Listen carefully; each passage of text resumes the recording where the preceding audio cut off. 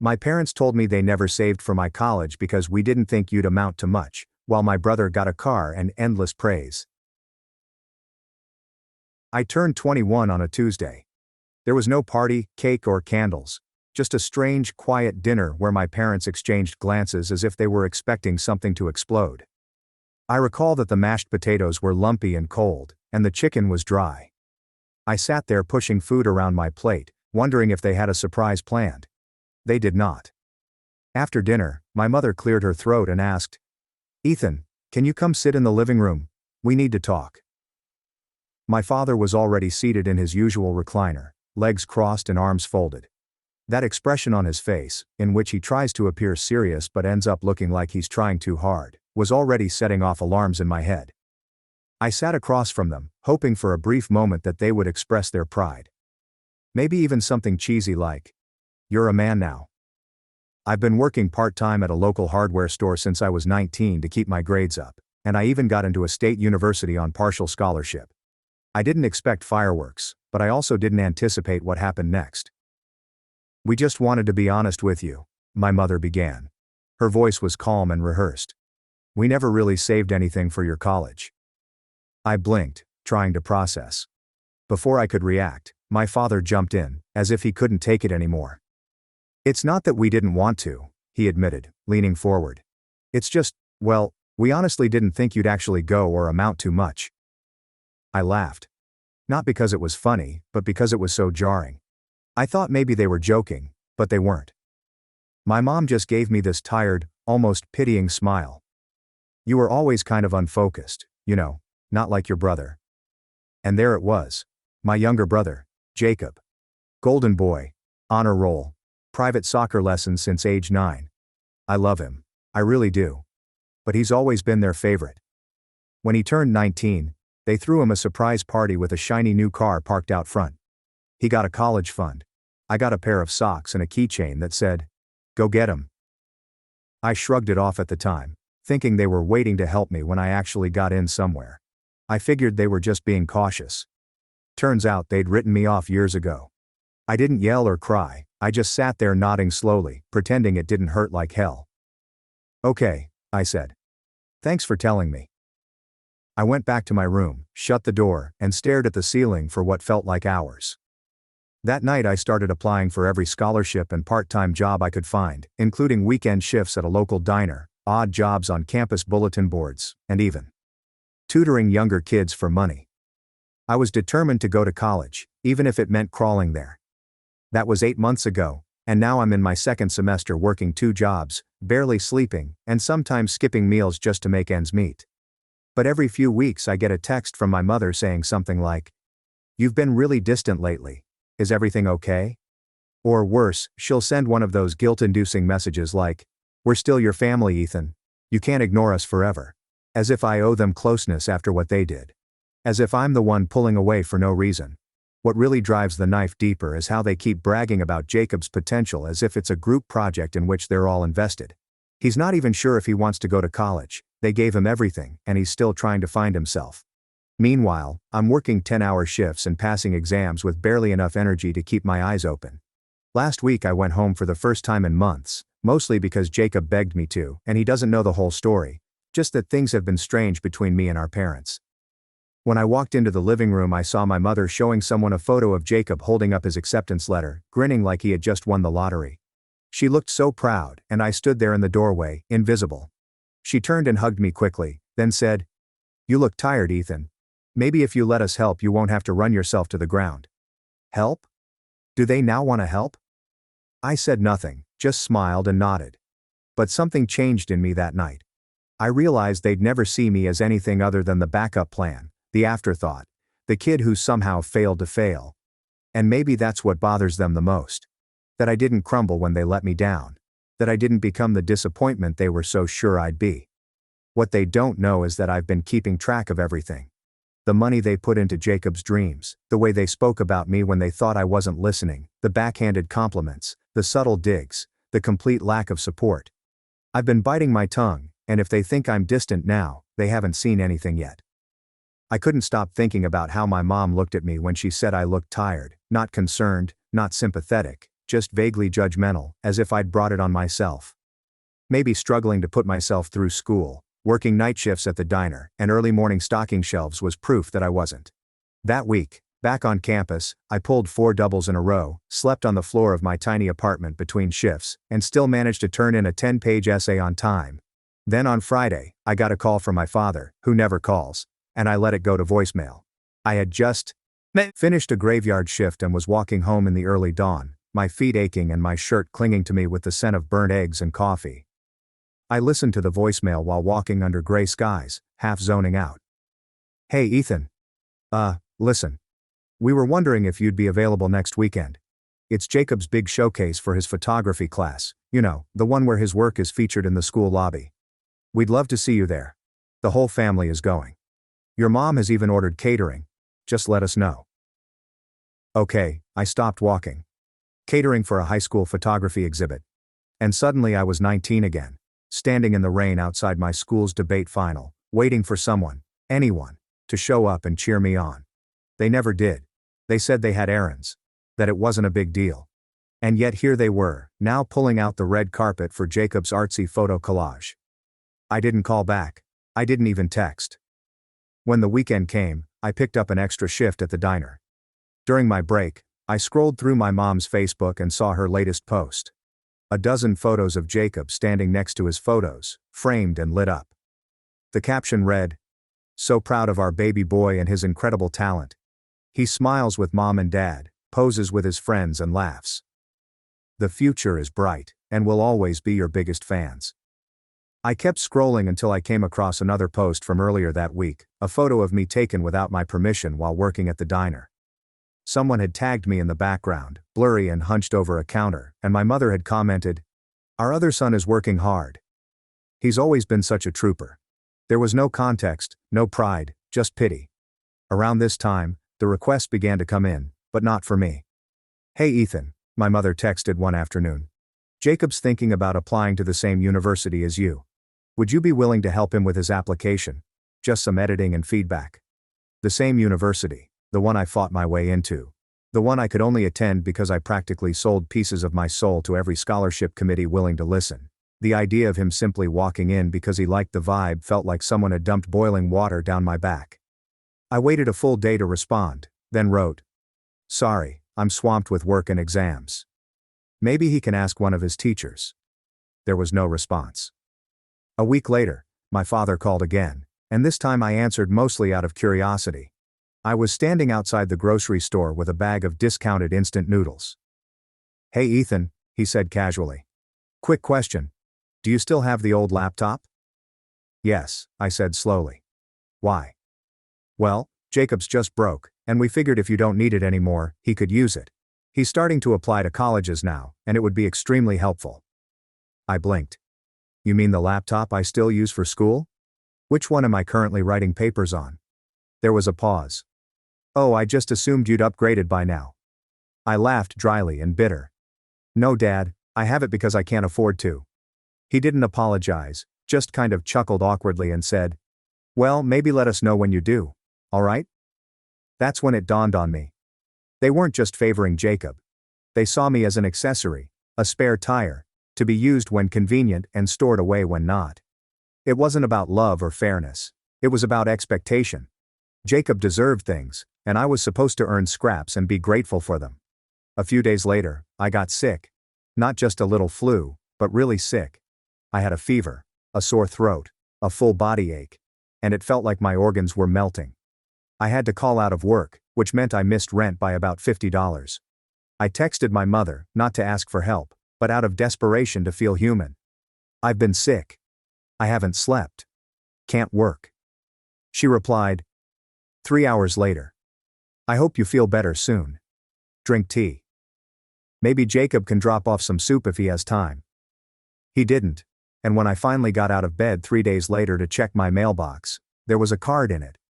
One of those cheap dollar store greeting cards with a puppy on the front. Inside was a $15 bill and a sticky note that said, "You've always been a fighter. We believe in you. Love, Mom and Dad." I stared at it for a long time. $15.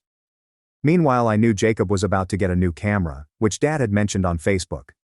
I stopped responding to texts, because I realized I would never be enough for them, not even close, and the more I tried to earn their love, the more pathetic I looked in their eyes.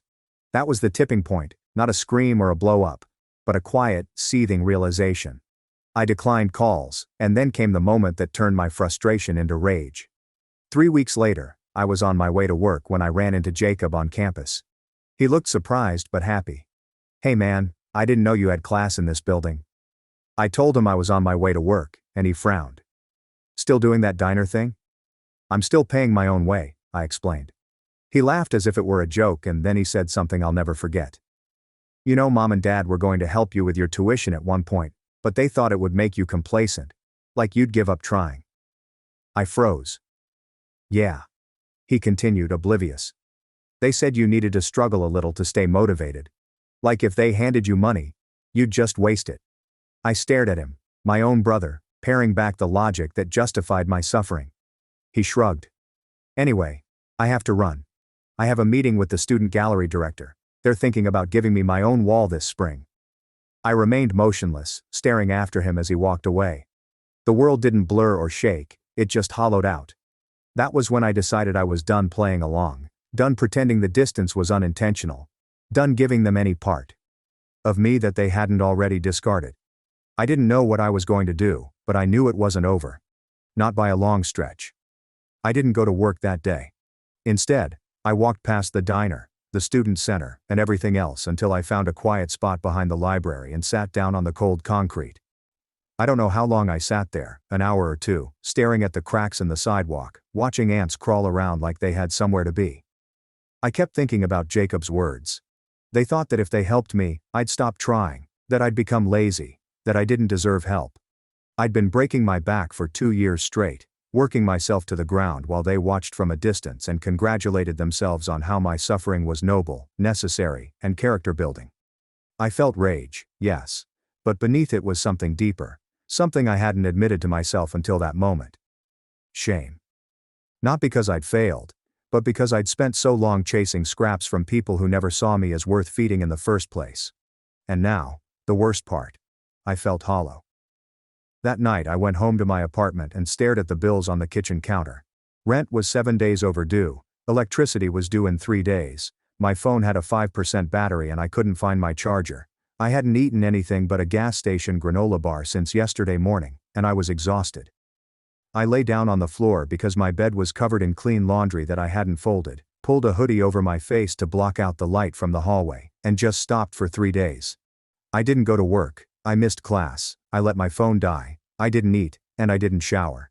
I just lay there feeling like a ghost inside my own skin, and when I finally got up, when my stomach hurt so bad from hunger that I couldn't ignore it any longer, I looked in the mirror and barely recognized myself.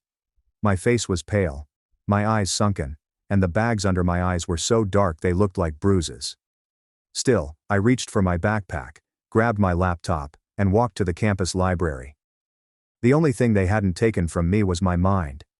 I began slowly, with 1 email, 1 scholarship, and 1 line on a resume.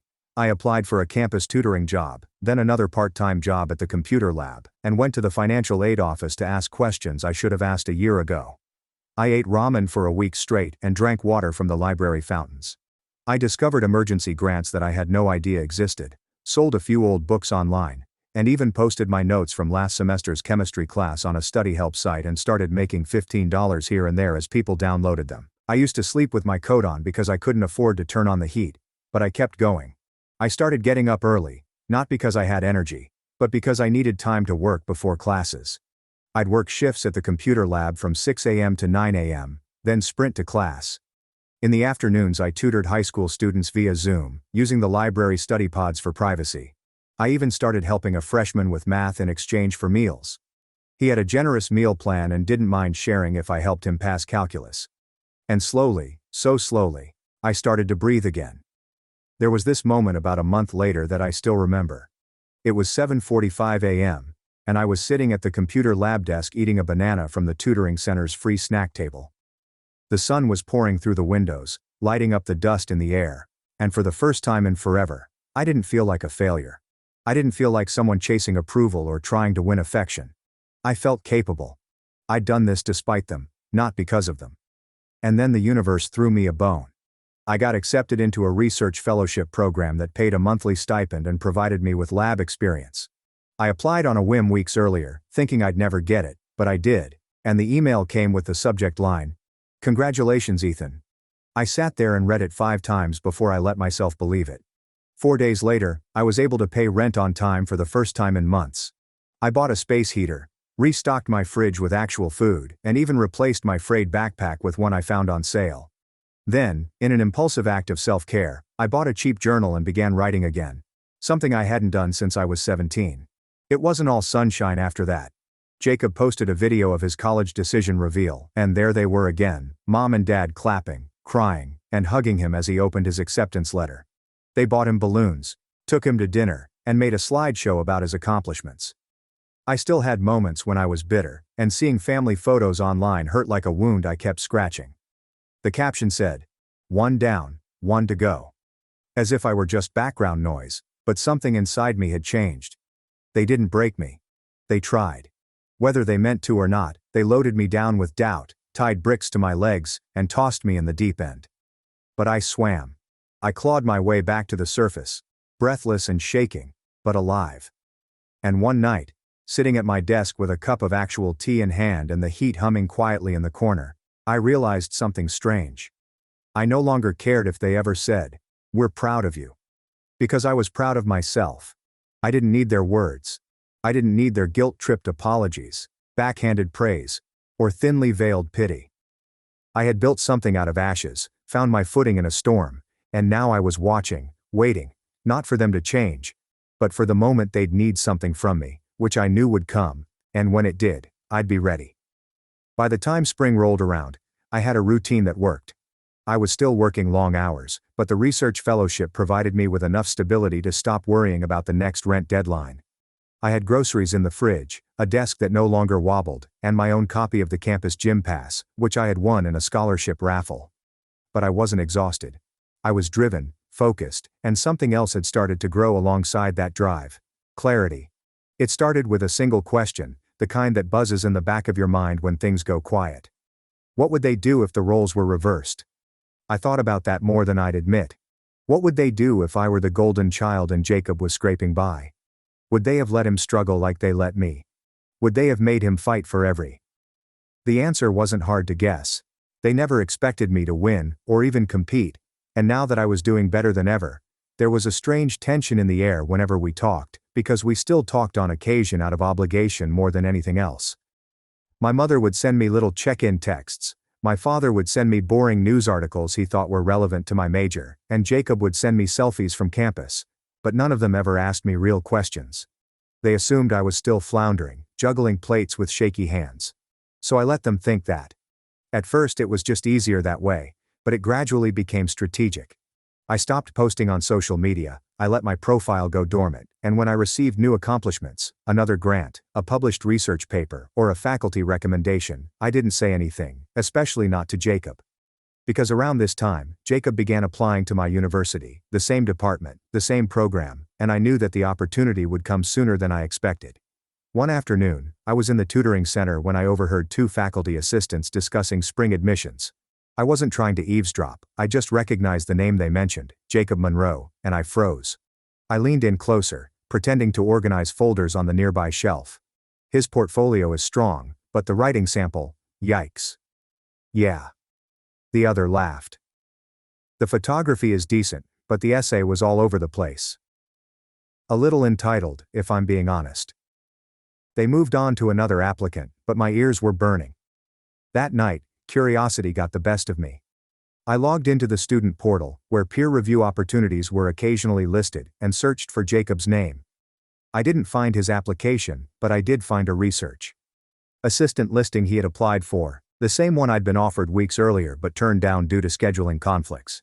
And here's where it gets wild. He used my name as a reference. I was dropped in as someone who could vouch for his academic work, which I had never seen and knew was shaky at best because we discussed it last Thanksgiving. He complained about hating lab reports and not receiving any of the material. There was no prior notice, text or email. I didn't say anything right away. Instead, I contacted Professor Owens, the one in charge of the RA program, and casually asked him if I could take the position after all. My tutoring schedule had lightened, I told him, and he was delighted to offer it back to me. That was step 1. Step 2 was a little more satisfying. About a week later, Jacob texted me unexpectedly. "Hey man, I just applied for the Owens RA position. I used you as a reference. I hope that's okay." I waited 3 hours before responding. "I just saw it. I hope you are ready for it.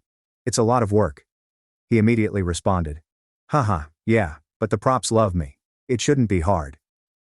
I didn't respond after that because, while he was flexing, I was planning a meeting with Professor Owens in which I would quietly and professionally mention that, while I supported my brother's ambitions, I couldn't in good conscience recommend him for a research-heavy position after he admitted to struggling with the materials.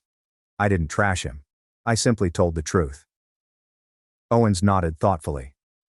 "That tracks. His writing sample wasn't great." Then, as if rewarding my candor, he added, "Glad you're on board again." Later that week, Jacob called me frustrated. "Did you talk with Professor Owens?" He emailed me this super vague rejection and said I didn't seem like the right fit. I kept my voice steady. "Yeah. He inquired about your work ethic and background." I told him what I knew. Silence. "You really used me as a reference without asking. What did you think would happen?" He did not yell. Jacob wasn't yelling, but I could feel the tension crackling through the phone like static. "You could have helped me." "No," I said calmly. "I could have lied for you. That's different." He hung up. I expected a reaction from my parents, but it never came, which meant one of two things. He hadn't told them, or he did, and they chose not to get involved. In any case, I kept going. Around this time, I started working on something bigger, something more permanent. I'd been working on a side project for months, a digital tutoring platform for underfunded schools in rural areas, which began as a class assignment but had grown into something real. With the help of a friend from the business department, we built a prototype, applied for funding, were approved, and won a pitch competition. By May, we had a small grant, 2 interns, and a partnership offer from a nonprofit I'd admired for years, and my name was attached to all of it, not buried in the footnotes, not hidden behind someone else's glow, mine. But I still hadn't said anything to my family, and I watched from the sidelines as they poured more money into Jacob's college prep, new laptop, new dorm furniture, and even a weekend retreat to clear his head before finals. Meanwhile, I paid off the last of my rent and bought a second-hand suit for professional meetings. I wasn't flashy, and I didn't post about it. I didn't need to, because this wasn't about proving myself anymore. It was about allowing them to underestimate me just long enough. Then the perfect opportunity presented itself, and I couldn't have scripted it better. Jacob got into my university, and they were overjoyed. My mother called and left a voicemail, my father sent a group text about the boys being reunited, and Jacob even texted me directly, acting as if we were on good terms again. "Looks like I'll be crashing your turf soon, maybe you can show me the ropes."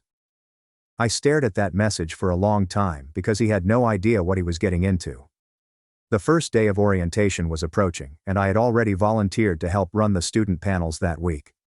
I had access to the speaker list, the student guides, the welcoming packets, and I knew everything about who was coming, what they'd be doing, and how to steer things in interesting directions, and I was ready to use it.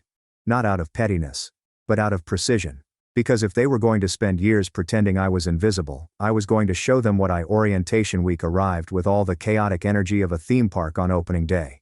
New students wandering campus with wide eyes, parents hauling suitcases, and campus guides barking directions with barely concealed exhaustion. I'd volunteered to be a member of the Student Success Panel, a carefully curated group of upperclassmen meant to inspire and reassure freshmen and their families. We were asked to share our stories, how we overcame obstacles, found community, and succeeded academically. It was supposed to be wholesome and uplifting, but I turned it into something entirely different. My moment.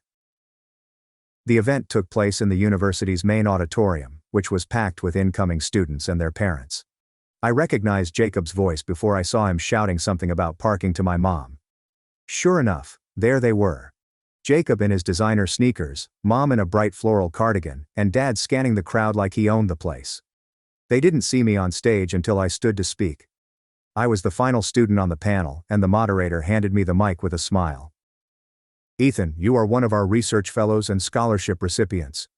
Why don't you tell everyone how you arrived here? I took a breath, studying my heartbeat.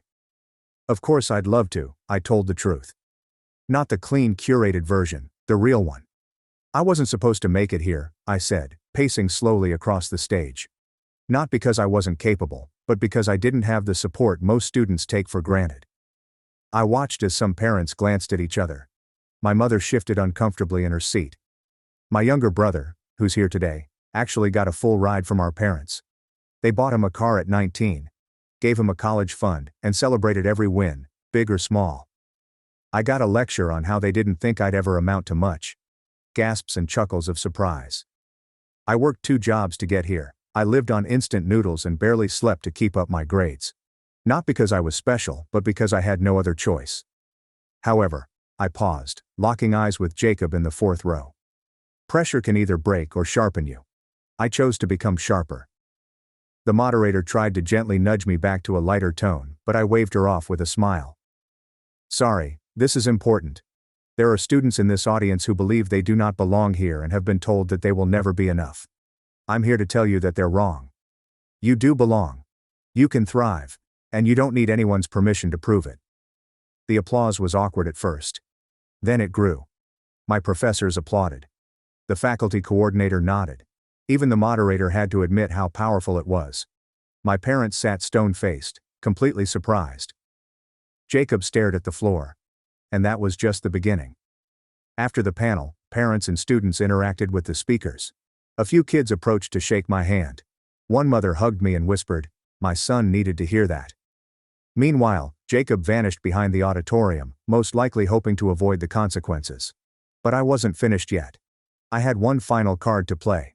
That afternoon, a reception was held for the families of students who received academic honors or leadership positions. It was an invitation-only event, and while Jacob was not invited, I was, and this year, I wasn't there alone. See, I had sent 2 of my own invitations. One went to my favorite professor who has mentored me since my 2nd semester and treated me as an equal. The other went to Mr. Baines, my high school guidance counselor, once told me I wasn't competitive enough for college. He appeared stunned, impressed, and graying at the temples. "Ethan," he replied, shaking my hand. "I can't believe this. You appear successful." "I am," I stated unequivocally. "And I remember everything you said to me, by the way." He laughed nervously, but I simply smiled and walked away. My parents arrived late. I could tell by their expressions that they were not expecting the red carpet. They expected a casual meet and greet rather than a catered event complete with media booths, donors, and a slideshow highlighting student achievements. And on that slideshow, on the largest screen in the room, was a slide that said, "Ethan Monroe, Research Fellow, Co-Founder, Equity Tutor, funded by the Blake Foundation, Academic Excellence Award, Invited Speaker, Student Leadership Panel." First my mother's mouth fell open as the slide cycled past. My father blinked slowly, as if trying to reboot his brain. They had no idea who I had become. And just when I thought I'd had enough, fate gave me another gift. A local journalist covering orientation week wanted to interview me for a short feature on student resilience. I agreed. The article went live 3 days later. It began with my quotation. "My parents told me they never saved for college because they didn't think I'd attend." That moment broke something in me, but it also started a fire. The piece went viral on campus, and by the end of the week, I had received a message from Jacob. "You embarrassed the whole family. You didn't have to drag us through the mud like that." I replied. "I didn't name names. If they recognize themselves in my story, that's up to them." He left me to read. My mother tried to call me a few days later. I let it ring. Then another message came in. "We're sorry if we ever made you feel lesser. That was never our intention." I didn't reply. I had nothing else to say because I didn't do any of this for vengeance. Not really. That was all the motivation I needed to keep going when everything seemed hopeless. The real victory was becoming someone I could be proud of. A year later, I graduated with honors. I received a job offer from a technology education nonprofit. We moved into a small apartment with hardwood floors and a view of the city. And when I sent out graduation announcements, I included a photo of myself standing in front of the auditorium wearing the same suit I wore on the day of the panel. There's no note or card, just the photo. My parents did not respond, but I knew they saw it, which was enough. I built my future from the ground up, with no safety nets, cheering sections, or shortcuts.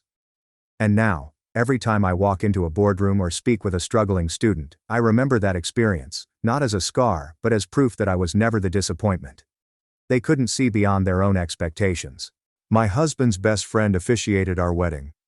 Now I suspect she had 4 secret babies with him, and one just tried to sleep with my child. This began as a dark, intrusive thought that I could never shake off, and over the years it has bloomed into a poison flower that infects my entire psyche. I'm a 42-year-old woman. My husband Luke is 43, and so is Amy. I met Luke in college, but he's known Amy since they were about 7. They did everything together and understood each other implicitly. They were best friends. They've always insisted that they are surrogate siblings to each other. Naturally, I, as a new girlfriend, felt a little threatened by Amy and her closeness to Luke, but they both reassured me I had nothing to worry about. That their bond was not romantic and had never been sexual. That Amy really was just the sister that Luke never had. I believed them, and it didn't take long for me to forget any and all insecurity I had about Amy. She became my friend too. She officiated our wedding. Luke and I have built a wonderful life together, and we always had a strong relationship. After we got married and moved in together, we still saw a lot of Amy, and I was fine with that. I've spent many nights in the town trying to help Amy find a man, as she has always lamented how she is unlucky in love. Luke and I started to have children after we were married, and at around the same point, so did Amy. For further context, my children are Sophie, 15, Owen, 12, Louise, 10, and Carter, 6. Amy's children are Tom, 17, Kaylee, 14, and twins, Adam and Jenna, 9. Now, Amy was not in a relationship at this point. She was not married. As far as I knew, she was dating, but not consistently. As Luke and I had more kids and our family grew, periodically Amy would find herself pregnant as well. It happened a few times, and Luke and I never knew anything about the fathers in question. I kind of assumed that maybe Amy was sleeping around and not keeping in contact with her one-night stands. Luke agreed this was probably the answer. While I did ask each time if Amy knew the paternity, she always said no, and she didn't seem that worried about the idea of raising kids on her own, so I didn't pester her. Of course, she had us to support her, so there was that. While Amy never asked for any help, of course Luke was never going to let his best friend struggle to stay afloat when she had children to raise. Financially, we are very fortunate and privileged. I have a job that pays handsomely, and Luke also had wealthy parents who already knew and loved Amy, so they were happy to provide for her. My in-laws defy all stereotypes. They are the kindest and gentlest people. So we were able to support Amy, to get her somewhere to stay with her kids. People might be tempted to call her a leech, but I never saw it that way. None of us did. She needed help, and we could provide it. I also know people are going to criticize her for her lack of responsibility, and question why she never used more reliable birth control. Honestly, that is a long story that I don't want to get into because even I don't fully understand her reasoning. But it was quite important to her that she never be on birth control, and that whatever came of that choice, she would accept. It wasn't religiously motivated, I know that, but it was that degree of significance to Amy. She really did not want to take birth control. She's explained it to me more than once, but I'm still not clear on why. Of course, Amy being Luke's best friend since they were kids, it's not unreasonable that sometimes they hang out together while I'm not there. Hey, that's fine. Sometimes I hang out with Amy one-on-one as well, though Luke does it more. She was his friend first. This included him going over to where she was staying, and at times sleeping over there. Was I a fool to trust him and believe nothing was going on? Perhaps. But for years they presented as being buddies. Like siblings. I didn't pick up on any vibes between them, not ever. As one can expect, our children were brought up together. Not in the same house. Our home is decently sized, but even we don't have the room for 8 kids. But we made sure Amy's children met ours from a young age, and they always got along, and strong bonds of friendship have formed over the years, which is good. Especially if I'm right, and they share blood. I've been dawdling getting to the main point. Yes. I've come to suspect that Luke fathered at least one of Amy's kids, if not all of them. Frankly, I do suspect they are all his. I would never have believed my husband to be capable of such a thing. and he's given me no indication that he is the unfaithful sort. But he does spend a lot of time with Amy, and I have to confess I cannot remember seeing her with any real boyfriend over the years. She would talk to men at bars and parties. I would try to be her wingman and so on. But nothing ever seemed to really happen, so when she got pregnant the first time, I was curious.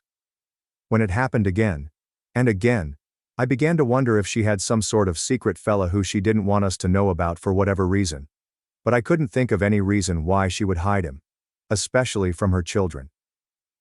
After Carter, our youngest, was born, Luke and I agreed that the time had come for him to have a vasectomy.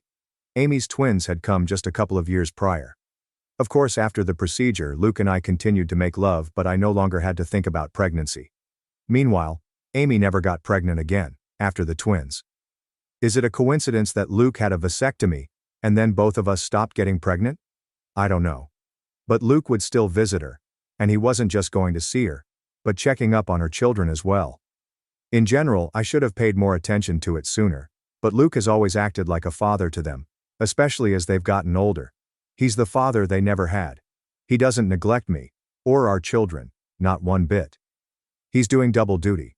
On its own, the idea that he is a surrogate father to Amy's fatherless children isn't inherently suspicious. One could call it noble. But it combines with a lot of other little things. There is appearance as well.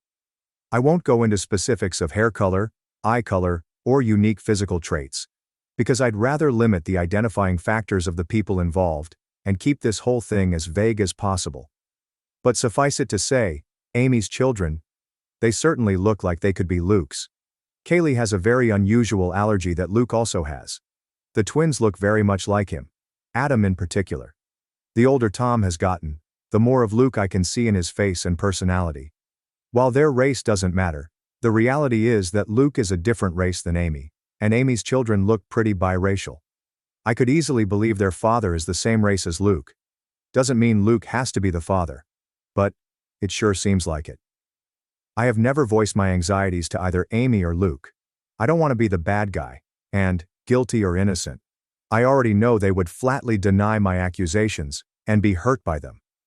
Imagine if that drama reached the ears of my kids, or Amy's kids. Either way, Luke continues to spend time with Amy and her children, just as her children spend time with mine. I have hinted to Luke that I feel needy for more attention, and wish he wouldn't give as much to Amy, but he either missed my cues, or pretended that he missed them. I don't want to push this idea that he's favoring her, because it's not even really true. He's never neglected me for her. I can't shake the feeling that Luke and Amy have been intimate before, likely numerous times. So far as I know, Amy never really wanted to be a mother either. She wasn't opposed to it, and when each of her children came into the world, she instantly fell in love with them. But motherhood was never really a major part of her life plan or identity. In the grand scheme of things, when we would talk about the future, she would sometimes mention a husband and children, but it never seemed like something she had her heart particularly set on. So I don't think this is a case of Luke just giving Amy children. I doubt that was the motive for the infidelity. That would have been a side effect. I've been letting this go and turning a blind eye for years. It was a dark thought in the back of my mind after Kaylee's allergy was discovered, but I dismissed it. Got worse after the twins were born. I dismissed it. Then, when Amy stopped having babies, I wanted to feel reassured by that. But Luke had gotten a vasectomy, so if anything, that made my anxiety worse. There have been nights that I wished the twins were younger, that they had come along after Luke's procedure. It's been twisting me into knots for a long time, but I don't want to be the one who rips our family apart, especially since, technically, I could be wrong. Except now I'm very afraid, because in the last few months we've had a new development in our kids' social circle. Tom, Amy's eldest, asked Sophie out. Sophie, my eldest. She's really blossomed over these last few years and become quite the outspoken beauty, so I'm not shocked to see she's getting male attention. But Tom asking her out had me thrown. Sophie said no, but only because I'm quite protective when it comes to her exploring dating, and she knew she'd have to ask me first. I could tell she was flattered and intrigued by his interest and wanted to say yes. She approached me to talk to me about it. Bless my girl, she did everything right. I think she expected I would see things her way and agree that she could date Tom. Much to her surprise, I very firmly said no. That caused a bit of conflict. She didn't even want to date him that badly, she just couldn't understand why she wasn't allowed to. And I couldn't explain it to her. All I could come up with was, he's too old for you. Which he is, but it's not really about that. When Amy and Luke heard, I was so very curious to see what their reactions would be. If either of them had agreed with Sophie and tried to convince me that the two of them should be allowed to date, I think I would have been relieved and taken that as proof that I was wrong about something going on between them. Wrong about who fathered Amy's children. But the ambiguity continued. They took my side. Both of them put their foot down, though not as fiercely as I did. Luke agreed with me, but he also worried that trying to forbid such a romance would only make Sophie want it more. He's probably right about that. Amy seemed more apathetic to the idea. She didn't want Tom to date Sophie either, and she backed me up, but I don't know, she just wasn't taking it as seriously. She seemed to think it was a fleeting crush. Well, it wasn't. In the months following those conversations, Tom would spend more and more time with Sophie. They would be alone, or with other friends, anytime they possibly could. It's become abundantly clear that Tom really likes Sophie and wants to be with her. And he definitely wants to be close. I've been watching them like a hawk and noticed his eye wandering many times. And while I'm doing everything I can to stop this budding relationship from moving forward, I also am feeling somewhat powerless. Sophie hasn't outwardly defied me, she's still just hanging out with Tom, as friends. So forcing them to stop spending time together would be unreasonable, and probably encourage more sneaking around. But I'm so afraid that they're already doing that. My nightmare is that they're secretly dating, and doing things when no one is looking. I've observed Tom being a bit too touchy with Sophie, and she doesn't seem to mind. And I just don't know what to say. I had considered trying to convince Sophie that Tom is like her brother. But if she doesn't see him that way, I don't really have the power to rewrite their emotional dynamic, or the history of their friendship. I always saw Amy and her children as being like family, but my kids might see Amy's kids more as best friends. The problem is, of course, that if my husband has indeed been carrying on an affair over the years, and I'm right about the paternity of Amy's children, then Tom and Sophie cannot be anything more than friends under any circumstances. End of discussion. It can never happen. I feel powerless to stop it though. Luke has apparently talked to Tom about this, as has Amy, but he is unrelenting and he won't give up on Sophie. I think she enjoys that attention and devotion. Tom has also confronted me and asked why I'm so against this when I know him very well and I know he would be good to Sophie. I didn't know what to say other than to fall back on her being too young for him. But that won't work forever. If, God forbid, they're still attracted to each other in a few years, then they'll pursue this with abandon, and once they're legal adults, there's nothing I can do about it. Amy and Luke agree with me that Tom cannot date Sophie, but that's all they've really done. They feel just as powerless as me to prevent teen love. It genuinely feels sometimes like they've just given up and will bury their heads in the sand about this. Just do nothing and hope the feelings pass as Tom and Sophie get older. Which, yeah, they're in high school. It's unlikely Tom will be in love with Sophie forever. But my fear is that she'll let him do something intimate with her before that time comes. Something neither of them can take back. I am this close to opening a door I cannot close. This close to screaming at Luke that all this wouldn't be happening if he hadn't cheated on me these many years. If he hadn't been all but raising a second family with his surrogate sister behind my back. Now Luke's son wants to be more than friends with our daughter, his actual sister, because as far as he knows, she's just his childhood friend. And it's all Luke and Amy's fault for what they've done. If I speak up, everything gets blown to hell. On the off chance that I am wrong, I'm a horrible monster who accused the love of my life, and one of my closest friends, of doing something horrible. If I'm right, it still tears our entire structure apart. The family and social unit we've become over the last several years is gone, and everyone will be stressed and upset, even if Luke and I don't divorce. If I do nothing, Sophie's eventually going to sleep with Tom and be his girlfriend. And I'm low-key terrified it will happen sooner than later, or worse, that it's already happened under my nose. I hope to hell this relationship fades as they mature. But what if it doesn't? What if they wind up being together for years? What if they marry, want to get pregnant someday? And if I tell Sophie the truth about Amy's kids, then everyone else finds out too. And that's going to ruin so many lives. It would shatter my kids' perception of their father, And their Aunt Amy. Luke is Owen's hero. I don't even want to think about how much this would hurt him. And what about Amy's children? They are innocent. They didn't ask for this. They don't control where they came from. And I don't want to hurt them. Admittedly, I'm not happy with Tom at the moment. A week ago I saw him put his hand on Sophie's butt, and I wanted to knock his teeth out. But even he doesn't deserve to be burdened by the knowledge that it's his half-sister he's been fantasizing about. It's all so fucked up, and I don't know what to do. I've been looking the other way and letting my husband and his best friend insult me for such a long time now. I thought I could live with it. But this business with Tom and Sophie has me distressed. Update 1. Reddit won't let me post a link. So you'll have to find the original post on my account page. Sorry for the inconvenience. I could summarize the original, but these posts are already quite long as it is. And frankly, the too long. Didn't read is in the title anyway. So here goes. First of all, wow. I did not expect my post to get as much traction as it did.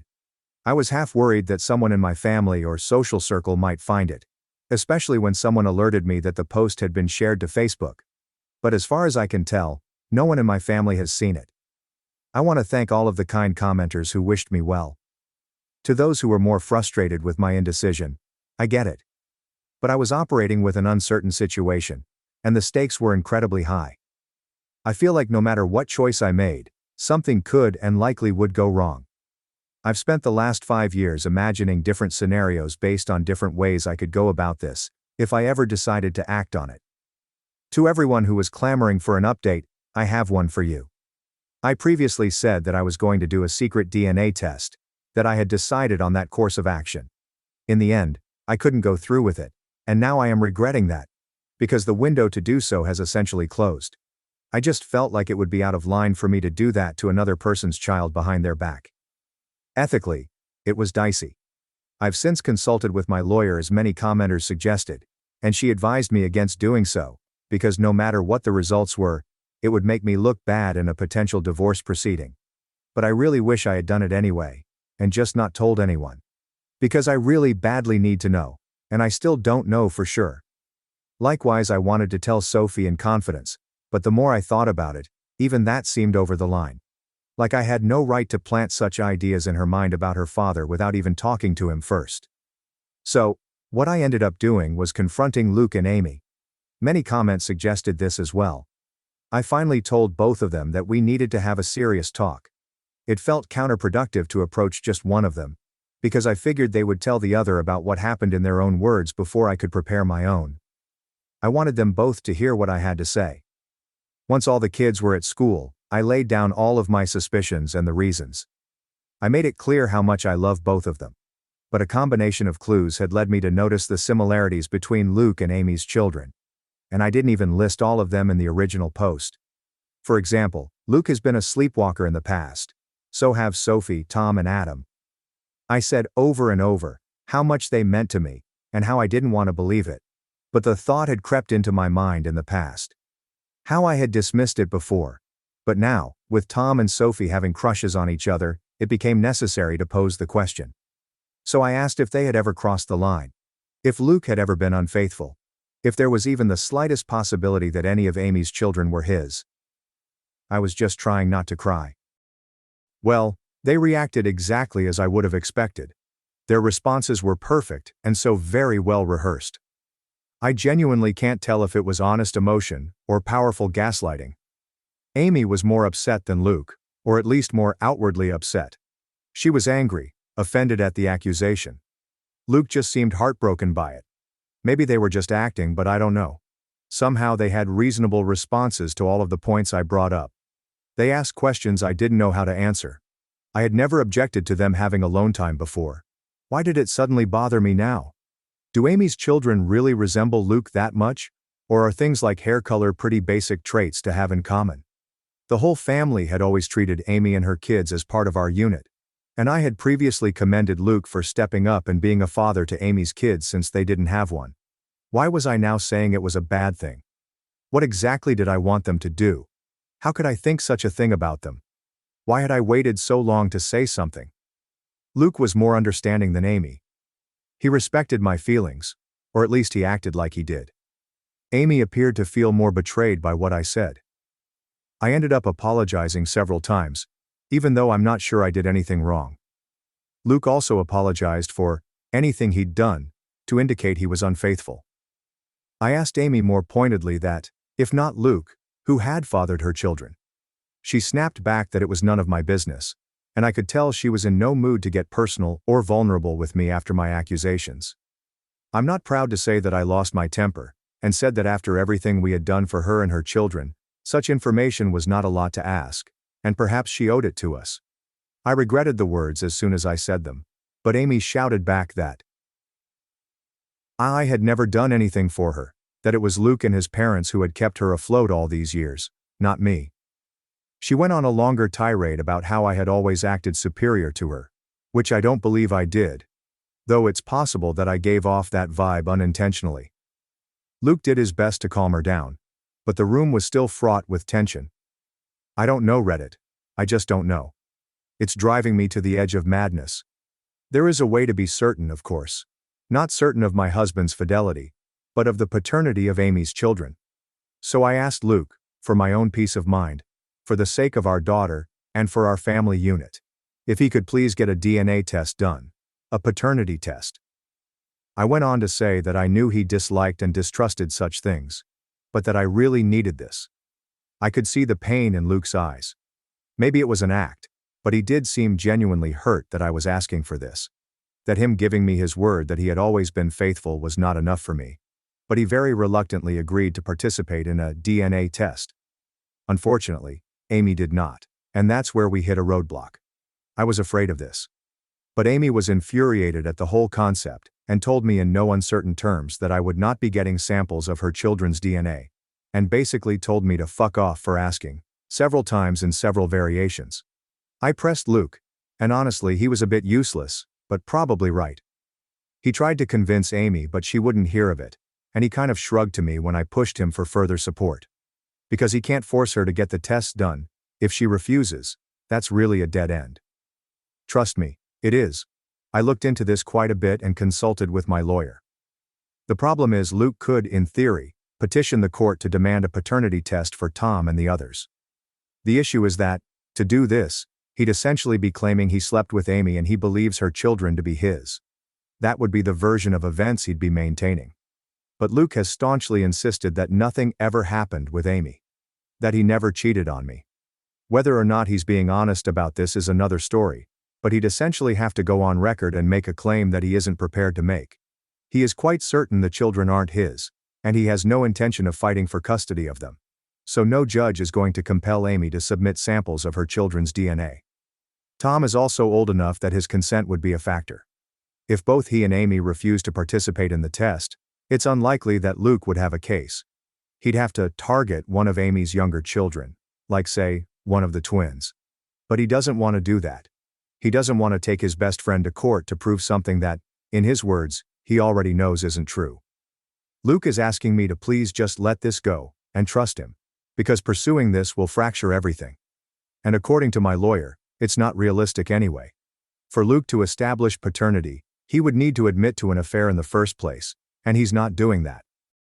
And if he did, that would pretty much be all the proof I needed to be certain, even if I'd need more in a court case. I pestered him further about Tom and Sophie, insisted that I didn't want them dating.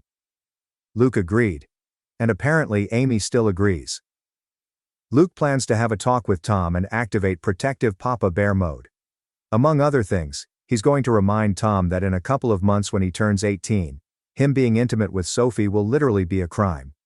I wouldn't actually press charges against him as I know he'd never do anything against Sophie's will, but I'm not above implying the threat. Thankfully Luke isn't either. I did ask him if he'd be open to potentially swiping a sample of Tom's DNA to do a private paternity test, but he was very hesitant about the idea. Like me, he viewed it as unethical. He also pointed out that if we were to do this and Amy found out, it would mean the end of our friendship with her, most likely. Things are, Luke believes, still in a salvageable state, where Amy and I could reconcile and become friends again, and I can see how much he wants this to happen. But, if I did a DNA test on Tom behind Amy's back and she found out, I think she would hit the roof, and I wouldn't entirely blame her. Though I'd be very interested to see the results. Luke ended up going to see Amy and spending the night. I know all of you are cringing and throwing up your hands. And trust me, I wasn't happy about it. That was a very long conversation. But he was adamant that he needed to perform damage control. So they spent the night together, with Luke maintaining that nothing happened. I did not sleep a wink, and I kept texting him for updates. So far as I can tell, Amy will cool off, but she needs a little time. Luke and I talked things over when he came back the next morning. It was an emotionally fulfilling conversation, and we ended up agreeing to take the kids, our kids, not Amy's, to visit their grandparents for a few days. It was an impromptu visit, but we've done it before and they were delighted to have us. I just really wanted our family to spend some time together away from Amy's side of the family, so to speak. I always love getting to see my in-laws. I'll refer to them as Jim, 75 male, and Kat, 67 female. I know Reddit is famous for stories about the meal from hell, but in my life, that couldn't be further from the truth. I feel safe with them. To the point that, when they took notice of how distant Luke and I were from each other, I finally relented and confessed my fears. I told them of my anxiety that Amy and Luke were having an affair, and that Amy's children might be his. Here's where things got a little bit interesting. When I told them what I was feeling, Kat just gave Jim this pointed look, and did a big dramatic sigh. So it turns out, Kat has had similar misgivings to mine, and genuinely suspected over the years that Luke and Amy were closer than they'd ever admit, that they had crossed the line in the past. Jim, on the other hand, simply refuses to even consider the idea. He has always insisted that Kat is seeing things that aren't there. He maintains that Luke and Amy are like siblings, and would never do such a thing. Kat thinks his stance on this is naive, and that even if she and Jim had taken Amy in and loved her like a daughter, that didn't mean Luke viewed her as a sister, or that she viewed him as a brother. But Jim just continued to insist that this is what they are, and had always been. I could tell that he and Kat have already had this conversation before, and they kept going in circles, with Kat getting exasperated. She pointed out that, surrogate siblings or not, Luke and Amy were not actually brother and sister, so nothing was stopping them from being physical together, if they felt a mutual attraction. At that point, Jim just sighed and walked away from the conversation. So yes, Kat has privately wondered if Amy's children weren't fathered by Luke, which is part of why she has always treated them as her grandchildren. Which was never something that I minded, to be clear. I also don't mind that Kat never voiced these concerns to me. She had no proof, and she saw far less of Luke and Amy's closeness in our adult lives than I did. As for the kids, they're doing all right. I don't know what Amy told her children, but I think the general consensus, the official version of events, is that Amy and I had a fight and needed a break from each other. That's what Luke and I told our children. And when pressed for more information, Luke did defend me and shut down the questions, saying it wasn't their business. I don't know if Amy kept to that version of events, but my children and her children have each other's phone numbers and social media, so they've presumably still been in contact over the last 2 days. I think my kids would have kept Amy's kids informed about the updates, and if Amy had told them anything significant, they would have shared that with my kids. After all, we know Sophie and Tom are very close. I did try and talk to Sophie about that more, but the timing was off because Sophie rejected my advice and interpreted my hesitation as being related to my disagreement with Amy. She insisted that she wasn't dating Tom. To what degree that's actually true, I'm not sure. But she was going to remain close friends with him, and while she isn't usually a defiant child, she made it very clear that she wasn't changing her mind on this one. To be fair, I can't really justify trying to separate them, or forbid them from being friends. They've known each other for years. Luke has my back on them not being allowed to date, but he wouldn't support me if I tried to stop them from hanging out. I wish I had a more definitive update.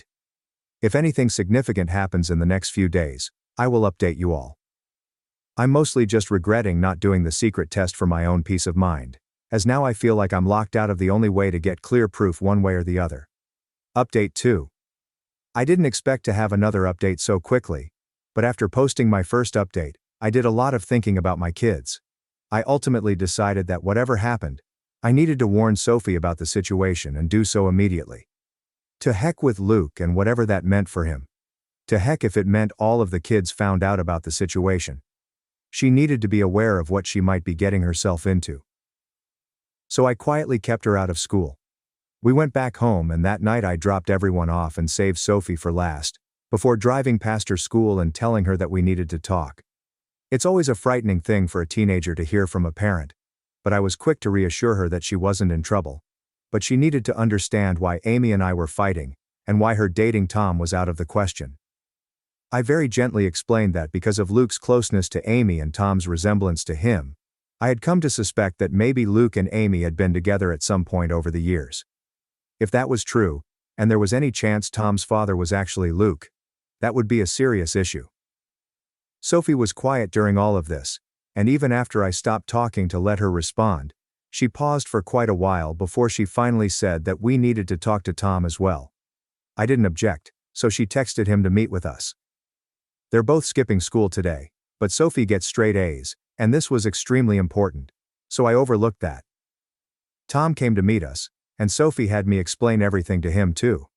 I apologized to him for any indication I might have given that I didn't think he was good enough for my daughter, and to both of them for not telling the truth sooner.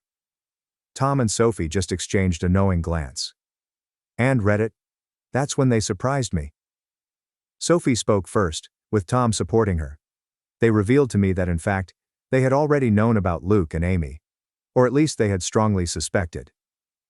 Apparently Tom had overheard some conversations that were questionable.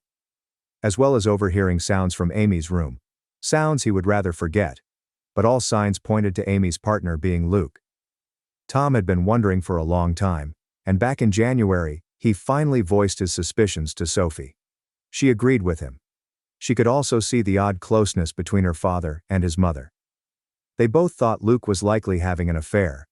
They also agreed that, because of Kaylee's allergy, Luke might very well be her father. And if Kaylee was Luke's daughter, the rest of Tom's siblings could also be his children. Tom could be Luke's child as well. The logic led them to the same conclusions as me. So Sophie and Tom came up with a plan. It turns out, they're not romantically involved. They never were. They're still just best friends. But they had the same intuition as me, that they didn't want to cause an upheaval in our family without more concrete evidence, which Tom has been working on gathering. And although Sophie really wanted to tell me the truth, she was hesitant because she knew it would devastate me. She had no idea I was already suffering in silence. Sophie apologized for not voicing her concerns sooner. Honestly, we both cried, and I made sure she understood that none of this was her fault, and that I loved her very much. Maybe I shouldn't be surprised. Sophie and Tom have always been close friends and confided in each other. Maybe I should be a little more concerned at how sneaky they've been, but honestly, I'm just so relieved they're not dating. Sure, they could be lying to throw off the scent, I guess. But they apparently already knew that they're likely related. They didn't blink at all when I told them. We even had a bit of a laugh together when Tom mentioned how he had been a little offended that I was so against him dating my daughter before. I kind of jokingly asked him, "So you don't think she's gorgeous?" And Tom, bless his heart, shrugged it off. She is. But so is my English teacher, and I'm not asking her out either. Either way, the question now is, where to go from here? We have to figure that out. I will say that it is such a relief to have told Sophie, and I feel like an elephant has taken one of its feet off my chest. Having her in my corner and Tom in my corner as well, means a lot to me. And even though I basically just got it absolutely confirmed that Luke is sleeping with Amy, I kind of already knew that anyway. So now it's just a question of how to proceed. Tom has already volunteered to submit his DNA so I can compare it to Luke's, and both he and Sophie advised me not to tell Luke and Amy when I do this, which I agree with. They're both completely on my side, which means more to me than I can ever express to them. Tom has also been trying to set up a camera in Amy's room to catch her and Luke in the act. Sophie told me flat out that I needed to divorce her dad, and hearing that from my own daughter made it clearer than it's ever been. She's right. Thanks for watching and diving into this wild family drama with me. If you love Reddit family drama, don't forget to subscribe and turn on notifications so you never miss the next one. My daughter, lead once, I believed her and kicked my son out. 2 years later, she needs his kidney, but he refuses to save her. I never imagined I'd write something like this, or that I'd be sitting here alone, my hands shaking, revisiting every decision I made that night, every word I screamed, and every quiet I chose to maintain. I was 38, and my spouse was 39. We had 2 children, Adrian, 18, and Isabella, 9. Despite the significant age disparity, I always assumed they loved each other, looked after each other, and were close siblings. Adrian was quiet and reserved. He enjoyed reading, staying in his room, and studying. Yet he was a good lad. He never responded to me, never caused difficulty, and never gave me any reason to distrust him. Isabella was the complete opposite, cheerful, active, a whirlwind, constantly moving and talking. And because I worked part-time and my husband spent long hours away, Adrian frequently looked after her. He would return home from college and be with her until I arrived. There were no indicators. Until that night, it was a family meal. We'd prepared spaghetti. My sister-in-law provided the wine. My nephews were playing in the living room. My husband, my children and I were all at the table, along with a couple of cousins. Nothing unusual, nothing out of the ordinary. And then Isabella spoke it plainly, without drama or tears, like if the neighbor's dog had bitten her. "Adrian touched me down there," she said simply and coldly, as if she didn't realize the gravity of the situation. Everything ceased. My cousin quit speaking. My spouse stared at me. I gazed at my kid. "What did you say, my love?" I asked softly, trying not to shake. My brother touched my private parts twice. I coughed on my own breath. Nobody said anything for a few seconds. Then my hubby got up. His chair tipped backward. I followed him as if my legs were moving themselves. I called Adrian. He didn't respond. I called again. This time he picked up. "What's wrong, Mom? Come home now." "What happened?" "Just come home." He got off the line. It took him 20 minutes to arrive. He stepped in with his knapsack on his shoulder, perplexed. "What happened?" Before he could respond, my husband pushed him hard against the wall. "Did you touch her? Did you touch your sister?" "What? What are you talking about?" Adrian couldn't grasp. I swear it. I could see it on his face. He was pale, terrified, stammering and shaking his head. "No, of course not. I would never do that. I don't know why she's saying that." But my husband wouldn't let him go on. He punched him in the face. Adrian collapsed to the floor, bleeding from his nose, and looked up at us with a mixture of terror, amazement, and something more. Something I'd never seen before in him. Betrayal. I did nothing. I simply gazed at him. I did not hug him. I did not defend him. I did not believe him. My husband went to his room and got his backpack, clothes, and paperwork. He went outside, flung everything on the doorstep and screamed, "You're dead to us, never come back." Adrian was crying, practically begging. He said he didn't comprehend and it wasn't true. "Please don't kick me out." And I simply stood there clutching Isabella. No word, not a single one. We excluded him from everything. We changed the locks and canceled his college support. He never returned to that house or made another call. He ceased to exist for us. We spent weeks convincing ourselves that we had done the right thing by sheltering our baby. We questioned her multiple times if there was anything more that had happened. She only said no twice. And we never took her to a psychologist because we thought our love was enough and we blindly believed her. For a while, it appeared that peace was returning. Isabella played, smiled, and slept better. I started sleeping too, until the dreams started. I would see Adrian on the floor, his face bleeding, his eyes wide, gazing at me, his mother, and asking, "Why?" Because I didn't inquire, I didn't doubt, I simply acted. That was the night I completely destroyed him. Months have passed since we kicked Adrian out. Months of silence, denial, and thinking we'd done the right thing. Isabella smiled again, playing. She even mentioned that she felt safer today. I viewed that as a sign that we had acted appropriately. My husband never brought up Adrian's name again. Whether I indicated that I missed him or inquired whether we knew anything about him, his expression would freeze me from the inside. Adrian didn't exist for him anymore.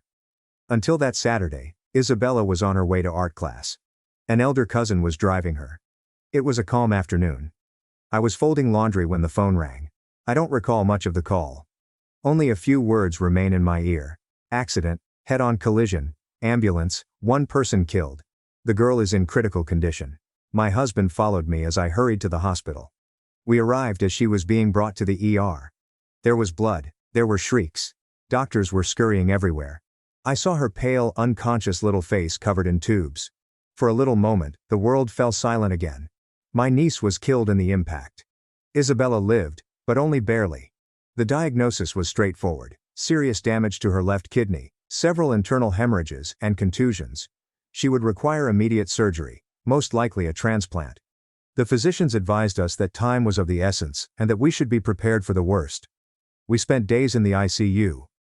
I never left her side, sleeping on a chair and refusing to eat. I simply stared at the machines that kept her alive. My husband became a statue. He didn't speak or cry.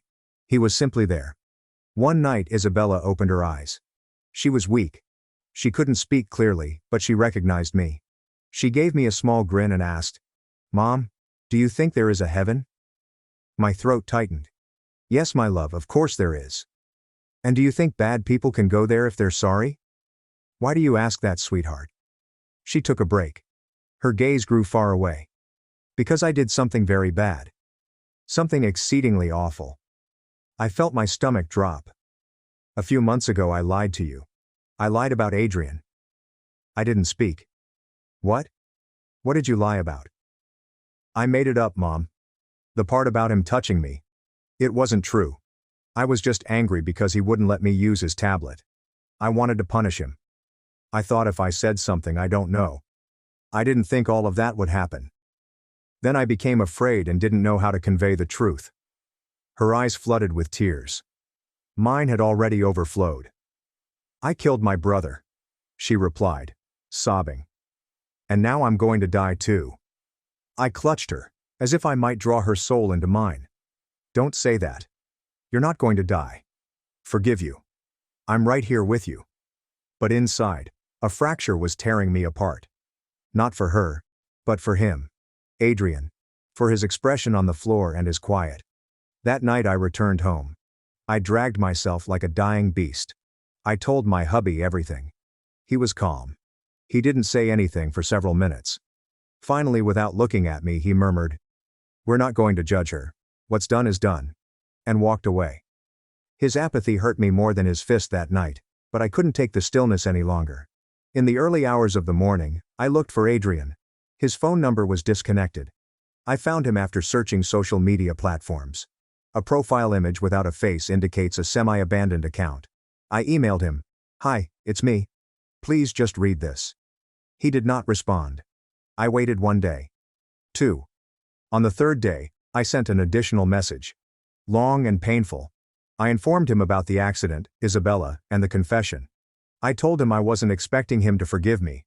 I just wanted him to know Mom wanted to see him, that she didn't have much time, and that we weren't asking for anything else. Hours later, a response. "You all hurt me too much. I don't know if I can forgive, but if she's as bad as you say, I'll go one last time." My hands trembled as I texted him the hospital location. I heard nothing else for 3 days. I was in the hallway when I noticed him. Adrian is leaner, has dark circles under his eyes, and wears basic clothing. He walked as if he were carrying the weight of the world upon his shoulders. My heart desired to run to him. My body did not move. I watched him enter the room. She spotted him. He stared at her, and time stood still. Isabella burst out in tears. "I'm sorry. Please, I ruined you." Adrian listened quietly. "I can't forgive you completely," he finally replied, "but a part of me already has." He grasped her hand, spoke to her for a few minutes, and then went. He did not greet or glance at me. He only left one sentence before going away. "If there's a funeral, I'll be there. But don't expect anything else." He didn't say anything else after that. Do not anticipate anything else. Adrian vanished again. No message, no reaction, only the echo of his voice in that room, in Isabella's cries, repeating her apology again and over, as if asking for forgiveness was sufficient. But I couldn't sleep now that I knew. I knew time was running out, and the only person who could save my daughter was the same one I had assisted in destroying. A week after his visit, the doctor confirmed it. "She's going to need a transplant soon." My spouse and I had compatibility tests. We weren't compatible, neither of us. The risk of rejection was exceedingly high. The doctor was direct. "A biological brother is the best option. If he's a match, the chances are much higher." I'd already known. I'd seen it in the medical records. They have the same blood type. O positive. Even though I knew I had no right, I looked for him again. I wrote to him from a number he didn't recognize. I just said, "It's important. Please, we need to talk." To my amazement, he consented. We met in a small remote coffee shop. He was on time. He strolled in alone without looking at anyone. He was wearing the same modest clothes and carrying a rucksack on his shoulder. However, his eyes were different. They were no longer the eyes of a hurt youngster, but of someone who had learnt to accept the emptiness. He sat across from us. My hubby was beside me. Nobody talked for several seconds. He interrupted the stillness. "What do you want?" I gulped hard. My voice quivered. "Adrian, we checked the test. There's a high chance you're a match for Isabella. The doctor says if you get tested, you could save her." He wasn't responding. He expressed no rage or astonishment, only fatigue. "You're asking me to donate to my sister?" "Yes, I told you." My husband intervened. "We know this doesn't erase the past, but it could be the first step to fixing things. To becoming a family again?" Adrian raised his eyebrows. He then gazed at us with surgical coldness. "Becoming a family again?" I asked, choking back tears. "We're not asking you to forgive us, just to help her. She's dying." Then he smiled. However, it was not a cheerful smile.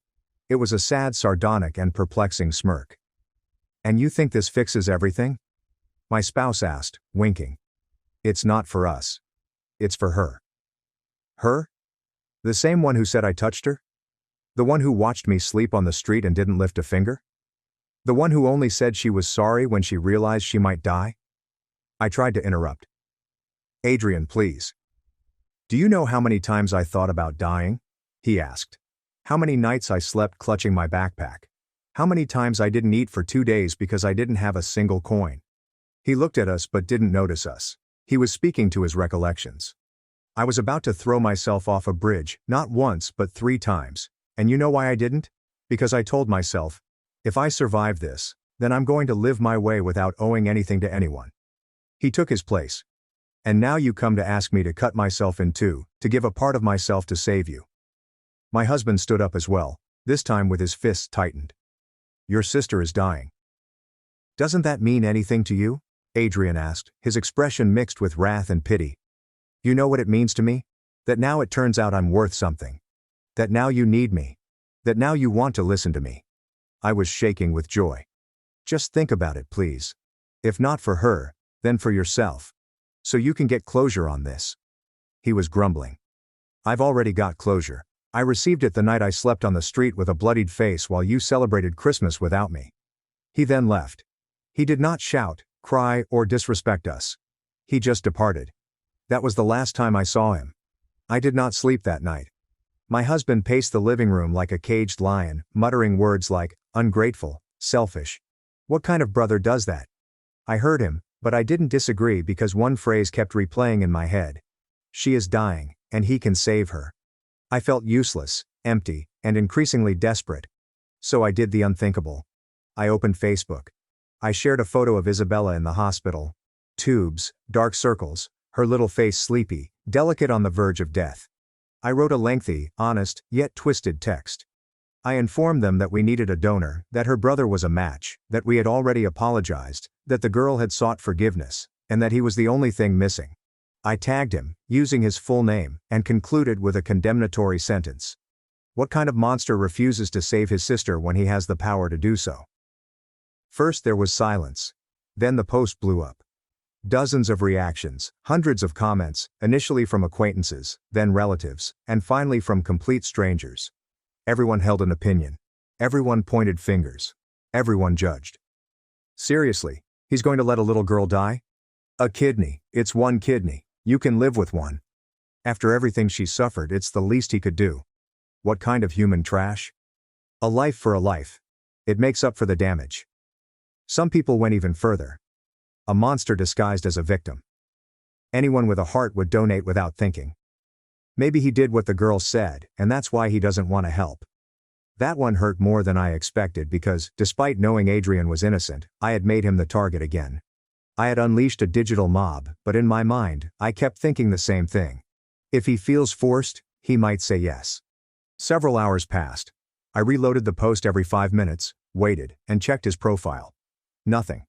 Until about 4 hours later he responded. Instead of a remark or a private message, send a video. He shared a roughly 5-minute video on his profile, and it received hundreds of reactions in less than an hour. It began with him sitting on a bench, an empty park in the background, plain clothes, untidy hair, and deep dark circles, yet with an expression I couldn't recognize. He started. Hello, my name is Adrian. Many of you know me because of what my mother posted today. Some of you knew me before, others only from what you've read. I want to tell you something I never had the chance to say. He paused, took a long breath. 2 years ago, my sister accused me of touching her in front of my entire family, and without asking me or listening to me, they beat me, threw me out, and took everything from me. I was 18 years old at the time, and my world collapsed.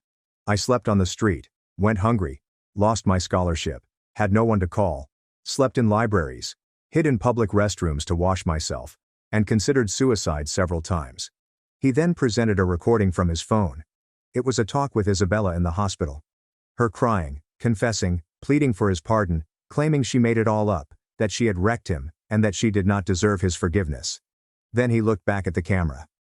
I saved this recording not for revenge, but because I knew that one day someone would try to turn me into the villain again. He took a break. His voice cracked. I do not wish for my sister to die, ever. But I will not save the people who killed me while I was still alive. I will not give them a piece of my body as a currency for their redemption. I am not their second chance. He ended with a heartbreaking sentence.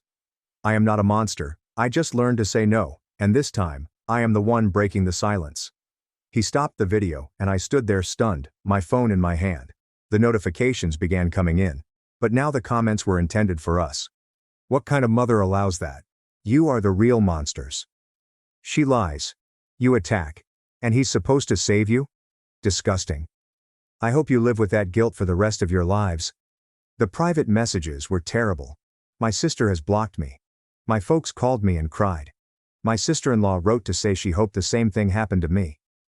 Isabella saw the video. She saw everything. I discovered her crying alone in her bed. Everyone hates me, she said. Everyone, even him. I didn't know how to respond. I just hugged her, but I'm not sure if it was out of love or remorse. The video has gone viral. In less than 24 hours, Adrian's post was shared on Facebook groups, Reddit, TikTok accounts that collected family confessions, and even Twitter threads arguing whether he should give the kidney. It wasn't only our narrative anymore, now everyone had an opinion. The majority supported him. Some argue that forgiveness does not force you to sacrifice yourself. Others replied, a kidney doesn't pay for a ruined life. And many simply said what I couldn't ignore, they deserve it. Isabella, who had before been just another victim in a hospital, was now viewed as a manipulator and liar. The phrase false accuser began emerging in the comments. One that cut me like a dagger was, let her die, just as she almost killed her brother. I had to erase the message. But it was too late. The damage had been done. But Adrian was not finished.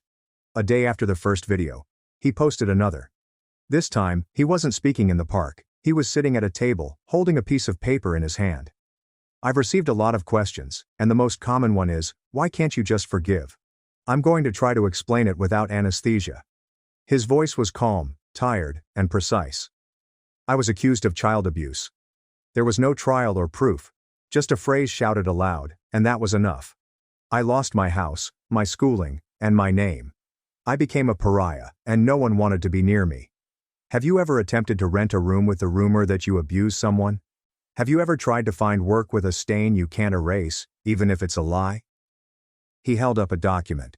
His medical records from a year ago show that he was treated for suicidal ideation, severe depression, and starvation. The first time I slept under a bridge, it was raining. The second night, I thought about swallowing all the pills I had. The third, someone spat on me in the street. He yelled, child abuser at me, and I had no one to call. He put the document on the table. I don't need you to understand me. I just need you to listen. I don't want revenge. I do not wish for my sister's death. But I will not offer myself up as a martyr for a family that buried me alive. He picked up a photograph. It was of him and Isabella when she was a small child. They were smiling. His hand was shaky. I loved her. She was my sister. I made her breakfast, changed her clothes, waited for her after school. And when she said what she said, she didn't just destroy my life. She destroyed me. He tore the photograph in half. He remained silent for a few seconds. My kidney is not a currency of redemption. I am not the cure for anyone's guilt. I will not donate, and I will not apologize for it. He ended the video with a line that felt like a bullet. If you look for me at the funeral, I'll be in the back. Not to comfort, but to watch what you built and left to die. He put the camera away. I vomited after seeing it. That is not a metaphor. I practically vomited in the hospital bathroom, from terror, remorse, and the fact that I could no longer hide. When I returned to the room, Isabella was awake. Her eyes were inflamed. She didn't say anything, only said, "Does he hate me?" I didn't know what to reply because I had no idea how he felt, only what I had done and what was coming. The doctors informed us that her condition was deteriorating, that the days were numbered, that there was no longer time to wait for regular donors, and that Adrian remained the most compatible candidate. But he had already mentioned that there would be no donations. That night, my spouse burst. "Damn selfish, ungrateful bastard. Let him rot wherever he is." I tried to calm him down, telling him that cursing would not help. "And what do you expect me to do? Applaud him for letting his sister die?" He isolated himself in the kitchen and smashed a dish. I sat alone. In solitude, I grieved as I glanced at images on my phone of them as children, when they were innocent. I cried like I never had before because I knew Isabella was going to die. And it wasn't due to a shortage of kidneys, it was for something far worse, a family's refusal to listen, believe, and love unreservedly. The room smelt like disinfectant and sadness. Isabella was unconscious and linked to more machinery than her body. Her skin was nearly translucent. Every time the alarm went off, I held my breath. The doctor would come in, check, change something and depart with the same expression. Containment, not solution, only waiting. The donation list was not moving, the compatibilities were minor. The chances are nearly negligible, and Adrian was gone. After his second video, he vanished entirely, deleting his social media accounts, changing his phone number, leaving no trace. Nobody knew where he was. And to be honest, I wasn't sure I wanted him found. Not for his sake, but because I was concerned about what my husband would do if he ever saw him again. The days passed like sluggish blades. The hateful messages were no longer visible. They were now private. Some wrote to wish me strength. Others would tell me I deserved every moment of pain. A woman I didn't know sent me a message. "Proud of yourself now. You raised a daughter who lied and a son you destroyed." I hung up the phone. I did not switch it on again. One morning in the early hours, the doctor summoned us. The sentence was direct. "Prepare yourselves. She's no longer responding. It's just a matter of waiting for the moment." I walked out into the hallway. I slid from the wall to the floor. I did not cry. I just hugged my knees. My hubby didn't say anything. He was pale and shocked. He was not the same person who had beaten his son that night. He was a broken statue, waiting to be crushed totally. I returned to the room. I grasped Isabella's hand and whispered, "I'm here, my love. Mommy's here." There was no response. Just a continuous beep from the cardiac monitor. I closed my eyes and prayed for the first time. Not to a god, not for a miracle. I asked for time, just a little more, just a bit more. And day later, we got a letter with no return address. There is no name, only a sheet of paper folded in three. It came from Adrian. "Don't search for me. I'm not going to change my mind. I don't want her to die, but I won't take part in a forced redemption play. Isabella lied, and you believed her. I was sentenced without a trial, and all I wanted for was to be heard. Which no one granted. So don't ask me to give you my body now. You've already taken my soul. They believe death redeems, but I died 2 years ago. Her end is not my fault. It is an echo of her origin. I hope you find peace, but don't search for it in me." There was no signature. Only a photo of him smiling from years ago, when he still considered us family. Isabella died a week later. There were no screams or warnings, just a flat tone and a straight line across the screen. My husband collapsed. I did not yell. I did not cry. I just held her until they removed her out of my arms. The funeral was modest and frigid. The majority of the family had withdrawn themselves, some out of shame and others out of hatred. Nobody knew what to say to us. And Adrian, he did come. He arrived in quiet, sat in the rear, did not cry, look at us, or approach the casket. Finally he rose up, left a single flower, and walked away silently. Today, I'm writing from a silent house. My husband no longer speaks. He spends his days watching television with the volume turned off. I stroll through the empty rooms with my daughter's clothes still folded on her bed. Every now and then, I look back at her last photo, when she was still breathing and had a chance. And I think of Adrian, of his words, his broken stare, of what we did and did not do. And I remind myself, death does not come alone, it carries remorse and memories with it. And neither can be buried. One suggestion. I read your whole story. I sat in silence and could only think. What an insane mother. You literally killed him in life and then you expect him to save you. After you took everything from him, now you're asking for an organ.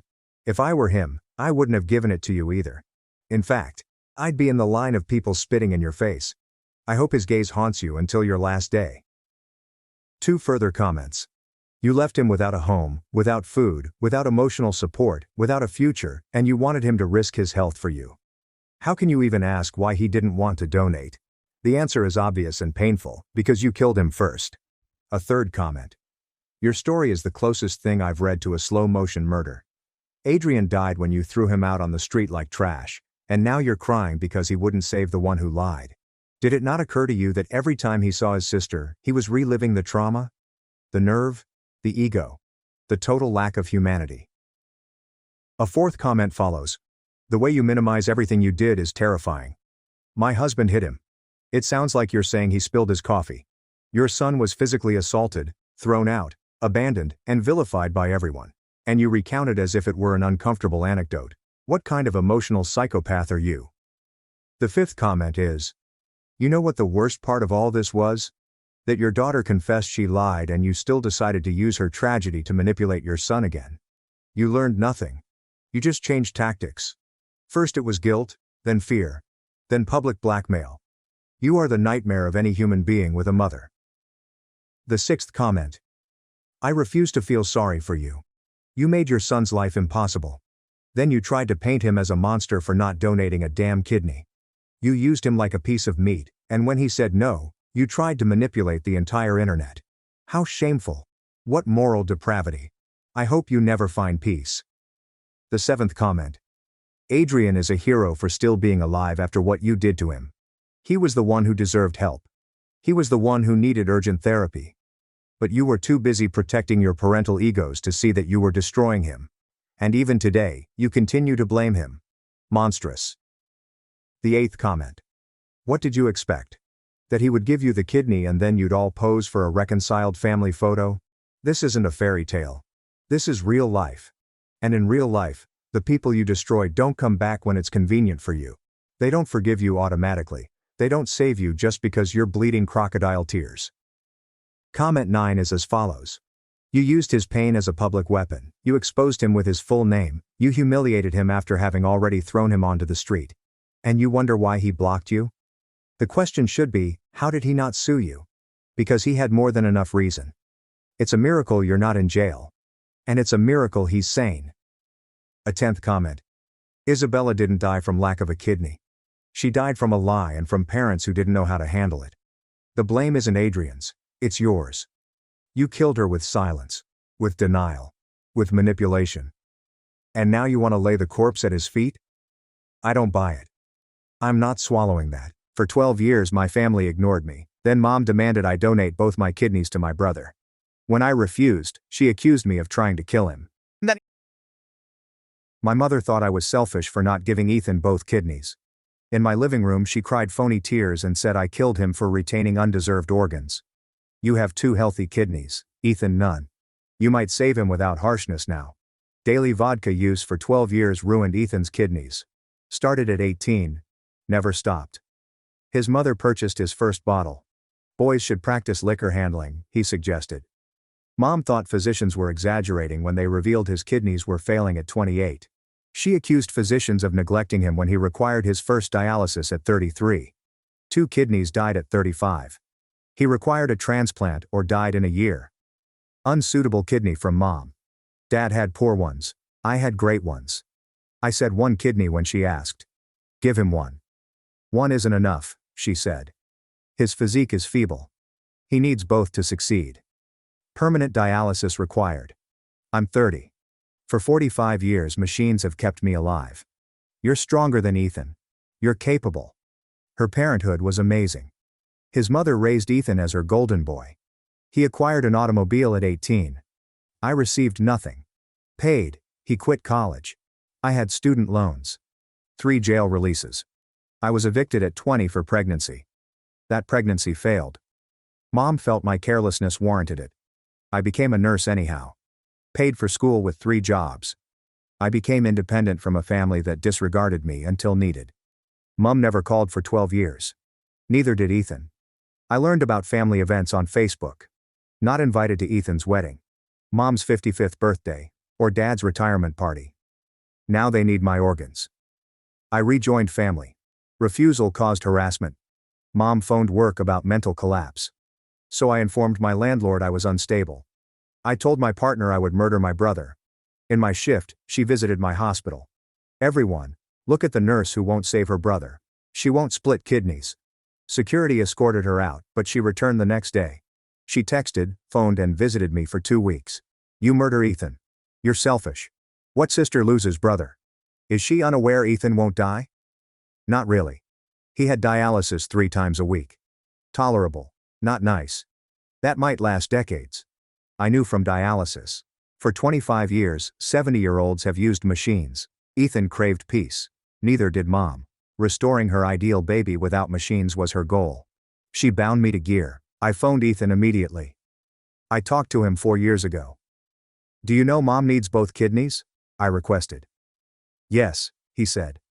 Dialysis would last forever. You understand? You're young. Your adaptability would increase. Free of kids. I may, not you. Tried and failed. He said. Said my miscarriage disqualified me for organs. I quit. I informed Ethan's transplant team about Mom's texts requesting both kidneys. Lead surgeon's face darkened. She wants both contributions. Illegal. We'd never agree. Mom told Ethan the team would do it if I consented. Complete falsehood. The surgeon immediately called Mom and Ethan. For Emma to talk, I put the phone on speaker. Mom shouted at Emma for intruding in family business. Emma calmly explained that federal law barred living kidney donors from giving both kidneys since they would need dialysis forever. Mom yelled, thinking Emma lied to shield the hospital from a lawsuit. Mom said Emma was purchased by insurance firms, but Emma seemed professional. Emma relayed the facts carefully, seeming bewildered rather than outraged.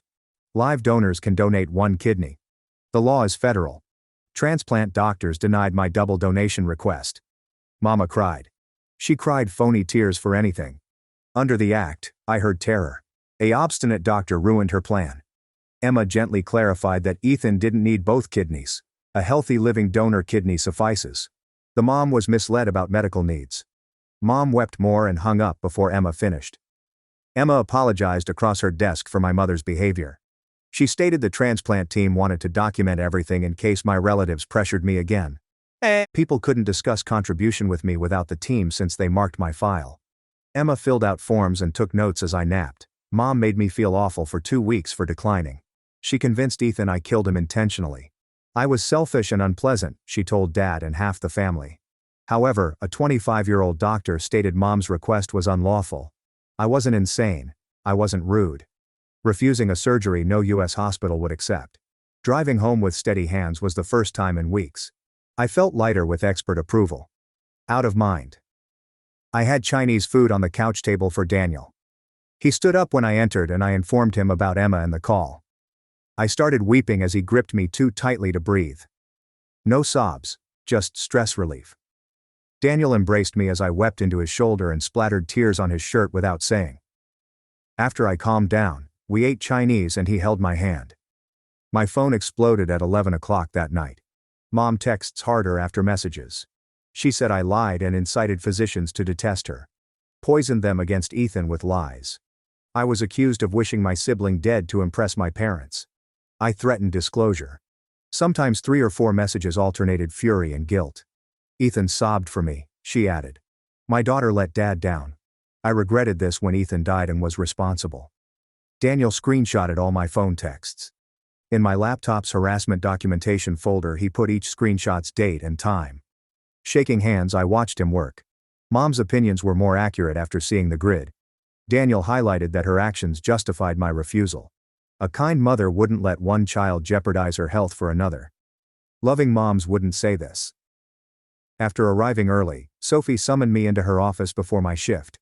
The door closed and she informed me hospital security reported my mother tried to enter the dialysis unit around 9 o'clock yesterday night. Mom requested the security guard teach staff medical ethics and family loyalty. The guard blocked her from entering the lobby because she was familiar. Mom left after 20 minutes of fighting. I felt bad when Sophie gave me her computer security report. Sophie stated the facility values personnel safety.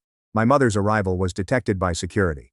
How was I and did I require schedule changes? I nearly sobbed again when someone was gracious about this disaster. Sophie advised me to ask for help and that the employee support program provided free care. I began my dialysis shift after thanking her. Working with my usual patients seemed like nothing else. While his machine rang, Mr. Klein showed me images of his little granddaughter on his phone. Mother Brennan hosted Thanksgiving despite criticizing her daughter-in-law's cooking. James discussed his fishing vacation next month. Their dialysis lasted 25 to 30 years. They planned, had families, and moaned about life. Ethan wasn't executed as Mom said. Dialysis 3 times a week was excessive. Lunch was interrupted by an unknown caller. Something prompted me. "This me?" asked woman. When I agreed, she introduced herself as Mom's sister Veronica. I hadn't spoken to Veronica since my expulsion 8 years earlier. She asked my advice after Mom told her about kidney condition. She seemed scared, not accusing, prompting a dialogue. I told Veronica everything in my hospital parking lot vehicle. Mom wanted both kidneys 3 weeks ago. Domestic and workplace harassment. The surgeon denied Mom's assertions that transplant workers authorized duplicate contributions. Veronica listened quietly. I heard her breathing long after finishing. Mom lying about physicians' advice wasn't surprising, she claimed. I was shocked when a relative mentioned that. At 18, Veronica's mother encouraged Ethan's drinking. Her mother purchased his first bottle. At family occasions, Mom laughed off Ethan's drinking. No one could tell Mom about Ethan, even though she knew it would end poorly. When Veronica whispered, my chest tightened. My mom made communication tough, so the family rejected me. Mom would get mad if somebody mentioned or invited me, ruining the celebration. People stopped asking since getting along with Mom was simpler than her struggle. Veronica spoke softly, regretting it for peace. Sitting apart, we spoke for over an hour. Veronica remembered Mom controlling guest lists and talks at family occasions I skipped.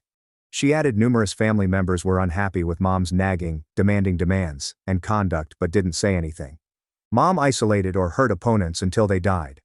Veronica offered to speak to suspicious relatives. Before we hung up, she stated Mom was wrong and I was right to defend myself. When relatives, not Daniel or co-workers, uttered similar things, I felt something. My first family approval in 12 years. Daniel and I were cooking dinner when the front desk phoned. Our doorman claimed my mother requested lobby access. I became queasy and turned away guests. She was asked to leave. Mom's background voice grew. Regarding maternal rights and seeing her daughter. The competent doorman urged her to go since the house didn't want guests. Mom shouted over the phone. Her scream said the building staff was preventing her from helping me kill Ethan. Daniel snatched the phone from my shaky fingers and recommended we contact the police non-emergency number to document matters. I was scared when Daniel initially called the police on my mother. Dispatcher was informed of the situation, given the address, and ordered to record harassment. Mom was gone when cops arrived an hour later. He took notes in our living room as I explained the pattern, workplace stalking, landlord and boyfriend calls, and tonight's building event. He was tired at 40. Nodding, he wrote everything on this tiny notepad. He said, "This kind of behavior often escalates," and offered a restraining order. He made it look simple and protocol-based. Daniel and I investigated restraining orders on his laptop that night after the police left. After reviewing court documents and guidelines, we listed every 4-week occurrence. Daniel's spreadsheet now includes dates, times, places, Mom's words and actions, hospital events, texts, calls to my job and landlord, and tonight's lobby incident. Seeing violence after abuse helped me comprehend. This wasn't intricate family drama, despite my claims. Consent was often denied and intimidation used. The officer's calmness helped me understand. Not dramatic, he said. He handled it honestly. Civilly liable harassment. I left the parking garage job 4 days later. Mom was behind my vehicle. She looked awful. She had dirty hair, crumpled clothing, and heavy eye bags from days of sleeplessness. I debated turning back and seeking security 20 feet away with my keys. Mom spoke quickly when she saw me. This feverish rant about Ethan being her child and how she couldn't lose him. She stated she understood my past anger, but Ethan shouldn't suffer for family concerns. True tears and a broken voice. I awoke and whispered Ethan wouldn't die. Dialysis 3 times a week may last decades. Patients on my unit did it frequently. Mum screamed I was terrible for comparing her son to others. She yelled that dialysis was horrible and that I was damning Ethan to a terrible life when I could save him with one action. The concrete garage walls imitated her speech. Ethan declined my kidney offer. She requested dialysis for me, not Ethan. Mom nodded agreement. True sister would. Give her everything. Her brother deserved nothing. Ethan was harmed, she alleged. I didn't understand addiction and prioritized my health, therefore his drinking wasn't his fault. Security guard Luke turned. Being focused on us, someone must have reported the yelling. Mom was immediately identified from hospital notice. She was named and instructed to leave the hospital immediately. Luke interrupted Mom's conversation with her daughter. He threatened to call the police if she stayed hospitalized. His voice showed he wasn't haggling and was stern but not harsh. Mom left the garage after staring at me like I betrayed her. Followed me to my car and watched me lock the doors after she left. He inquired whether I was okay and urged me to notify security if I saw her in the hospital again. I sat in my car shaking the steering wheel after thanking him. Mom turned toward the garage exit, shoes clicking on pavement. She backed up 10 feet and turned, furious. She cried, "You'll regret this when Ethan dies, and it's all your fault," echoing through the walls. "When he's gone, you'll have to live with knowing you could have saved him, but chose yourself instead." Luke left. He obstructed her view of me. He remained silent till Mom left. Her car began on the bottom level, fading engine noises as she drove away. Luke walked me to my car and waited. "Try rearranging your schedule," he said. "Come and go at different times, use different entrances, that kind of thing." I thanked him and closed my doors, then realized this wasn't embarrassing family drama. Security worried about my safety at the hospital. Because security experts felt my mother was a threat, I drove home on autopilot with my hands on the wheel. Daniel was cooking supper when I arrived to my flat and inquired what occurred. I told him about Mom in the parking garage and Luke's schedule adjustment idea.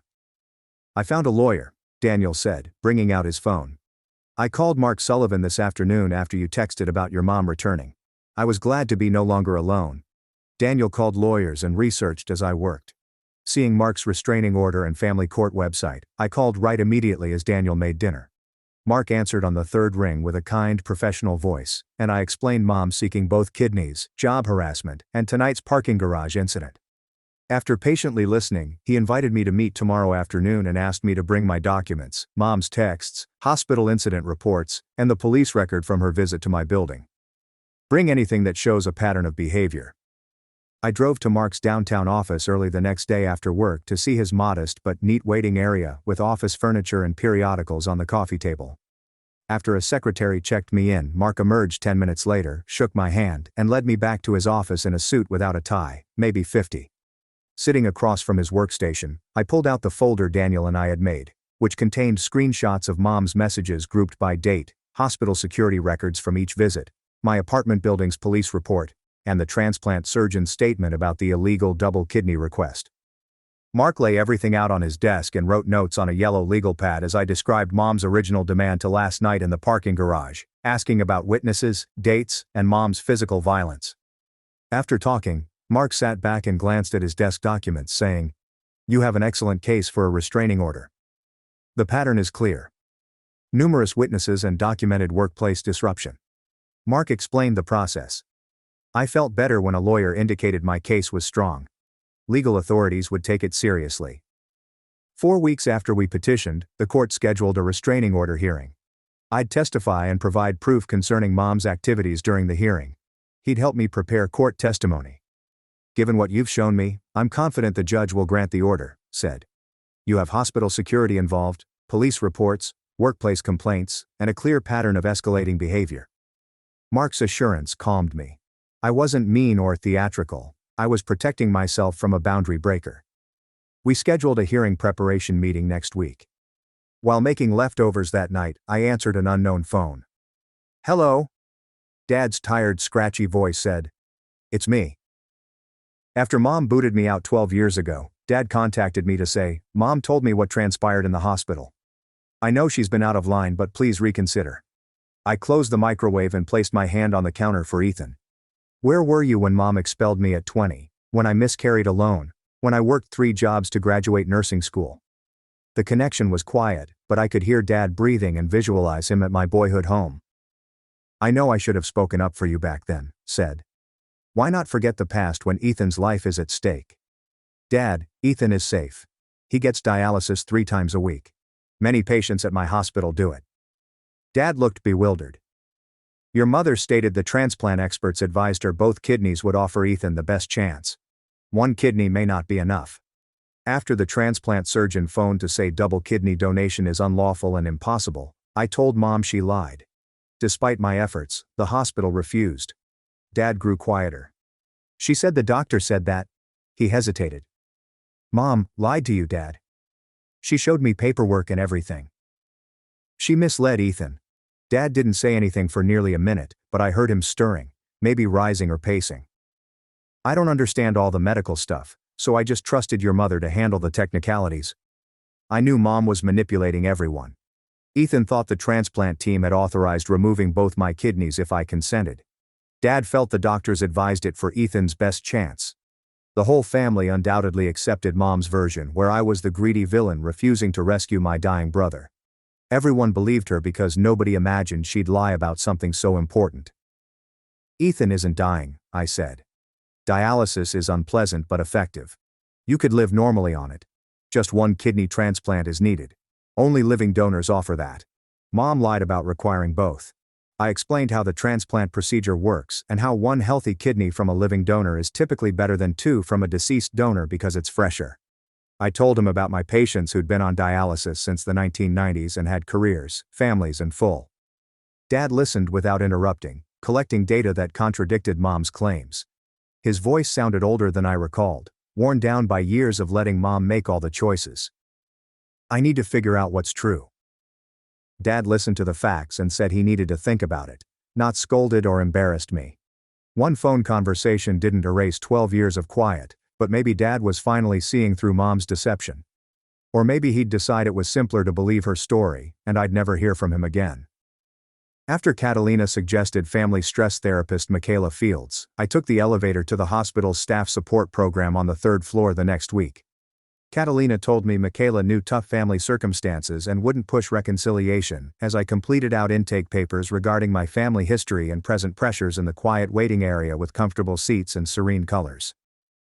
Michaela, younger than I expected, maybe 40, came out to receive me in ordinary clothes. Her handshake was warm, and she smiled like she was delighted to meet me.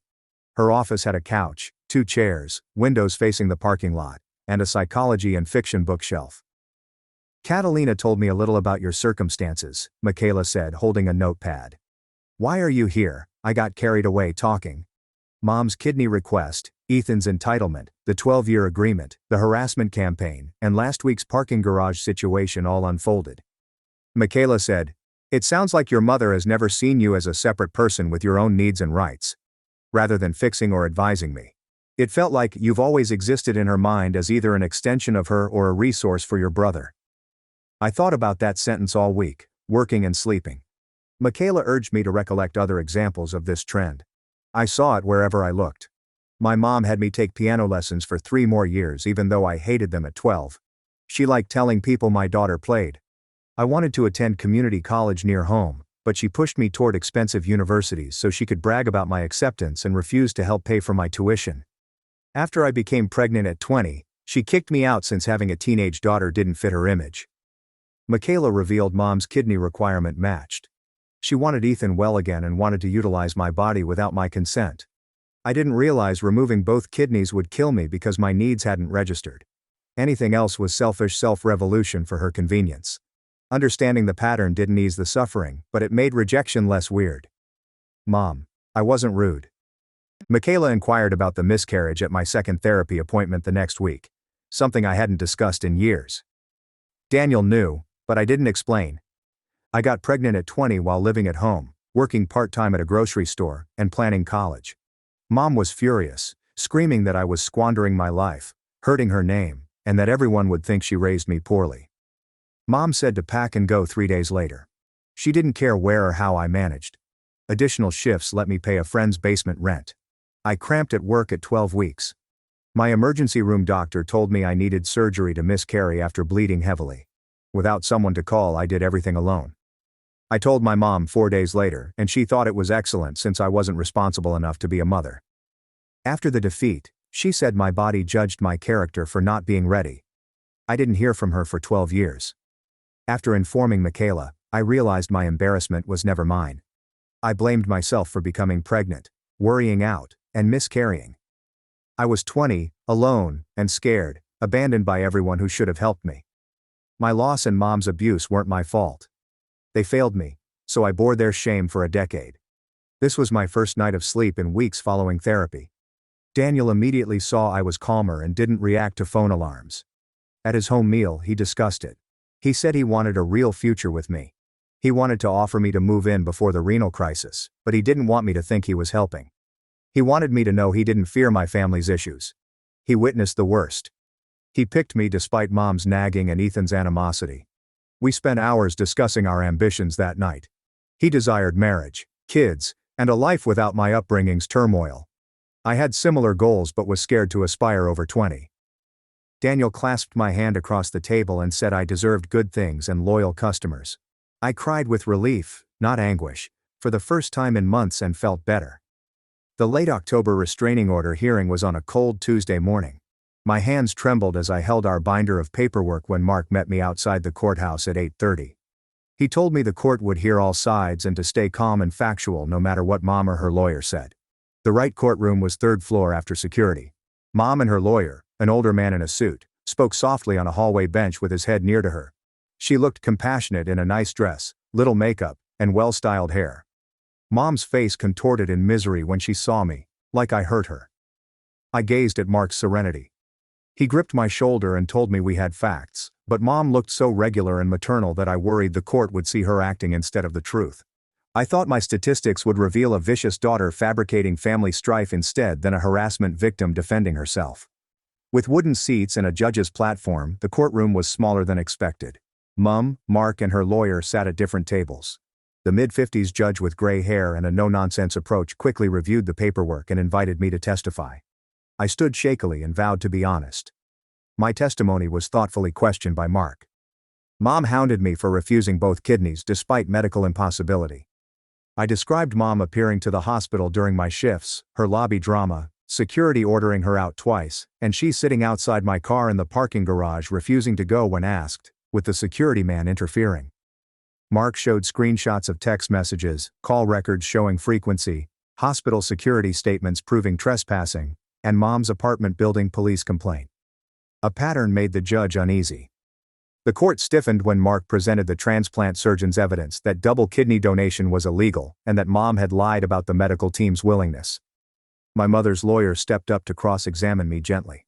He stated I was exaggerating family turmoil into harassment, that my mother was desperate to save her child, and that I was punishing her for past issues. I'd been estranged from my family for 12 years since my mother kicked me out at 20 and never tried to reconnect. I attended family events without invitation. We mostly clashed about her treatment of me and my brother. Mark stood up for redirect and asked me one simple question while the lawyer tried to make me look like the troubled daughter who created family turmoil. Did I offer my brother one kidney, the legal and medically appropriate option? Mark asked my mother's reaction. I said I needed both kidneys and go on dialysis myself. The judge looked at me like he meant it. Then he asked if she knew it was illegal and would put me on dialysis forever. The judge interrupted Mom's lawyer and repeated the question, her voice sharp. Mom shifted in her seat, her composure cracking. She said the doctors were wrong, that she'd only been exploring all options to save her son, and that any mother would do the same. She never meant to hurt me. She just wanted Ethan to have the. The judge asked whether Mom knew bugging me at work may cost me my job. Mom said she was just trying to make me realize how serious the matter was. The judge then asked if entering my residence after being told to stay away was acceptable. Mom flushed and cried, but they were panic tears as she realized her manipulation wasn't working on someone with authority. The judge granted a 1-year restraining order barring Mom from contacting me directly or through third parties, visiting my workplace or home, or posting about me on social. She warned of swift arrest and jail time, and Mom's face crumpled and she wept harder, holding her lawyer's arm like she needed physical support. Her lawyer advocated a lighter sentence or fewer restrictions, but the judge was unmoved. She stated the recorded harassment was serious and persistent, that I had a right to feel secure at work and home, and that Mom's actions had violated legal bounds regardless of her reasons. The gavel cracked, and Mom couldn't contact me without criminal repercussions. Mark said it was perfect, and Daniel hugged me outside, telling me I did great, and it was completed. It was important, but holding the restraining order paperwork on the courtroom steps made me feel heavy, sorrowful, and like something permanent had broken. Daniel took me to a fancy downtown restaurant with good wine and low lighting to celebrate, telling me how brave I was and how proud he was of protecting myself. The restraining order confirmed that my mother would never change, apologize, or see me as a person. I was exhausted after the hearing. I picked up my food and drank my wine and tried to feel good about having legal protection, but I couldn't. Daniel noticed and stopped pushing. He reached across the table and held my hand, telling me it was okay to not be okay and that I didn't have to pretend everything was fine just because I won in. He knew that guarding yourself from family feels like loss. We finished dinner silently and walked back to his apartment, where I fell asleep on his couch before 9 without going to bed. 4 days after the judicial hearing, Veronica called as I was getting ready for work.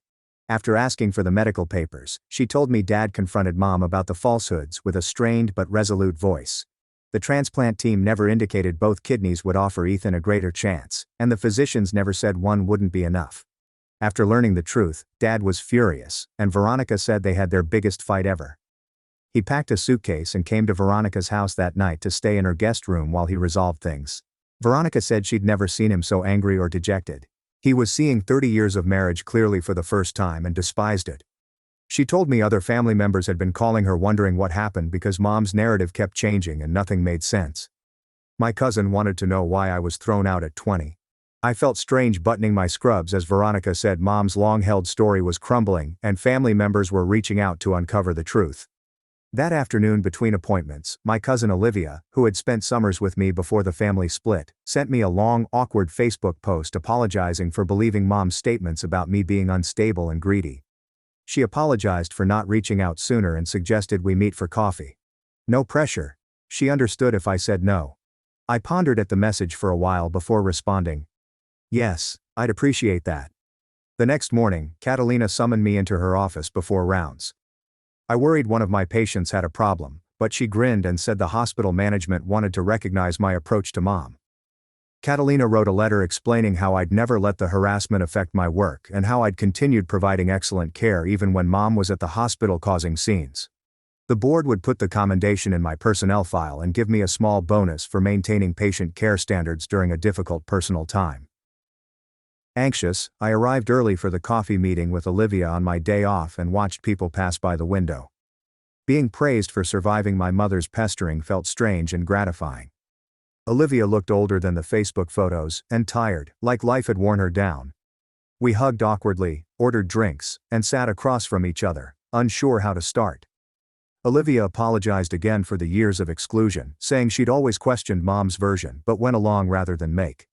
Olivia asked about me during family functions I wasn't invited to, but Mom became irate and Dad diverted the subject. She stopped asking because she felt bad about choosing comfort over doing the right thing. We spoke for 2 hours, which was beautiful yet heartbreaking. Olivia left after telling me Ethan was angry about the restraining order and blamed me for tearing the family apart, calling me ugly and harsh. Olivia said Dad was still going to dialysis 3 times a week and ranting about his unjust existence. Dad wrote on Facebook about selfish siblings who abandoned needy family and subtweeted about me, even though he couldn't name me. He was healthy, stable, and not in danger, but he was upset that his little sister wouldn't assist him. Olivia was honest and told me the transplant team was searching the National Donor Registry. Olivia confirmed what I already knew from transplantation, but it made it truer. Ethan would get his kidney, but not from me. Michaela and I explored my complex ideas about protecting myself while watching family relationships break apart that week in therapy. I told her about Dad staying with Veronica, Olivia reaching out, and my strange mix of relief and guilt. Michaela taught me that I wasn't responsible for resolving problems I didn't cause, that Mom's lies and manipulation had been ruining the family before I established boundaries, and that some relationships are too broken to repair. Michaela said it's normal to feel bad about the restraining order, But it doesn't mean I made the wrong choice. It just shows I'm human, and family relationships are hard, especially poisonous ones. Mark phoned 4 weeks after the courthouse hearing to say Dad had contacted out and asked if I'd meet with him alone. No Mom, no Ethan. Mark said I didn't have to agree to anything, but he recommended a public spot and reminded me I could leave if I felt frightened. I told Mark I'd meet Dad in a downtown coffee shop Saturday morning, neutral ground where we had no history. I arrived 15 minutes early and sat at a corner table with a door view. Despite the warm coffee, my stomach and hands were chilly. Dad came on time, looking older than I recalled. His hair was grayer, his face more wrinkled, and his shoulders stooped like he was carrying a weight. He noticed me and sat across from me without hugging or touching me. We gazed at each other for a long time before he started. He apologized for the decade of silence, not reaching out after I got kicked out, not being there when I miscarried, and missing 12 years of my life because it was easier. He said he chose peace over justice and was ashamed of that. He also admitted he believed Mom's kidney lies because he didn't understand medical stuff and trusted her to handle the details. I couldn't tell him everything was okay or that I'd forgiven him, so I watched him look at his coffee cup trying to find answers. The apology hurt more than if it had been phony since it meant he knew what he did and chose it nonetheless for 12 years. I inhaled and told him that words were simple, and he had a decade to reach out before Ethan needed a kidney. He shook but nodded and kept his eyes down. I promised to rebuild something if he wanted change. Not guilty, but devoted to being different, we could meet once a month for coffee and see if trust would return. He looked up, relieved, and accepted immediately. We decided the third Saturday of each month, same coffee shop, same hour, a realistic and safe framework. Daniel and I sat on my couch, his laptop screen lighting up his face as he clicked through vacant room photos. We'd been discussing moving in together for weeks, but tonight it looked real and feasible. He showed me a 2-bedroom with big windows, and I leaned against his shoulder, feeling his solid warmth and thinking about how different this was from my family. With Daniel, I got to choose and build something new instead of fixing something broken. I said, "Yes, let's go look at it this weekend." Daniel saved the listing and kissed my head, giving me hope. I couldn't explain why we needed a house together. At my next therapy session 4 days later, I told Michaela about Dad's apology and our monthly coffee plan. She listened with her usual focus, then noted how much had changed in 2 months since I first called the transplant team. I'd set boundaries with the restraining order, started rebuilding Mom, gotten relationships with Dad and other family members, and now I was planning legal protection. Through. Michaela said I'd gone from terrified and protective to someone who defended herself while being open to healthy relationships.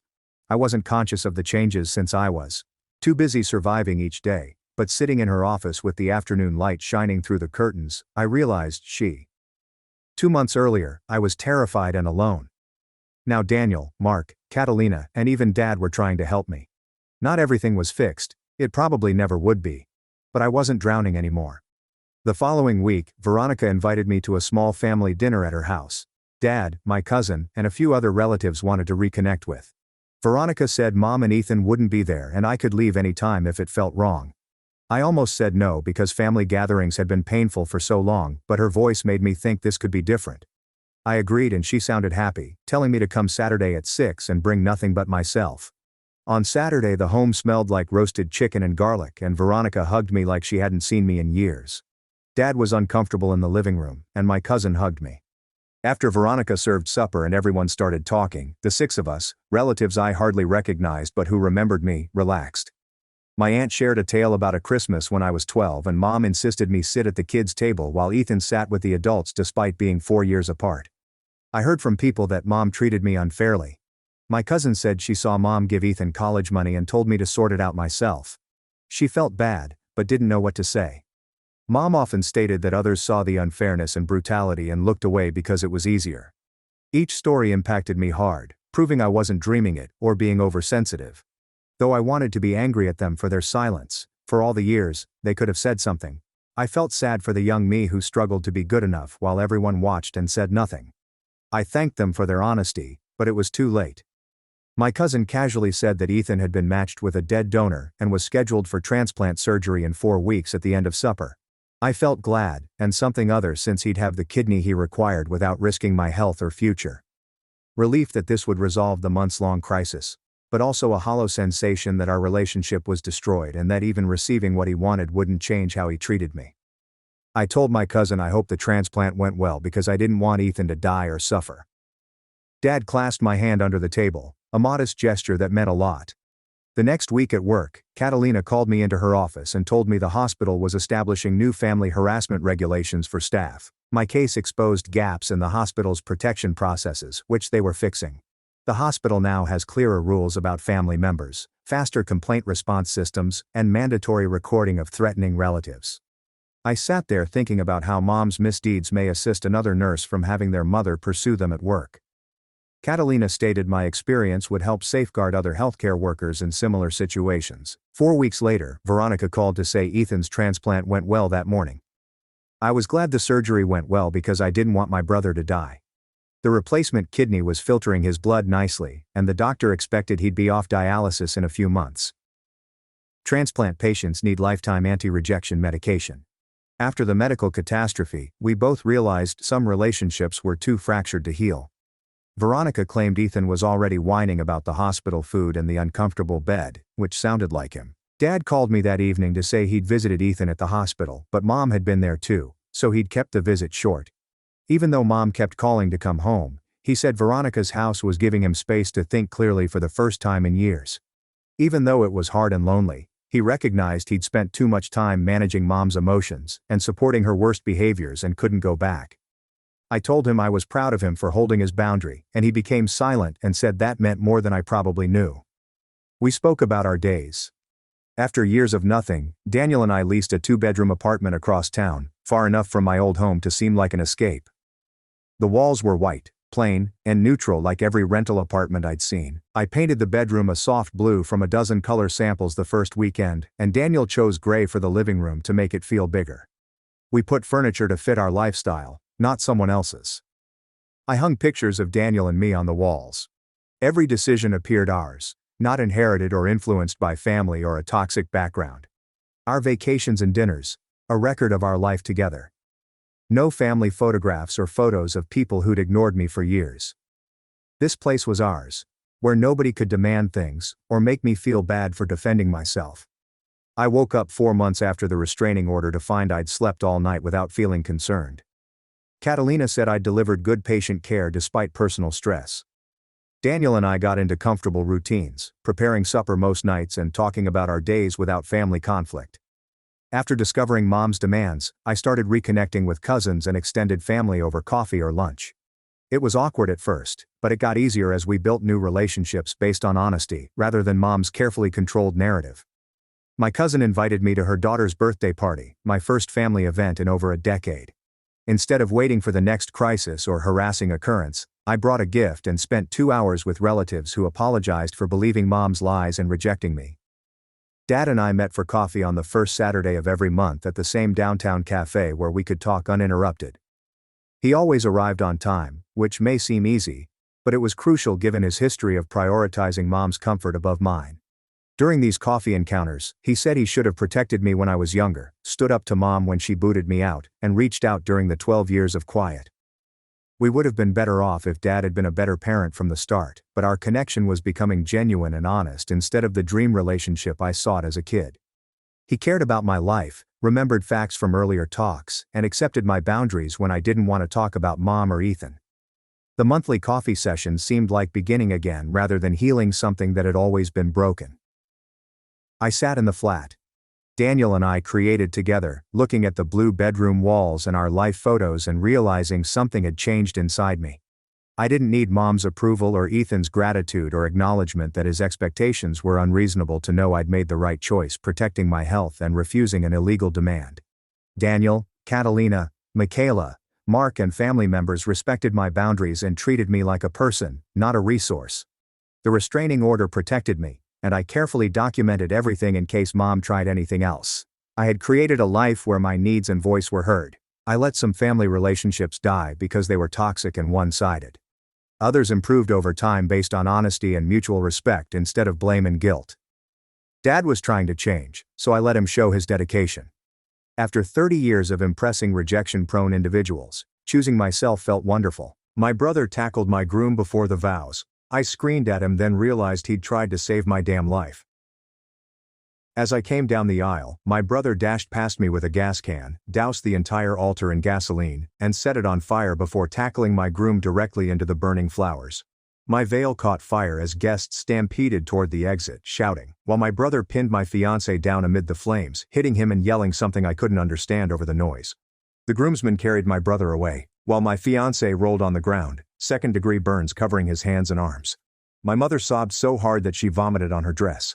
My father was yelling at my brother for destroying our family, and 300 guests screamed and dialed 911. My brother continued to resist the 4 men who were holding him down, blood gushing from the nose where the best man had struck him, still shouting that my fiancé was attempting to kill me. Everyone was soothing my burned and bleeding fiancé, who was crying, while older guests need medical attention because of the panic, and the flower girl was devastated beyond words. The priest was praying over the broken altar while a bridesmaid wailed over how my brother had ruined the most important day of my life, when security arrived to arrest him. "Check the champagne he was about to give her for the toast," my brother yelled as cops handcuffed him, his voice raspy from smoke inhalation.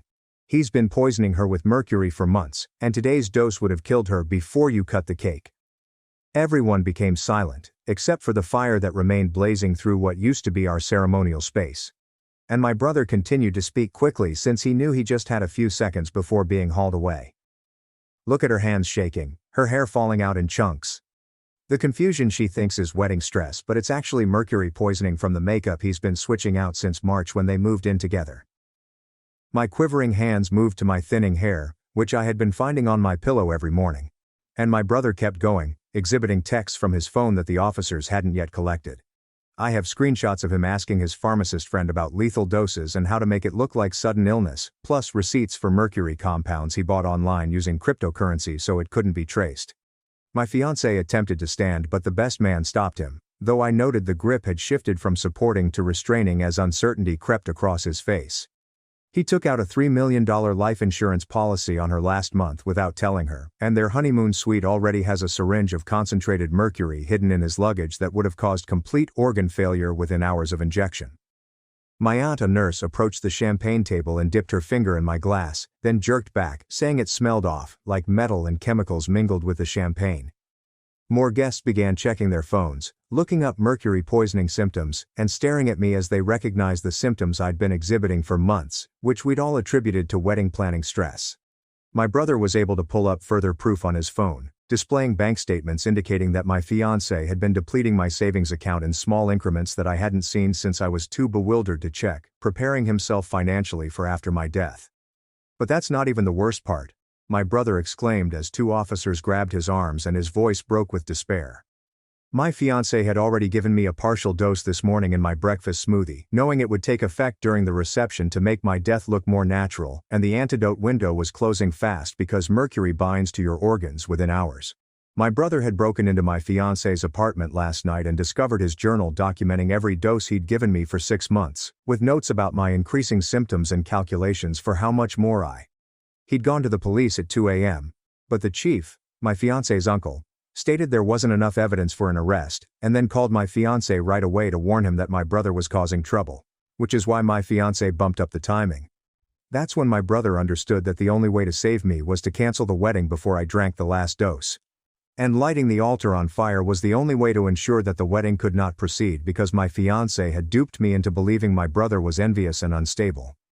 The crowd turned to look at my fiancé, whose expression had changed from victim to cold and calculating as he realized his scheme had been exposed to 300 witnesses.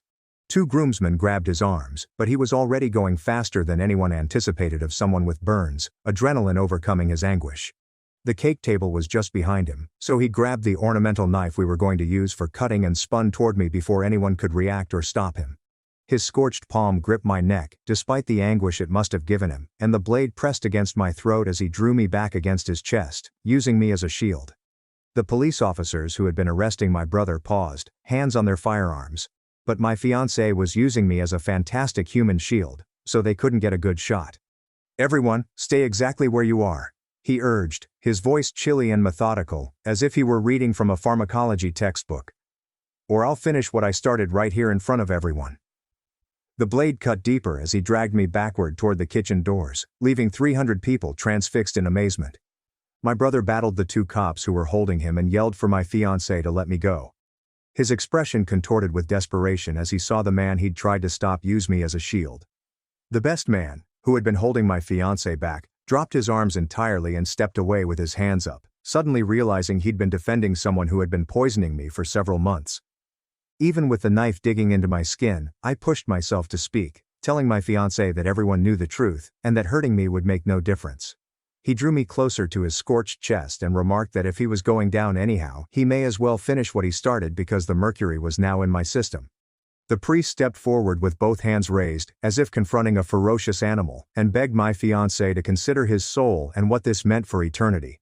My fiancée chuckled at that bitter sound, which was unlike anything I'd ever heard from him before, and stated God stopped listening to him years ago when the debt began to pile up and I became his only way out. A massive crack split the air as a portion of the blazing altar collapsed, sending sparks flying over the church floor, making everyone flinch, including my fiancée. I pushed my elbow back into his scorched ribs as hard as I could, and his grip relaxed just enough for me to drop my whole weight while turning away from the blade. As I dropped, the knife grabbed my shoulder, slicing through my dress and into my skin, but I kept moving, landing hard on the marble floor while my fiancé lunged for me. Before he could reach me, 3 officers rushed him, sending the knife flying across the floor as they pinned him down, his scorched hands leaving bloody prints on the white marble as he battled them. EMTs hurried up to me as cops handcuffed my fiancé, who screamed that I deserved it because I was too ignorant to see what he was doing for 6 months.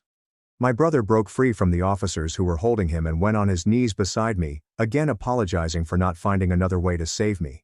Tears mixed with the blood that still flowed from his nose.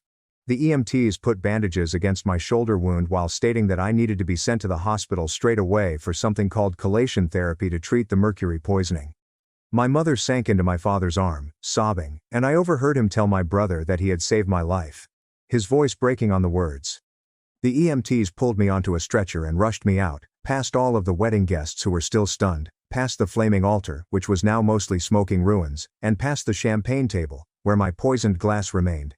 In the ambulance, an EMT with the name Blake began an IV in my arm, while stressing that mercury poisoning required quick treatment to avoid permanent organ damage. My entire body was shivering, but not from fear. The poison was attacking my nervous system, causing my muscles to quiver and jerk uncontrollably. Blake started talking in a steady voice about how the therapy would help, but I could barely hear him because my eyesight was blurry and my head felt like it was full of cotton. The ambulance arrived at the emergency room and they pushed me right in, where a doctor, who turned out to be the same Blake from the ambulance, took over my case. He immediately ordered blood tests to confirm the mercury levels, and nurses connected me up to monitors that began beeping with my vital signs. Blake said that the 2 medicines would bind to the mercury, allowing my body to eliminate it, but we had found it just in time thanks to my brother's intervention. The blood draw made me dizzy, and I could see my hands shaking even more, these small tremors that I couldn't control no matter how hard I tried to keep them still. Blake explained that this was common for mercury poisoning and that the shaking will subside once the treatment began, but it could take weeks or even months to fully recover. It's interesting that my fiancé's uncle is the police chief who ignored the evidence at 2 a.m. That time seems incredibly convenient for someone plotting a murder at a wedding ceremony with lots of witnesses. Nurses continued coming in and out, checking my vitals and adjusting the IV, while Blake examined test findings on his iPad with a concerned expression that made my stomach plummet. He ultimately informed me that my mercury levels were alarmingly high, far exceeding what they would ordinarily see in industrial accidents, proving that my fiancé had been administering enormous quantities. The compilation treatment burned my veins and made me nauseous, but Blake said that indicated it was working, removing the mercury from my organs, where it had been piling up for months. My parents arrived with my aunt, who immediately began asking Blake about treatment methods and recovery times in medical language that I didn't understand. The door opened, and a lady in a dark suit entered, carrying a state police badge, and introduced herself as Detective Kara Holt, who was taking over the case due to a conflict of interest with the local police chief. She took out a notebook and began writing down what Blake told her about my mercury levels, while my mother continued caressing my arm as if she wanted to ensure I was still present. My aunt was asking Blake about something called compilation cycles and how long it would take for the shaking to stop, using medical terminology that made my head hurt much more than it already did. Detective Holt stated that with 300 wedding guests as witnesses and all of the physical evidence my brother discovered, my fiancé would not get away with what he did to me.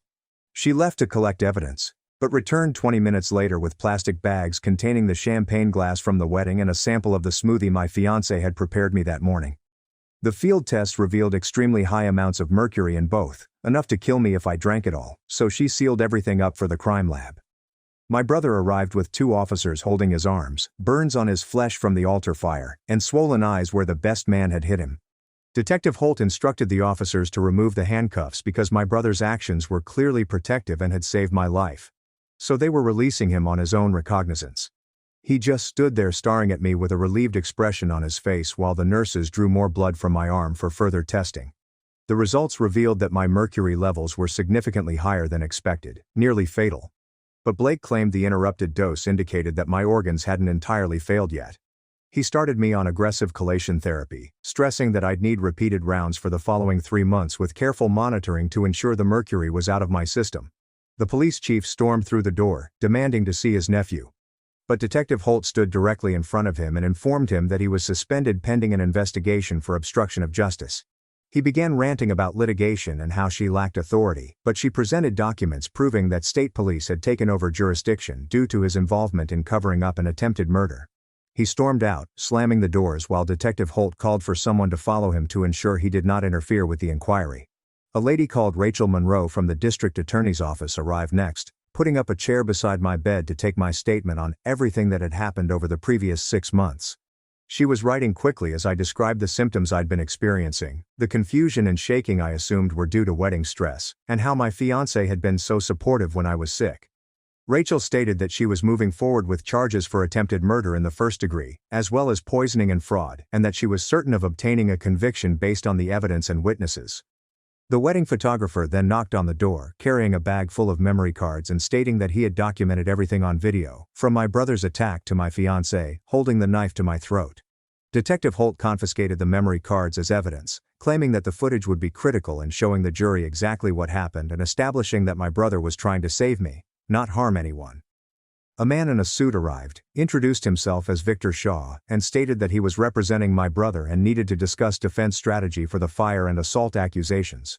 My brother informed him he didn't want any defense that said he was insane or didn't know what he was doing, since he knew precisely what he was doing and would do it again to save me. Given the imminent threat to my life, Victor continued to push the temporary insanity or necessity defense. But my brother shook his head and said he'd sooner go to jail than apologize for stopping a murder. Blake returned with more test results, this time from hair samples gathered, and his expression was dismal as he showed us the charts. The mercury levels in my hair dated back 6 months, beginning small and then increasing, demonstrating that my fiancé had been systematically poisoning me, as my brother had claimed. The timetable corresponded exactly with the notebook my brother discovered, demonstrating how my fiancé gradually increased the doses to avoid rapid death, which would appear suspicious. Each sample revealed increased quantities, along with notes on which portions of hair belonged to which months, resulting in a perfect record of attempted murder. Blake stated this type of evidence was uncommon because most poisoning victims do not live long enough for testing, but my brother's intervention saved not just my life, but also the proof.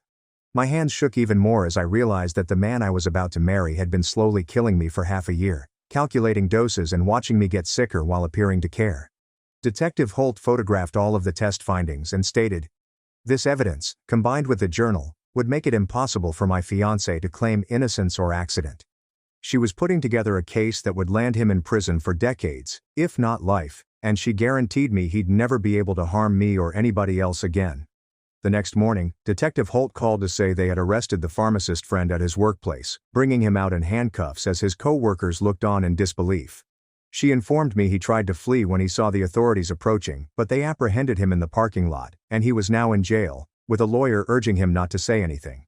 The cops had tracked down all of the cryptocurrency transactions my brother discovered, as well as hundreds of text exchanges between him and my fiancé discussing specific doses and how to make it appear natural. 2 days later, my fiancé was legally charged with attempted murder in the first degree, as well as poisoning, fraud and assault, with a deadly weapon for holding the knife to my throat. His lawyer attempted to secure bail, but the court looked at the evidence and concluded, no way. Not with him being a flight risk and the danger he posed to me. The courthouse was packed with media and wedding guests, and my fiancé sat there in his orange jumpsuit, charred hands still bandaged, glaring at me as if this was my fault.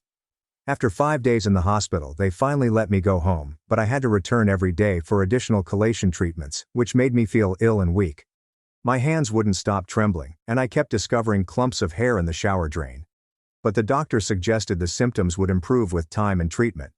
While I was packing up my hospital room, the insurance company called to inform me that the $3 million policy was void due to the fraud and attempted murder, and that insurance fraud had been added to the allegations against my fiancé. My brother was charged with arson and assault, but Rachel from the district attorney's office recommended reduced charges because he had saved my life. The judge consented to probation and community service instead of jail time, citing my brother's conduct as justified given the circumstances and the urgent threat to my life. That's when the media learned about everything, and our wedding fiasco became front-page news, with reporters camped outside my parents' house and calling everyone we knew for comment. We had to employ a publicist to manage all of the media inquiries and keep them from following me to my medical appointments. The church sent us a bill for $30,000 in fire damage, but they instantly withdrew it after our publicist described the complete story. The priest contacted to apologize for not noticing the indicators of abuse sooner and offered free therapy services if I needed them. 3 separate wedding attendees called Detective Holt, claiming they'd noticed my fiancé acting strangely with my beverages at parties and meals during the previous year. One bridesmaid burst into tears when she revealed she'd observed my symptoms months ago but dismissed them as wedding stress, and she now felt guilty for not speaking out sooner. Detective Holt uncovered my fiancé's laptop, on which he had hundreds of searches for mercury poisoning symptoms and how long until mercury kills during the previous 6 months. He'd also been looking into countries that do not extradite to the United States, bookmarking articles about escaping the country and living under false identities after committing crimes. The bank investigation revealed even worse news. He had taken over $40,000 from my accounts in small quantities that I had never detected since I was too bewildered from the poisoning to examine my statements. He'd also applied for 5 credit cards in my name without my knowledge, accumulating $20,000 in debt and purchasing expensive items he might sell later for cash. Detective Holt stated that each fresh piece of evidence strengthened the case, and that if convicted, he faced a minimum sentence of 25 years. The pharmacist friend's lawyer approached me about a deal, stating his client would testify against my fiancé in exchange for a reduced sentence because he was only an accomplice. Why did the pharmacist buddy believe he could simply walk away from helping poison someone? The fact he tried to flee when cops arrived tells me he recognized how bad this was all along. Rachel stated that they would most likely accept the offer because his evidence would seal the case, despite her desire for both of them to languish in prison for what they had done to me. My parents had to change their phone number because reporters kept calling, and my father installed security cameras when someone attempted to climb over the fence to take photos. The story went widespread online, with people debating whether my brother was a hero or a criminal, while the majority thought he did the right thing, even if his methods were excessive. My fiancé's family tried to see him in jail, but he declined, most likely because he knew they'd find him guilty once they heard all of the evidence. His mother sent me a letter through her lawyer claiming that I had ruined her son's life and destroyed their family, but I threw it away after reading the first sentence. The fire marshal completed his investigation and officially declared the altar fire a legitimate emergency response to prevent a murder in progress. This greatly aided my brother's case because it demonstrated that his actions were necessary and proportionate to the threat, rather than random violence or retaliation. As Detective Holt investigated deeper, more evidence emerged, including receipts for mercury compounds hidden in my fiancé's storage unit, as well as syringes and medical equipment. She also discovered a draft email he never sent explaining his plan to make my death appear to be abrupt organ failure caused by an undiscovered disease, complete with fabricated symptoms he claimed I had. 2 weeks later, the hospital connected me with Algra Scott, a psychotherapist who worked with survivors of murder attempts. She had a small office with lamps everywhere and tissue boxes on every surface, which made obvious after we started chatting. Algra urged me to go over the entire relationship from the beginning, and I started noticing all the red signals I'd overlooked. My fiancé had pressured me to move in together quickly, isolated me from people who didn't like him, and made me feel crazy whenever I questioned anything. She explained how abusers act, how they gradually push boundaries, making you doubt yourself until you can't believe your own thoughts anymore. The poisoning was simply the culmination of months of mental breakdown. While I was in treatment, my fiancé's family sent me a letter through their lawyer that made me feel angry. They were not remorseful for what their son did. They were furious with me for wrecking his life by refusing to assist him pay off his gambling debt. His mother stated that if I had been a better spouse and supported him financially, none of this would have occurred. They truly blamed me for motivating him to attempt to kill me, as if I had driven him to buy mercury and plan my murder for months. The lawyer requested that we meet to explore how I might assist their family in recovering from the harm I had inflicted. I put the letter in the garbage and instructed my lawyer to issue a cease and desist order. 3 weeks after the wedding, Henry Wallace from the fire marshal's office visited my parents' house with his final report. He'd spent hours interviewing witnesses, going over the material my brother had, and reconstructing exactly what happened that day. His formal verdict stated that my brother's acts were a reasonable emergency response to avoid an impending murder. The report expressly stated that, with the police chief refusing to act and the final dose about to be administered, setting fire was the only way to end the ceremony. This was essential for my brother's defense since it proved he wasn't simply some crazy individual attacking at random. Victor Shaw, my brother's lawyer, stated that this report would likely result in the majority of the charges being withdrawn or reduced to nearly nothing. During my next treatment session, Dr. Samuel sat down with my most recent test results, his expression somber. The good news was that the mercury levels were lowering and that most of it will ultimately leave my system, but he added that mercury causes lasting nerve cell damage that cannot be repaired. My hands would most likely have a minor tremor, especially when I was weary or worried.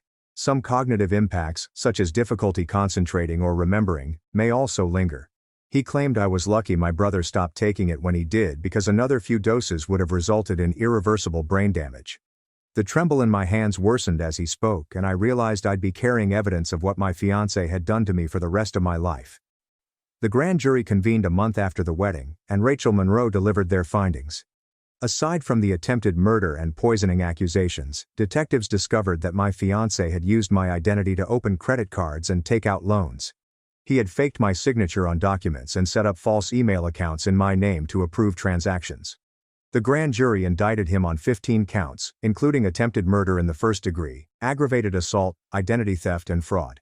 His lawyer attempted to negotiate a 15-year plea offer, but Rachel refused anything less than 25. She told me she wanted him locked up until he was too old to harm others. My brother came over one evening when my parents were gone, and we sat on the back porch where we used to play as children. He ultimately told me everything about that night, including how he snuck into the flat and discovered the notebook hidden beneath other books, reading my fiancé's notes about my symptoms worsening, calculating how much more mercury I could take, and preparing how to act when I died. He tried to call me, but my fiancé had blocked his number on my phone without my knowledge. Going to the police chief at 2 a.m. was his final hope for legal assistance. When the chief called my fiancé, rather than arresting him, my brother realized he only had a few hours before I died.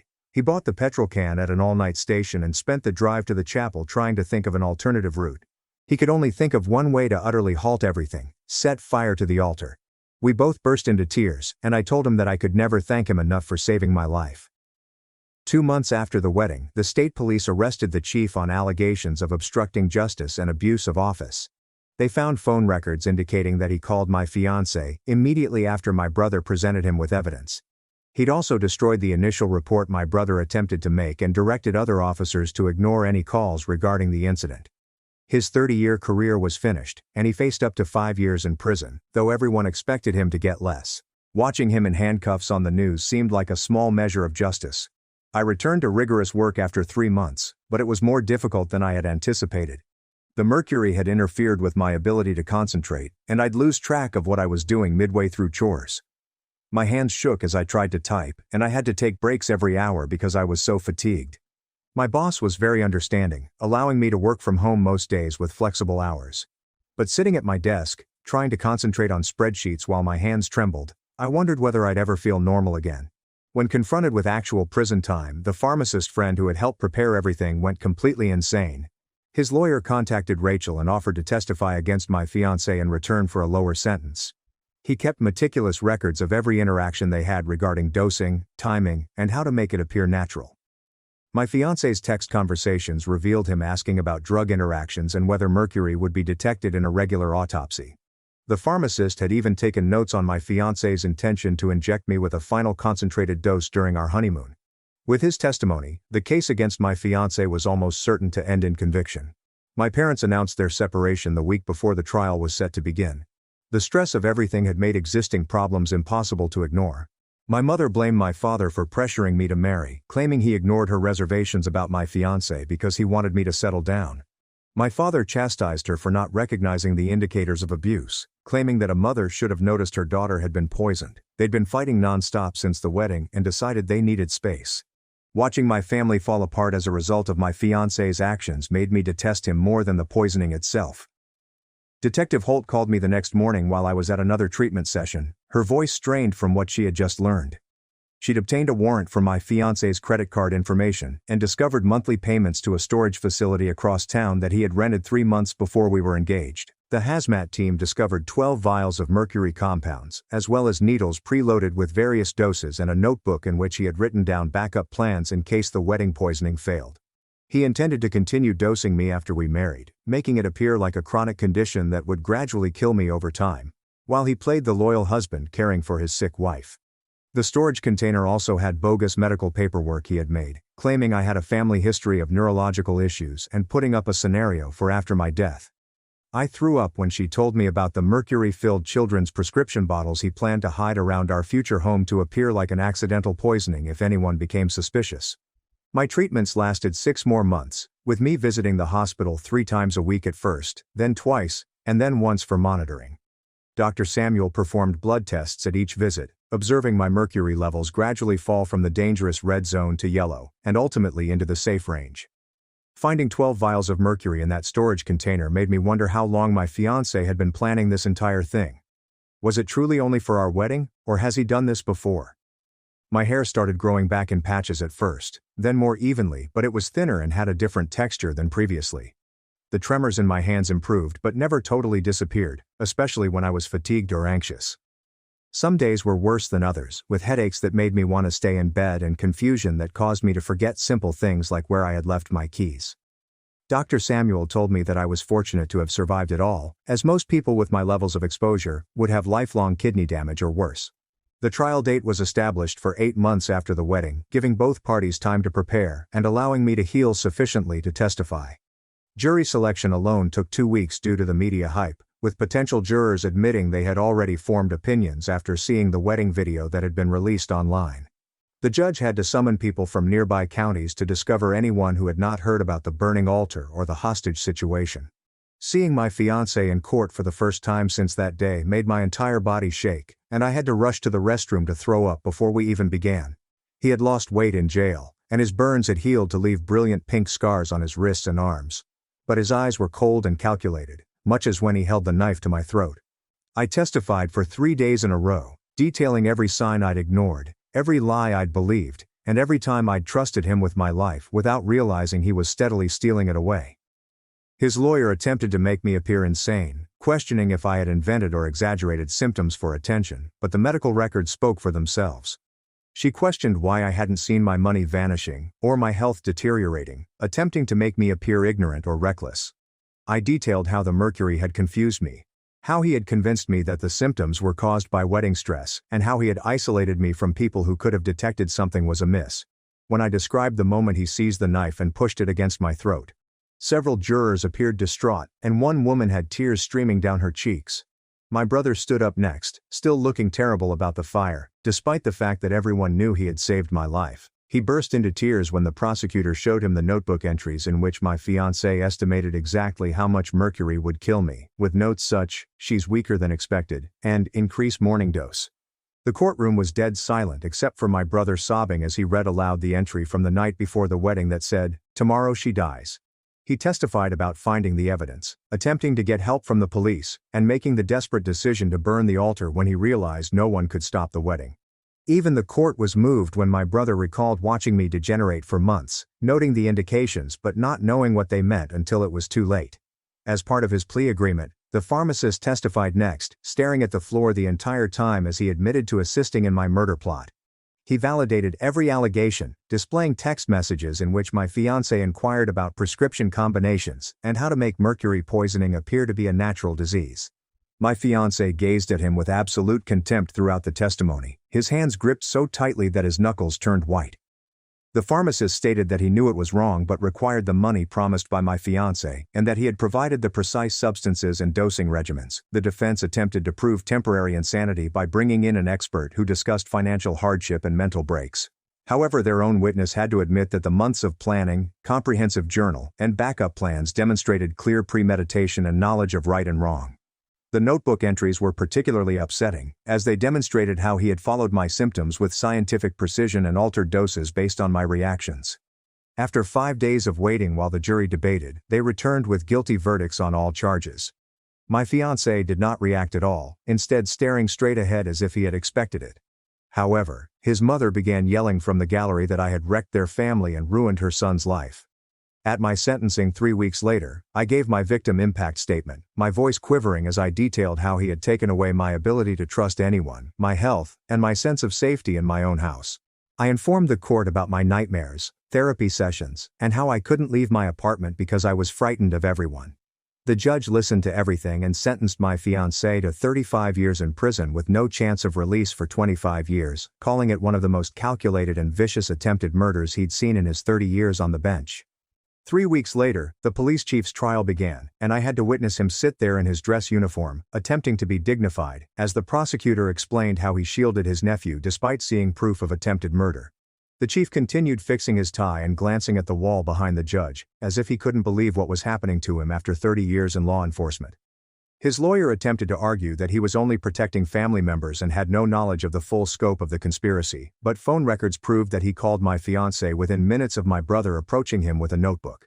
The prosecutor produced text conversations, in which the chief instructed his nephew to handle the matter and cautioned him that my brother was making waves, which directly led to my fiancé hastening his plan to kill me that day. When the verdict was guilty of obstruction of justice and abuse of authority, the chief's wife began crying in the gallery, while he sat with his mouth clenched. The judge sentenced him to 2 years in state jail, as well as the permanent loss of his pension and law enforcement certification, saying he had abused the public trust in the worst way possible. The pharmacist's sentence occurred a month later, and he appeared to have aged 10 years since his arrest, his hands shaking as he stood before the judge.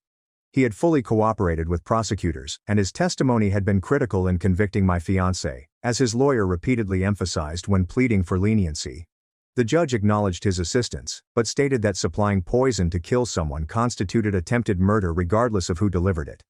He received a 5-year sentence with the potential of release in 2 years, as well as the permanent loss of his pharmacist license, and an order to pay restitution for all of my medical expenditures, which would most likely bankrupt him. My brother's community service began that spring, and it didn't escape anyone's notice that he had to teach fire safety courses in the same community center where we had taken swimming lessons as children. He turned up every Saturday morning for 6 months straight, teaching folks about controlled burns and emergency procedures while making dark jokes about becoming an expert through first-hand experience. The kids in his classes adored him because he'd play out the demonstrations and make them interesting rather than boring, even if their parents would mutter about him being the guy who set the church on fire. By summer, I'd started attending a crime victim support group that met every Tuesday in the library's basement, sitting in a circle of metal chairs and drinking awful coffee. That's when I met Victor, who was there because his ex-girlfriend attempted to run him over with her car after he broke up with her for stealing from his business. He understood why I startled when people moved too quickly, or why I still checked my food for strange odors, and he never pushed me to talk about topics I wasn't ready to discuss. We began with coffee after meetings, then supper once a week, taking things so slowly that it was 3 months before he even clasped my hand. My parents' divorce papers were filed that fall, and they sat me down together to explain that the trauma had just exposed existing problems, not created new ones. Mom had obviously been unhappy for years, and Dad had been ignoring it, but seeing their daughter nearly die made them realize they were wasting their lives pretending. They were strangely better as friends than they had been as couples, arriving separately to my therapy appointments yet sending each other updates on my progress. The 1-year anniversary of the wedding arrived faster than planned, and I spent the day with my brother at his apartment, both of us avoiding discussing it while watching movies and eating takeout. I gave him the most recent test results from Dr. Samuel, which revealed that my mercury levels had finally returned to normal, and my liver function had nearly fully recovered. He kept a paper with a magnet on his fridge next to his fire safety instructor credential, which he had acquired after fulfilling all of his community service hours. Through this ordeal, we'd grown closer than we'd ever been as children, texting every day and eating supper together twice a week. That winter, the church contacted to inform me that they had finished rebuilding and that the priest wanted to invite me to a blessing ceremony for the newly constructed altar. I thanked them but declined, knowing that I'd never be able to step into that building without smelling gasoline and burning, or witnessing my brother shove my fiancée into the fire. The priest understood and said he'd pray for my continuous healing, which was great because I hadn't been religious since that day. My fiancé's mother wrote a letter through her lawyer, stating that her son wanted to confess and explain his misdeeds, praying for forgiveness before his first parole hearing in 25 years. Victor was at my flat when it arrived, and he snatched it from my hands before I could finish reading the return address, went straight to the kitchen and discarding it unopened. I didn't need to hear what my fiancé had to say, and I wouldn't give him the comfort of believing I cared about his apologies or explanations. Before his parole hearing, his mother wrote to me and asked for forgiveness. That's ironic given that she claimed I ruined her son's life when he was convicted of attempting to murder me with mercury poisoning. 2 years after the wedding, Victor and I were making supper at my apartment when he turned off the stove and got down on one knee in my little kitchen. He didn't have a ring or a speech prepared. He simply stated that he loved me and wanted to spend his life with me if I would let him. There is no pressure or urgency. I said yes since I'd regained trust through treatment and patience, but we both agreed right away that we'd marry at the courthouse with only our immediate family there. My health had mostly recovered by then, but I still experienced tremors in my hands when I was upset, and my hair never came back as thick as it once had. These reminders of what occurred did not define me, but they became part of my tale, battle scars from surviving someone who claimed to love me while slowly poisoning me to death. My brother began giving those fire safety workshops every Tuesday night at the community center, demonstrating correct extinguisher use and evacuation procedures to groups of 20 or 30 individuals who most likely puzzled why the instructor's hands shook when he lit the demonstration fires. The third week, a woman lingered after class to ask him about the scar on his forearm from being caught in burning debris that night, and he told her the entire tale while they stacked chairs and scrubbed the floor. She returned the following week with handmade cookies for the class and stayed to assist cleanup, this time asking about his job as a carpenter and whether he had always been protective of his family. They went for coffee after the 6th session, and within 2 months they were dating, holding hands at family meals and squeezing his fingers whenever the wedding was discussed. I observed them together at Thanksgiving, how she eased his nerves and made him laugh with anecdotes about her kindergarten kids. And I felt true joy seeing him make something positive out of the darkest night of our lives. 3 years after the wedding, I stood in the state capitol with a large folder containing evidence, medical documents, and testimony from dozens of victims who had contacted me after our tale made national headlines. Our district's representative introduced the Protective Partners Act, which requires banks to flag suspicious account activity in joint accounts, insurance companies to notify both parties of new policies worth more than $50,000, and medical professionals to report suspected poisoning in domestic situations. The committee questioned me for 2 hours about detection procedures, warning indicators, and how my situation could have been avoided with sufficient safeguards in place. Victor sat in the gallery, taking notes, while my brother watched from the back row. They were both present for every hearing and revision until the legislation passed with only 3 dissenting votes. The signing ceremony took place on a Tuesday afternoon, and the governor signed his name with 5 separate pens, giving me the first one in a small wooden box that now hangs on our mantel next to our courthouse wedding photo. Victor and I had our daughter 14 months later, named her after my aunt, who had first verified the poison that day, but we simply call her Sophie. She emerged screaming, with thick dark hair and her father's nose, clutching my finger so tightly that the nurse joked she had inherited her uncle's protective instincts. My brother cried when he held her for the first time, whispering promises about keeping her safe that I knew he'd keep because he'd previously demonstrated his loyalty to family. As she grew, we told her more age-appropriate variations of the narrative. Uncle protected Mommy from a bad man, but we preserved the facts until she was old enough to understand without being terrified. My brother took the fire investigator exam 4 years after the wedding, scored in the top 5%, and was recruited by the county right away. He worked 60-hour weeks analyzing burn patterns, accelerant traces, and witness accounts, eventually becoming the go-to person for tricky cases in other departments. His reports were so detailed that prosecutors relished having his cases because convictions were practically inevitable, and he testified with the same zeal he'd displayed at the altar. He discovered his destiny in protecting others in the same way he had protected me, turning his trauma into a purpose that prevented other families from losing everything to arson. 5 years after the wedding, I was getting coffee downtown when someone yelled my name, and I turned to see the best man standing there with his own drink and a look like he'd seen a ghost. He asked if we could sit for a minute and spent 10 minutes apologizing for striking my brother, not recognizing the truth sooner, and being a part of the group who nearly killed me. I told him it wasn't his responsibility because my fiancé had duped everyone, but he shook his head and said he should have recognized the indications, questioned the life insurance, and done something.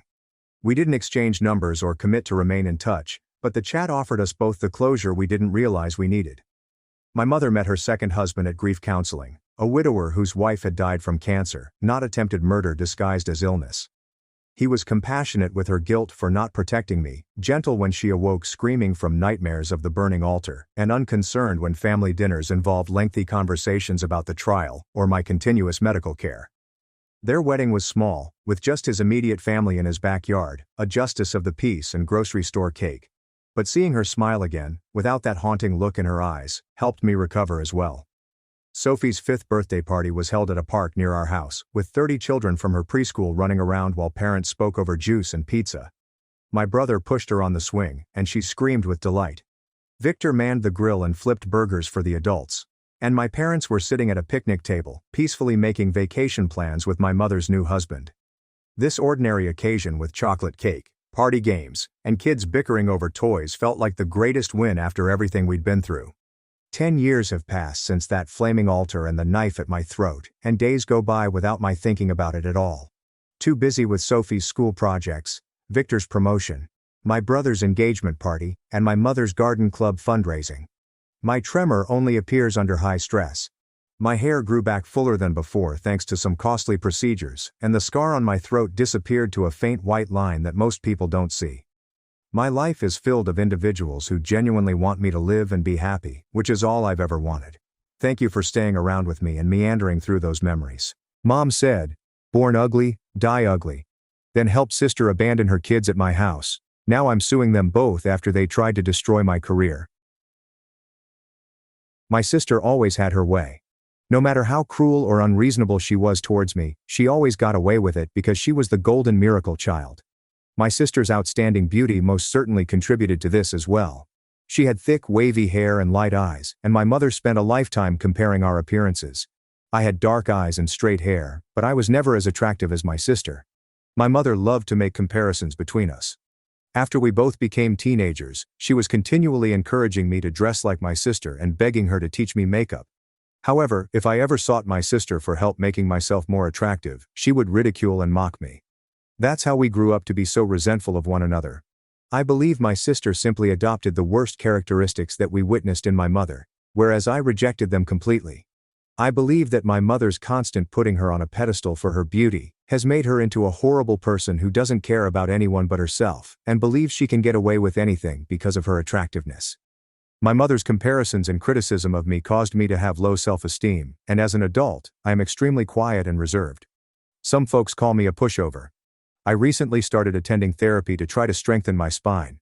Even though it has been difficult for me to assert myself in my relationships for the first time, I believe that the way my family treated me harmed me as an adult. It's difficult for me to establish strong friendships and love connections. My sister even slept with my boyfriend in high school during senior year, for no apparent reason. She never liked him and told me repeatedly that she thought he was ugly. When my parents discovered what had transpired, they told me to let go of the past. My sister wasn't even given away, which made me realize how much they preferred her over me. The way my father basically stood by and watched my mother emotionally get under my skin for my entire life made me believe that no man would ever stand up for me or see value in me, and it's extremely difficult for me to trust and connect when dating. But my entire life hasn't been absolutely miserable because of my mother and sister. Because one advantage of being the ugly sister growing up was that I had no social life and spent all of my time studying. I graduated high school with a 4.0 and received a full ride to my top university choice, which was fantastic because my mother informed me the night before I started high school that she was paying for my sister's college because she was the eldest, but I would have to go to community college and pay my own way through it. I remember sobbing and begging Mom why she didn't love me as much as she loved my sister, and she argued that she did, but my sister deserved it more because she was her first child. I spent the entire day excited to tell my parents about my scholarship. I believe a part of me felt relieved to have something that my sister did not. My sister had spent all of her high school years partying and achieving low grades with no repercussions from my parents, and she was only attending college because my parents could afford it. She wasn't even going to a good one because her grades were so low. So when I rushed home to tell my family that I had received a full ride to a top university, I had never been more pleased to share good news with them. But when I returned home and told my parents about my scholarship, all my father said was "good job," and my mother didn't glance up from her phone or respond. Then she ignored me for a week after I told her the news. I tried to ask her why she was upset with me for receiving a college scholarship, but she simply avoided making eye contact with me and walked into another room. It felt as if mom despised me for receiving my scholarship when most parents would be overjoyed. Whatever. That's when I realized how alone I was, and how isolated my family wanted me to feel. I didn't understand why, either. Why had my mother given birth to me if she was going to spend her entire life loathing me, and thereby making me loathe myself? The day I received my scholarship turned out to be one of the worst days of my life, as I wept myself to sleep and accepted that I would never have a family who loved me the way my sister did. I detested her for it. That night, I wrote in my journal until the sun rose about my plans for the rest of my life. I was tired of being this miserable little kid, so I was determined to channel all of my hatred into academic accomplishment.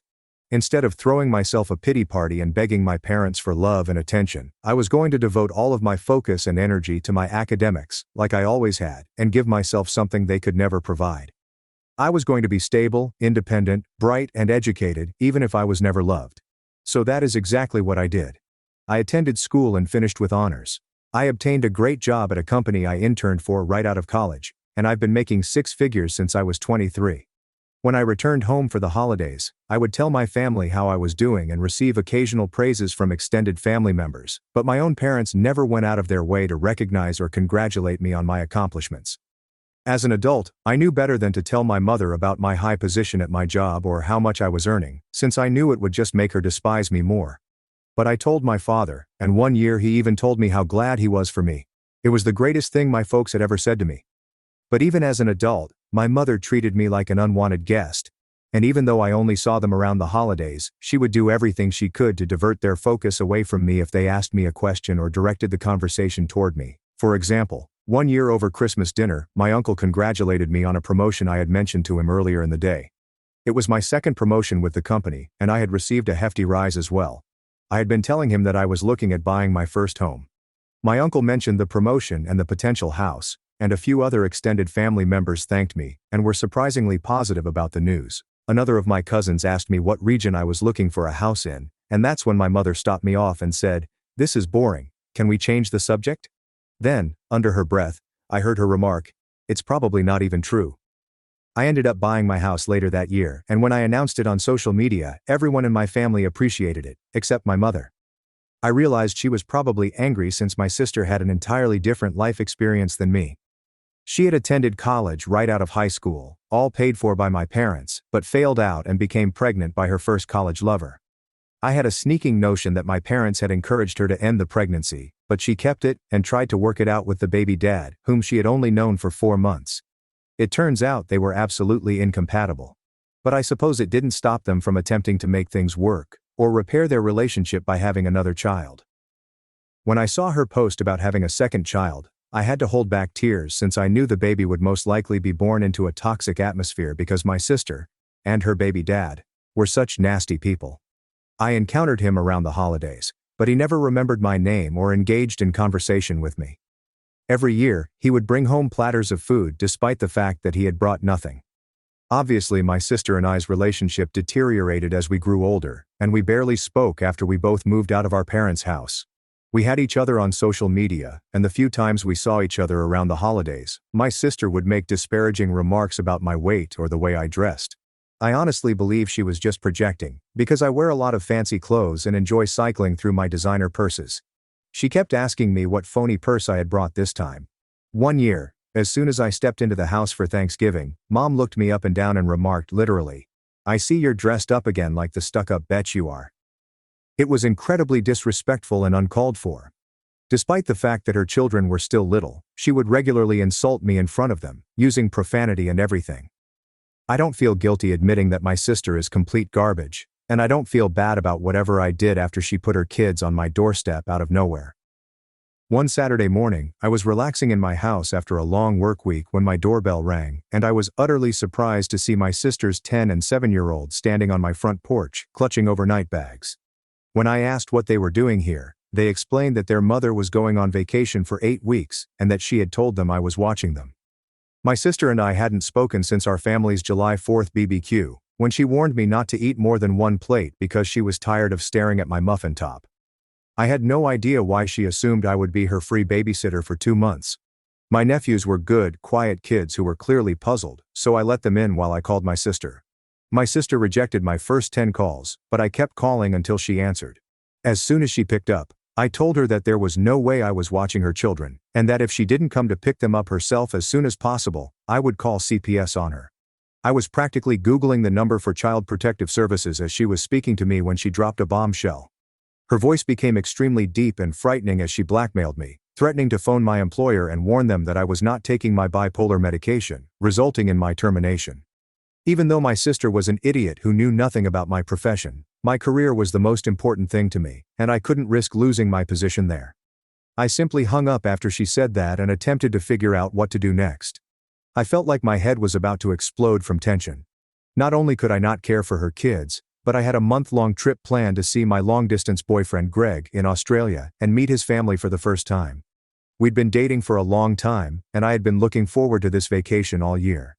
It was extremely crucial since he was introducing me to his mother and father, and I wanted everything to go smoothly. My life was now in disarray as a result of my sister's actions, and I had no idea what to do.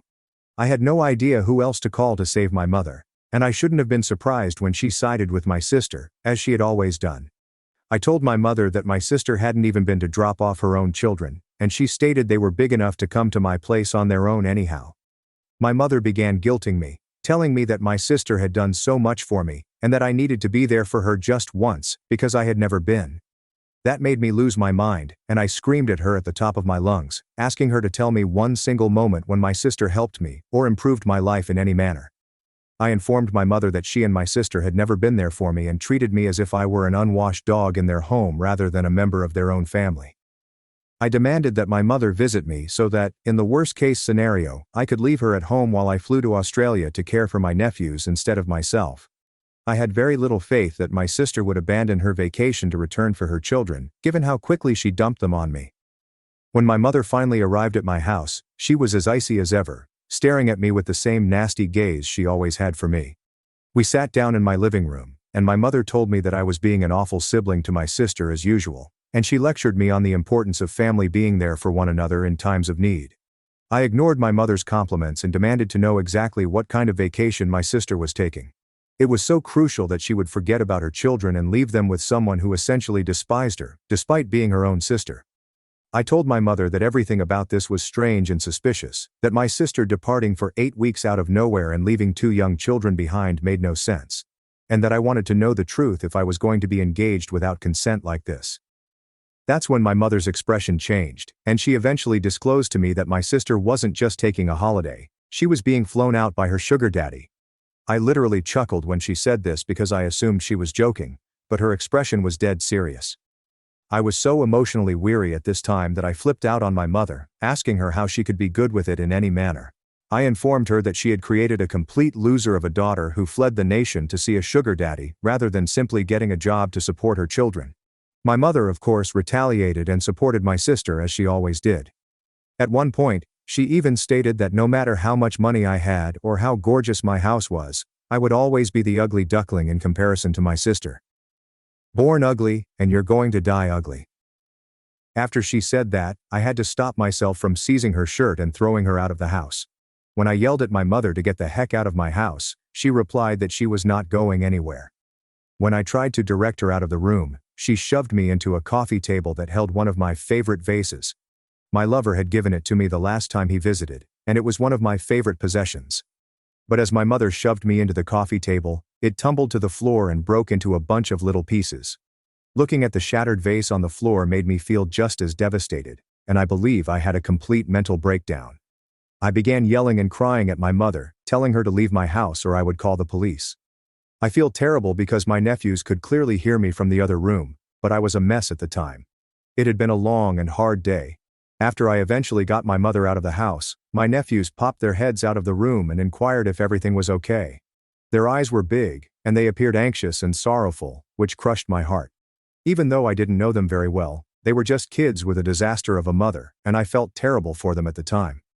I ordered DoorDash for everyone and let them watch movies and video games in my living room until they passed out. When I eventually got through to her, I immediately began ranting at her for absolutely destroying my life, and I mentioned CPS once more. My sister just gave me a wicked laugh over the phone and informed me that I had a choice: watch her kids or lose my job. She snarled at one point, saying she knew I was nothing without my job and would revert to being a loser without it.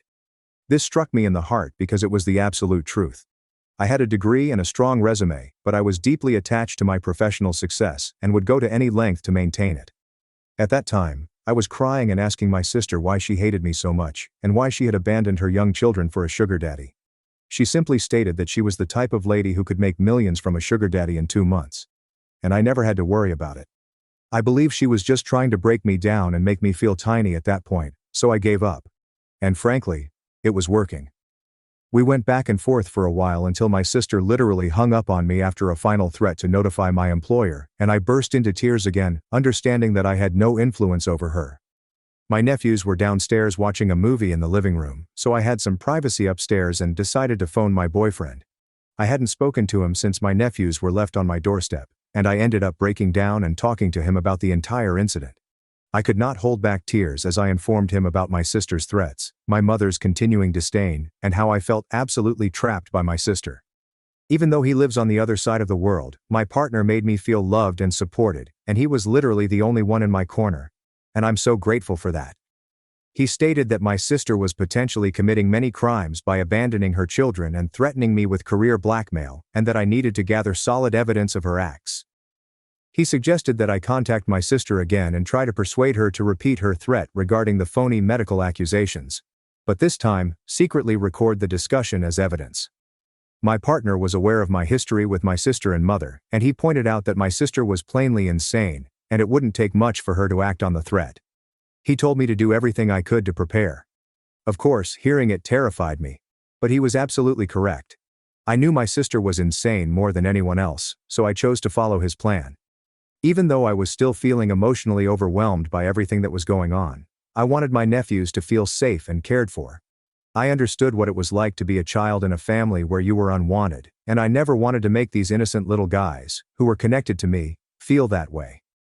I went downstairs and spent some time with them playing a multiplayer video game, which turned out to be a lot of fun.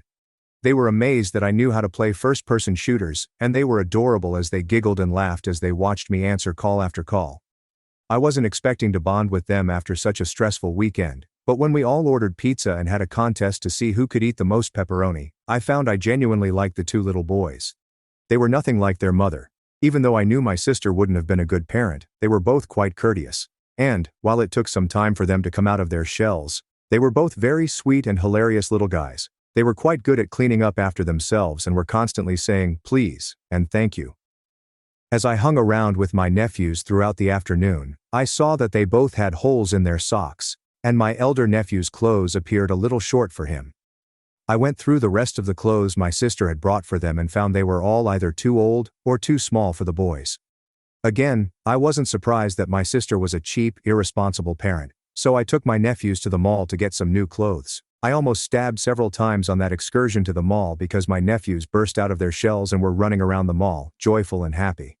As I previously stated, I knew what it was like to be a neglected child, and all I wanted them to know was that they could have whatever they wanted, that I was there for them, and that I wanted to make them happy. So whenever we walked past a window and they expressed an interest in going into a store, we went in. And I kept buying them whatever they wanted. It was impossible not to. My youngest nephew was missing 2 front teeth, and every time he gave me his funny little hollow smile, my heart wrenched, and I felt compelled to purchase him another small treat or toy. They left the shopping that day with new clothes that looked wonderful on them and fit comfortably, as well as both Nintendo Switches, which I had purchased. It was really hard not to treat them. I didn't have children of my own, and I had plenty of money to purchase them the little things they desired. When I handed them the Switches, they both burst into tears and hugged me, and I spotted the 10-year-old crying again on the journey home. I asked whether he was all right. He stared at me through tears in his eyes and wondered why I was so nice to them, and why they deserved it. I told him that they deserved my care since they were also my guys, and that they were children, which meant they deserved to be happy. This simply made him weep harder, and he informed me that he was unhappy with his mother for keeping us apart. This hurt my heart, and I apologized for not getting to know him previously, but I was so glad he and his brother were here with me now, even if I hadn't expected it. I asked him about his home life, and the answers were exactly what I expected. My elder and younger nephews gradually began to open up to me about how horribly their mother treated them at times. When I heard this, my heart felt like it had shattered into a million pieces. I knew my sister and her baby dad were terrible people who were most likely doing it, but hearing it directly from their mouths and hearing the sorrow in their voices was something else. When we arrived home, I cooked a big meal for everyone, and they spent the rest of the night playing on their Switches together. I left them alone in the living room to contact my sister again from my room, ready to carry out the strategy my boyfriend had devised. This time, I tried to remain calm and composed on the phone, despite my wanting to call my sister every name in the book. It wasn't difficult to direct the conversation toward the medical claim. When I brought up CPS again, my sister freaked out and threw the threat at me, screaming that I would be fired for being a crazy in secret, and that she didn't care if I was taking my medicine or not. No one would know if she was lying. She just continued telling me that no one would believe a crazy, sick batch like me, and that I didn't deserve my work. I honestly believe my sister was on drugs during this call since she sounded high and kept repeating strange phrases. After I got what I wanted out of the call, I hung up on my sister because she continued telling me that I didn't deserve anything in this world. I didn't deserve anything, over and over. Whatever. I put her remarks out of my head as I checked to see that I had correctly captured the entire call. I had my sister recorded on audio indicating she was planning to file bogus medical claims against my company. I recognized how brilliant my boyfriend had been to recommend acquiring this recording, and I began emotionally preparing myself for the consequences if my sister followed through on her threat. After receiving the recording, I tried to calm myself and put my nephews to bed. The next morning, before they awoke, I called CPS as soon as the line was open and reported the entire event. I mentioned that my sister had abandoned her children, and that we were entirely separated. I even went so far as to suggest that she had not only abandoned them, but had done so under false pretenses, and then used manipulation and compulsion to force me to care for them. I was shocked to find that CPS was actually rather helpful, and I shared the recording with them. The agent I met with listened to the recording and stated that it was evident that my sister was using blackmail to neglect her children, and was undoubtedly committing a litany of crimes. The agent informed me that they would begin an investigation immediately, and that my sister would be notified as soon as possible. I was shivering after the conversation, so I tried to decompress as much as possible and spent the remainder of the day relaxing and connecting with my nephews.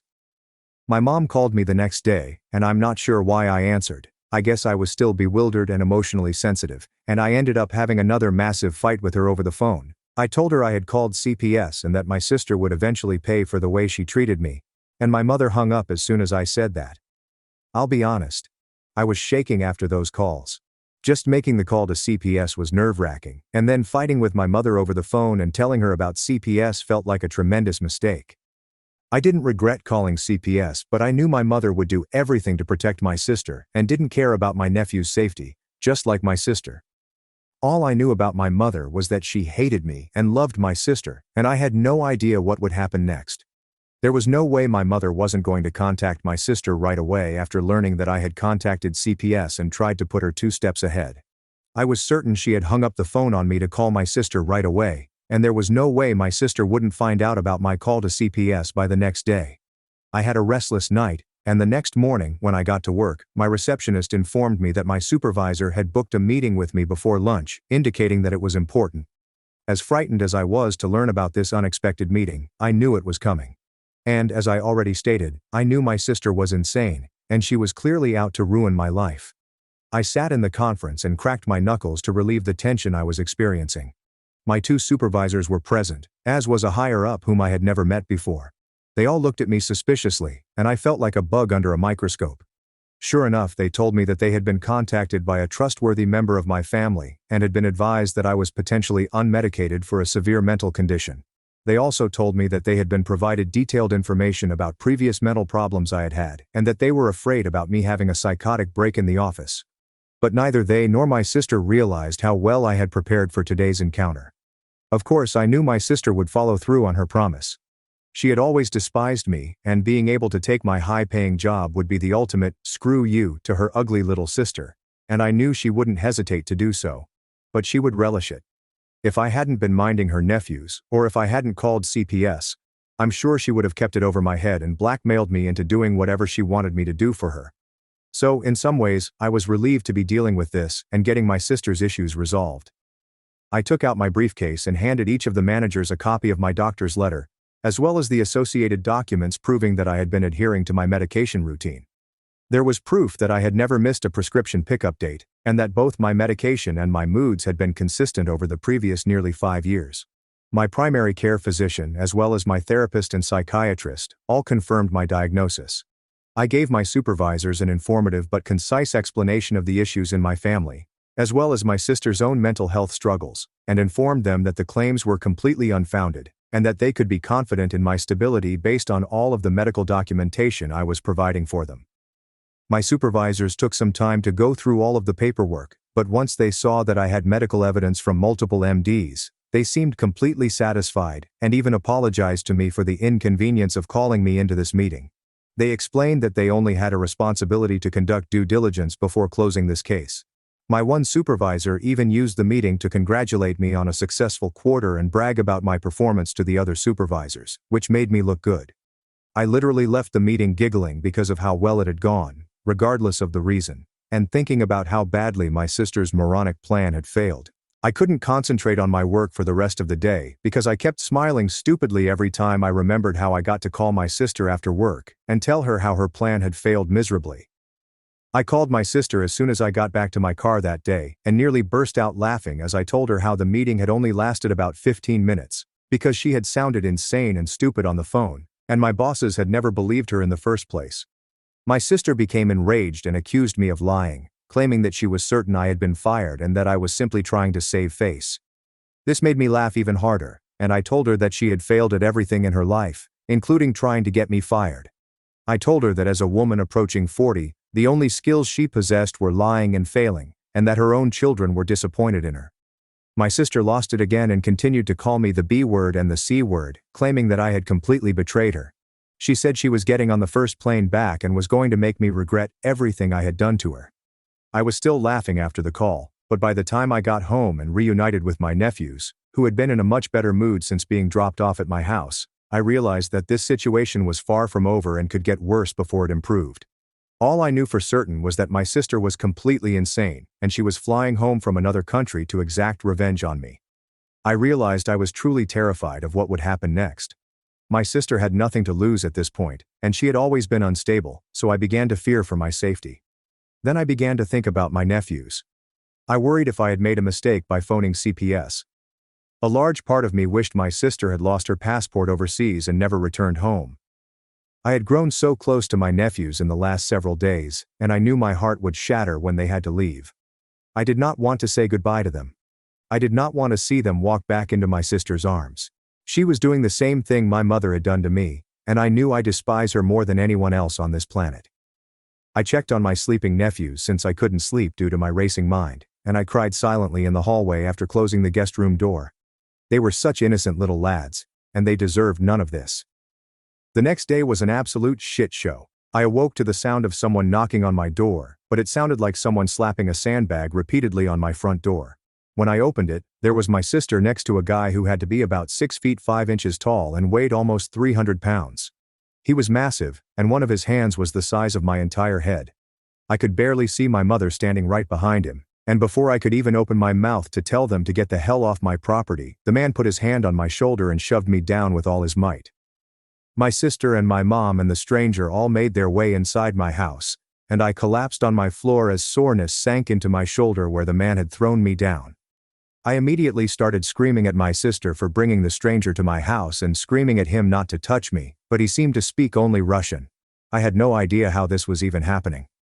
And then I realized that my sister had beat CPS to my house. They had been scheduled to come around 11 a.m. that day, but my sister had busted my door down at 8 a.m. My nephews had been woken up by the commotion and were walking out of the guest room with sleepy eyes. At that point, I tried to get in between them and protect them from the stranger, but my sister barked at the man to go put my nephews in the car, causing complete chaos. Once they realized what was going on, both of my nephews began asking my sister to leave them with me. My sister walked over to me as I held my head in my hands, and when I looked up at her, she spit at me square in the face. I sank to the floor and watched him carry my 2 little nephews out of my house. My mother was also crying, but she left with them. It was the most disgusting thing anyone had ever done to me, and one of the worst days of my life. They all drove away in this massive black Suburban that I had never seen my sister in before. I had no idea who the man was, and I couldn't believe the trauma that my sister had just inflicted on everyone. She hadn't even let them take any of their stuff. They had left without any clothes, neither of their switches, nor any breakfast. My heart broke for them, and I had a never-before-seen anxiety attack. I had no idea how much it would hurt to care so much for my nephews, but I seriously loved those boys with all my heart, and I just wanted to protect them and make sure they were cared for, like I had never been when I was their age. But now they were scared and shoeless in some random car with my psychotic sister and a humongous stranger. I was disgusted by my mother's behavior. I couldn't believe she had just stood by and watched that huge man toss me around in my own home and pull my nephews out of their aunt's house without saying a word. I couldn't stop thinking about my nephews and how evil my family had become.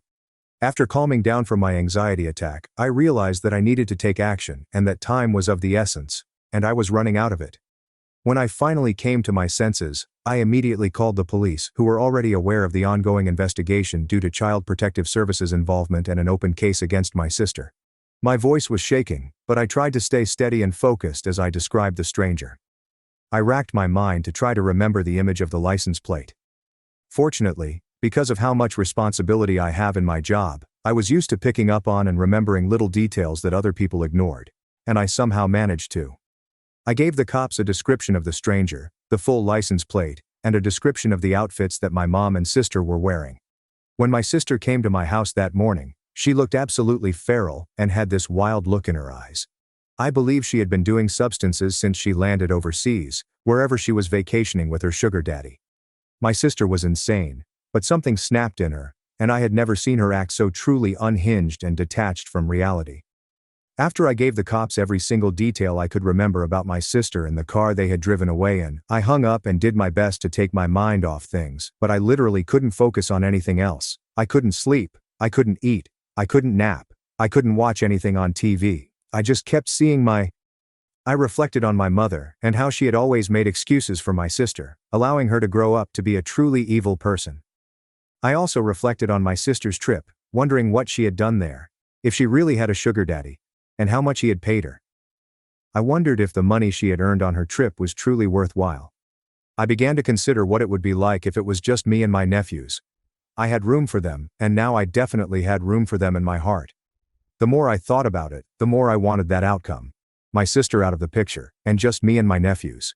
I could give them everything that my sister couldn't. And if my sister and I ended up in front of a judge in a custody battle over my nephews, the judge would be staring on. I tried to think positively, but random dark anxieties about my nephew's safety kept leaking into my mind. I wondered if the giant man she had brought into my house was her sugar daddy, and if he was with my nephews. I had just been laying on my couch, staring at the ceiling, overthinking, not realizing how much time had passed, when I finally received a call back from the police station. They had been searching for the Suburban my sister had left in for hours and finally found them. The officer who had called me back was the same one from earlier and continued to be very helpful, sharing a lot of details with me. He told me that they had 3 different police cars on the scene when they went to pull over the black SUV because they knew the man had already been violent that morning. Despite having firearms drawn on him, the man ran forward and tried to attack an officer, getting hit in the thigh. He had punched 2 officers in the head and given a female officer a black eye. My sister had also physically attacked the officer who had initially attempted to handcuff her. I tried to imagine my insane sister and the giant stranger fighting a group of cops on the shoulder of the highway. I couldn't believe that something like this was actually happening in my family, and I wasn't just watching it on reality TV or something. I was still reeling in shock from everything the officer had told me about my sister's arrest, when he began telling me that my sister actually wanted to speak with me. I couldn't believe my ears, and he confirmed that my sister was certain that she wanted to use her one call on me. I asked the officer if he thought she was going to ask me for bail money, and he was honest and said yes. That's what she was screaming about. I told the officer that I wasn't even going to take her call and that she could rot in there for all I cared. The officer ended up giving me an understanding laugh, and I eventually finished the call without speaking to my sister. Even though my sister was finally behind bars where she belonged, I discovered that my nephews were in CPS protection, and while they were safe, I was extremely concerned. I also had only a week until my trip to Australia, and if I didn't go, I would lose thousands of dollars in bookings. Also, as I previously stated, canceling this trip would have been extremely disrespectful to my boyfriend's family before I even had the opportunity to meet them. I had planned to marry my boyfriend one day, and the last thing I wanted to do was give his family a bad first impression of me if I was going to be in their lives forever. I called CPS to check on my nephews and simply asked if I could speak with them, but they refused. I tried to explain that I was family and one of the only mentally stable families they had, but they didn't care. I was dealing with a different department than I had previously contacted, and they were relentless. At that point, I was completely emotionally exhausted, and I had officially run out of options. I spent the rest of the week trying to prepare for my trip, while continuing to burst out in random tears as I remembered my nephews and thought about where they might be. I felt so bad because my boyfriend and I had been looking forward to this trip for so long, and now it was finally here, and I was completely distracted and full of anxiety. During the week leading up to my flight, all of our conversations revolved around how nervous and tense I was feeling. Despite the fact that my boyfriend was always kind and supportive, I was furious at my sister for how she had treated her nephews and me. I couldn't believe how disrupted my life had become as a result of my sister's single decision to go see her stupid sugar daddy. I was grateful that my job had been understanding, but just thinking about how my sister had been so quick to try to get me fired made me feel betrayed and distrustful of anyone in my family. Even my father was off somewhere and not getting involved in all this drama, despite the fact that he was undoubtedly aware of everything. He was spineless, just like my useless mother. My mother didn't even care about her grandchildren. She had encouraged my sister's idiotic decisions, which had resulted in her grandchildren being in the custody of strangers. I was sitting at the airport bar on the day of my trip to Australia, 2 cocktails in, when I began browsing through some photos of my nephews that I had taken when they were visiting with me. We had taken these silly photo booth pictures at the mall all together, and I couldn't help but begin crying all over again over how much I loved and missed them. I decided that would be the last time I cried until I landed back in America, and I told myself that I really needed to try my hardest to enjoy the time with my boyfriend and his family. I had a life too, and I couldn't let my sister ruin it, even from all the way across the globe. My time in Australia turned out to be fantastic. I hadn't seen my boyfriend in months, and when he ran up to me in the airport and picked me up princess style, my heart exploded with joy. I had been through a lot in the previous few weeks, and just being back in the arms of my boyfriend, who was so warm and caring to me, made me feel so healed, and he spent every moment of the trip catering to me. My boyfriend took me on a hike to his favorite secret waterfall, where we skinny dipped, swam, laughed, and kissed for hours. We did a lot of sightseeing together, and his parents turned out to be really fun, active people, and I got along with both of them right away. When I returned home, the nightmare with my sister resumed, so I went to the local police station a few days later to officially press charges against not only my sister but also my mother, for breaking and entering into my home. They had that man literally pick me up and toss me to the side so that they could barge into my house, and I was not going to let that slide. When I went to file the charge, I discovered that the CPS investigation into my sister was still ongoing, and I was disappointed to hear that they hadn't found anything conclusive yet. If they had just spoken to my nephews, they would have understood what they had gone through. Furthermore, my sister had been arrested alongside a man who had attacked multiple cops, and I couldn't see how that wasn't proof that she was clearly an unfit parent for my nephews. I left the police station that day relieved that charges had been filed against my family, but extremely frustrated to learn that the CPS investigation had not yet been completed. I just kept worrying about my nephew's safety and knew that being with strangers couldn't have been good for them, even if it was better than being with my sister. I couldn't stop thinking about how my sister had dragged them out of my house that morning without allowing them to take any of their belongings. My youngest nephew had this little dog plushie that he brought literally everywhere, and I'd been sleeping with it ever since my sister had taken my nephews away that day, and some mornings it made me want to cry just to wake up and see that little plush dog looking back at me. My sister had not even allowed them to put their shoes on, and I just wanted to make things right for them. But I felt powerless until CPS made a decision about a month after my sister was arrested. After phoning CPS every day and demanding information on her case, they reached a decision to officially remove both of my nephews from my sister's custody and place them in protective care. When the CPS agent first explained this to me, I was annoyed. I asked him to explain how this was any different from what had been going on, and they said that it now meant that my sister was not only being taken to court, but she would have to go to court if she wanted custody of her kids ever again. I asked the CPS agent if she was likely to win if she tried to get custody back, and the CPS agent told me that it depends, if there are any other, more fitting relatives. I knew right away that that was what I was going to do, so I opened a separate court case to try to win custody of my nephews. I didn't care how long it took, how expensive the legal fees would be, and I chose to hire the best lawyer I could afford to work on my custody case, knowing that it would be one of the most difficult legal battles I could enter. But before the custody case even began, the case I had against my sister for breaking and entering into my home was the first to begin. I know some people might judge me for taking my own sister to court, but I literally would have fist-fought her in a Wendy's parking lot at that point. But I figured I should follow the law if I ever wanted custody of my nephews. At the end of the day, all I wanted was my sister out of the way. On the first day of our trial, I saw my sister in court, and it was the first time we had seen each other since the day she had broken into my house and allowed the man to attack me. The last interaction she and I had had was me looking up at her and her spitting a huge glob of spit directly into my face, so neither of us were excited to see each other. The trial began, and the judge remarked that I had filed a custody case against her for full custody of my nephews. Apparently my sister's public defender had not notified her beforehand, and she found out for the first time in court that day. My sister has never been one to take bad news well, and when the judge told her about my custody charges against her, she snapped. Despite the fact that we were in the middle of a courtroom, she slowly angled her body towards me, screamed my name, and then pounced on me like a crazed hyena. She was clawing and scratching on my face and attempting to rip out chunks of my hair. It didn't take long for the bailiff to come over and pull her off of me, but she managed to bite down extremely hard on my forearm right before he arrived. It was one of the worst pains I'd ever felt in my life, and the bite looked nasty and ended up getting infected. All of this transpired in front of the judge, and when everything settled down, I realized my sister had sealed her fate. It took months and months, almost 2 years, for all of the criminal charges against my sister to be dropped and for her to be permanently imprisoned. She was serving a life sentence as a result of all of her crimes stacking up on top of each other, and there was no way she was going to see the light of day anytime soon, given her slim chances of appeal.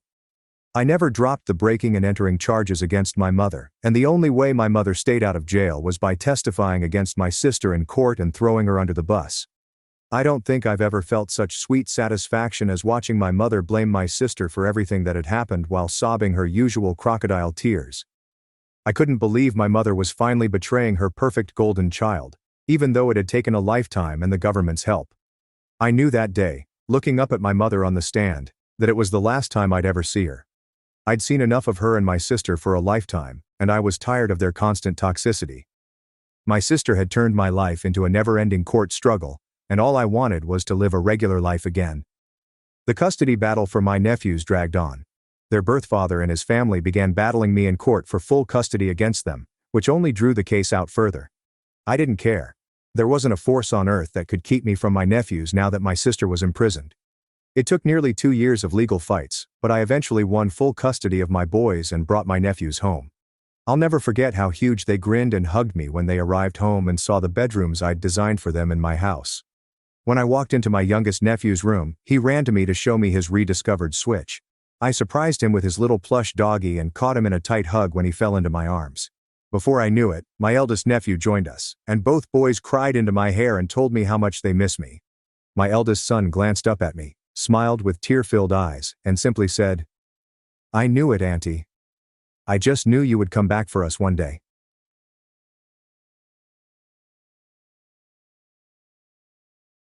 My sister clapped, after Dad slapped me in front of 60 people, then demanded my cabin as I'm childless.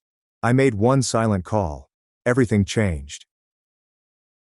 "My name is Julia." My sister applauded after our father smacked me in front of 60 people at a family gathering intended to honor our history. She smiled as he said, "Give us the house. You've got no kids." "And my mother?" she asked, laughing, before calling me a barren waste. They spoke it nonchalantly, as if they had been rehearsing it all their lives. However, that wasn't the worst part. The saddest part was learning that this was not their first attempt to erase me. It was the first time they said it out loud. So I made a silent call, just one. Everything they had constructed began to disintegrate. But here's the deal. What kind of family prepares your humiliation as a surprise toast? And what would you do if they demanded everything you constructed because you did not have children to justify it? The email arrived as I was mopping the floor after Finn, my old Shepherd Lab mix, knocked over his water bowl again. My cell phone rang. Kaylin family celebration is a tribute to 10 years of togetherness. This was the topic line. There is no, "Hi Julia, dear family member," or anything personal, simply Vanessa and Travis's blocky email signature at the bottom. It reads like a mass mailer from a real estate company advertising a BBQ and selling a listing. I stared at the screen for a long time. Then I did something I haven't done in months. I called my sister. She picked up on the second ring, her voice chirpy as if she were about to laugh. "Sid, how are you? I was just thinking about you." "Hey," I said slowly. "I got your invitation. It didn't have my name on it. Was that just—" "Oh." She cut me off as if I was making a big deal about nothing. "Totally a printing thing. You know how those evites can be glitchy. Don't overthink it, okay?" She blew past my silence. "It's just going to be a casual backyard thing. Some food. A few speeches, you know. Family love and all that." Family love, correct? I did not say much more. I hung up after exchanging a few pleasantries. I could have said no. I should have said no, but something in me, a need to hope that things could be different, kept me saying yes. I packed the car and departed Asheville. In the back seat was a wrapped gift containing a photo collage I had spent 2 nights creating. It included images from years ago. Vanessa's children as toddlers, our parents when they still looked strong, and even a photo of me and Vanessa from high school, beaming as if we hadn't yet learnt to loathe each other. A hand-sewn cushion sat next to it. My mother made it when her hands could still work the needle precisely. It had been sitting in my guest room for years, waiting for someone to notice. Finn leaped into the passenger seat like he always did, and headed out the window halfway through the trip. It helped me breathe knowing that someone still knew I existed. The party was hosted in Vanessa's house in a Charlotte suburb, and everything appeared to have come from the same catalog. Manicured lawns, houses painted various shades of beige, the type of neighborhood where HOA regulations are displayed like gospel. By the time I arrived, there were perhaps 30 cars lined up outside. I parked down the block and strolled up the sidewalk, holding the box in my arms and nodding to some unfamiliar neighbors. They did not reciprocate the nod. The garden was decorated with white tents and string lights, as well as tables with mason jar centerpieces and printed napkins. A banner above the grill read, "Celebrating the Kalin Legacy, 10 years of growth." I wasn't sure what had grown, but it certainly didn't involve me. A young woman at the welcome table whom I did not know, handed me a badge. "Hi, guest number 18, here you go." I blinked. "I'm Julia, Vanessa's sister." "Oh," she responded, hesitantly. "Sorry, we just went by the list she gave us." Of course they did. I put the badge in my purse and walked in. Conversations whirled around me. Familiar voices discussed soccer leagues, school awards, and new kitchen upgrades. Nobody looked up. Nobody said my name. The photo wall was tough to overlook.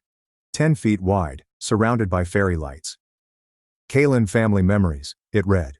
There were dozens of photos from Vanessa's wedding, her children's birthdays, Dad fishing with Travis, and Mom celebrating Thanksgiving with a pie I cooked. Except, I wasn't in any of them. Not one. I stood there for longer than I should have, allowing my eyes to hunt for even a speck of my own existence. It was not there. I would as well not have been born. Someone behind me asked quietly, "Is she Vanessa's cousin?" I turned and grinned. "No, just her sister." "You must be." They gave an uneasy laugh and turned away. I went to the present table and sat down in my box. A teenage male, possibly a neighbor's child, swept past and slid it beneath the table, out of sight. Just like that. I noticed my mother near the beverages and approached her. "Hi, Mom." She eyed me up and down. "You made it," she remarked, her voice clipped. Her eyes surveyed the room almost instantly, as if she needed to redirect her focus to someone more important.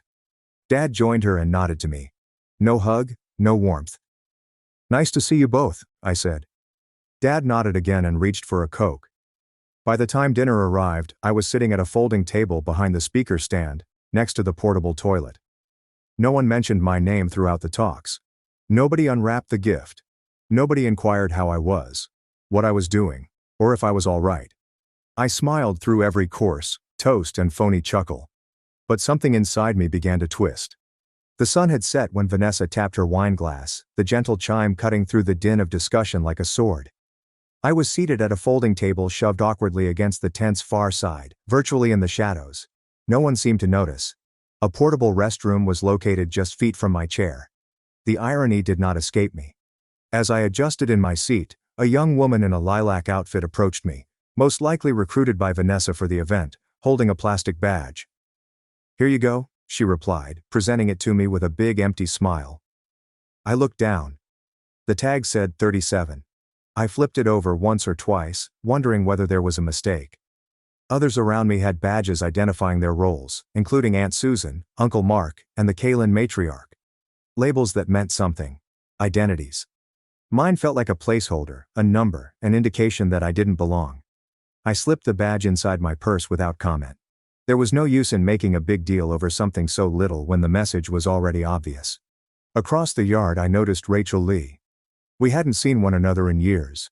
Not since she graduated from high school and moved to California, while I stayed behind to keep our family together. She caught my eye and tilted her head as if to say, "You good?" I gave her a little nod, non-committal yet thankful. Then Vanessa stood. She appeared radiant. I'll admit, she did well in crowds. Her voice flowed naturally, refined by years of socializing and performing. "Thank you all for coming to celebrate the Kalin family legacy," she said, grinning like she was throwing a charity banquet rather than a backyard meal. She began into a well-rehearsed eulogy to our parents, her husband Travis, and their children. She discussed tradition, sacrifice, and building for the future. I knew she'd use language like carry the torch or make our ancestors proud. It was her favorite type of language, high, vacuous, and calculating. She then cast a peek in my direction. "There's one more thing we've been meaning to ask. Julia, could you stand with us for a moment?" I paused for a brief moment, my palm clenching on the stem of my water glass. Every pair of eyes turned to mine. The clinking of silverware ceased. Even the children stopped fidgeting. I rose slowly, my legs heavier than they should have been, and headed to the center. My heart pounded in my ears. Vanessa beamed that too sweet grin that usually indicated that something was on its way. "As you all know, Travis and I are doing everything we can to create lasting memories for our children. We've been saving, dreaming, trying to give them the best childhood possible. And well, Julia has a beautiful cabin up in the mountains." She turned to face the throng, her tone altering to a sugary earnestness that she rarely uses. I opened my mouth, unsure what I was going to say, but Vanessa intervened immediately. "We think it would be such a wonderful gesture, such a family-first thing, if she let us use the cabin. You know, made it part of the Kalin legacy." There it was. The muttering began immediately. Gasps and a few supporting claps. Someone said, "That's generous," as if I had already agreed. I looked at my parents. My mother wore the same fixed smile she normally kept for formal occasions. My father gave a faint nod of approval. They were not surprised. They were complicit. My mother then said loud enough for everyone to hear, "It's not like you need it. You don't have a family." It did not come with malice. That was the worst part. It was stated as fact. Something within me split. "No," I responded clearly and unequivocally. Silence swept through the backyard. Everyone's gaze fell on me again, this time with a mix of uncertainty and uneasiness. Vanessa blinked. My father frowned. My mom's smile twitched. "It's not yours," I responded, gazing straight at Vanessa. "And it never will be." The stillness was tangible. For a little moment, even the birds stopped chirping. Vanessa then turned her back on me, indicating to the audience as if nothing had happened. Applause erupted again. But that was not for me. It was for her. For the concept of family togetherness. For the woman who had recently attempted to publicly deprive me of my dignity and possessions. I didn't utter another word. I did not cry. I turned and returned to my table, my purse still clutching the nameless badge and my gift unopened beneath the drink station. I did not touch my plate again. I waited until dessert was served and then quietly excused myself. Nobody stopped me. Nobody asked if I was okay. By the time I got to my car, my hands were trembling not from despair or wrath, but from clarity. Something inside me had cracked, but not in the way they had anticipated. It was not a breakdown, it was a decision. Vanessa did not flinch when I said no. She simply tilted her chin and narrowed her eyes, as if she were trying to figure out why I dared to step out of position. The smile she'd worn seconds before vanished, replaced by a stern line that mirrored the growing tension about the tent. The air became dense, conversations faded into quiet. Everyone held their wine glasses. Some looked at each other, unsure what to do now that someone had broken the script. I stood there straight, not daring to retreat, but not intending to gratify them either. Then I heard Dad's boots on the wooden deck behind me, consistent, hefty. Each step serves as a warning beat. "You've always been ungrateful," he said under his breath. Before I could understand the words, or even brace for impact, his hand cracked across my face, cutting the moment in half. I staggered to the side but did not fall. I blinked hard. My cheek ached, and my flesh was hot from the sting of his palm. My ear rang, but it wasn't the pain that startled me. That was the sound that followed. Applause. It began with Vanessa. One slow, deliberate clap, as if she were cueing the audience. Then, another person joined, and another. Within seconds, the backyard was alive with polite, restrained clapping. Not the kind you hear at a concert, but at a PTA meeting when someone announces a policy that only benefits a select few. Cautious, social, complicit. I gazed out at the sea of familiar faces, cousins, neighbors, family, and friends. None of them moved to help.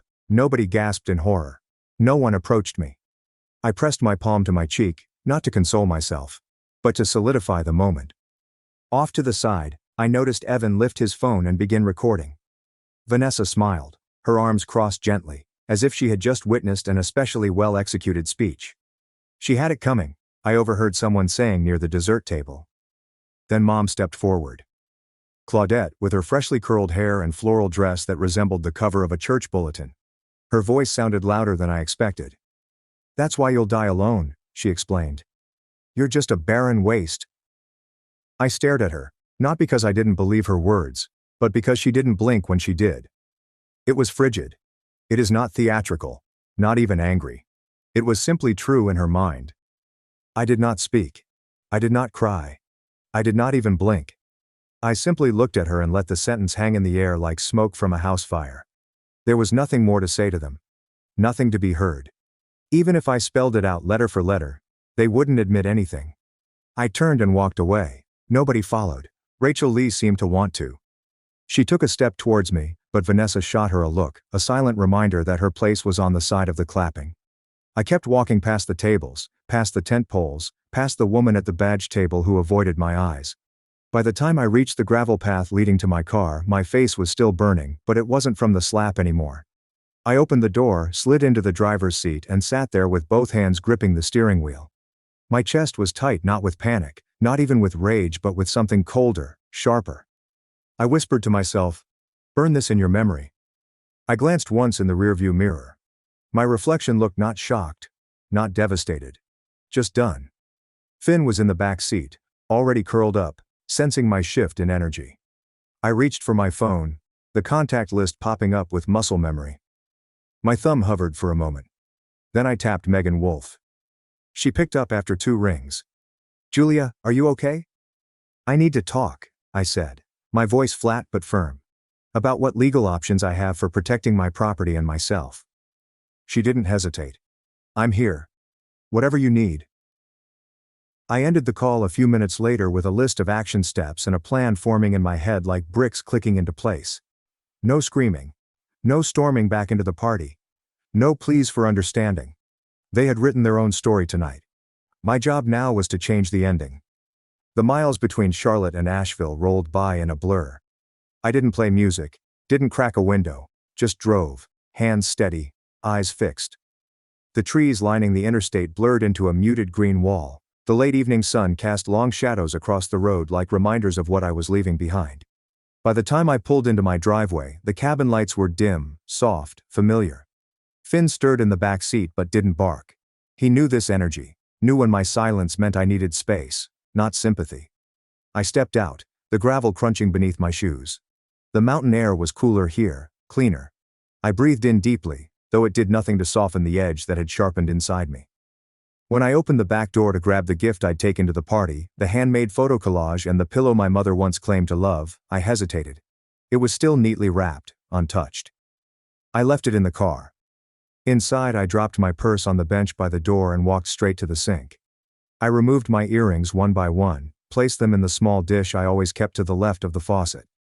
The mirror above the sink reflected my face, but I didn't look up. I didn't want to see the mark or worse, the calm. Instead, I turned on the water, rinsed my face, and let the cold soothe the swelling. My cheek throbbed with a dull ache, but the real wound wasn't physical. It was how easily it had happened, how natural it seemed to everyone else. I dried my face with a towel, then stood still in the quiet of my kitchen. No ticking clocks, no distant voices, just the hum of the refrigerator and the low rustle of Finn settling onto his blanket in the living room. Then my phone buzzed. I picked it up from the counter, expecting another automated alert, or maybe a spam message. But it was from Rachel Lee. I should have said something. "I apologize. What they did was wrong." I stared at the screen. The message wasn't long. No dramatic apology, just honesty. Finally, from someone. I didn't write back, not because I didn't appreciate it, but because it would have cracked something inside me that I needed to keep sealed, at least for now. For the first time since the slap, my hands weren't shaking.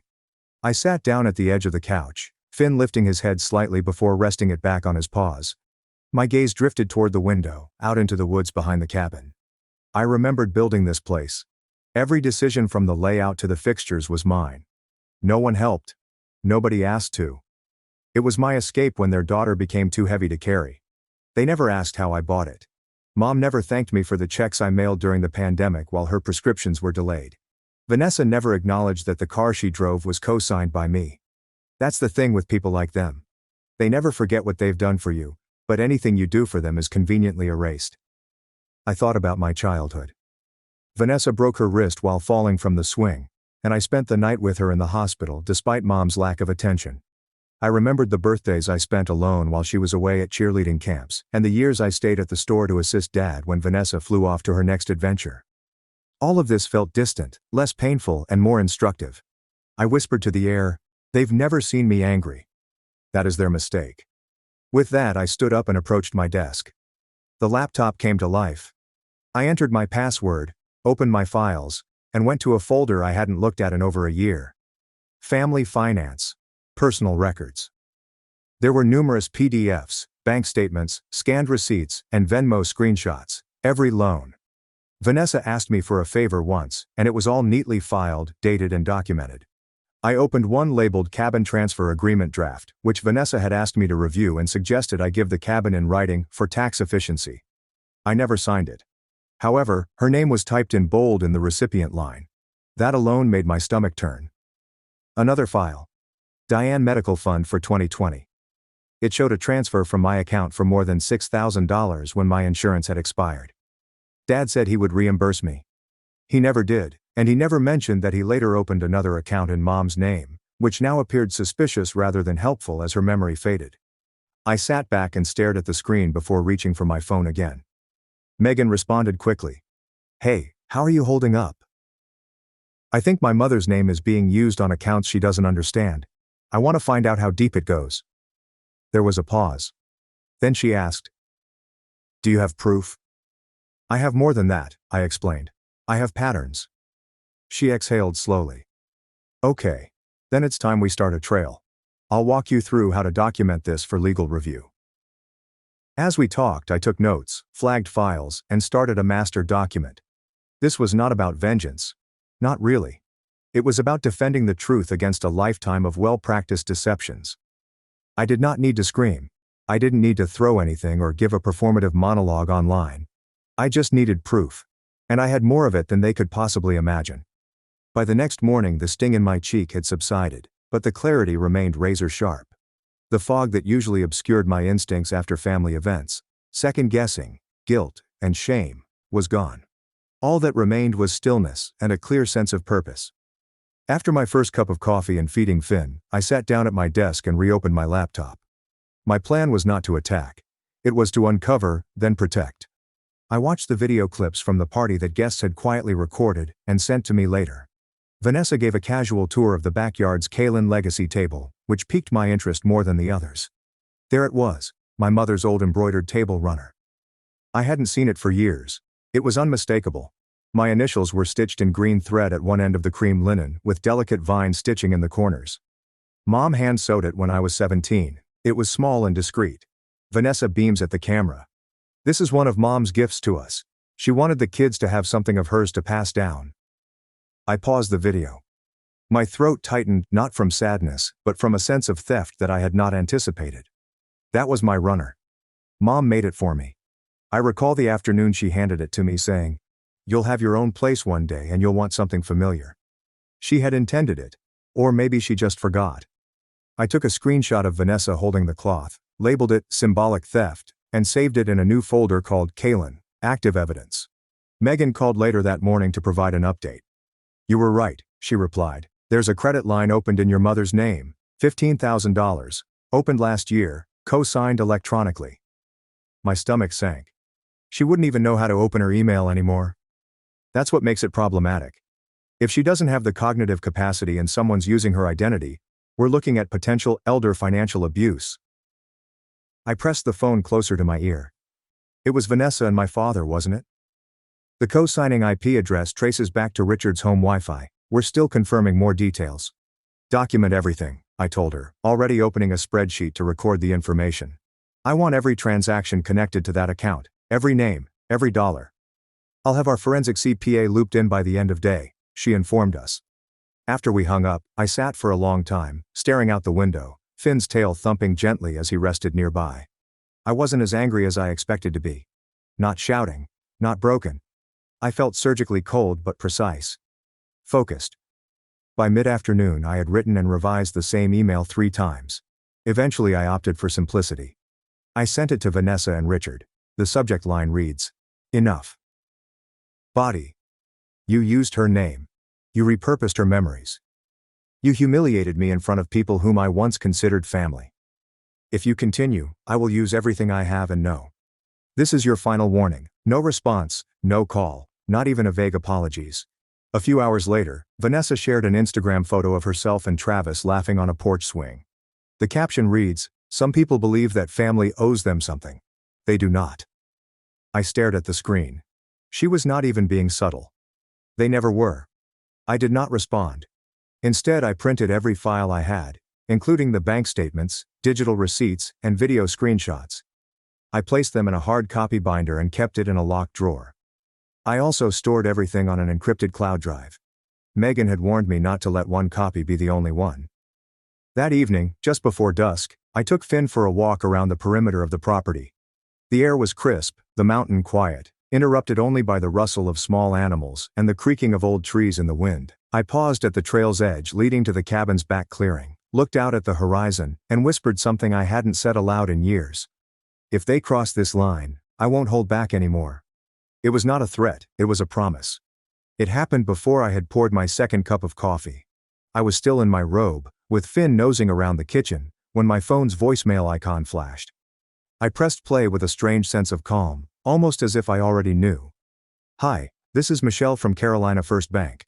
We received a property transfer form regarding the cabin at Blue Laurel Ridge submitted on your behalf yesterday. We just need your verbal confirmation before we finalize the ownership change to Vanessa Kalin." My thumb hovered over the delete button. Instead, I chose save.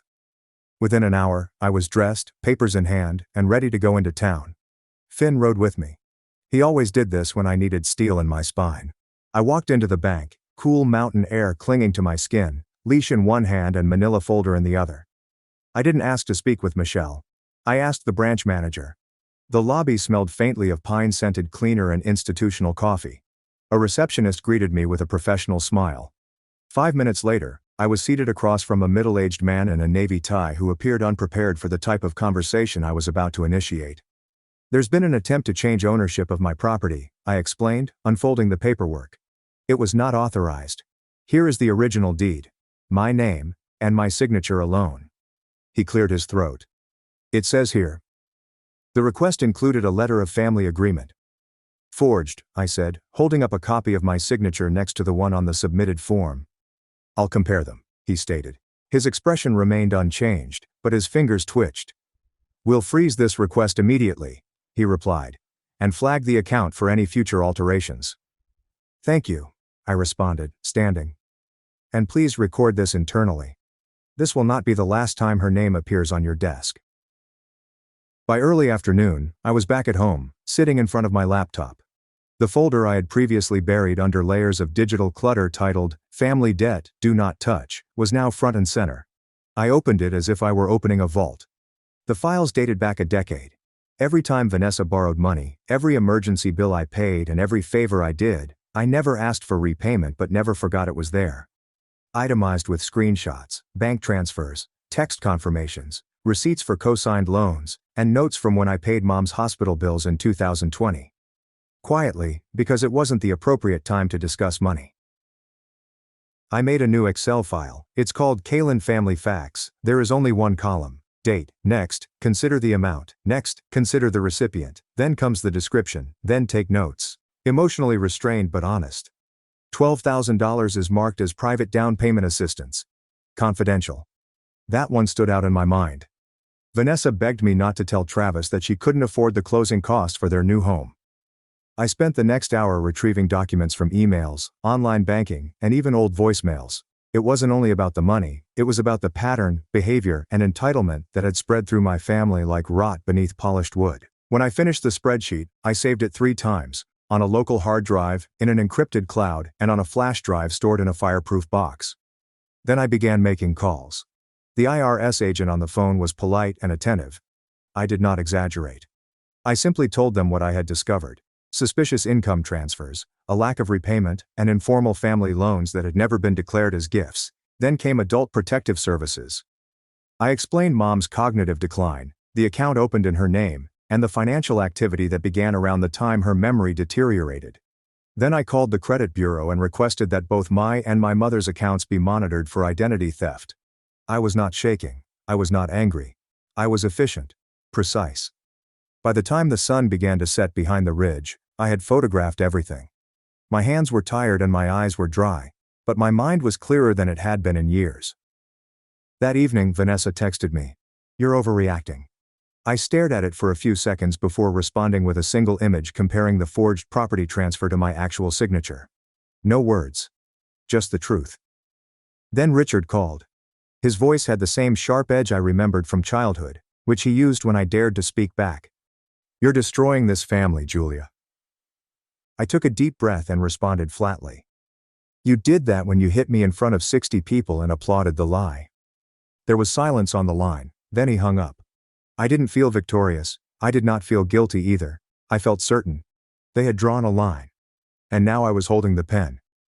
The next morning, sunlight crept through the trees and landed directly across my kitchen table, where last night's coffee mug sat next to my open laptop.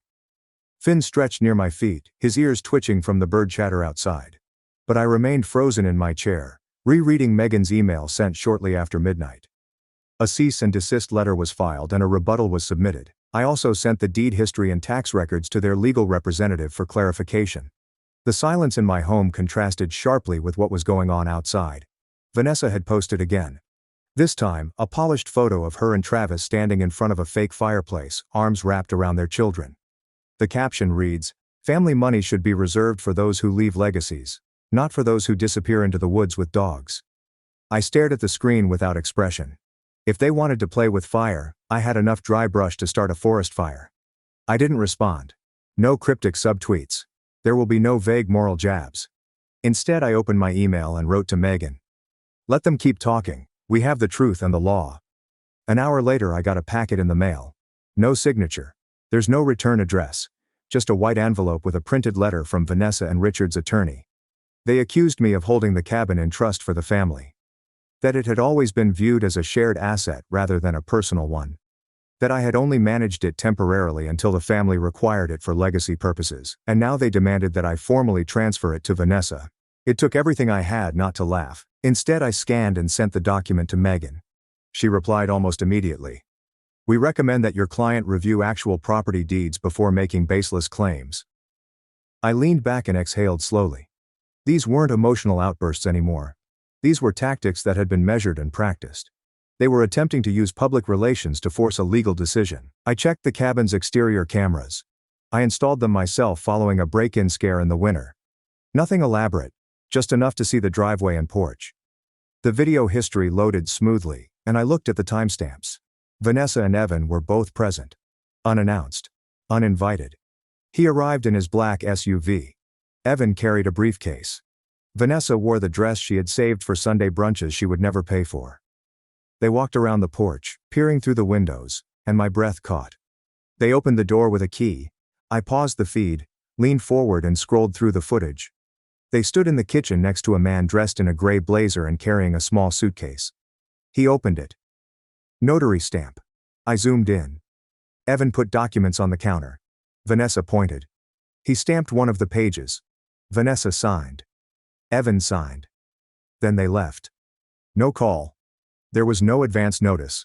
There is no legal right.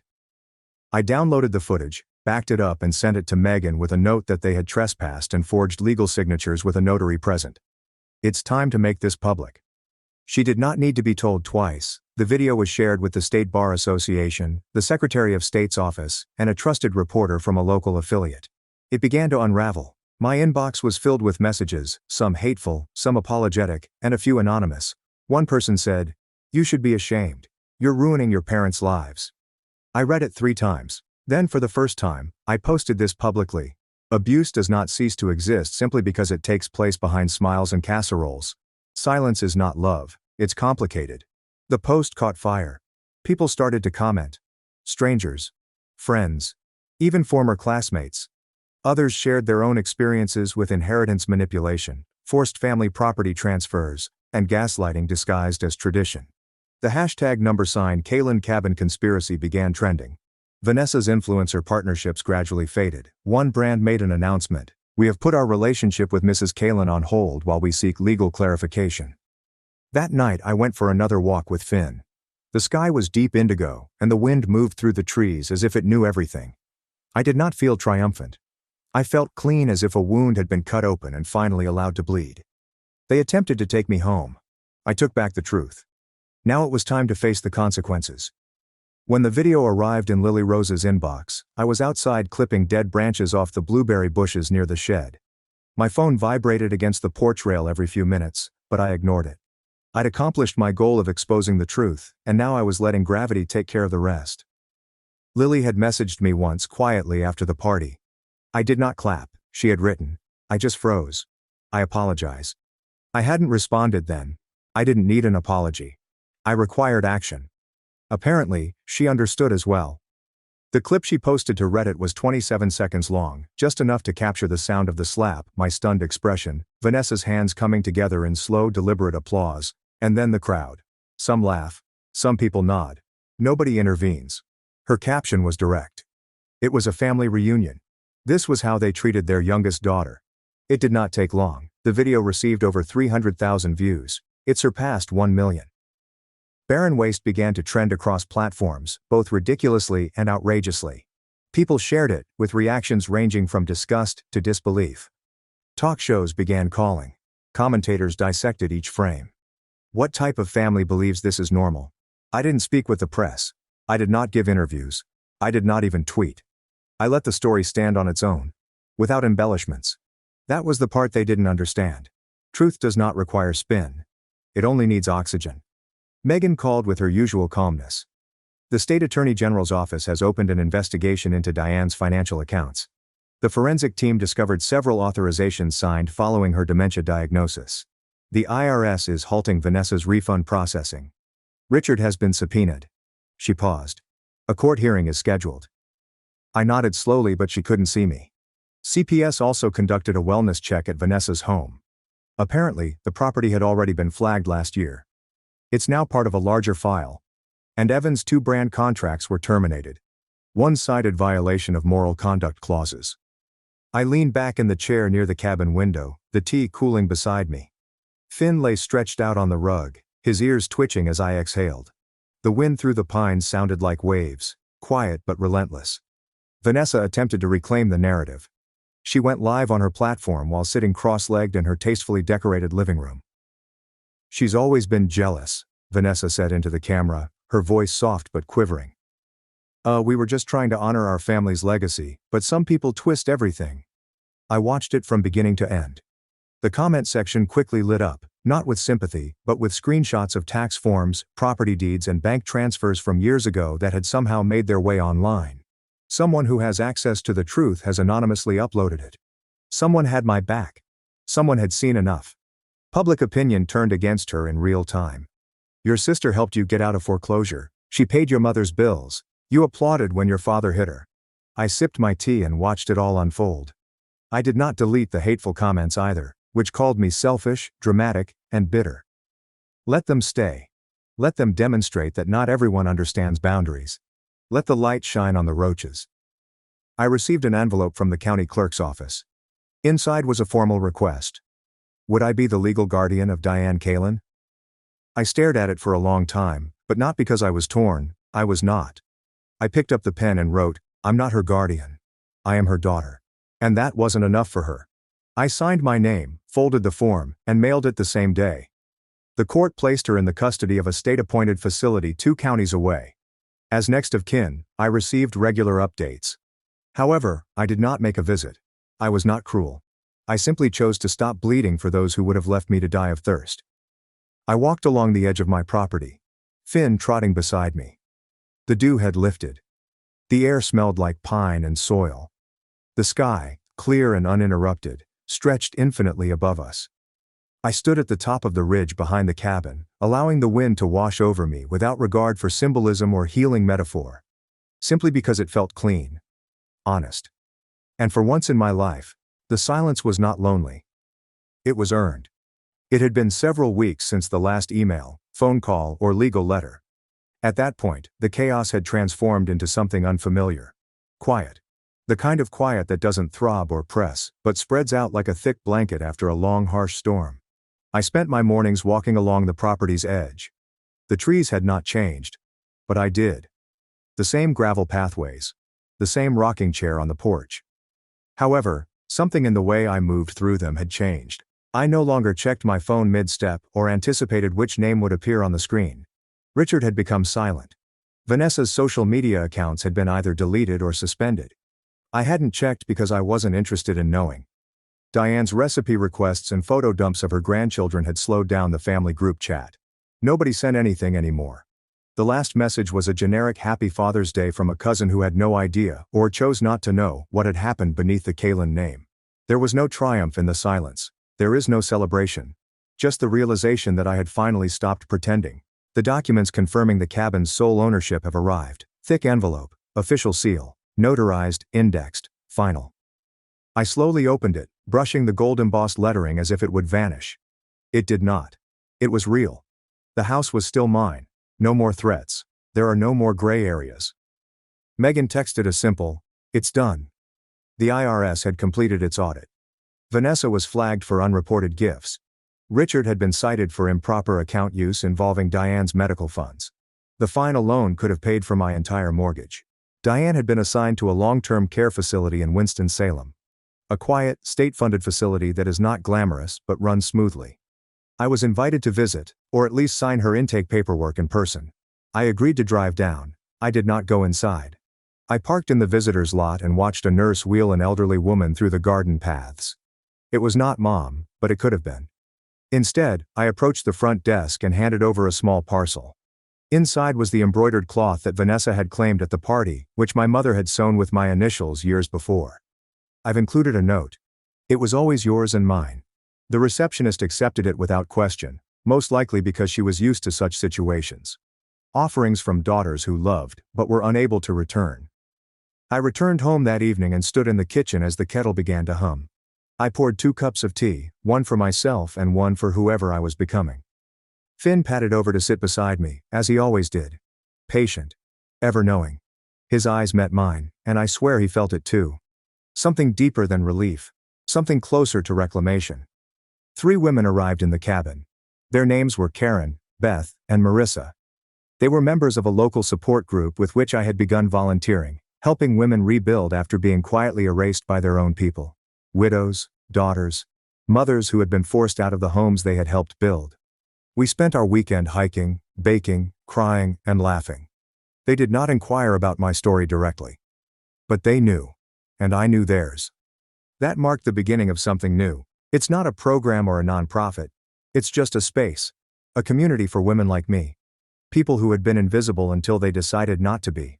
I did not make it public. I did not advertise. I didn't post any photos. It was invitation only, and every woman who walked up my porch steps knew she was finally safe. In the evenings, after the guests had gone to bed, I sat on the deck, a blanket over my lap and a journal in hand. I didn't destroy them. I just wrote one night. I simply stopped protecting their version of the truth.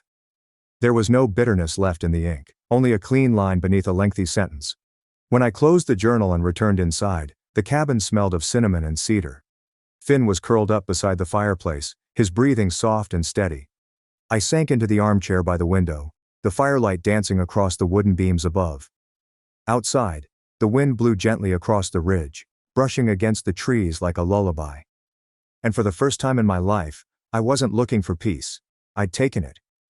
Sometimes the loudest strength is found in a quiet refusal to be erased, used, or to continue pretending that blood alone makes someone a family member.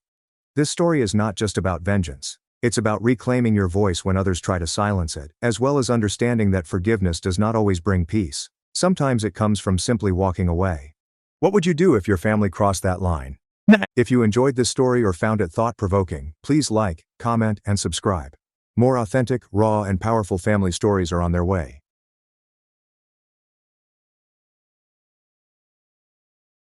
TH570.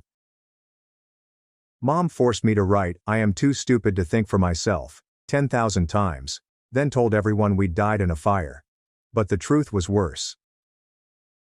My mother handed each of her children a unique identity at birth from which we could never escape. Clara was the intelligent one. Mia was the attractive one. Daniel was the stronger one. And I was the dumb one. Mom didn't just label us, she punished us anytime we excelled in the wrong things. She referred to it as preserving the family ecosystem. The allocations were determined within minutes of our births based on Mom's initial thoughts. Clara came forth quiet and watchful, so Mom considered her the smartest one. Mia had delicate features even as a newborn, which made her attractive. Daniel was a huge infant who cried loudly, which made him stronger. I was born last and smallest, struggling to breathe, and Mom assumed I was dumb. She had listed these positions on our birth certificates as medical conditions. Dad left when he understood how serious she was about this. He couldn't bear to witness what she was doing to us. Mom regarded his departure as confirmation that her system operated better without him. When Clara struggled with a math problem, Mom would solve it for her, then hit me if I tried to assist because dumb children do not comprehend mathematics. When I got taller than Mia, Mom forced me to slouch repeatedly until my spine visibly curled so the dumb one couldn't be tall either. She kicked me out of school after 3rd grade, saying I was too stupid to study. But Mom had actually frightened when I began reading above grade level. Daniel was not permitted to cry, even if he had broken bones, because the strong one cannot feel pain. When Mia attained average teenage weight, Mom put her on rigorous diets that caused her to faint on a daily basis, because the pretty one had to stay skinny at all costs. Mom deteriorated as we grew older and began displaying talents that did not match our labels. She gave Mia medication that caused her hair to fall out whenever she demonstrated athletic ability, because lovely females don't sweat. She forced Daniel to lift weights from the age of 6 until his joints were almost completely ruined, ensuring that he would need a cane by the age of 20. When Clara demonstrated creative talent, Mom destroyed her paintings in front of her. But I received it worse since brains was more difficult to destroy than beauty or muscle. Mom forced me to take drugs that made me dizzy and disoriented, claiming they were for my severe learning problem, which I didn't have. My siblings and I sought to protect each other during this nightmare. Clara would covertly educate me from her textbooks after midnight, risking Mom's wrath if we were detected. Mia stole my medicines and replaced them with vitamins whenever she could. Daniel would pretend to chase me away from his weights while actually helping me exercise. We devised an entire hidden language to speak without Mom noticing. We were prisoners together, each struggling with our own curse while attempting to assist the others with theirs. My 15th birthday marked our first escape attempt. Daniel had gathered money from odd jobs, and we intended to flee together, but Mom had installed trackers on our phones and apprehended us at the train station. Her penalty was harsh. Daniel had to lift 100-pound sacks around till his back gave out. Clara had to calculate problems for 16 hours straight before collapsing. Mia spent days staring in mirrors, listing her flaws. And I had to write, "I am too stupid to think for myself," 10,000 times. After that, she took us to this remote farmhouse and told everyone we had died in a fire. 3 years later, I discovered online classes and began surreptitiously studying while Mom assumed I was looking at picture books. My siblings made these elaborate distractions so that I might learn. Clara would fabricate academic issues that required Mom's complete attention. Mia would experience beauty emergencies that took hours to resolve. Daniel would pretend to harm himself in ways that demanded Mom's constant attention. Thanks to them, I completed my GED and applied to colleges using the library's computer. When my acceptance letter from the state institution arrived at our P.O. box, Daniel grabbed it, and we all grieved in the barn. We plotted my escape for months. Clara pretended to have a seizure because her great mind was overworked the night I left, while Mia shattered a mirror and threatened to damage her face. During the hubbub, Daniel snuck me out in his pickup and took me to campus. For one beautiful week, I lived in a dorm and attended school like a regular person. I chose my own clothes, talked in class, and acquired friends who recognized me as just. Then Mom called. Did you really think I wouldn't find out? She asked, unusually calm. The school inquired about your medical records. I've already withdrawn you. Daniel is bringing you home. I whirled around to find Daniel in my doorway, feeling ill with shame. Behind him, Mom was holding a medical bag. I'm sorry, he muttered. She threatened to blind Mia and Kalera's hands. Mom grinned as she prepared a syringe. You've upset the whole ecosystem by trying to be smart, she said, walking toward me. We need to fix that overactive brain permanently. Dr. Whitaker is meeting us at the house. He does special labities that target specific parts of the brain. As Daniel grabbed my arms and Mom raised the needle, she said the words that still haunt me. Don't worry, sweetie. You won't remember wanting to be anything but dumb once we've finished scooping out the problem parts. The needle drew closer to my skin, and I watched the clear liquid within as Daniel tightened his grip on both of my arms. My heart raced so hard that I felt it would burst as the metal point touched my arm. That's when the banging began on my dorm door, loud enough to shake the entire structure. Mom yanked the needle back and stuffed it into her medical bag just as the door swung open. Tessa Grant, a campus security officer, raced in with her hand on her radio, staring at the three of us locked in strange poses. Daniel still had my arms held behind me, and Mom was zipping her suitcase closed while attempting to appear normal. Grant stepped between us, removing Daniel's hands from mine before leading me behind her to the door. My entire body trembled so violently that I could scarcely stand, and my teeth chattered as if I were frozen. Mom began speaking in her calm medical voice about how concerned she was about my mental health and how I needed assistance. She claimed I had been having episodes and making up stories about the family. Grant stared at the red marks on my arms where Daniel had grabbed me, then at Mom's medical bag on my desk. I attempted to speak, but the shaking caused my voice to crack and sound strange. Grant inquired what was in the bag, and I managed to answer syringe between chatters. Mom said it was merely medication for my condition, but Grant didn't buy it. She called for backup on her radio and blocked the entryway, preventing anyone from leaving. Mom tried to push past her, but Grant raised her hand and stated everyone had to keep still until this was addressed. Grant summoned 2 additional security guards and instructed them to keep an eye on Mom and Daniel while she spoke with me. I told her about the needle and the lobotomy Mom had threatened, my words coming out jumbled and scared. Grant's expression changed from concerned to scared as she phoned for an ambulance on her radio. Mom was attempting to interrupt and explain, but Grant begged her to stay quiet. The ambulance arrived in what seemed like an eternity, but it was really only 10 minutes. The EMTs examined me and discovered the small red mark where the needle had touched my skin. They carried me into the ambulance and Grant informed Mom and Daniel that they would need to come to the station for interrogation. At the emergency room, Dr. Helena Sato evaluated the injection site and photographed it with a special camera. She measured the red lines on my arms and logged everything onto her computer. She ordered blood testing right away to see if any drugs had entered my system. The nurse drew what seemed like 20 tubes of blood while Dr. Sato questioned me about what had transpired. I told her about the medicines Mom had made me take for years, which made me dizzy and disoriented. Dr. Sato's face became increasingly concerned as I recounted the fictitious learning problem. She requested additional testing, including hair samples, which could reveal drug exposure dating back months. The nurse cut little bits of my hair from various locations on my head and placed them in evidence containers. They also made me pee in a cup and take swabs from my mouth. Dr. Sato stated that they will perform every conceivable test to determine what Mom had been giving me. I spent the entire night in the hospital undergoing tests and scans. They performed a brain scan to look for any effects from the long-term drugging. The next morning, a woman named Amelia Cross from the university came to see me. She introduced herself as a case manager and sat down with a large packet of paperwork. She stated that the registration office had discovered the documents Mom had used to withdraw me from school. The papers claimed that I had serious cognitive impairment and could not operate in an academic environment. Amelia stated that the documents were plainly falsified, despite the fact that I had been attending classes for a week without issue. She helped me fill out a FERPA block, which prevented Mom from accessing any of my school records. We spent an hour reviewing several forms for campus safety measures. Amelia began the paperwork for a no-contact order, which would bar Mom from campus. She said it would take a few days to process, but campus security already had Mom's photo. I grabbed my phone to send my siblings our old code word, which meant, "Are you okay?" Mia responded that Mom was home and screaming at everyone about how I had wrecked everything. She stated Mom was on the phone with lawyers, attempting to file for guardianship over me. Mom claimed I was mentally incompetent and needed someone to make decisions for me. Mia informed me that Mom had already called 3 different physicians to ask them to sign documents regarding my alleged handicap. There's something extremely disconcerting about this mother's meticulous control system, which assigns duties from birth based on initial impressions. I'm curious why she is so wedded to these rigid classifications that she would drug and physically hurt her own children. Amelia called legal aid, and within an hour, an attorney named Rachel Monroe arrived.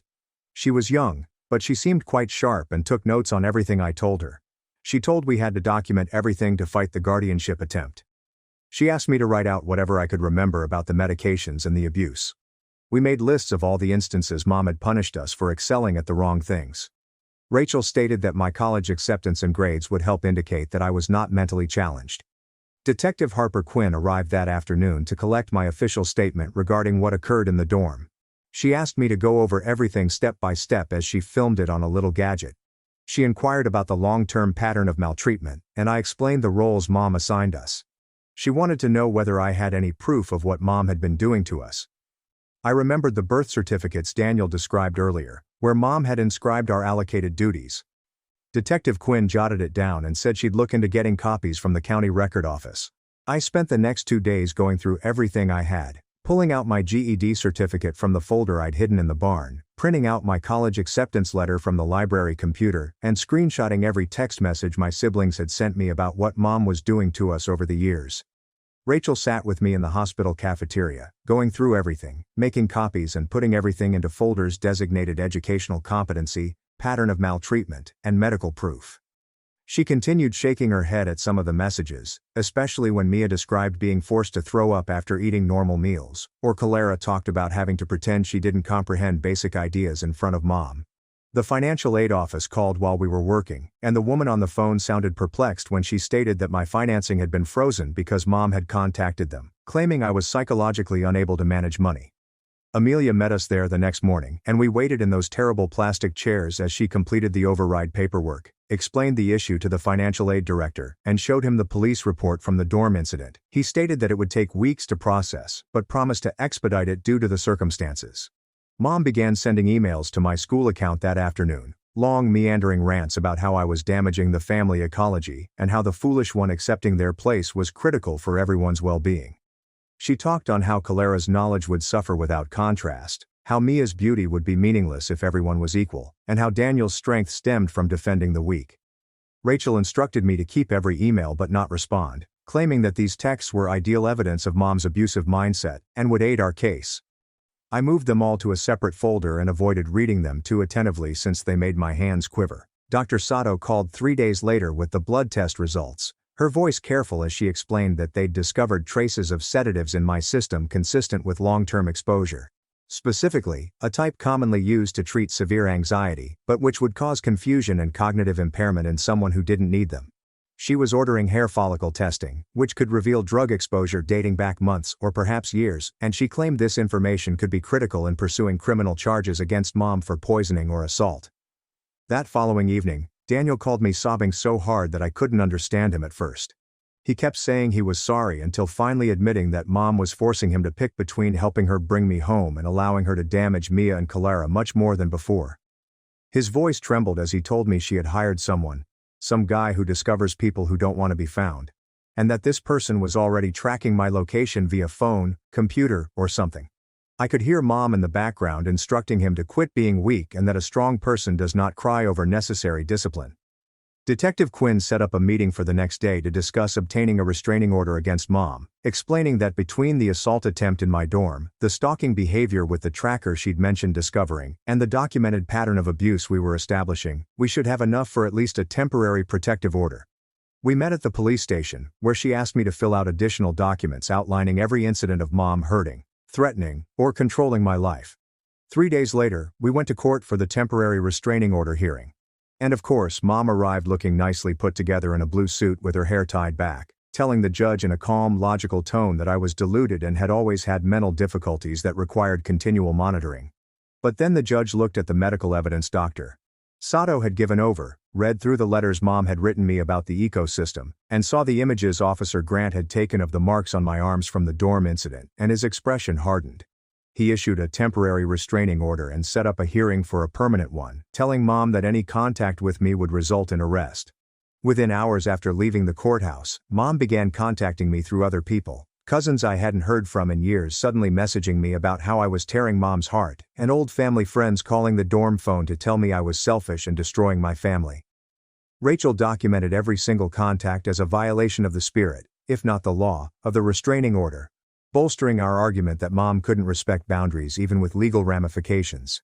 Then someone posted my dorm address on a forum about problem children who abandon their families, alleging I was a dangerous, mentally sick person who had abandoned my poor mother to care for my brothers alone after years of sacrifice. Campus IT assisted me in documenting the doxing by collecting photos and tracking IP addresses, while security began doing additional patrols around my building and checking IDs of anyone who did not appear to be a student. The next day after the doxing incident, the university issued an official no trespass order against mom, with Officer Grant personally driving out to deliver it to mom at the farmhouse and warning her that any appearance on campus would result in immediate arrest and criminal trespass charges. 2 days later, I discovered a little parcel crammed in my mailbox among bills and school flyers. Inside was a thumb drive with a sticky note in Daniel's handwriting that simply stated proof. I connected it to my laptop and found scanned copies of all 4 of our birth certificates. My hands began to shake as I saw what mom had written on each one. She had put our allotted roles in exquisite cursive handwriting right in the official medical condition boxes. Clara said, "Smart one, exceptional cognitive function." Mia said, "Pretty one, aesthetic priority." Daniel said, "Strong one, physical dominance required." Mine said, "Dumb one, severely limited capacity." She literally labeled our legal documents as if they were real medical diagnoses. I printed copies and dashed to Rachel's office without even retrieving my coat. Her cheeks turned white as she examined the birth certificates. "This is premeditated abuse documented from birth," she told me. "I've never seen anything this clear in 20 years of practice." She immediately began making copies for our case file, saying it will be the focal point of our permanent restraining order hearing. That same day my phone vibrated with a text from Mia using our old code. When I translated that, my stomach fell. She had passed out at the farmhouse, and her mother had to rush her to the emergency room.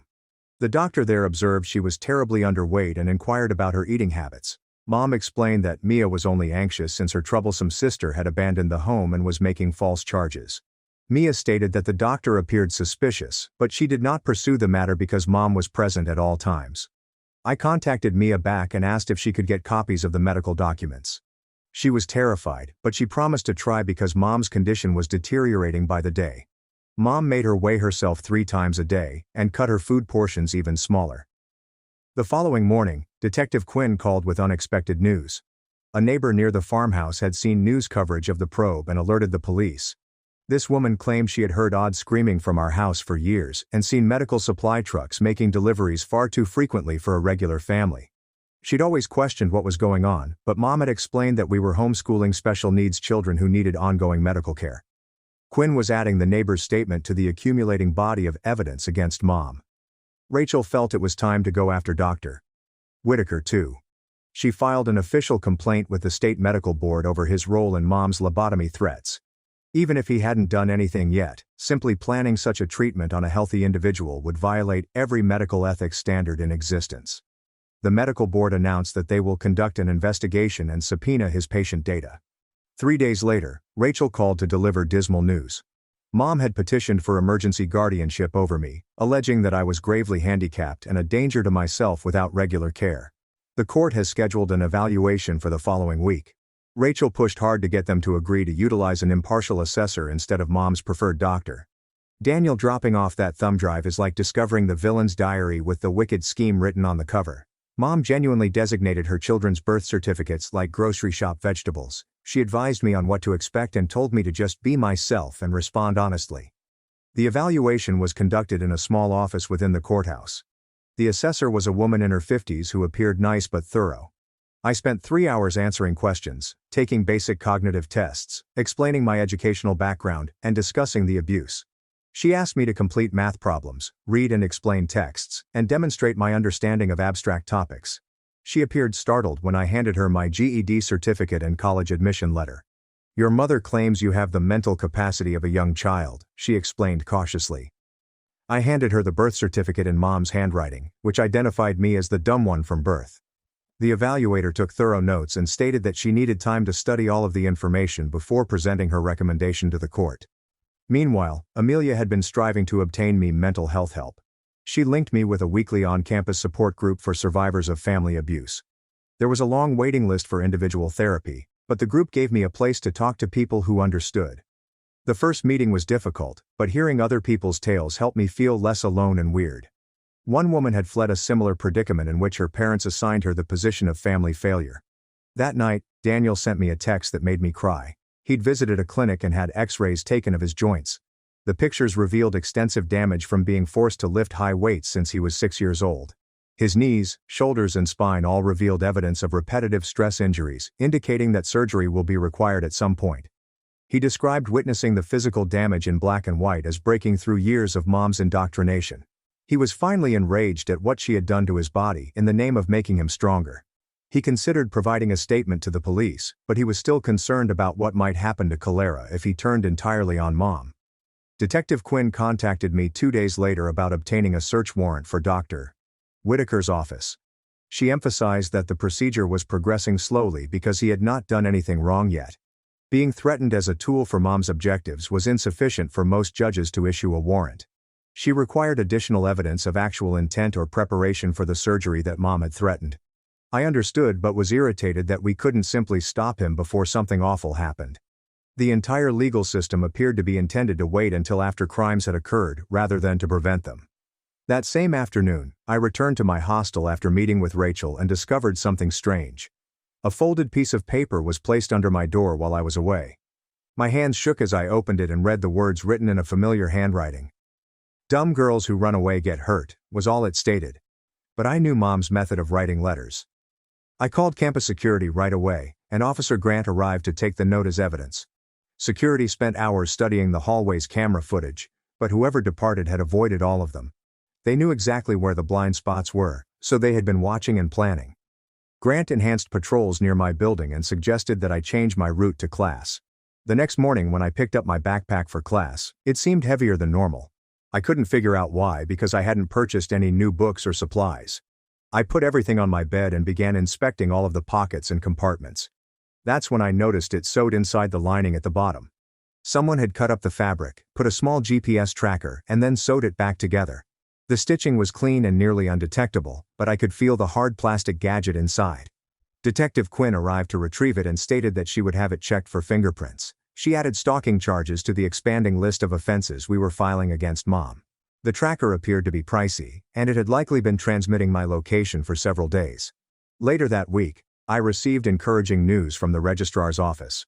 The institution agreed to allow me re-enroll provisionally for 2 classes until the legal issues were resolved. It wasn't the entire course load I desired, but having a regular pattern made me feel more grounded. Taking Introduction to Psychology and English Composition demonstrated that I was competent of college work. Amelia addressed my predicament to my instructors confidentially, and they were understanding. They provided assignment extensions when I had court dates or police meetings. However, juggling coursework and other responsibilities suddenly proved stressful. Some days, I'd go directly from a police interrogation to class, and then a meeting with Rachel. My mind was pushed in too many places, and I struggled to concentrate on my homework. The support group helped me manage my stress, but I still felt like I was drowning at times. 3 weeks after the evaluation, we finally received a decision on Mom's emergency guardianship petition. The evaluator's report said unequivocally that I was completely competent. The court refused Mom's petition and seemed genuinely concerned about the evidence we submitted.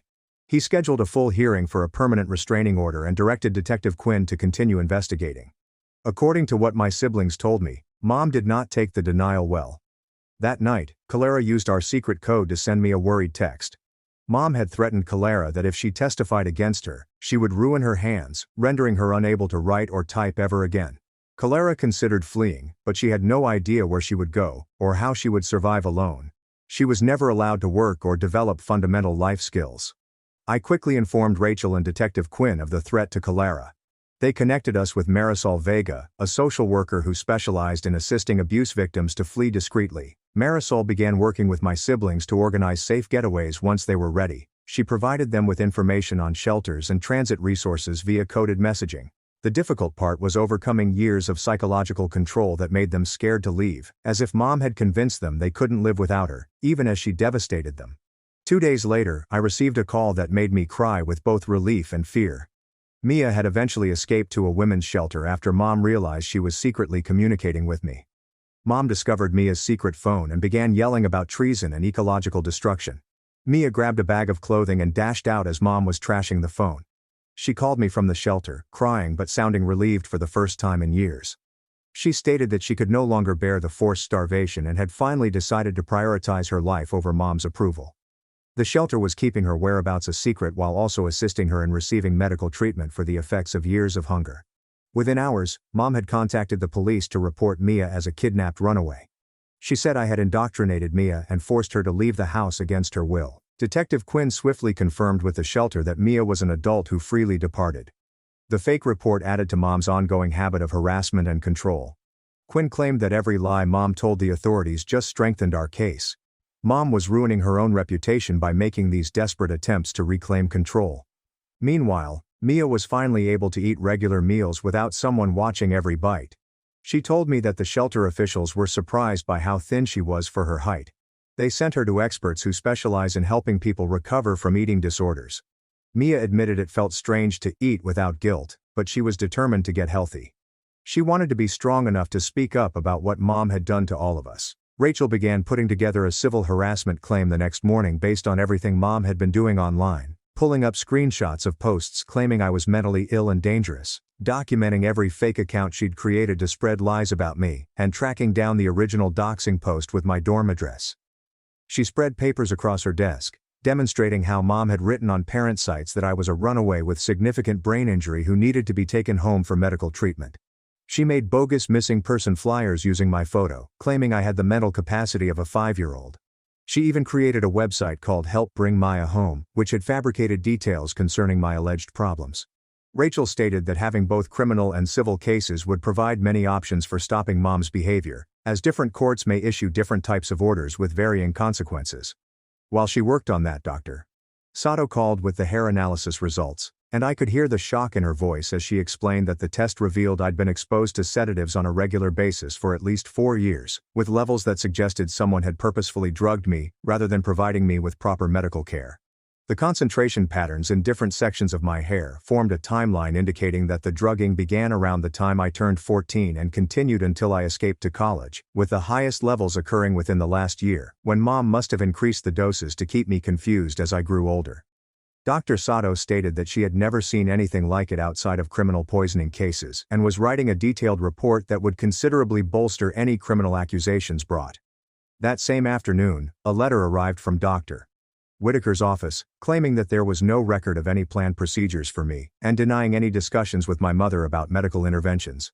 But Rachel observed the cautious wording, which avoided indicating he had never discussed it with Mom at all. How did Mia know exactly when to grab her belongings and flee while Mom was busy breaking the phone? The time felt ideal, as if she had been plotting her departure for centuries. The letter repeatedly used language such as no formal consultations and no scheduled appointments. That sounded more like legal protection than honest denial.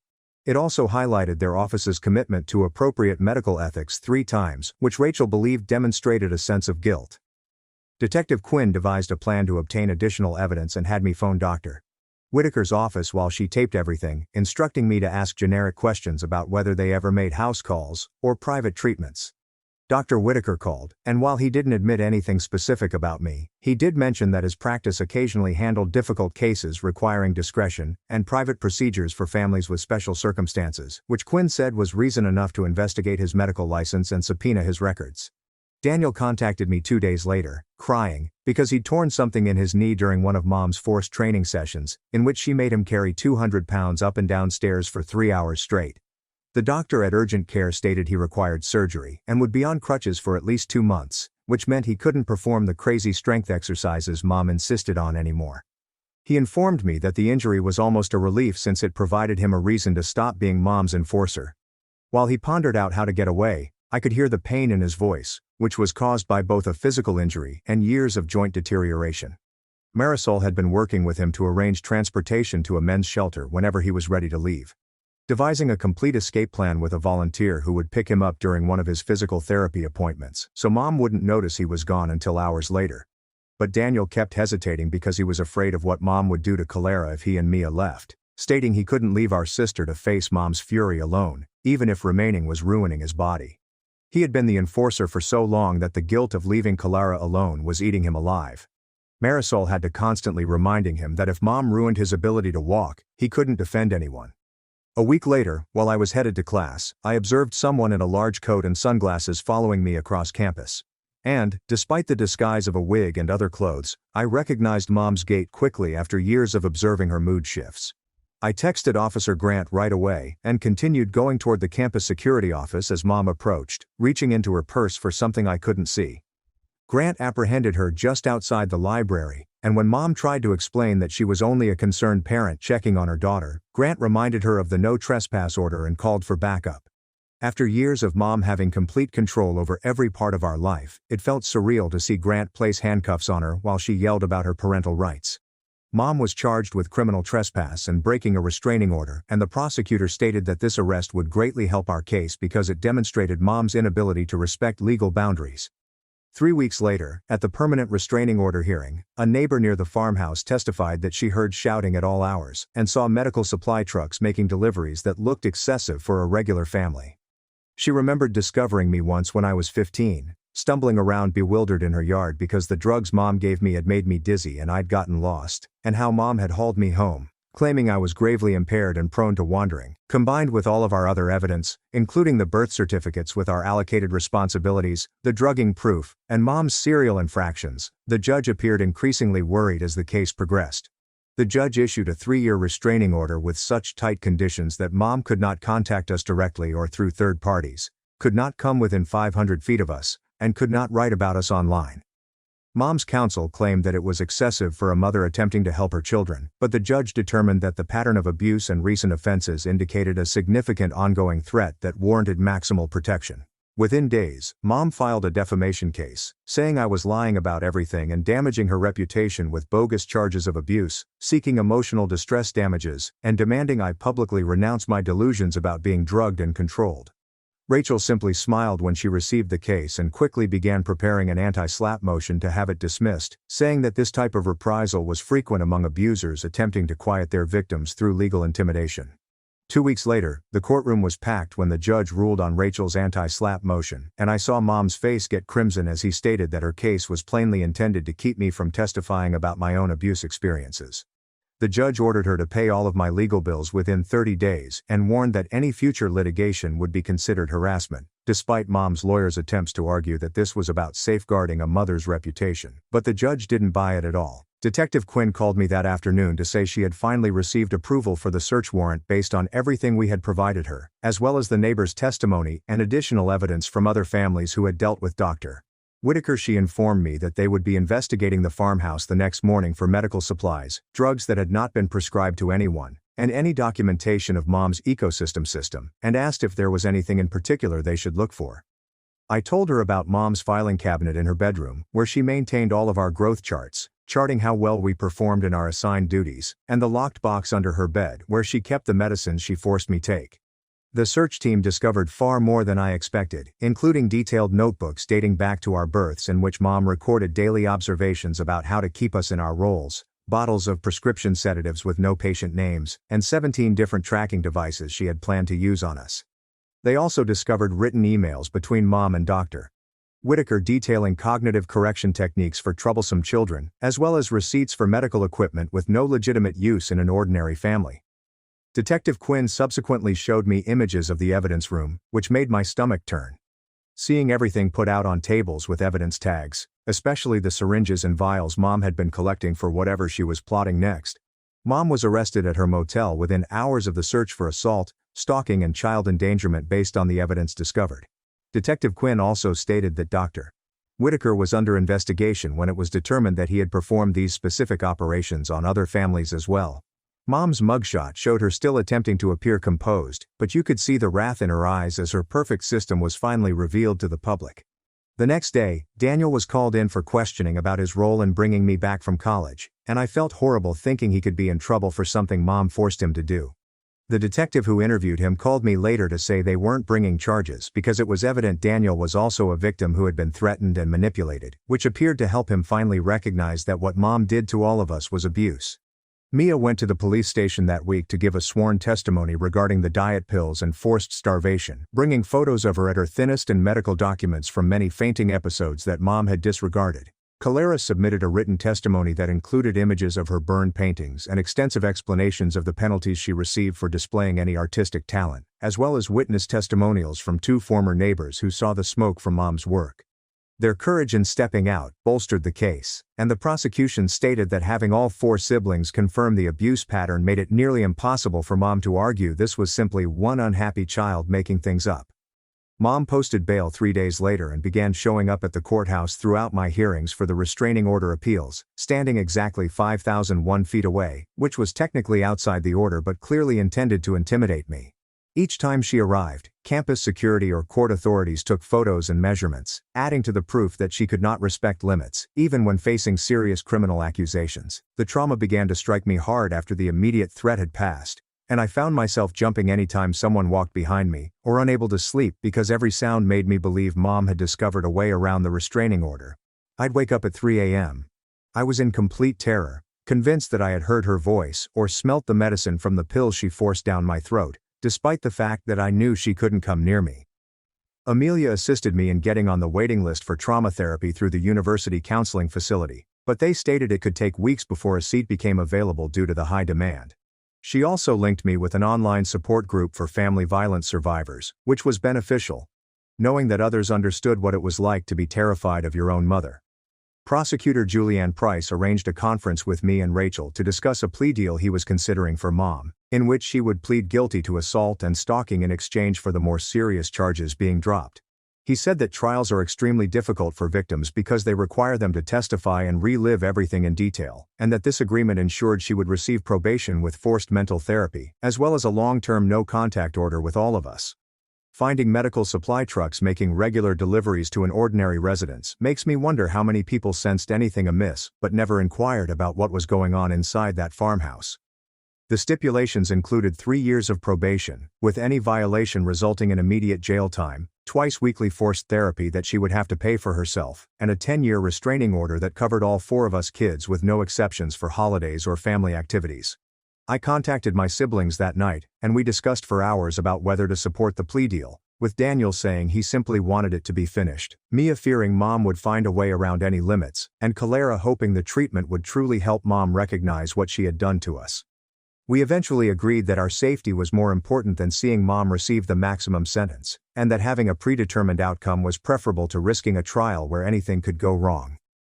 2 days later, we all signed letters to the prosecutor expressing our support for the plea offer, and Mom pleaded guilty in court to assault and stalking, while the judge ensured she understood she was agreeing to stay away from all of us for a decade.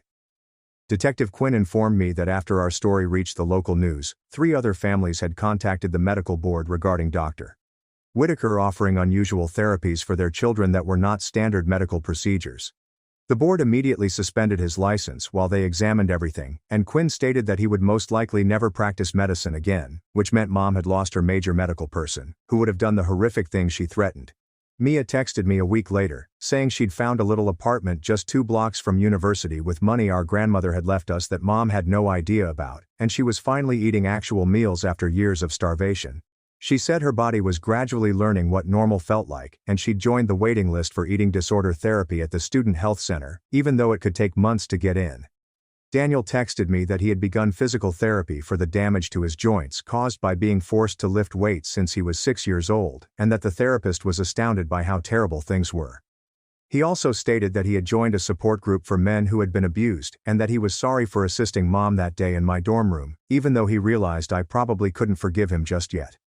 I admired his efforts to make things right, even if I wasn't ready to totally trust him again after what had transpired.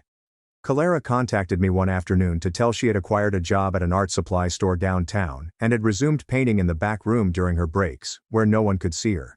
She wasn't ready to show anyone her work yet because Mom's burning of her paintings haunted her, but just holding a brush made her feel more like herself. After weeks of paperwork and meetings, the financial aid office finally finalized my dependence override, proving Mom no longer had influence over my education. They reinstated my whole financial aid package and placed permanent blocks on all of my records, ensuring that Mom would never have access to them again, allowing me to register for full-time school next semester without fear of her interference. My siblings and I began texting each other using a combination of our old secret language from childhood and normal discourse, because we all needed to keep connected while also acknowledging that we were all suffering with trauma in various ways. Mia was concentrating on her physical recuperation, Clara on her artistic side, and Daniel was dealing with his remorse over being mom's enforcer all these years. I was finally taken off the waiting list for treatment and met with a counselor who specialized in family trauma and control issues. She listened to my entire experience without passing judgment and informed me that what mom did was severe psychological and physical abuse, not just rigorous parenting as she always claimed. That night, after therapy, I slept the entire night for the first time since escaping. No nightmares about mom finding me or waking up in terror believing I heard her voice. The prosecutor called to tell me that during mom's first probation check-in, the officer had to caution her because she had attempted to reach us through a cousin who had called Mia, wondering why we were so nasty to our mother.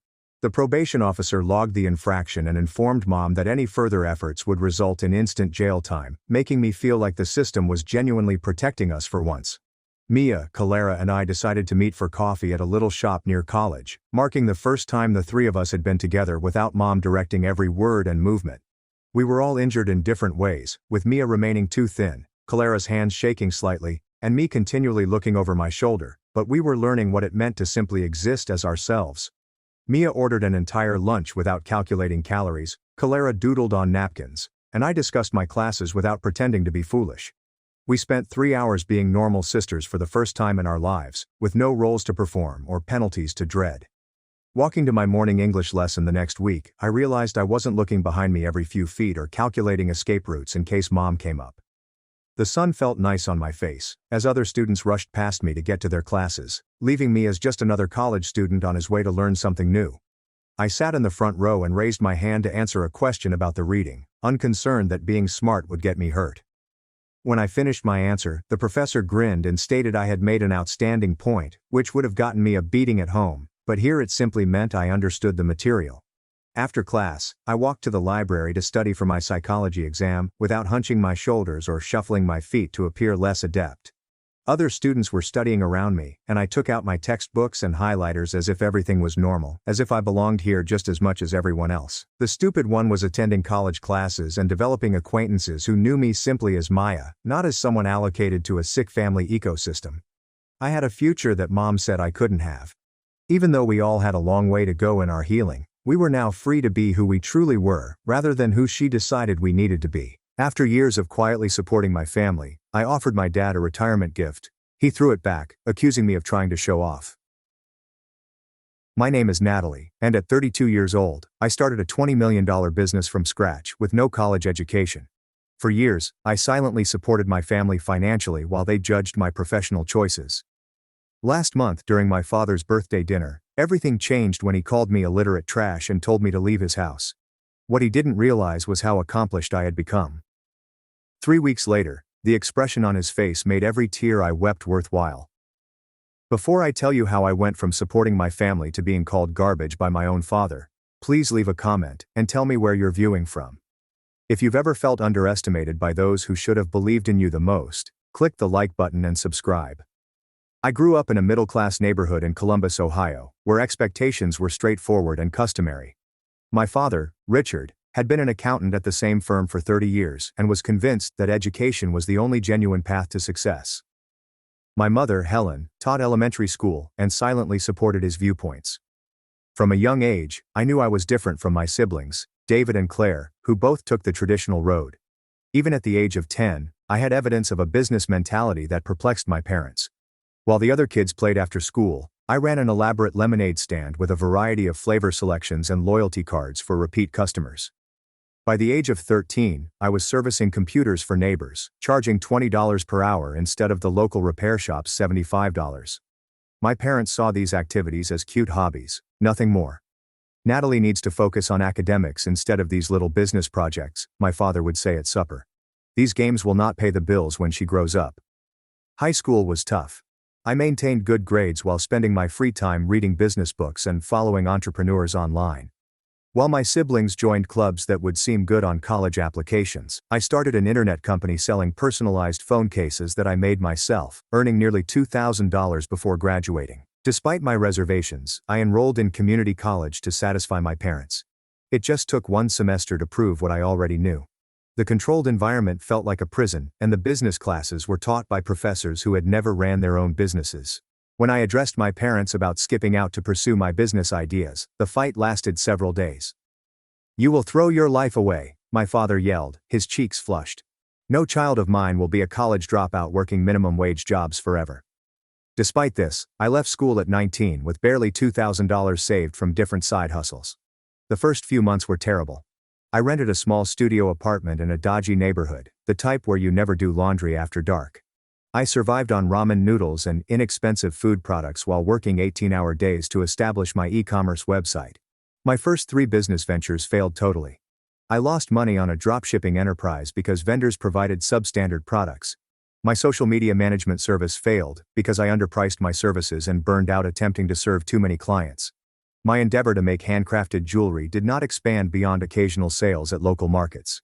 Each failure offered essential lessons that no college course could offer. I learned supply chain management the hard way, effective client contract structures through unpleasant experience, and production scalability by confronting its constraints personally. The turning point came when I met Catherine at a local business networking event, who was 20 years my senior and had many successful exits. She noticed something in me that my family never did. She became the mentor I urgently needed, imparting practical business wisdom without regard for my lack of academic education. "Education comes in many forms," Catherine told me over coffee. "Some of the most successful people I know learned by doing, not sitting in classrooms." At 22, I polished my business strategy with her advice. I established an e-commerce platform that united small American producers with customers looking for locally made products. The timing was ideal, riding a wave of enthusiasm for supporting small firms and home production. Those early days demanded tremendous sacrifice. I converted half of my little apartment into a makeshift workplace, sleeping on a sofa that also served as my couch. My desktop computer and printer took up much of my living space. I worked from 5 a.m. until 11 p.m., managing everything from website coding to customer service calls. The breakthrough came 8 months later when a well-known lifestyle blogger featured one of our artisan partners. Orders poured in, exceeding our basic systems. I worked for 72 hours straight, fulfilling orders and updating our website infrastructure. That single feature generated $10,000 in revenue, more than I'd ever seen in my account. I called my folks, eager to share my progress. My father answered with wary skepticism. "That is nice, honey, but it is probably just temporary. You know you can always go back to college when this thing runs its course." His words wounded, but they also fired my determination. I would show him wrong, not with arguments, but with incontrovertible results. The following 5 years were a whirl of constant growth and obstacles. My e-commerce site, Coastal Crafted, grew beyond its original concept. We started with only 27 artisan partners across 3 states. By year 3, we had represented over 400 manufacturers and artisans from all 50 states, connecting them with customers who appreciated American-made items. Each level of development presented unique problems. When our server broke during a large offer, I stayed up for 48 hours straight, working with developers to restore the site and personally responding customer emails to retain goodwill. When a larger competitor attempted to lure our top sellers with promises of better terms, I pushed to meet with each one in person, strengthening relationships and boosting our incentive structure. The most challenging period was in year 2, when cash flow almost choked the business. We were growing too quickly for our capital basis, with inventory requirements exceeding income. I went without a salary for 4 months, moved to a smaller apartment to save money, and negotiated longer payment terms with suppliers. Those months taught me financial discipline, which would help me as the company grew. Major milestones occurred in rapid succession. Our first office was a converted industrial facility downtown, and I employed 3 people to manage customer service and seller relations. Midway through year 3, I reached $1 million in yearly revenue, which I celebrated alone in my office with a single glass of champagne after everyone else had departed. Throughout it all, I kept my burgeoning success relatively private from my family. They knew I had a website firm that was performing well, but I minimized the full scope of our expansion. Their initial discouragement had built a barrier that I was unable to overcome. A part of me hoped they'd ultimately ask thorough questions about my job, demonstrating true curiosity, but those conversations never happened. Despite their lukewarm support, I continued to assist my family financially as needed. When my mother was diagnosed with breast cancer in the 4th year of my business, I secretly paid the $75,000 in medical bills that were not covered by insurance. My father revealed an insurance payout that had spared them from medical bills, without realizing its source. My brother David struggled with the down payment for his first home.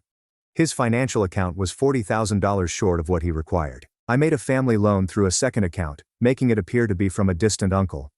He gladly accepted the money, but whenever we talked about my profession, he kept mentioning getting a real job with benefits. Claire, my sister, had always dreamed of having the perfect wedding. When her fiancé, Ethan, lost his job 6 months before the wedding, I covered the $50,000 difference between the location and food. Claire knew the money came from me, but she reduced it at family gatherings, alluding to my small online business, which was doing well. The gap between my actual accomplishment and my family's perceptions fueled an increasingly agonizing internal conflict. By day, I oversaw strategy meetings for a multi-million-dollar company, made choices that impacted hundreds of partner businesses, and negotiated exclusive collections with large retail chains. By night, I received texts from family members who treated me like I was a college dropout who got lucky with the internet. My company's headquarters grew to a full floor in a downtown office building, with 38 full-time employees and an active internship program. Our valuation rose to $20 million after a Business Insider piece drew the attention of numerous investors. I retained majority ownership, rejecting takeover bids that would have made me wealthy but cost me control of my vision. As my father's 60th birthday neared, I reached a conclusion.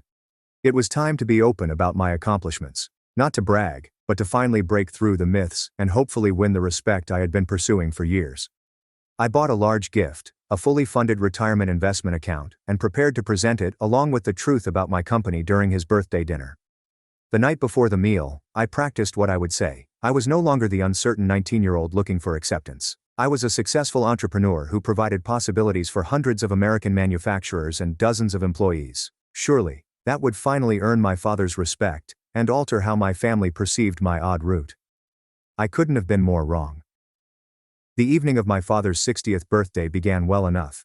Their house appeared precisely like it had throughout my childhood, with the same furnishings and family portraits on the walls. The sole new addition was a giant television that my brother had bought for them last Christmas, which was prominently displayed as a symbol of his financial commitment to the family. My mother greeted me with her usual reserved affection, a short hug and a pat on the back.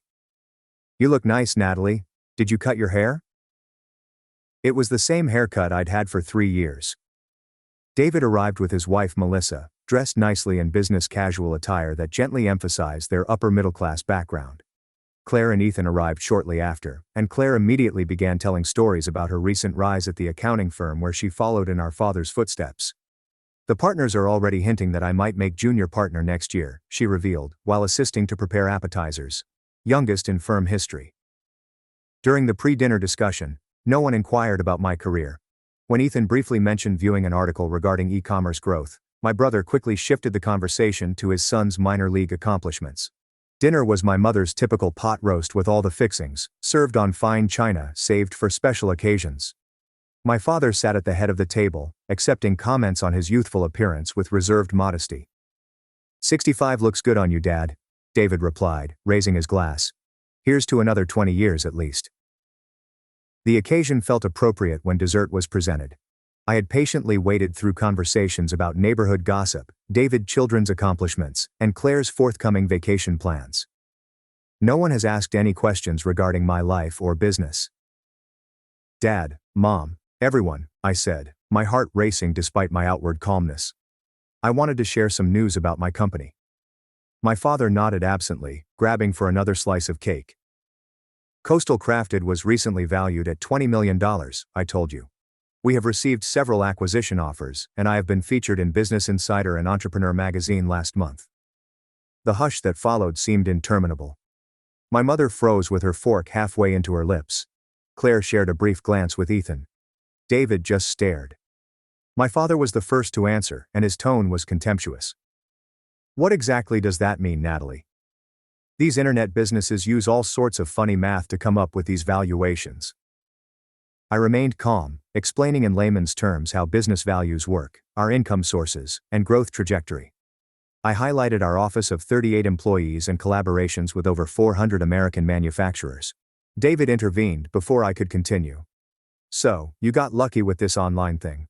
That is great, but some of us have been building real careers with actual qualifications." He stressed the word qualifications as he looked at his wife, who nodded in agreement. "It is not luck," I explained gently. It is 7 years of working 18-hour days, solving complex problems, and building something meaningful. We have helped save dozens of American manufacturing businesses that were on the verge of closing. My mother eventually spoke, her tone uncertain. That sounds impressive, dear, though I still wish you had finished your degree. Even with this business, education is important. I was losing patience, but I persisted. Actually, I brought something for Dad. I handed him an envelope containing paperwork for the retirement account I had established. I wanted to ensure you both have a comfortable retirement. My father opened the letter, his face darkening as he recognized what he was looking at. Instead of appreciation, his cheeks heated with something resembling rage. What is this supposed to be? Some kind of charity? He dropped the papers on the table. We did not raise you to throw money around like you are better than everyone. That is not my intention at all, I explained. I just wanted to help, the same way I helped with Mom's medical bills, David's house down payment, and Claire's wedding. 3 heads snapped up at the same time. My hidden financial help was abruptly revealed. You, my father exclaimed. That was all you. Claire appeared humiliated. David's visage hardened into something unpleasant. My mother simply looked puzzled. You have been secretly paying for things behind our backs, my father's voice increased with each syllable. Playing the big shot with your internet money. I was just trying to help, I said, my voice lower than I intended. I never wanted recognition, I just wanted to support the family. Support, interrupted David, by making us feel like charity cases. Some of us work honest jobs with actual degrees, not getting rich quick with online schemes. It is not a scheme, I said, feeling the topic slide out of my control. I built a legitimate business that helps American manufacturers reach customers.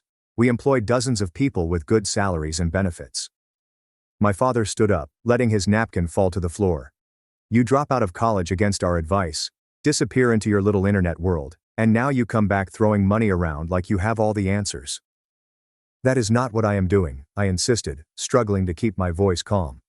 You think your money makes you successful? He asked, his voice rising more. You are still just uneducated trash who got lucky. Anyone can get lucky. The room went silent. My mother gasped gently and offered nothing in my defense. David gazed down at his plate, a little smile forming in the corner of his mouth. Claire looked split between humiliation and agreement. Richard, my mother finally said, too late and gently to matter. No, my father insisted, now completely agitated. I have worked my entire life the right way. I got an education, built a respectable career, raised a family. I will not be shown up in my own home by my dropout daughter. I arose slowly, collecting my handbag. I should go. Yes, you should, my father retorted. Get out of my house, you lowlife. Your money does not make you part of this family. We have standards. The words landed like physical blows. I examined each face around the table, looking for any ally or hint of support. There was none. Happy birthday, Dad, I replied quietly, heading to the door with all the dignity I could summon. Nobody followed me out. Nobody called after me. I got into my car, my hands shaking so much that I could scarcely grip the steering wheel. As I drove away from the house where I grew up, I felt something essential had broken and could never be fixed. My trip back to the hotel was a jumble of lamps and tears. I had to pull over twice because emotion overcame my capacity to drive safely. The horrible irony wasn't lost on me. I had a multi-million-dollar firm, yet I was spending the night in a hotel in my hometown because my own family's home was no longer accessible to me. In the sterile silence of my hotel room, I repeated the evening's events, scrutinizing every word and emotion. Had I been too forward and proud? Had I misjudged our family dynamics all these years? The financial assistance I had supplied now felt like a silly attempt to buy acceptance that I could never obtain through my own achievements. I took out my laptop and started documenting every penny I had given my family over the years. The list was extensive. $75,000 for my mother's cancer treatment, paid straight to the hospital and doctors. My brother's house cost $120,000, which included not only the down payment but also additional renovations he wanted months later. $50,000 for my sister's wedding, including the location, catering and honeymoon, which she had no idea I paid for. Countless lesser expenses. My father's auto repair last winter, $22,000. My mother's kitchen makeover, $35,000. Christmas gifts, birthday presents, and emergency bills are all handled discreetly through accounts meant to conceal their origin. Nearly $300,000 in all, not including the retirement account my father had recently rejected. Money I never intended to get back, given freely out of love for a family who had just called me garbage. Around midnight my phone lit up with a text from Claire. Dad is still upset, but he will overcome it. You know how he reacts when his authority is challenged. There was no apology, no acknowledgement of the awful things stated, only the assumption that I would absorb the abuse and return to the family dynamic as if nothing had occurred. I did not reply. The following morning I contacted a therapist in the city where I usually lived. Dr. Mitchell consented to an emergency virtual session that afternoon. Family wounds cut deepest, she said after I told her about the dinner, especially when they target the very things we have worked hardest to overcome. Dr. Mitchell assisted me in understanding the complicated dynamics at play during the next few days. My achievement jeopardized the family structure and the principles that my parents had based their lives on. My financial support, rather than eliciting gratitude, had sparked animosity by emphasizing a shift in power dynamics that they were unable to accept. Your father's identity is built around being the provider and authority, she told me. Your success challenges both roles.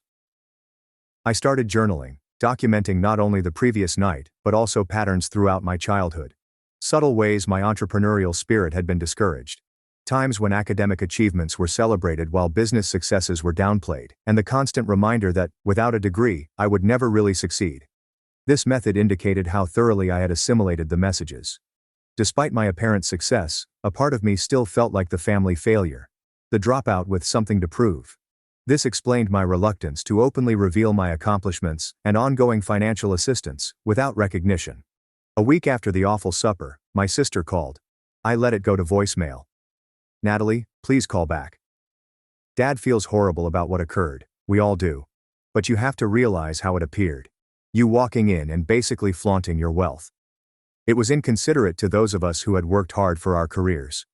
I deleted the message instead of returning the call. The plot twist was breathtaking. Somehow I had become the villain for just expressing facts about my firm after years of downplaying my success. My brother texted next. Family is family. Let's go past this. There was no apology there either, only an assumption that I would accept my assigned role and the treatment that came with it. 2 weeks after the dinner, I made a choice that felt both terrifying and freeing. I would choose self-respect above destructive familial relationships. My new home would be the beach house I had acquired as an investment property in Naples, Florida the year before.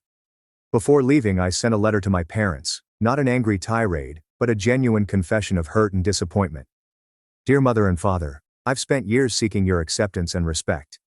To avoid making anyone uncomfortable, I have provided financial assistance for our family while downplaying my achievement. Despite creating a $20 million company that helps to maintain American manufacturing jobs, I've been made to feel like the family failure because I took a different path than you did. When Dad referred to me as illiterate garbage and a low life, it exposed how you truly perceive me.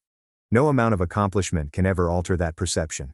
I cannot continue to be involved in a relationship in which my worth is determined by credentials rather than character and achievement. I will always love you both, but I need to separate for my own well-being. I hope that eventually we can repair our friendship on the basis of mutual respect.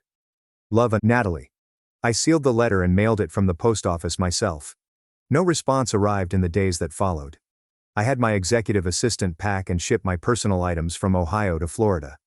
I asked her to donate the majority of my furniture and clothing to local charities, as I wanted to start over with as little baggage as possible. My company might be run remotely, with periodic visits back to attend essential meetings.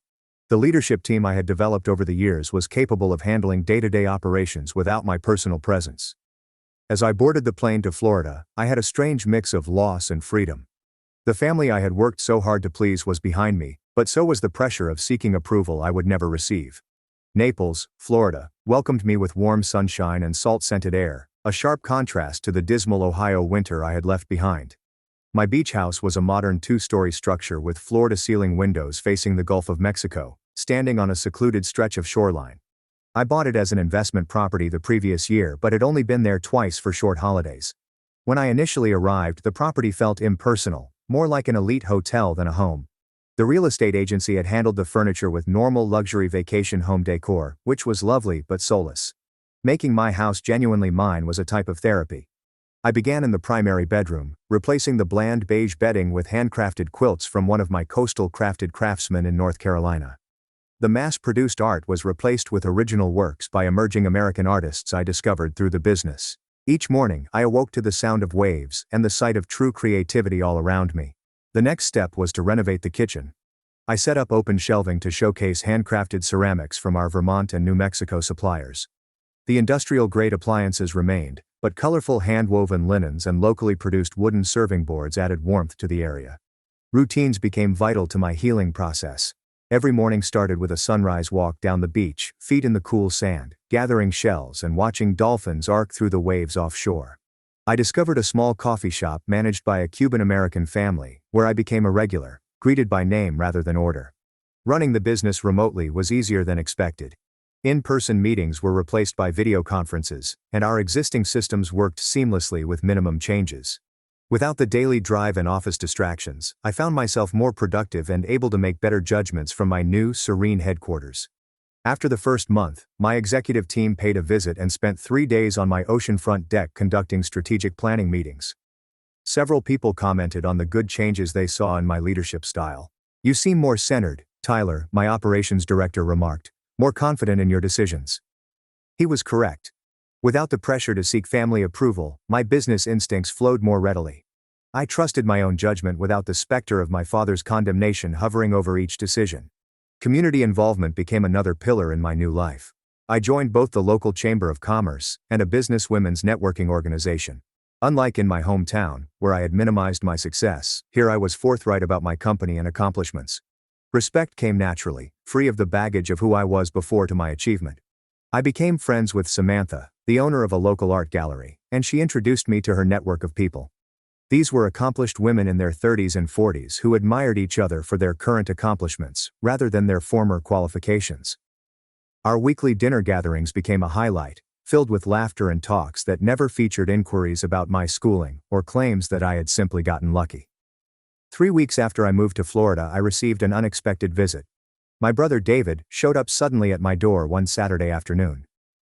"Nice place," he exclaimed, whistling as he took in the seaside view from my living room. "Really nice." His arrival was unsettling in my new refuge.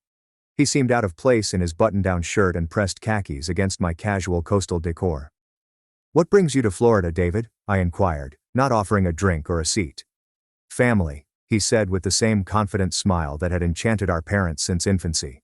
"And I could use some advice about an investment opportunity, possibly a loan to get in on the ground floor." Some patterns were too obvious to be shocking. His facade immediately dissipated in the absence of my parents. This was strictly a financial visit. "I'm not making any loans to family members anymore," I stated firmly. "That chapter is closed." His expression stiffened. "So that is how it is. You move to your beach mansion and forget where you came from. Dad was right about you." "Dad called me uneducated trash and kicked me out of his house," I told him later. "Is that what you came here to reinforce?" David retreated fast. "He did not mean it like that. You know how he gets. Family fights happen." "That was not a fight. It was a revelation," I responded. "Now if you will excuse me, I have plans this afternoon." After showing him around, I sat on my terrace, watching the surf, remarkably unaffected by the experience. The boundaries I was establishing felt proper, even though they were difficult to implement. That evening, I made an important decision. I called my lawyer and set up an anonymous scholarship fund at the community college I had briefly attended. The Natalie Brooks Entrepreneurship Scholarship would offer complete tuition and mentorship to 5 students each year who displayed entrepreneurial potential but lacked traditional academic advantages. Make sure the selection criteria focus on demonstrated initiative and creative problem solving, not grades, I told the applicant. And look for mentors who have actually developed businesses rather than just taught business classes. As the weeks passed, my place actually felt like home. I created a garden of native Florida plants that attracted butterflies and hummingbirds. I rescued a mixed-breed rescue dog named Milo, who accompanied me on beach walks and slept at the foot of my bed. His simple affection was a constant reminder of how relationships should feel. I discovered surprising peace in solitude. Without the continual underlying fear of family criticism, I uncovered facets of myself that had previously been overshadowed by stress. I took a pottery session at a nearby studio and enjoyed the contemplative process despite my lousy skills. I attempted paddleboard yoga, spending more time in the water than on the board, but laughing through each try. 3 weeks became a month, and then 6 weeks. The anguish of familial rejection persisted, but it became less sharp, more like an old hurt that occasionally ached than a new one. I was creating something new here, not simply a home, but a real existence based on my ideals rather than others' expectations. Then came an unforeseen revelation that would bring my family's narrative full circle in ways I never imagined. The Naples Business Journal was not a publication I usually read, but Samantha texted me early one morning and insisted I get a copy. Page 3. You will want to see this. The feature story highlighted local company owners who have an impact outside Florida. There I was, pictured on my deck with the Gulf of Mexico behind me, with the headline, "E-commerce innovator brings multi-million-dollar business to Naples." The journalist had done her research, outlining Coastal Crafted's rise from startup to $20 million valuation, our effect on American manufacturing, and my recent entrepreneurship scholarship foundation. The story presented a considerably more thorough image of achievement than anything I had seen in my hometown media. I did not authorize this, I told Samantha after she called to congratulate me. Public records, she clarified. Property transfers, business registrations. Once they knew you were here, the rest was easy to piece together. Besides, it is a great article. She was correct. The post was well researched and flattering, emphasizing corporate accomplishments rather than personal information. I didn't think much about it until the next week, when my phone began to light up with social media notifications. The piece was taken up by numerous larger business publications, and then widely shared on LinkedIn and Facebook. Former high school classmates immediately recalled our bond. Teachers remarked that they had always recognized my talent. Most surprising were the letters from several small business owners in my hometown, who thanked me for demonstrating what was possible without following established channels. "You motivated me to eventually start my business," wrote one former student. "If you can develop something that substantial without a fancy degree, then perhaps my proposal has value as well." The local newspaper in my hometown published a simplified version of the article with an additional angle. Local entrepreneur makes national impact. The irony wasn't lost on me. The same community that had discreetly reinforced my parents' disappointment suddenly recognized me as a hometown success story. My family eventually discovered the full depth of my accomplishment as a result of the media's ripple effect. The first hint was a friend request from my cousin Hannah, followed by several additional extended family members who had previously expressed little interest in my life. Then my mother texted me. "I saw the article about your company. Very impressive, my dear. Dad and I are quite proud." No mention of his unkind words, no acknowledgement of the schism, just a casual claim of pride that had been noticeably absent while I sat at their dinner table. My father's voice message arrived the following day, his tone deceptively cheerful. "Natalie, there's huge news regarding your company in the paper. I've always known you have it. There appears to have been a misunderstanding last time we spoke. Call me back as soon as you can." A misunderstanding. He referred to his daughter as illiterate trash and ordered her to leave his house. 3 days later my mother texted again. "We are thinking of visiting Florida next month. I would love to see your new place. Let us know if that works for you." The message struck like a stone in my gut. 6 weeks of mending, of creating a new life free of their judgment, and now they wanted to simply show up at my door as if nothing had occurred. I did not answer right away, instead scheduled an emergency session with Dr. Mitchell. "You have several options," she said after hearing my concerns. "You can decline the visit entirely. You can agree, but set strict boundaries about what you will and will not discuss. Or you can see this as an opportunity for honest conversation that might lead to healing, though that requires their willingness to acknowledge the harm done." After careful thinking, I wrote my mother. "You and Dad are welcome to visit, but we need to have an open discussion about what happened at his birthday dinner before we can proceed. Please let me know if you are open to that kind of conversation." Her response was quick. "Of course, dear. We just want to get this behind us and be a family again." The phrase bothered me, the desire to put everything behind us without confronting it directly, but I finalized plans for their visit the following month. As the day neared, I prepared physically and emotionally. I made arrangements for them to stay in a neighboring motel rather than my home, allowing me to maintain my privacy. I role-played unpleasant conversations with Dr. Mitchell to practice setting limits without becoming defensive. My folks arrived on a lovely Tuesday afternoon. I met them for lunch at a seaside restaurant, which provided a public atmosphere to help temper the initial meeting. They appeared smaller, less threatening than they did in Ohio. My father appeared to be losing confidence. My mother seemed more nervous than I remembered.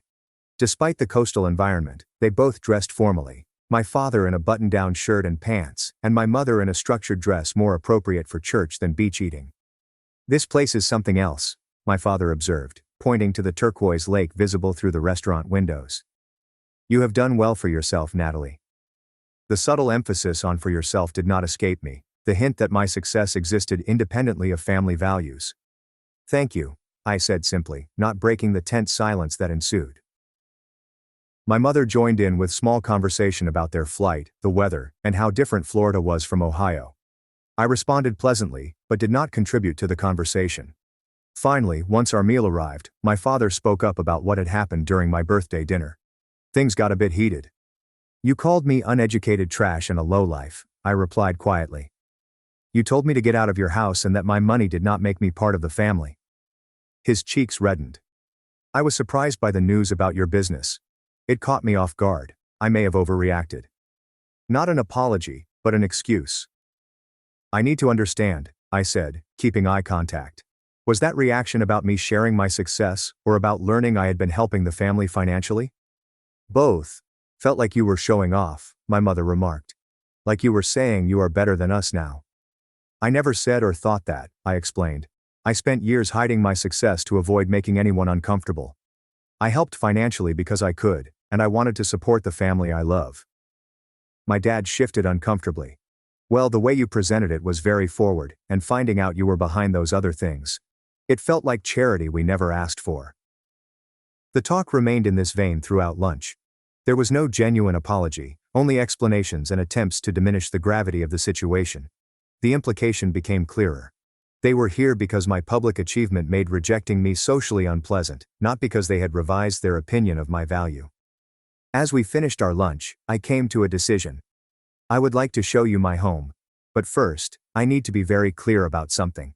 I will not pretend the dinner never happened. I will not accept being called names or having my choices denigrated. If you want a relationship moving forward, it has to be based on mutual respect."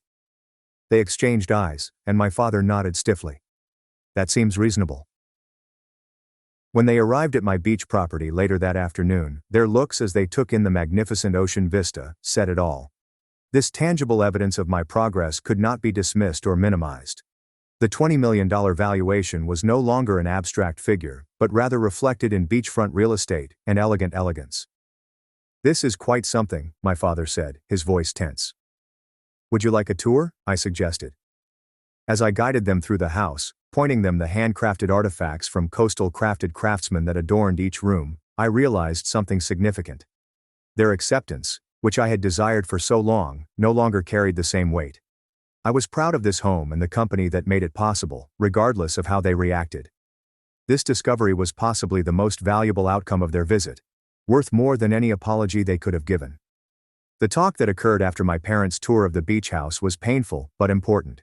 We sat on the terrace overlooking the ocean, the setting sun painting the sky in hues of orange and pink that seemed too lovely for such a heated debate.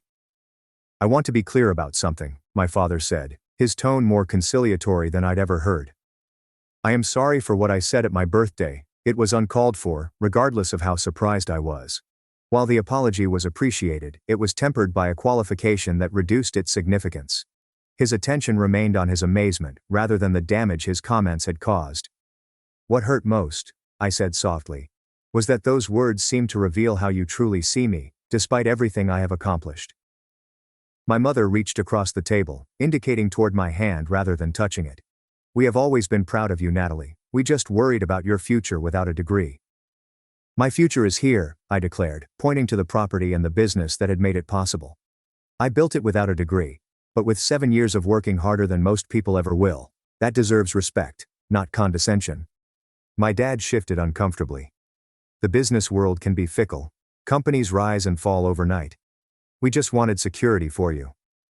"I understand that concern comes from love," I told you, "but there is no perfect security in any path.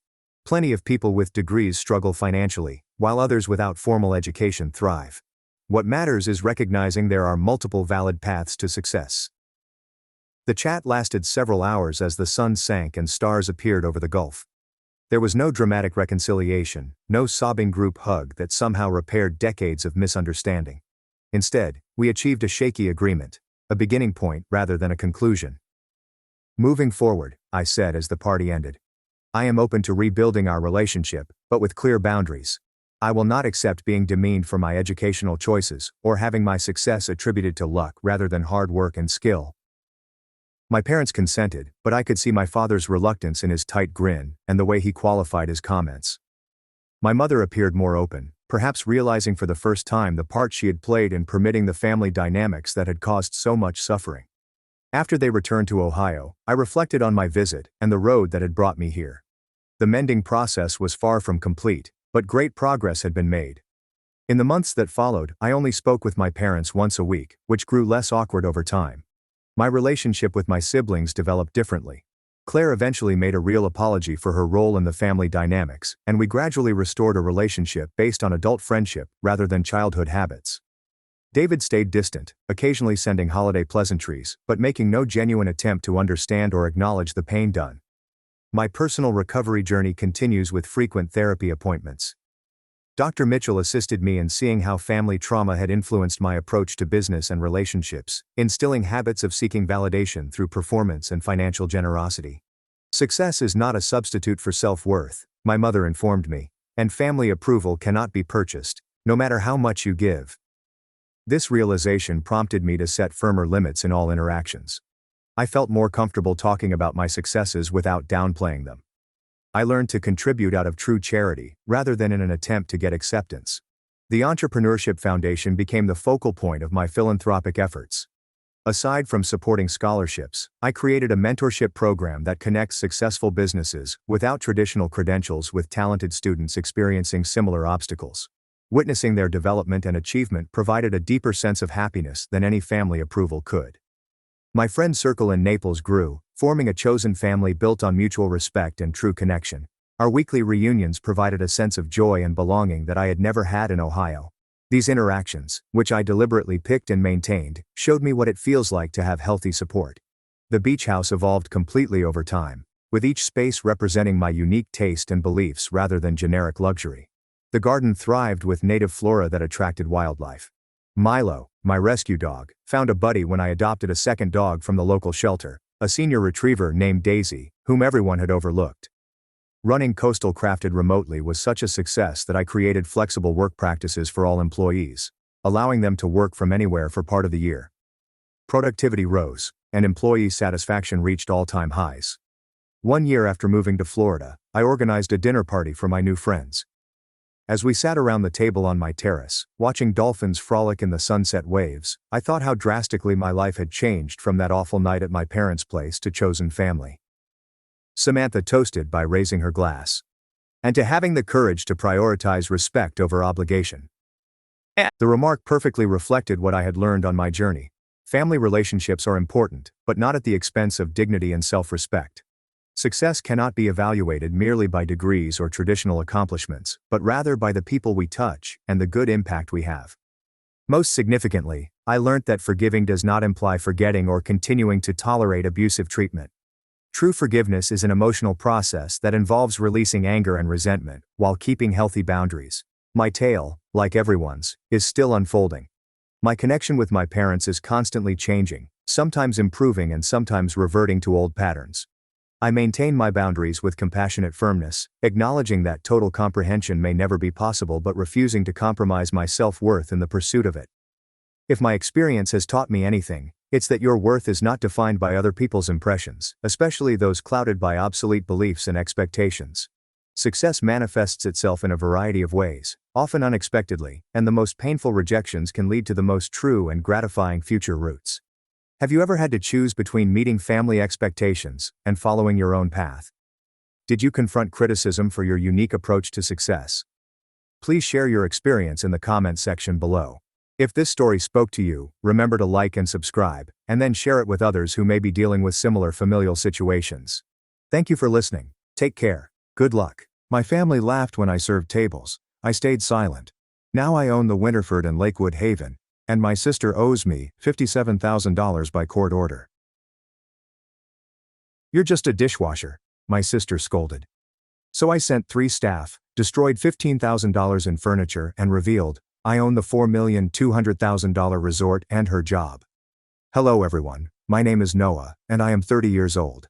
I own the Winterford, a high-end fine dining restaurant in downtown Chicago. We serve a 12-course tasting menu for $300 per person and only accept up to 50 people each evening. I also own Lakewood Haven, a beautiful boutique resort located only a short drive from downtown Chicago. Lakewood Haven, nestled in a lush woodland location with the huge seas of Lake Michigan stretching behind it, offers 25 individual villas intended for discerning visitors seeking seclusion and luxury. I am living the most tranquil and satisfying chapter of my life. Every morning, I wake up free of the stress of unpleasant calls or poisoned messages from my family. My narrative begins shortly before the court imposed a restraining order against my parents and sister. When my father called, I had been enjoying a nice weekend at home. I was shocked to see his name on my phone, as he rarely phones me. And despite the fact that I live less than a half hour away, I've only seen my family about 3 times in the last few years. On Dad's birthday, Mom's birthday, and at Christmas dinner. As soon as I answered the phone, he screamed into it, "Get home. I need you now." His tone was strained and furious. I hesitated for a second before tentatively asking, "Is something wrong?" He snapped, "Yes," and hung up. Hearing the dial tone made me feel frustrated and anxious. Honestly, I didn't want to go.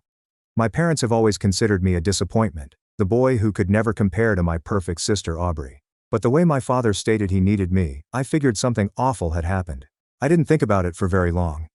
I grabbed my coat, got into the car, and drove to my parents' house, wondering what was so important. I drove down those familiar roads, unaware that I had become the punchline of my family's latest joke. Just minutes later, I arrived in front of their house. I arrived at the gate and found a large number of automobiles parked outside, ranging from old sedans to a few SUVs. I immediately assumed they were holding a party. After finding a parking spot, I dashed into the yard and was astonished to see so many families present. They were holding an outdoor celebration, with tables and chairs carefully organized and a large banner reading, "Happy Birthday, Aubrey." That's when it hit me. They were planning a birthday celebration for my sister Aubrey. I was astonished to see everything set out in front of me. A few family members recognized me and called out a greeting. Among them was Uncle Frank, my father's younger brother, a bald man with calculating eyes. When he noticed me, he rushed up with a spiteful sneer and asked, "Just got here. Have they promoted you to head of the dishwashing team yet?" Some of the relatives nearby came out laughing, insulting and sneering. Tyler, Frank's 25-year-old son, yelled, "Nah, Noah's got to be the director of dishwashing." I did not answer. My throat clenched, and I stood transfixed in humiliation at their remarks. Frank and his son contributed to my family's years of conflict and misunderstanding. As I approached the house to look for my father, he went out with my mother and Aubrey. When he saw me, he did not ask how I was. Instead, he turned to the relatives and said, "We've got someone to clean up. Let's go." I stood there shocked. That single sentence made everything click. The urgent phone call, the instruction to return home, was never about requiring assistance. It was about utilizing me. Before I could say anything, he approached me, his tone icy and authoritative. "Clean this place up before we get back." I lost it. My heart raced in my chest, and wrath erupted within me. My voice trembled as I inquired, "What the hell are you talking about?" He looked at me with ice-cold eyes and said, "Isn't cleaning up after a party and making everything spotless your job now?" Right after that, Aubrey, with that smug, arrogant look, pulled out $200, handed it to me and said with disdain, "Clean it all up. That's your pay. If you do a good job, I'll tip you." Hearing their statements and watching her hand me money as if I were a stranger on the street, I concluded the whole event was a setup to humiliate me. They settled on this long before I showed up. I gulped hard, holding it together as my mind raced from the treachery. Uncle Frank, never one to pass up an opportunity to pile on, joined in with a sarcastic tone. $200 is too much. Don't mess it up, Noah." That was it, I snapped. I turned to Frank and shouted, "Shut up, Frank." My father immediately responded, his voice booming with power. "That's enough, Noah. He's your uncle. Don't you dare talk to him like that." The crowd went silent. The laughs ceased. Several folks shook their heads. Others leaned forward and whispered. I could feel the censure in their eyes. Some looked at me with sympathy, some with scorn. Feeling shattered by their rudeness, I appealed to my mother, who I assumed would stand up for me. I clung to the last ray of hope and implored, "Mom, say something." But she too joined their side. She looked at me, disappointed, and said, This is what you get for going against us." Her words struck me like a punch in the chest. I felt frozen, as if I were standing in the middle of a crossroads, surrounded by roads that led nowhere. Then she turned and walked away, followed by the other relatives who had come to Aubrey's gathering.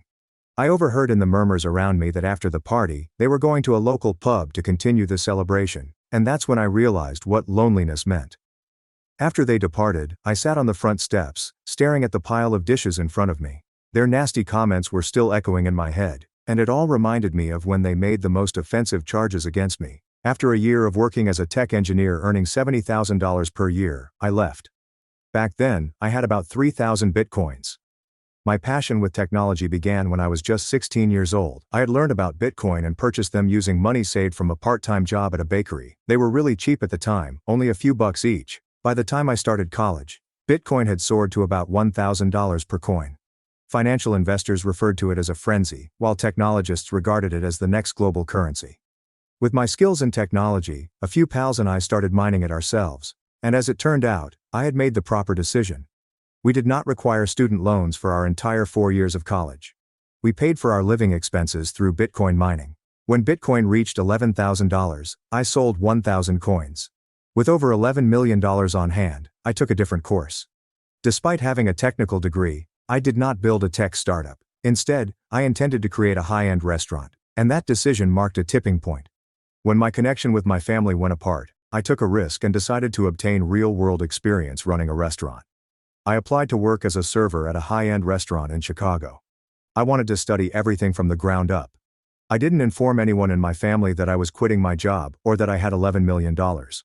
I worked the floor as a waiter every day, taking orders, clearing tables, and cleaning up after meals. The first month went well, but the second month was when my family found out. That day my father, Richard, mother, Elaine, Uncle Frank, and a few other family gathered at the restaurant to celebrate Uncle Frank's birthday. I knew them when they stepped in, and they spotted me as well.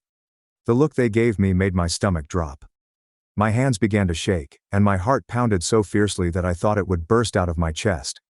They approached me, and Uncle Frank was the first to speak. He turned to my father and remarked mockingly, "Richard, didn't you say Noah was working as a tech engineer making $70,000 a year?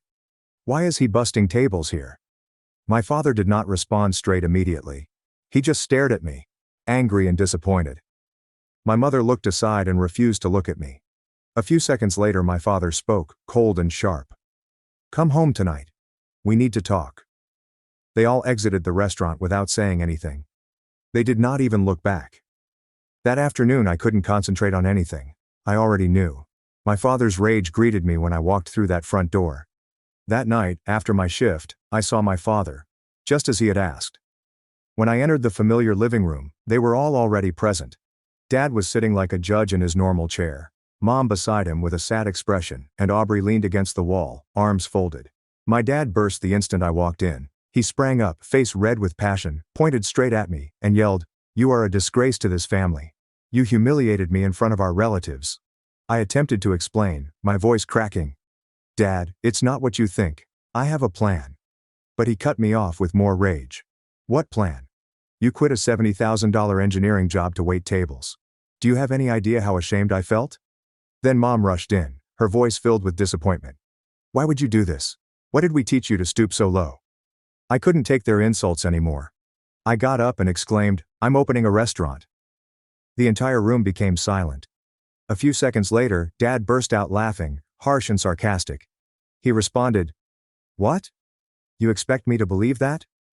That's when Aubrey spoke up, her tone haughty and superior. "Do you even know how much it costs to open a restaurant? Stop dreaming."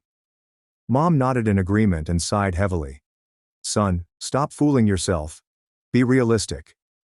Looking directly at Aubrey's arrogant face, I shouted loudly and clearly, "I have $11 million. Is that enough?" When Aubrey heard 11 million, he burst out laughing as if I had just told him the best joke in the world. She continued, "If you had $11 million, you wouldn't be wiping tables for a living." Their mocking chuckle permeated the room. I wanted to bring out my phone and show them my account to prove I wasn't lying. My hand had already unlocked the screen, but then my father spoke, and his words shattered me. He stared at me with icy eyes and said, "I can't believe you've added lying to your list of failures." Hearing him call me a liar was like someone had driven a knife through my chest.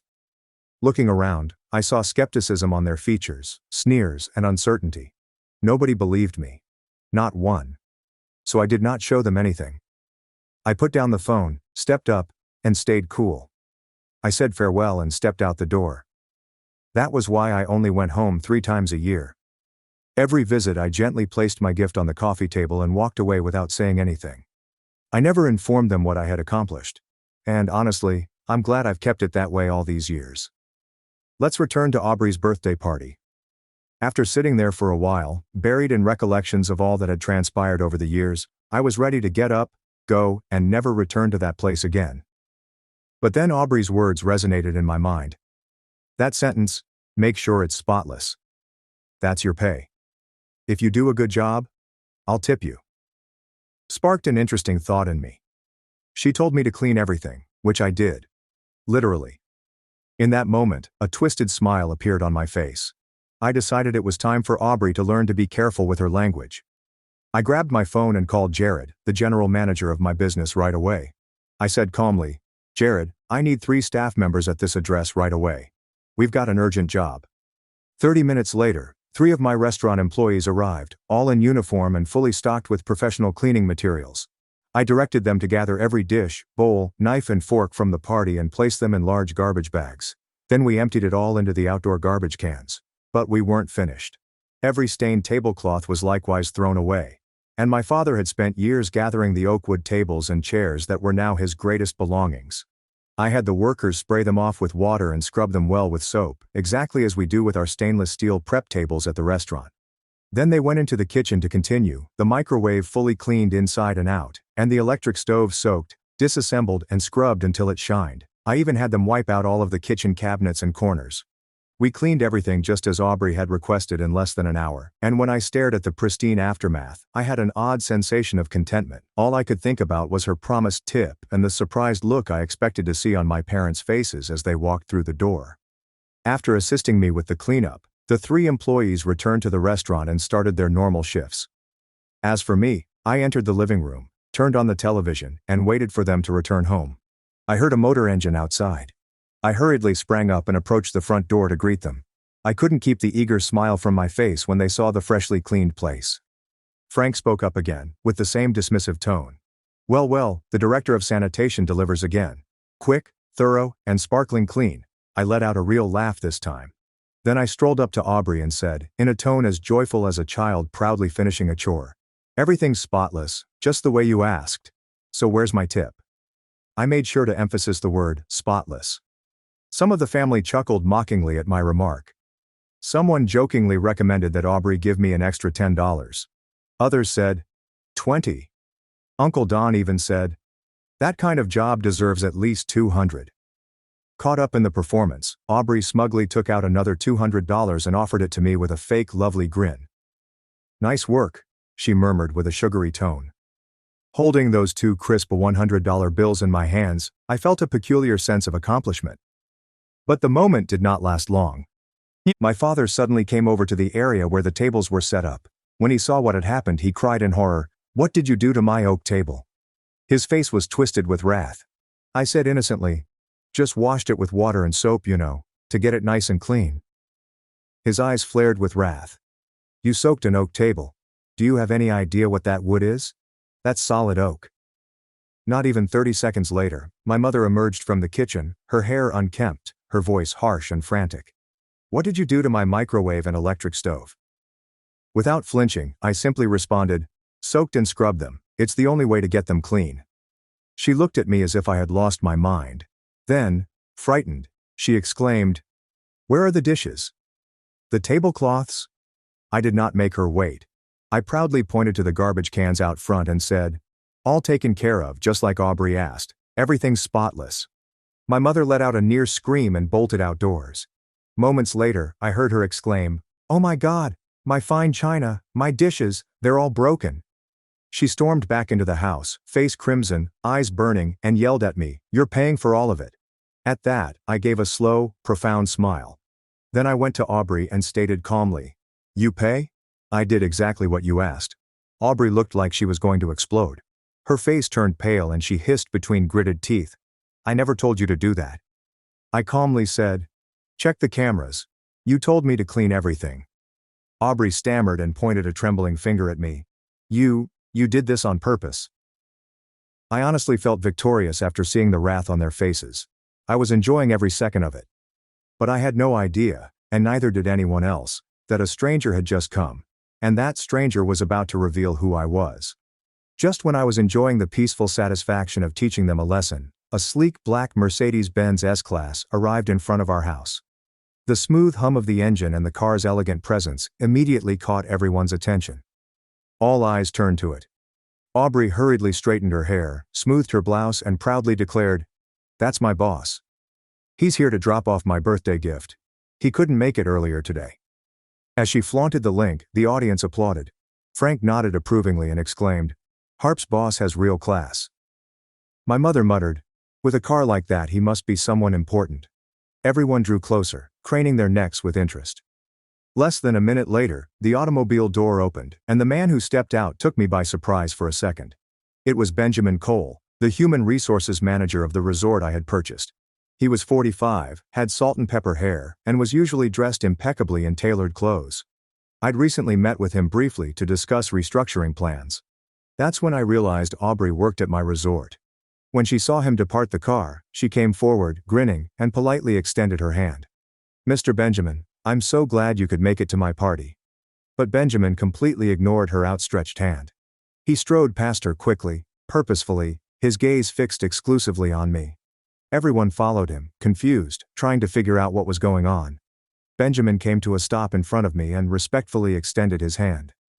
"Good afternoon, Mr. Noah," he announced. I shook his hand and calmly said, "Good to see you, Benjamin. I didn't expect you to be here." Still gazing around, Benjamin inquired, "Are you also attending Miss Aubrey's party?" The entire family froze when asked that question. Aubrey, my parents, and every relative standing present appeared astonished.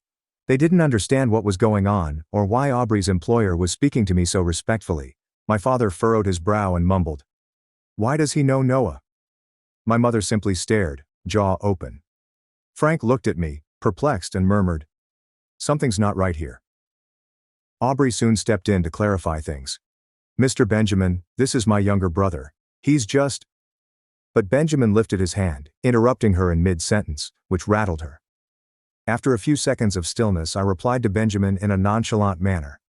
"Number Aubrey asked me to come clean up after the party." Benjamin's face contorted with disbelief. "You're serious?" he questioned, nearly yelling. He looked around the yard, then back at me, completely shocked. He couldn't believe that his employer, who now owned Lakewood Haven, had been summoned to pick up rubbish. I grinned and answered, "I'm not joking. She even paid me $200 and tipped me another $200. Look." I brought out 4 $100 bills for him to see. Benjamin stared at the money, stunned, before sighing. A few seconds later, he turned to Aubrey with a strong and demanding tone. "Do you even know who this is?" Aubrey's eyes widened. She gently shook her head, stammering, I don't understand what you mean." Benjamin looked her in the eyes and added, "He's the new owner of Lakewood Haven, the place where you and I both work." Aubrey's face was stripped of all color. She struggled through her words. No way. He's just a server." Meanwhile, my father stood transfixed in place, eyes wide. My mother covered her mouth, unable to speak. Frank backed up a few steps, his face flushed scarlet from all the insulting things he'd said to me earlier. Tyler stood alongside him, pale and motionless, avoiding my stare. The relatives began whispering among themselves. "Did he say owner? That can't be right. Noah? Really? There's no way. This has to be a mistake." To avoid dragging things out, I turned to Benjamin and said, "I'll see you tomorrow at the office." Benjamin nodded respectfully. "Yes, Mr. Noah. I'll be there on time." I turned and walked quietly towards the gate. Before leaving, I looked back and said, "Almost forgot. I'm also the owner of the Winterford, the fine dining restaurant downtown." Then I walked straight to my car, started it, and drove away. In the rearview mirror, I noticed them still standing there, motionless as statues, with no words emanating from any of them. Benjamin walked back to his car, shaking his head. And, honestly, After Benjamin disclosed the truth, I went into a deep, exquisite sensation of satisfaction for which I had waited years. I blasted music over the speakers the entire way home from my folks' house. I would occasionally nod to the beat and even sing along. I had an overpowering sense of freedom and satisfaction. Before driving home, I stopped by the restaurant to see the 3 employees who had assisted me in cleaning up the party earlier that day. I took out $400 cash and handed it to them. They looked at me, apparently surprised. I grinned and said, "Tip from the host." My restaurant manager Jared gave me a perplexed look and quietly inquired, "Boss, what happened back there?" I shrugged and responded, "Just a memorable day. That's all." Then I left them behind, still discussing the unexpected bonus. That night, my phone would not stop vibrating. It sounded like an alarm.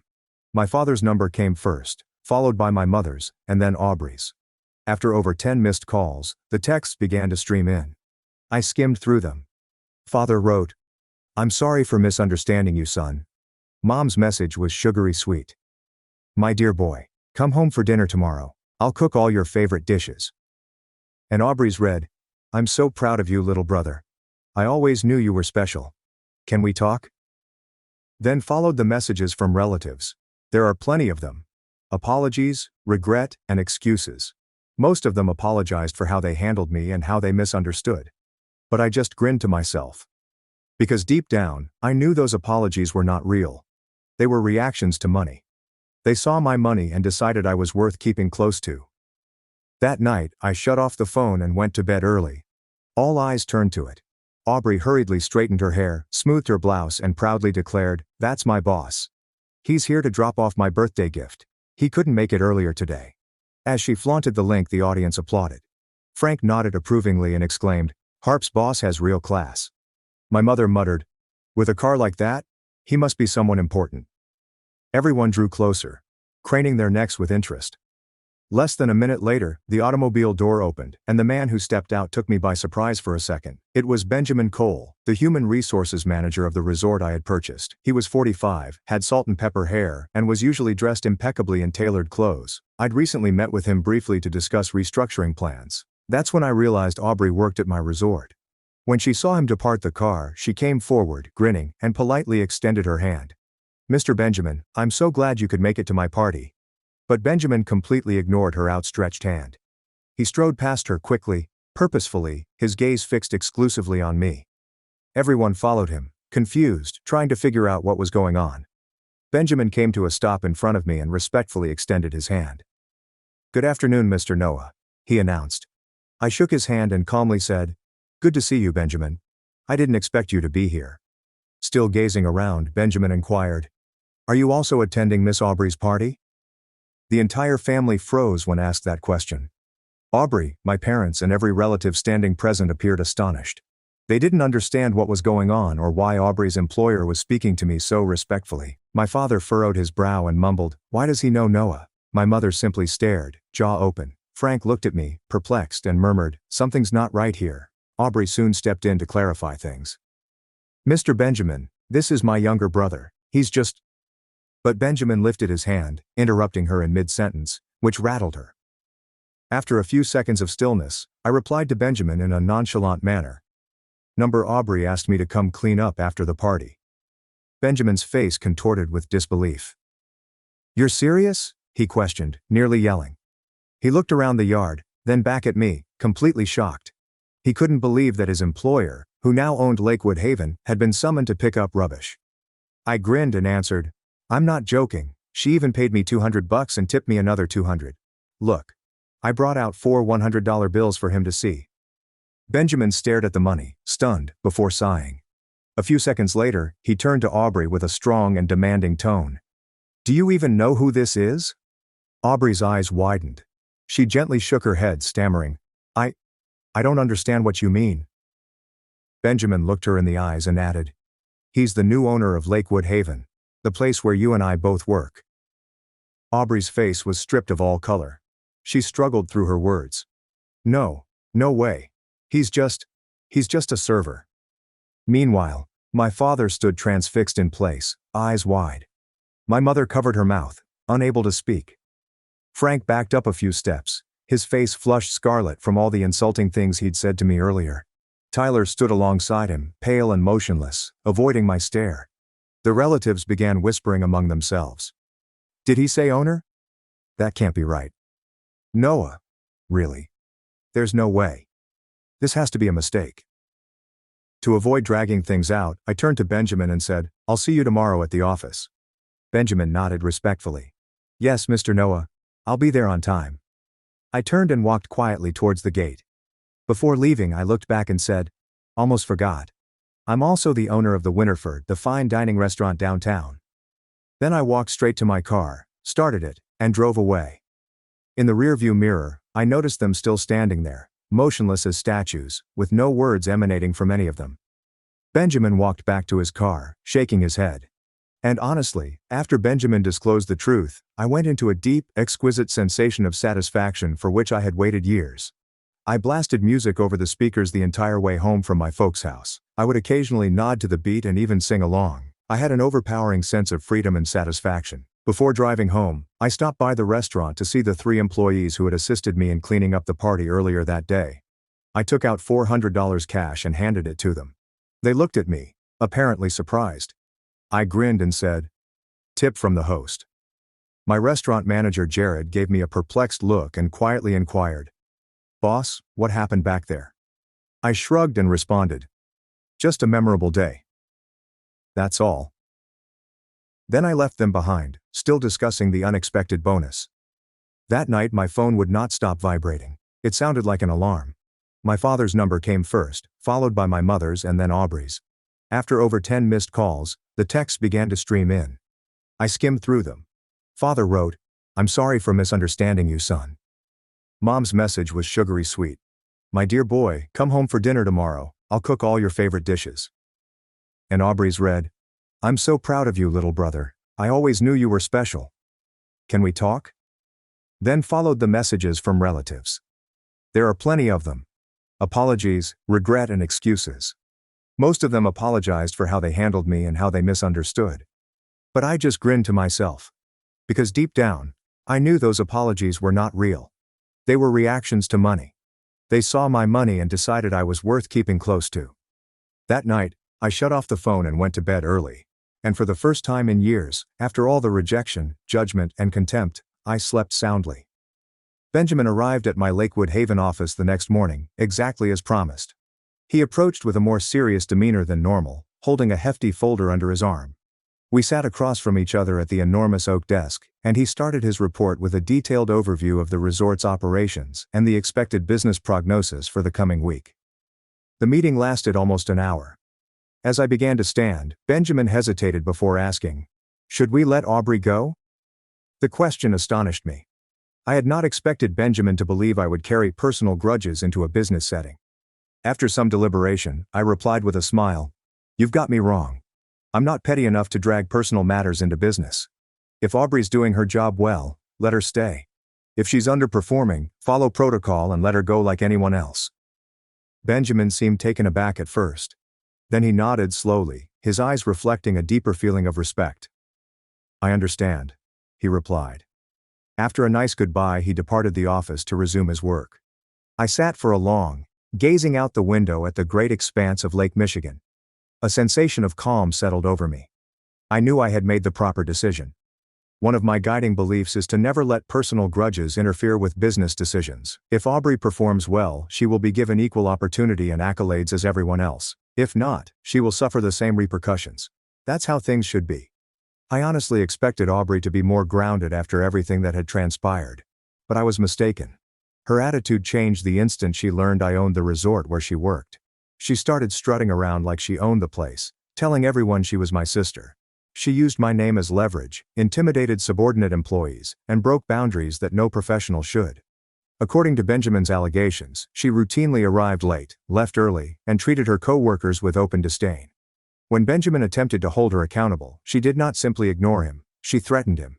She threatened to dismiss him if he attempted to discipline her. So Benjamin followed protocol and terminated her, as per my set policy. After being fired, she came to my office crying, pleading for another chance. Unfortunately, it was too late. I'd made my decision and I wasn't going back. Unsurprisingly, my folks supported her. They started calling me non-stop, and when I didn't answer, they arrived at the resort, Aubrey in tow. The meeting in my office was heated from the time they entered. My father walked in, sternly saying, "You can't fire Aubrey." My mother quickly followed, her tone begging, "She's your sister. Family helps each other." Aubrey sat next them, attempting to look sorry, her voice quivering. "I know I messed up. I'll change. Just give me one more chance." But I didn't move. I looked them all in the eyes and stated firmly, "The decision has been made. I will not change it." That's when my father's tone became stern, almost dictatorial. "This is unacceptable. You should make Aubrey the CFO, it fits her qualifications." My mother nodded and said, "Or at least give her some shares in the business. We're family after all." I couldn't take another second of it. I stood up, my voice calm and firm. "This is a business decision, not a family matter. I'm not doing it." I then told them to leave my office, or I'd have security take them out. Before walking out, my father turned around, gazed at me coldly, and said, "You wouldn't be where you are today without us." He then walked out without looking back. My mother and Aubrey followed silently behind, leaving me alone in the room. His statements triggered old memories of partiality and being second to Aubrey under the same roof. And now I know one thing for sure. No one can go into my life and tug the strings anymore. After everything that has happened, it is evident that cutting ties with them is not only inevitable, but also imperative. After they left, the real storm started in my life. Aubrey shared a 15-minute video in a public Facebook group called Family Drama Stories, which has over 50,000 members and is known for revealing nasty family conflicts. And in that video, she addressed me by name. With crimson, weeping eyes and a shaky voice, she portrayed me as an ungrateful monster. She stated that I had become wealthy and then heartlessly dismissed my sister from the company. She claimed I had abandoned our aging parents and turned my back on my family. But she did not stop there. She outright lied about my enterprises. In the clip, she stated, "The Winterford serves old, low-quality food, and Lakewood Haven. It scams customers with fake amenities. I used to work there. I know the truth." The comments section exploded. People who knew nothing about me or the facts swamped the post with hatred. "Brothers like this don't deserve money. Boycott his restaurant and resort. Ungrateful people shouldn't succeed." Within an hour, 25% of the Winterford and Lakewood Haven reservations were canceled, costing tens of thousands of dollars in direct losses. My restaurant manager, Jared, couldn't keep up with the constant phone calls from guests who were canceling. I sat in my office, watching the devastation develop, reading every false allegation, furious comment, and lost customer. And in that moment, I made a pledge to myself. This time, I will not turn the other cheek. This time, Aubrey will discover exactly what happens when you attempt to burn down what I've built. After getting the preliminary damage report from the business team, I immediately contacted Logan Price, my legal agent. He arrived in my office later that morning. Logan, 38, is a seasoned attorney with over 15 years of expertise in civil litigation and defamation. He entered carrying a slick black leather briefcase, his demeanor serious and concentrated. We sat across from one another in the meeting room. I explained everything to him, including the complete background, the video Aubrey had posted, screenshots of the abusive comments, and a detailed assessment of the financial losses. Once all of the files were in order, I gave Logan full power to prosecute the case in court. He nodded firmly and continued, "This is a textbook example of defamation and business reputation damage. We have more than enough to win." Logan collaborated with the police that afternoon, filing a civil action in county court. He also asked for an emergency injunction to require Aubrey to remove the video and stop all defamatory activities immediately. Logan emailed me later that day to confirm that everything was in order. His message stated, "The suit has been filed, and the court will process it within 48 hours. I sensed a shift inside me as I read the email. At that time, I realized I no longer had a father, mother, or sister. After Logan left, I phoned our technical team. I told them to get the security camera tape from the day my parents and Aubrey stormed into my office demanding special treatment. The tape clearly captured the entire meeting, including their entitled conduct, Aubrey's manipulative tears, my father's demands, and the moment I said no. The edited clip, complete with subtitles and sharp production, was turned over to the media department. They shared it on all major social media sites with the title, "The Truth Behind the Noah Family Scandal, What the Security Cameras Reveal." Within an hour, the film had circulated like wildfire across internet communities. I spent an additional $10,000 on sponsored placements in major online news publications to reinforce the message. Each post contained official clarification and stated unequivocally that legal action was being taken, and financial damages will be sought. And, as we expected, public opinion divided. One side stood behind me, claiming Aubrey had crossed a line. The other held to her narrative. However, I was not silent for the first time in a long time. When the court officially accepted the case, my phone rang nonstop all morning. It was my parents and Aubrey. I didn't respond. Instead, I disabled all contact forms, including phone numbers, emails, and social media accounts. I also gave the front offices at both the restaurant and the resort specific instructions.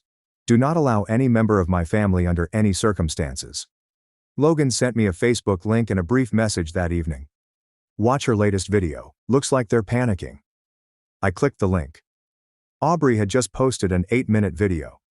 She sat in her bedroom, her eyes swollen, her hair tangled and her voice cracking as she stated, "I want to apologize to the public, especially to my brother Noah. I lied about him." In the video, she admits to fabricating stories about the restaurant and resort's quality. She stated that none of her claims were accurate. She begged forgiveness from the online community, and above all, from me. But as I watched her, I realized exactly what had happened. She had consulted with a lawyer, and after recognizing the legal repercussions, her counsel most likely urged her to offer a public apology to lessen potential penalties. Unfortunately, it arrived far too late. I had already made a decision, the harm had been done, and no apology, no matter how heartfelt or public, could reverse the financial losses or character assassination. After the video ended, I responded to Logan's message with a simple command. Proceed as planned, no settlements. Aubrey may have thought the situation was over when she submitted her apology. But for me, that was just the beginning. What happened next would impact not only her life, but everything. The civil trial took place at the Cook County Courthouse. I sat alone on the plaintiff's bench that day, dressed in a beautiful blue suit. Across the courtroom stood the defendants Aubrey, my parents, and a few relatives. They would occasionally look at me with concerned looks and whisper. Aubrey appeared depleted, with a pale complexion and puffy eyes. My parents kept their heads down and avoided eye contact. Uncle Frank and a few others shook their heads repeatedly, as if to persuade Aubrey to change his mind. Logan presented our case beautifully after nearly 3 hours of courtroom arguments, which were supported by irrefutable evidence of Aubrey's injury. We won decisively. The judge, a stern-looking guy in his 60s with silver hair, pronounced the verdict firmly.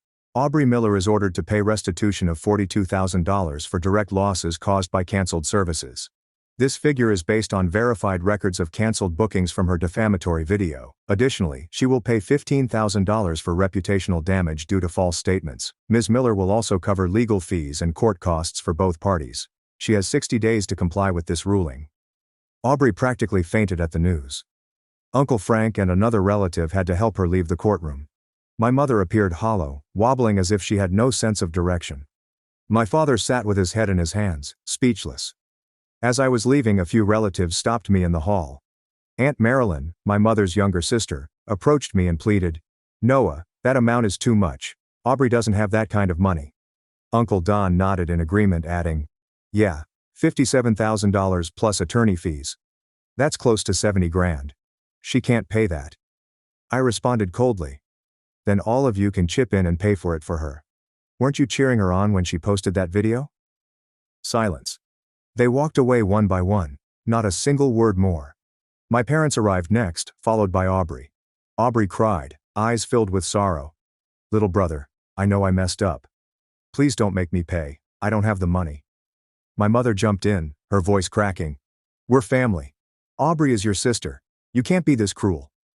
When I heard the word family, I turned around, my cheeks blazing with everything I'd been holding in for years. I screamed, "Shut up, Mom! What kind of family tries to destroy their own son's career?" And with that, I turned and walked away, leaving them in complete quiet. That was the moment our blood links were severed forever. I'm experiencing the most tranquil and meaningful days of my life. Every morning, I wake up in a quiet house, drink my coffee, and admire the scenery from my porch. No more angry calls, no more hateful messages, no more pressure from relatives. Just freedom. Complete and unadulterated freedom. I have not yet gotten the court-ordered compensation, but Aubrey is still within her 60-day payment deadline. If she doesn't pay by the deadline, I will proceed with asset seizure. Logan has already completed the required legal filings. Following the trial, Logan requested a restraining order, which the court granted. They are now legally barred from coming within 500 feet of me. No calls, messages, or emails. This order is valid for 3 years. Any breach could result in immediate arrest. Holding that court order in my hands, printed in red with full authority, I felt a weight lift from my shoulders that I had been carrying for years. And I knew I'd made the right decision to keep my financial life private all along. If I had told them how much money I had from the start, perhaps they would have treated me differently. But I wouldn't have seen their true colors. I never knew their affection was conditional. Now I do. Now I can plainly see who supports me. My restaurant and resort workers, my true friends, and the loyal customers who have continued to believe in me. They are the people I consider true family. I am not telling this story to brag about my success. I'm sharing it to leave you with an important message. Don't tell someone what you have too soon. If you can live honestly, you'll know who's genuine and who isn't. Money may influence the way people look at you. However, it will never change who they are underneath. Here's where my story finishes. I've never regretted the decisions I made. Every action and decision was vital. It was okay. People I've told this tale to often fall into two categories. One argues I did the right thing by protecting myself. The other claims I went too far and was rude on my family. What are your thoughts? Was I correct to proceed with the lawsuit? Share your opinions in the comments. If you enjoyed this story, please remember to subscribe, like, and share it. Someone out there may need to hear this. Thank you for being here. See you in the following story.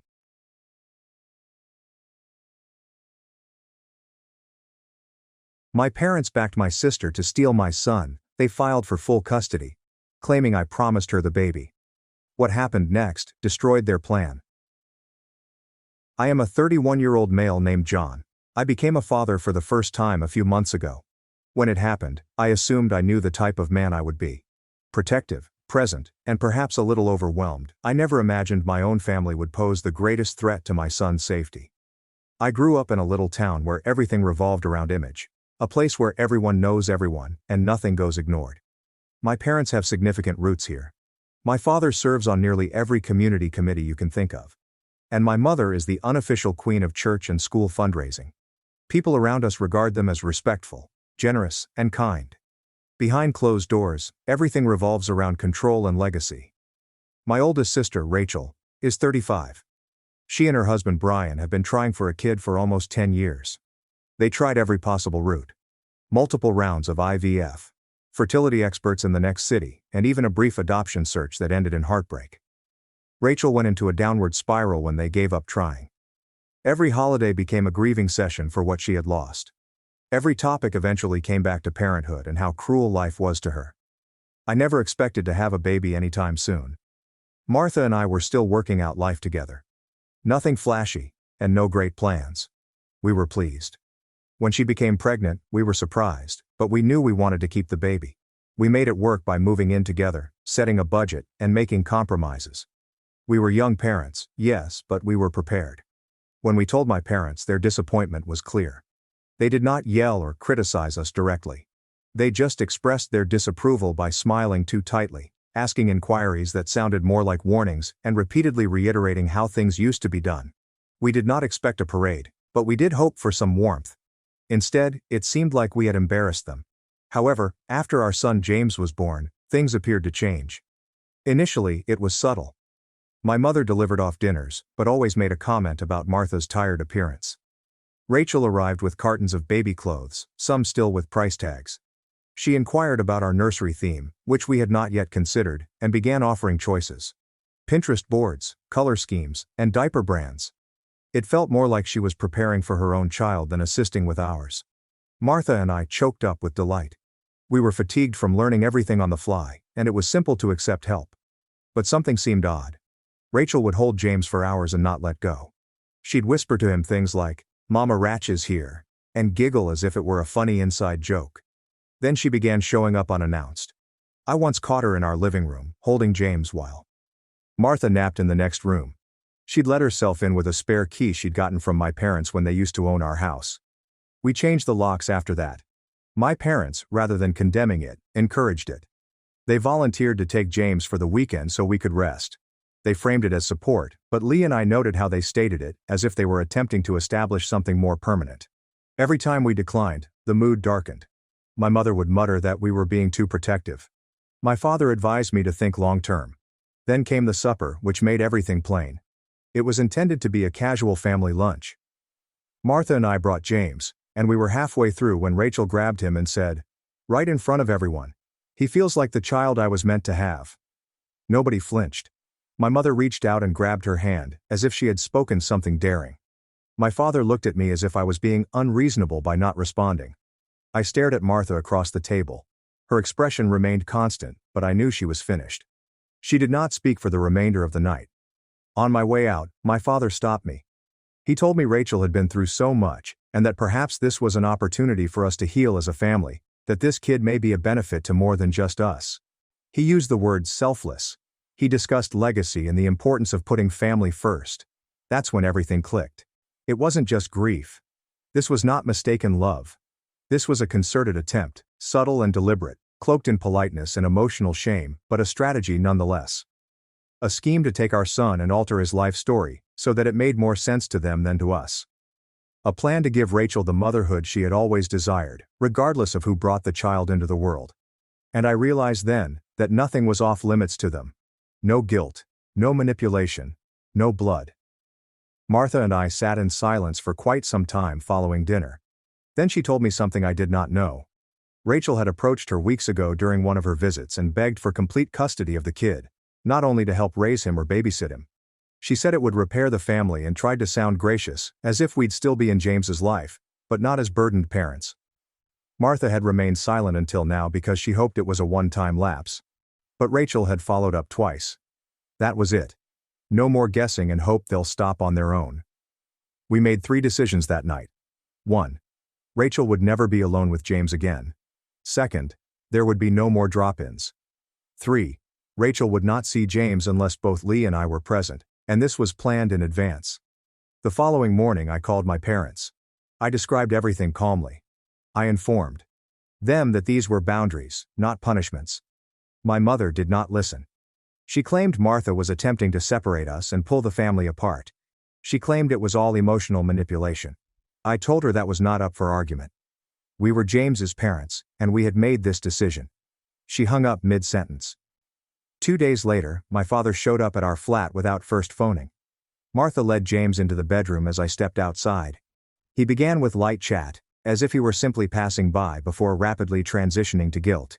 He brought up Rachel's anguish, the years of unsuccessful therapies, and how difficult it had been for her. I let him finish and then told him again. This was not occurring. He looked me in the eye and said, "Rachel deserved to be a mother more than I deserve to be a father." I didn't say anything. I walked in, locked the door, and blocked his phone number. Then I informed Martha that we needed to start keeping track of everything. Every message, drop-in, and confrontation. This was no longer emotional. It was strategic. Rachel showed up unexpectedly the next day, having reached the building buzzer with a different number.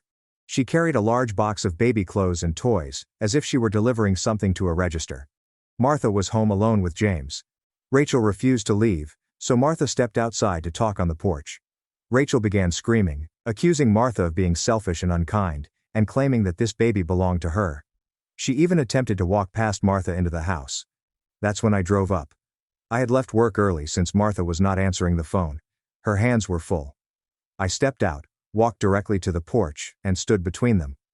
Rachel asked if we could speak. I said no.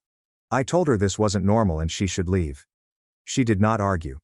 She just remained there, crying, until Martha went inside and shut the door. Then she turned to leave. That night my folks asked us to a family supper. Martha did not want to go. She stated it felt like a setup. I told her I was going alone to keep the peace, and she reluctantly agreed. I stepped into my parents' house and noticed the signs, additional seats and extended family that I hadn't seen in months. Rachel is sitting on the couch, teary-eyed, holding a framed photo of James. This was exactly what Martha had warned me of. As soon as supper began, Rachel stood up and began discussing how difficult it has been to see her future fade away. My mother sat next to her, nodding, and my father stared at me as if he expected me to say something heroic. One of my aunts squeezed Rachel's hand and murmured, "Maybe there's still a way this can work out for everyone." I stood up. I informed them that James was not a shared family asset. He was not a community project. He was our son. They weren't doing it out of love. It was pressure wrapped in anguish and given to us as a responsibility. I departed before dessert. When I arrived home, Martha had already packed a tiny overnight bag. She'd read my cousin's message about supper and didn't want to be home if someone showed up again. We remained at a motel for one night, which gave us plenty of time to think. The following morning, we contacted a family lawyer. We explained everything. What had happened, who had arrived, the messages, the comments, the visit to the cafe, and the emotional stress. He listened, took notes, and told us we were making the proper move by pursuing legal action early. He instructed us to capture everything, not just texts and emails, but every phone call, unexpected visit and encounter. He also made it plain. Legally, we were correct, but we needed to be prepared for further escalation. He remarked, "Families like this rarely back down cleanly when they think they're acting for the greater good." Martha and I agreed to keep communication to a minimal. We blocked Rachel. I saved my mother's phone number for now, just in case of an emergency. But Martha blocked all of her known phone numbers, emails, and social media accounts. We established a new, exclusive network of trusted contacts. We replaced our door locks again. From that moment forward, every decision we made revolved around one thing: safeguarding James, not from strangers, but from those who claimed to love him most. The lawyer did not spend time. He explained exactly what needed to happen next. Legally, we were on good ground, but we needed to document everything. Texts, voicemails, surprise visits, and even secondhand communications. More proof is better. He emphasized that if limits were repeatedly breached, we may consider a formal cease and desist order, as well as a complete no-contact order if things worsened. 3 days later, Martha received a message from an old college acquaintance she hadn't spoken with in over a year. The message was unexpected, lengthy, emotional, and definitely not written on her own terms. It said things like, "Think about the sisterhood, and Rachel deserves to be a mother as well." Rachel had contacted that buddy. We instantly blocked her. I called her on a different phone, briefly informed her that we knew she had relayed Rachel's statements, and cautioned her that anyone who played messenger would be removed from our life without further notice. Then I checked my inbox. There was an email from a new address that my mother had never used before. It was not simply a message. A whole document was attached. A PDF titled, "CO Parenting Plan for James." Inside, there were headers, bullet points, and a schedule breakdown. It even included sections titled Weekends with Rachel, Holiday Rotation, and Trial Guardianship. My mother had written it as a business proposition. Her tone was formal and polite, but the message was plain. They still thought this was negotiable.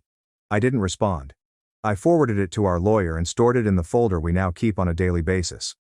The file was already rapidly increasing, with timestamps, screenshots, transcripts, and printed documents. It was no longer simply about family. It was a campaign. Martha's parents visited during the weekend. They observed the luggage packed by the entrance, the stress in our routine, and how quietly we checked the windows every night. After dinner, her father approached me privately. He informed me they would help cover the costs if we opted to relocate.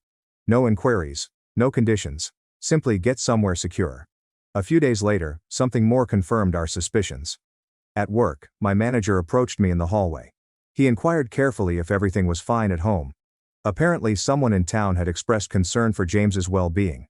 I questioned him directly about who had said that. He had no idea where it came from, but it prompted him to inquire. That was everything I needed. That afternoon, I visited with the Human Resources Department. I explained everything, left nothing out, and provided a brief written report for the record just in case. They pledged to flag any outside inquiries about me and alert me if anything untoward arrived. It was the first time I needed to involve my job, but it would not be the last. That same week, Rachel addressed Martha once more. This time, Martha was alone at a small cafe near our apartment. Rachel approached without notice and attempted to sit with her. Martha didn't participate. She left her coffee on the table and walked away. When she arrived home, she didn't say anything. She simply handed me the scarf she had dropped in the rush and closed the bedroom door behind her. That night, our lawyer sent Rachel a formal no-contact notice. It was written and given by his office. The terminology was simple. No texts, no phone calls, no third-party communication or physical approach. If she violated any of it, we would take additional legal action. That warning was also added to our growing dossier, with a copy delivered to Martha's cafe in case Rachel returned. We took action that night. Martha and I both changed our telephone numbers. We compiled a list of crucial connections. We trusted them completely, and only shared our new numbers with them. Everyone else was barred out. Family members who had not spoken up were excluded. Friends who had been neutral were eliminated. We weren't taking chances anymore. The next day, I quietly inquired about new rentals. Something beyond our town is far enough away that we won't run into anyone from our current life. Martha's parents helped us narrow down our possibilities. We toured one that weekend under a different identity, using a temporary email address and cash deposit. We provided no forwarding address. Nobody in our family was told. Martha packaged up James's belongings the next day. I took time off work without explaining why. We started making plans to move secretly. No social media updates or announcements. We even switched off location sharing on our smartphones. The less people knew, the better. Because after everything, emails disguised as contracts, third parties appearing in cafes, and lies told to my boss, one thing was certain. This was not going to stop on its own. If we desired peace, we had to accept it. Nobody was going to give it to us. We completed the lease on a tiny rental house 2 towns away. It was a sleepy neighborhood on a dead-end street, with little foot traffic and no neighbors who knew us. We paid the deposit in cash using a temporary email address, planned the move on a weekday, and booked the moving company under a new name. We carefully packed things, taking only what we needed. Everything else was either donated or left behind. No goodbyes, no notices, and no social media. The lawyer sent Rachel an official cease and desist letter the same morning we signed the new lease. It was stated clearly: any future contact, in person or through third parties, would be considered harassment and dealt with legally. A certified copy was mailed to her address. Another visited her office. Our lawyer warned us to expect pushback, and he was correct. The next day, I received an email from Rachel's husband, Brian. He wrote as if he was attempting to mediate and asked if we might reach a peaceful resolution. I didn't respond. I submitted it to our lawyer, who documented it and included Brian's name in the no contact rules. No contact meant no contact from either party. Brian's email address was reported and blocked. That marked the end of it. 3 days later, around midday, my mother appeared outside my office building. She stood near the parking lot and started calling my name loudly and frequently. She had never visited my office before. I walked back inside and went straight to human resources. Security cameras had already captured her. HR changed the internal security policy promptly. My file now contains a restricted access remark. No family is permitted on site without written notice and approval. That night, Martha received an unexpected floral delivery. There was no card, just a short letter inside that said, "You stole what should have been mine." She did not touch the flowers. We photographed everything, including the box, letter and timestamp, and then called the police. An officer responded, made a report, and marked it as a potential threat. We sent our lawyer a scanned copy of the report the same day. He added it to the growing file. That evening I installed new security cameras. Every door, window and motion sensor is connected to cloud storage and has a 24/7 backup. I granted our lawyer remote access to the channel and footage. We were not waiting for anything to happen. We were going to be prepared before anything happened. Meanwhile, a buddy provided images of Rachel's friends making vague, indirect statements about parents who do not deserve their children and selfish decisions that harm decent people. They didn't name us, but they didn't need to. The terminology was direct, and the timing was clear. I captured screenshots, dates, usernames, and captions. Everything was documented. A week after we moved, one of my aunts, who had hitherto been silent, contacted me discreetly. She apologized for not saying something sooner. She had been watching from the sidelines, hoping it would blow over, but now she was hearing things that worried her. Rachel had told several relatives that she had been robbed of her child, saying that she had been promised guardianship, despite the fact that no such discussion had ever occurred, and that we changed our minds after promising her guardianship. None of this was true. My aunt sent screenshots from a family group conversation. My folks were in it. They were openly calling me unstable and portraying Martha as manipulative. That was the final straw. Martha and I ceased talking with anyone other than our lawyer and 2 trusted friends. We updated our emergency contacts. We changed all mailing addresses to a private mailbox in a different town. Even James's pediatrician was transferred to one near our new home. No forwarding address, no record sharing. 2 days after we moved in, police arrived at our home. This was a welfare check. The officer stood on the porch, calm but strong, explaining that someone had reported us missing and that James might be in danger. Martha held James as I presented the officer with all of our documents. The cease and desist letter, the police report from the flower note, our lawyer's legal file, and security footage from the previous 2 days. The officer asked for identification and then walked through the house. He spoke to Martha separately before speaking to me. He confirmed that the report came from my parents. They informed the police that we had vanished and that James might not be safe. Before leaving, the officer urged us to file for a formal restraining order. He described the pattern as apparent, intensifying, personal, and relentless. He gave me a card with a case number and suggested we follow up at the local station. He also marked our address as a known problem, implying that any subsequent reports would be treated differently. I closed and shut the door behind him. We were no longer merely protecting our home. We were creating the case piece by piece. Martha and I met with our lawyer the morning following the welfare check to file a protective order against Rachel, my mother, and my father. We carried everything with us. Copies of police reports, screenshots, camera footage, timestamps, emails, a cease and desist letter, and the flower message. The lawyer presented it all in one harassing filing. It was over 2 inches thick. He suggested we start keeping a printed timestamp timeline to keep things organized. We added fresh entries to the file every day, linking them to connected evidence, images, letters, recordings, and anything else that could be traced. 3 days later, another legal paper arrived. This time it's from my father's attorney. It was a request for grandparents' visitation privileges. They had filed a motion with the court, claiming that they had a deep relationship with James and required regular access. Our lawyer immediately filed an objection, providing a detailed report indicating that my parents had never cared for James. Not overnight, not while ill, and not during our working hours. All past interaction had been limited, and recent contact had been classified as hazardous. The objection was approved without a hearing. The claim was refused. That same week, a parcel arrived at our front door. It contained no return address. Inside there was a little stuffed teddy bear. Martha saw something unusual about it right away. The eyes appeared particularly shiny.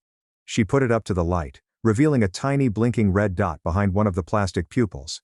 We did not touch it after that. We put it in a sealed plastic bag and contacted the police. Officers arrived and confirmed Martha's suspicions. It included a hidden camera. They accepted it as proof and amended our file. This was the most dangerous escalation yet. If the behavior continued, our lawyer began preparing for an emergency hearing request. Later that evening I got a message from one of my relatives. He'd never been involved before, never commented or contacted out, but this time he did. He said he had something we needed to see and showed us screenshots of a group chat where Rachel was conversing with numerous common pals. In the texts, she instructed them on how to represent Martha as emotionally unstable, how to discreetly note troubling behavior, and how to infer neglect without making direct allegations. It wasn't just talk, it was a coordinated slander campaign. Our lawyer started writing a slander action. We hadn't filed it yet, but whenever something was said publicly or reiterated to authorities, it would be lodged. The screenshots sent from my cousin's phone were included in the file. We also modified every aspect of our lives to remove our families. Access James's new pediatrician was notified about the incident. His medical records were altered to omit any identities associated with my parents or Rachel. There were no exceptions. Martha's parents and our 2 closest friends were the only emergency contacts. We double-checked daycare enrollment and changed the contact forms there as well. Martha went through her own contact list, removing any mutual acquaintances who had ignored our boundaries or forwarded harmless Rachel messages. Anyone who provided even a single warning sign was cut off. A week later, Martha went to a store near our new home to get a few items. She called me as soon as she returned, calm yet watchful. While walking through the parking lot, she saw that someone was following her. When she turned to look, there was my mother. She did not speak. She simply stood there, half hidden behind a car before departing. When Martha started recording, she raised her phone. My mother immediately turned and went away, not saying anything. We submitted the video that night. It has been put to the protective order file. This was the 3rd direct appearance after receiving a written legal warning. The next morning, I went to our leasing office and asked that our lease be amended to reflect our address as secret in all public and government-accessible property records. They instantly processed the adjustment. Going forward, even postal records would reveal that our information was restricted. A week passed with no new contacts. James had his first appointment with his new pediatrician. The doctor conducted a thorough examination and determined that James was healthy, well-fed, clean, and had a deep emotional tie to his parents. There were no worries. We asked the doctor to retain the visit notes on file in case they were needed for court documents. He agreed. We finally took a break after weeks of staying on high alert. Martha's parents agreed to take care of the house for a few days.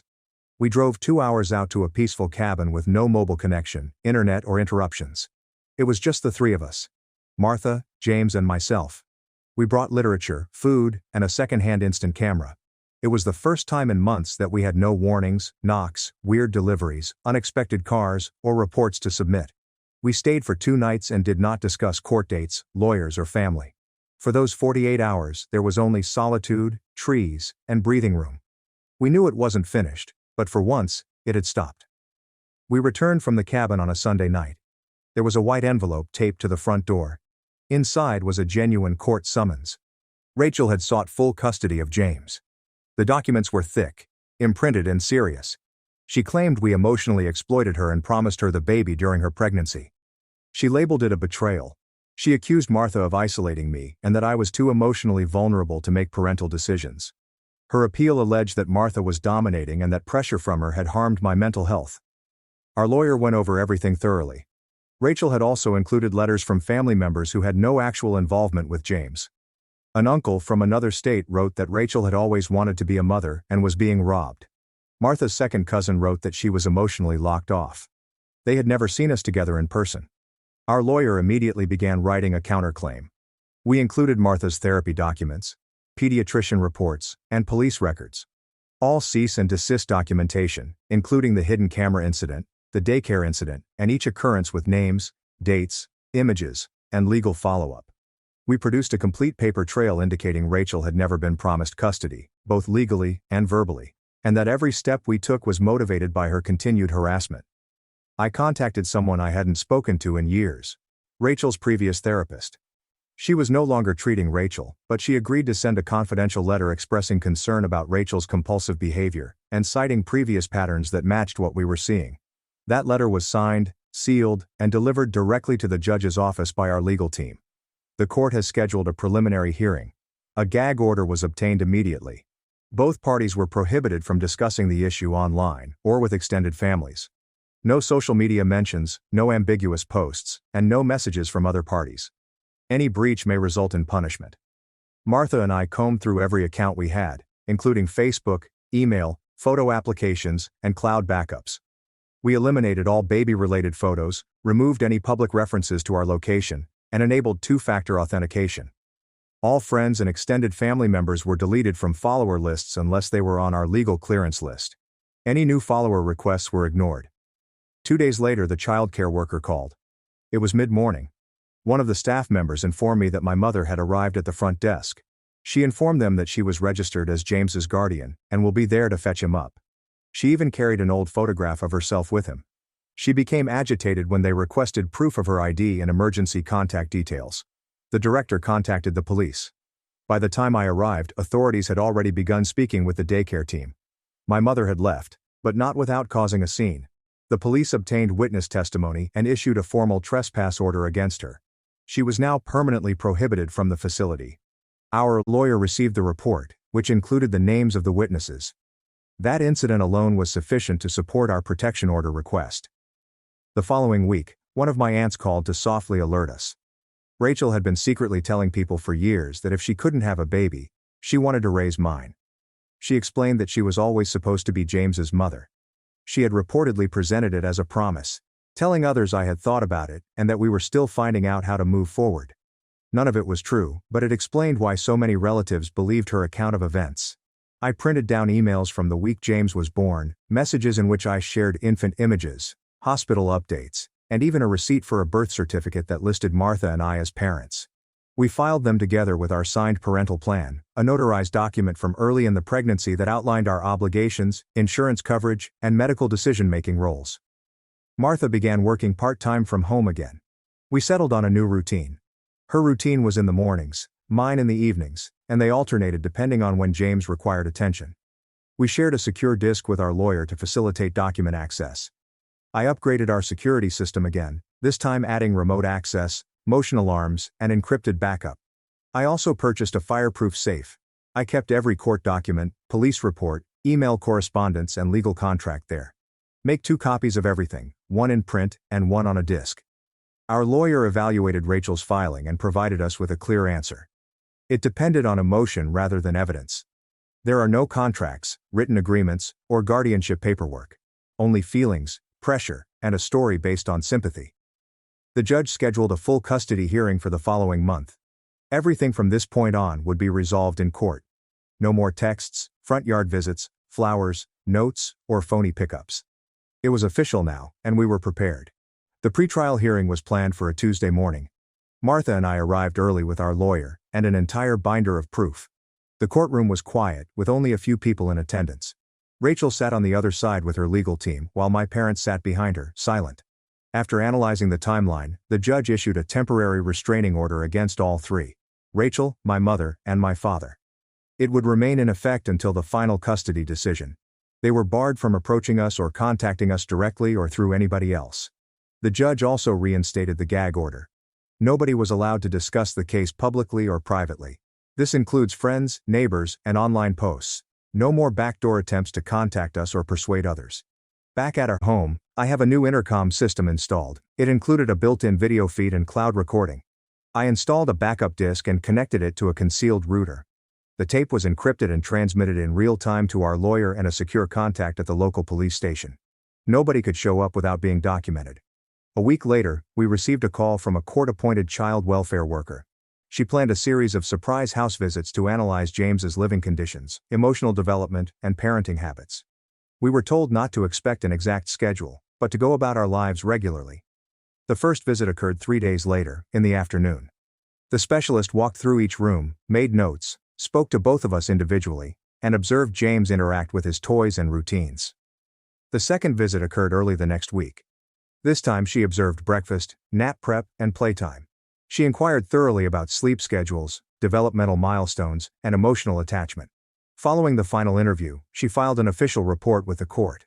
There were no worries. She described James as happy, safe, and thriving. His emotional bond to his parents was described as strong and clearly healthy. Rachel's legal team attempted to postpone the trial again. They filed a motion requesting time to gather further emotional evidence, whatever that meant.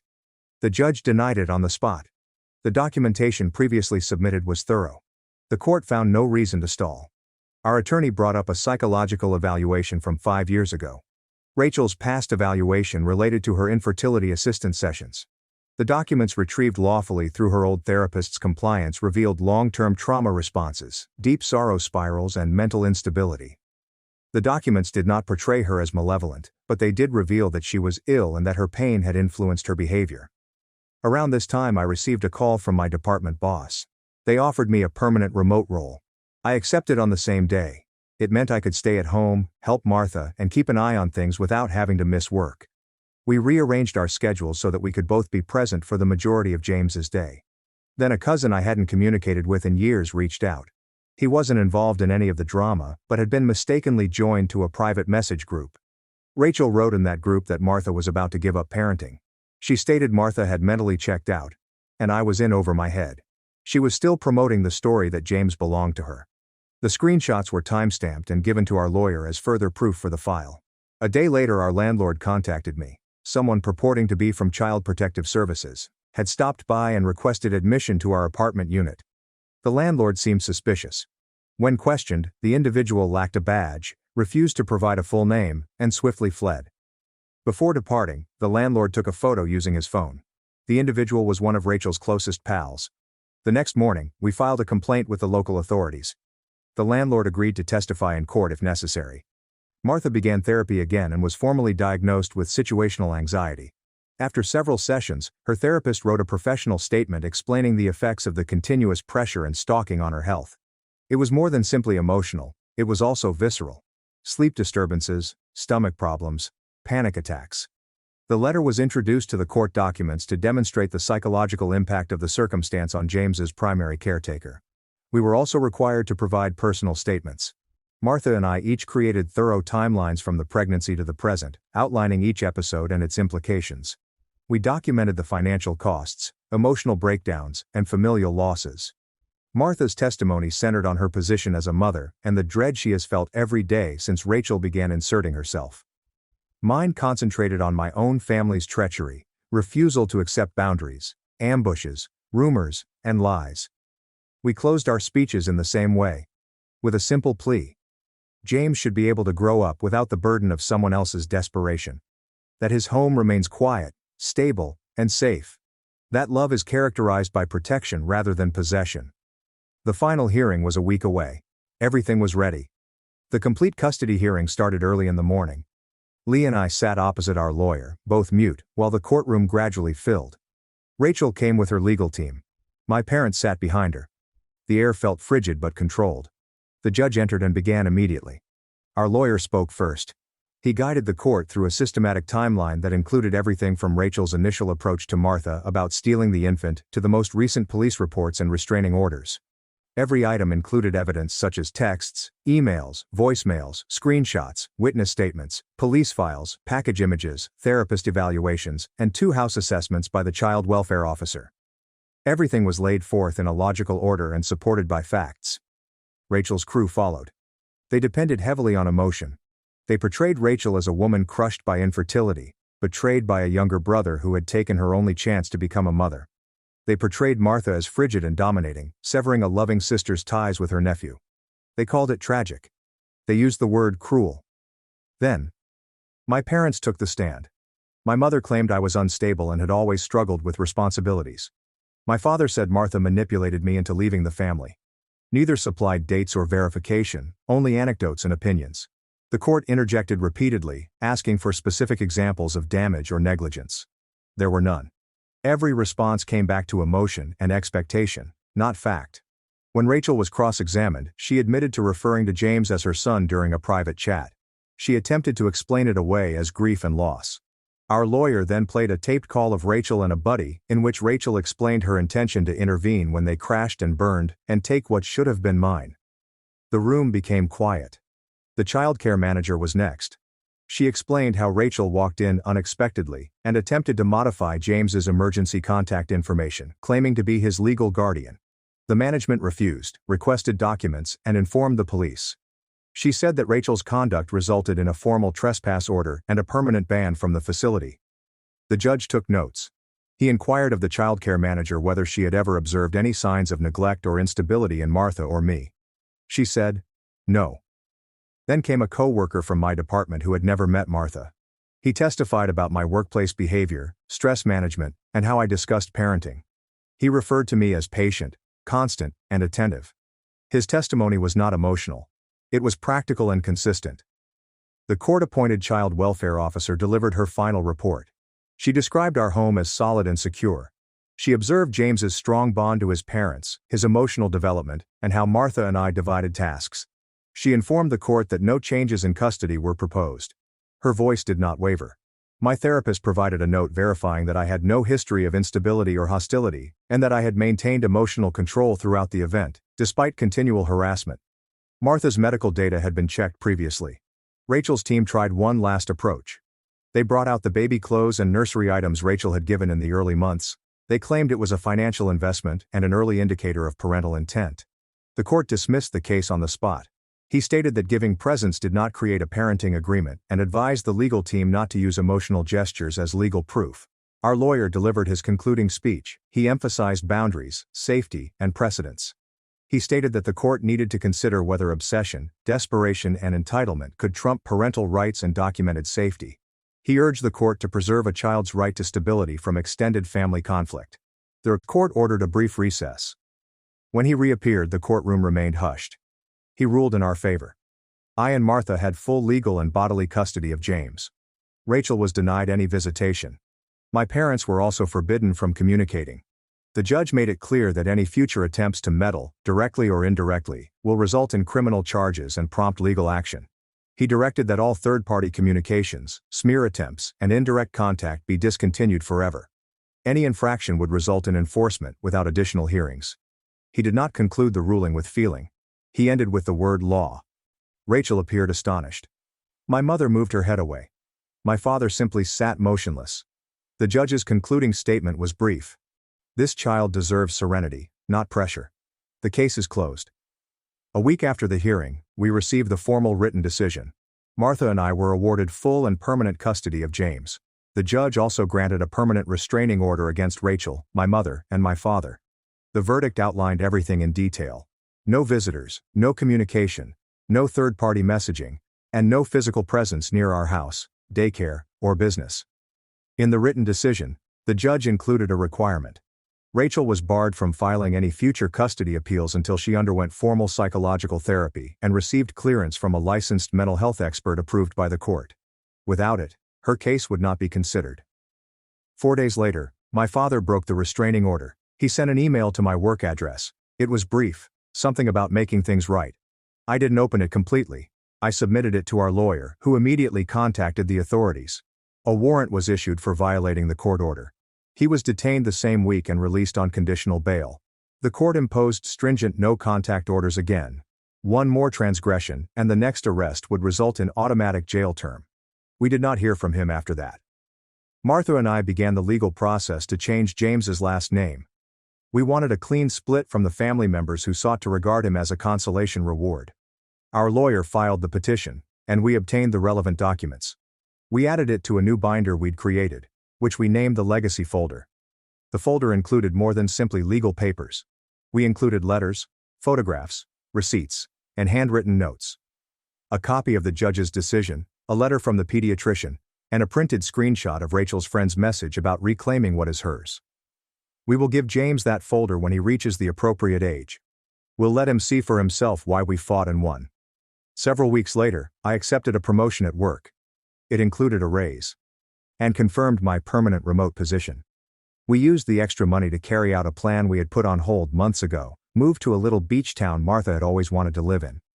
We chose a one-story house with a fenced yard that was within walking distance of the beach. We did not notify anyone outside of our trusted circle. Martha continued her therapy. Her sessions became less frequent, and her therapist stated that her progress was obvious. She began helping with a local organization that helps new mothers cope with toxic familial pressure. She never spoke about our experience publicly, but she understood just what to say to women on the verge of burnout. I joined a peer support group for men dealing with custody difficulties and family meddling. I did not use my complete name. I told our narrative, described the actions we took, and mentioned the tools that helped. A couple men messaged me personally after meetings, thanking me for being direct and clear. They were not searching for impassioned speeches. They were searching for travel maps. Rachel reportedly sold her home and departed the state, according to an update shared with us by a relative. My aunt texted a brief update. Rachel had deliberately enrolled in a long-term mental health program in another city. She was now receiving treatment, but my aunt said she still considered herself as a victim. She had not apologized, contacted out, or acknowledged the court's decision. Word of the case spread among the extended family. A cousin distributed copies of the verdict to a few family members who had initially supported Rachel. People quietly began to back away from my parents. I heard some people had blocked their numbers. Some even cut off touch totally. There are no big announcements, only silence. James turned 1 last month. We didn't throw a large party. Just the 3 of us. Martha made a tiny cake, which we let James demolish with both hands in the center of the living room. We took some shots for ourselves. There was no social media, no family invitations, no outsider presence, just balloons, music, and calm. Later that night, after James had fallen asleep, I opened an old notebook and scribbled one more entry. Not for court or evidence, but just for me. I mentioned that peace does not always arrive with reconciliation. Sometimes it appears to be distant. Sometimes it appears that limits are being held firm. Sometimes it is simply the lack of chaos. I wrote that giving things up does not indicate love. It's demonstrated by standing guard. No parent should be expected to give up their child to keep someone else's fantasy alive. We walked to the beach the next morning. Martha held James's hand to one side. I clutched the other. He took short, awkward steps through the sand. The wind was mild. The waves were silent.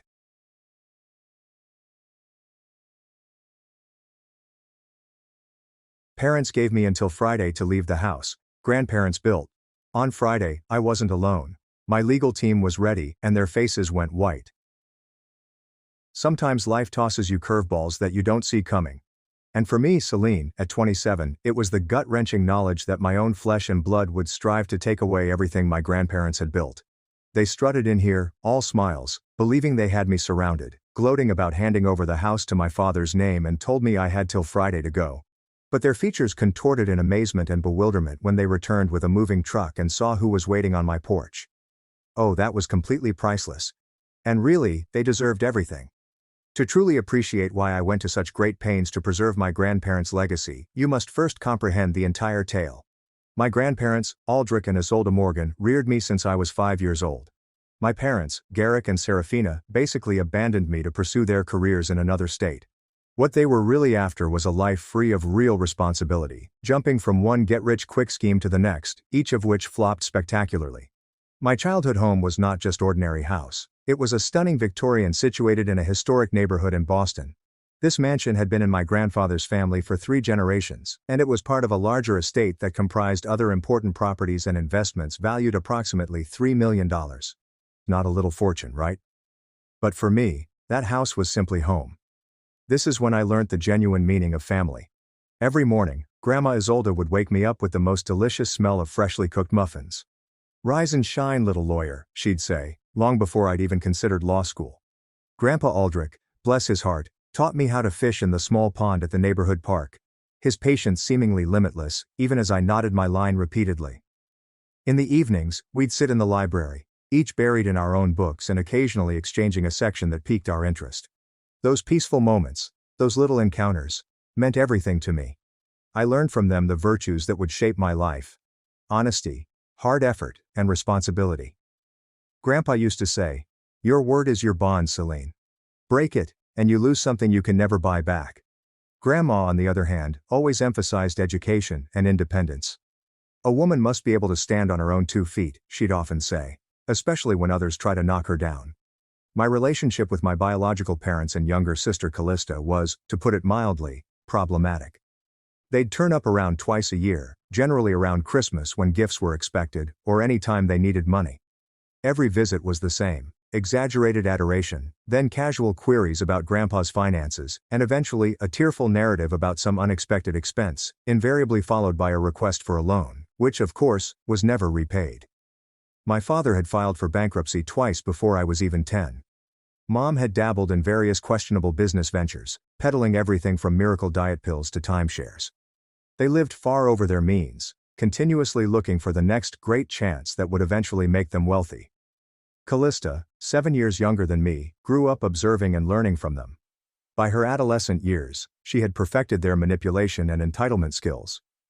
"Your sister should come live with us too," Grandma once proposed after a particularly terrible visit, during which Callista stole money from my piggy bank. But my parents flatly refused. Callista was their baby, the child they could manage to raise because she required little actual parenting.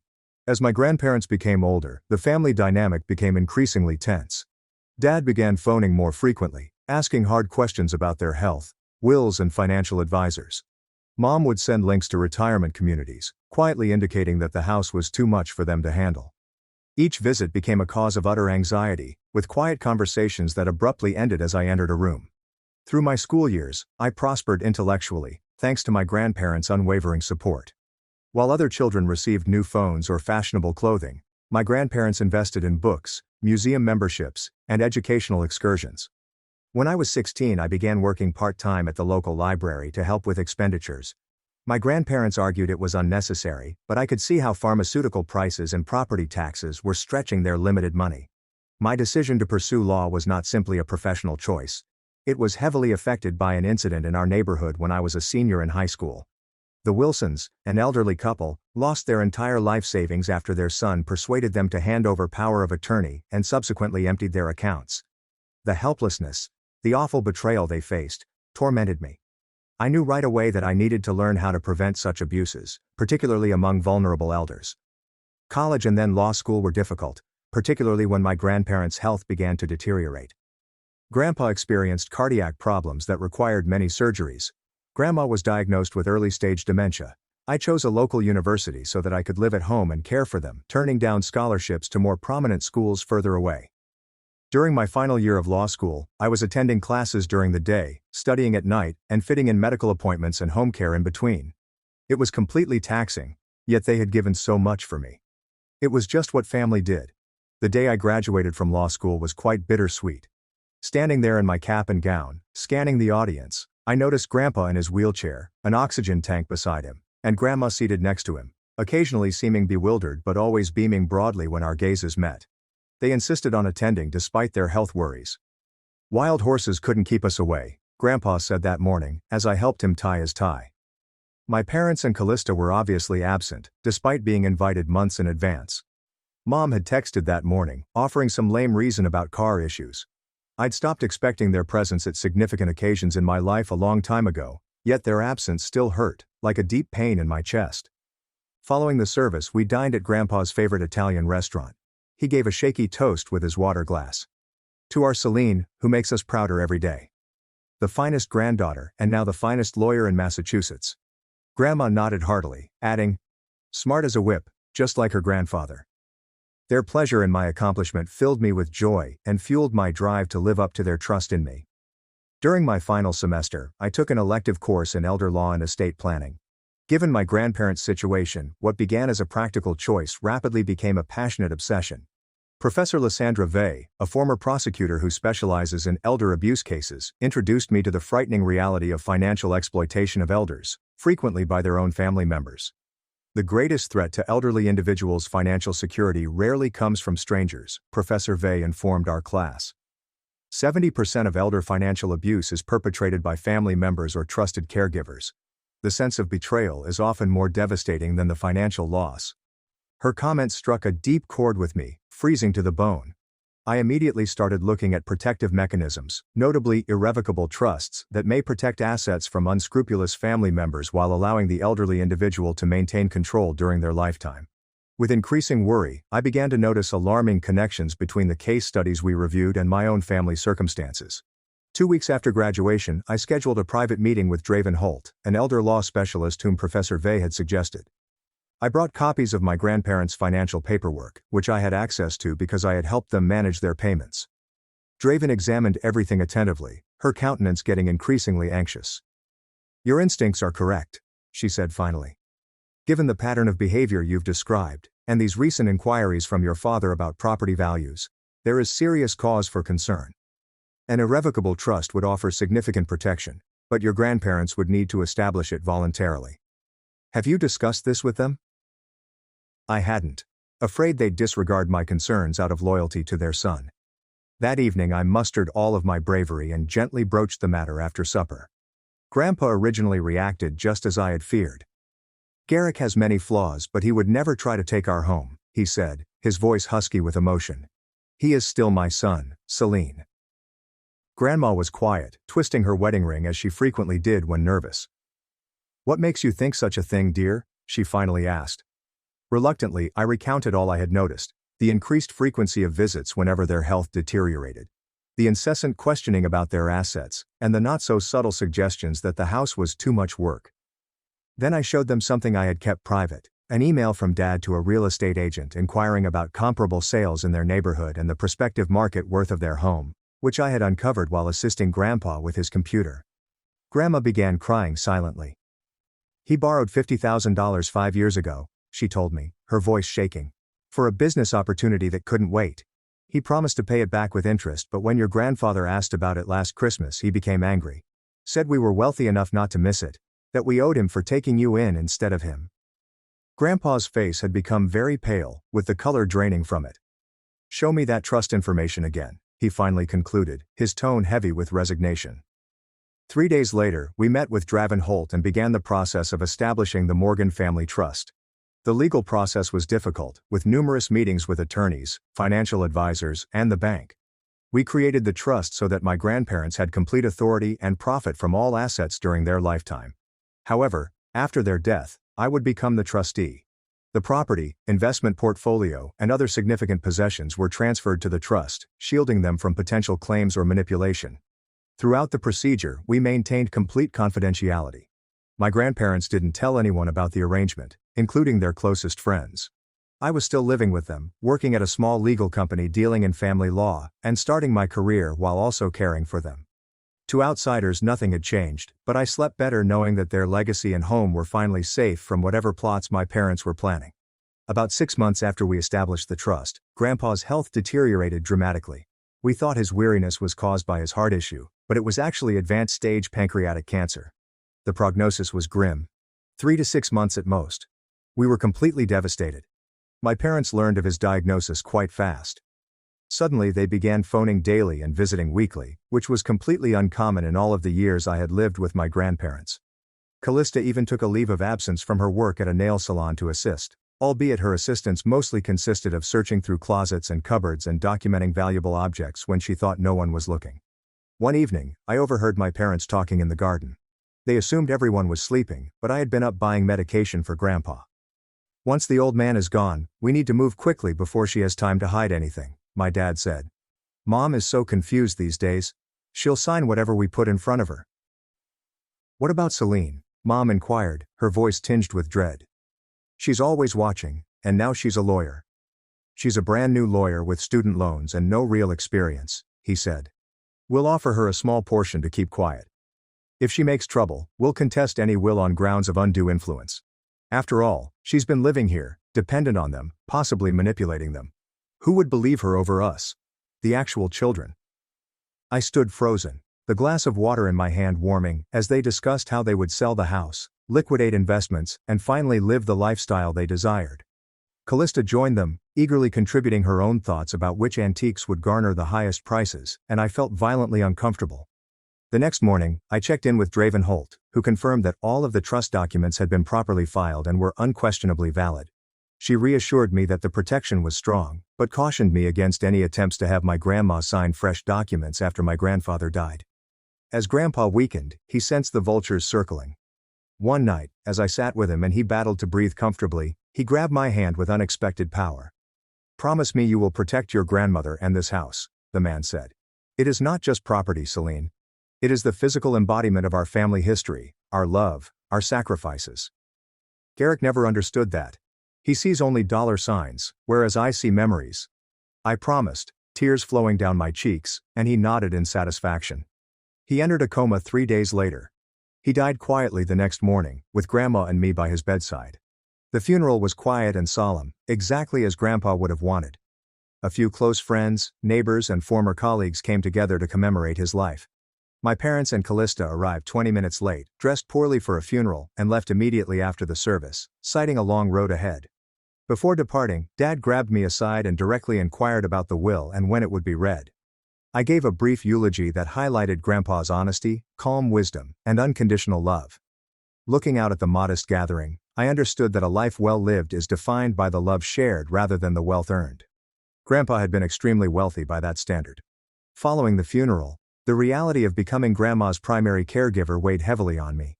Her dementia had been growing slowly, but grief has hastened her demise. Some days she recognized me immediately.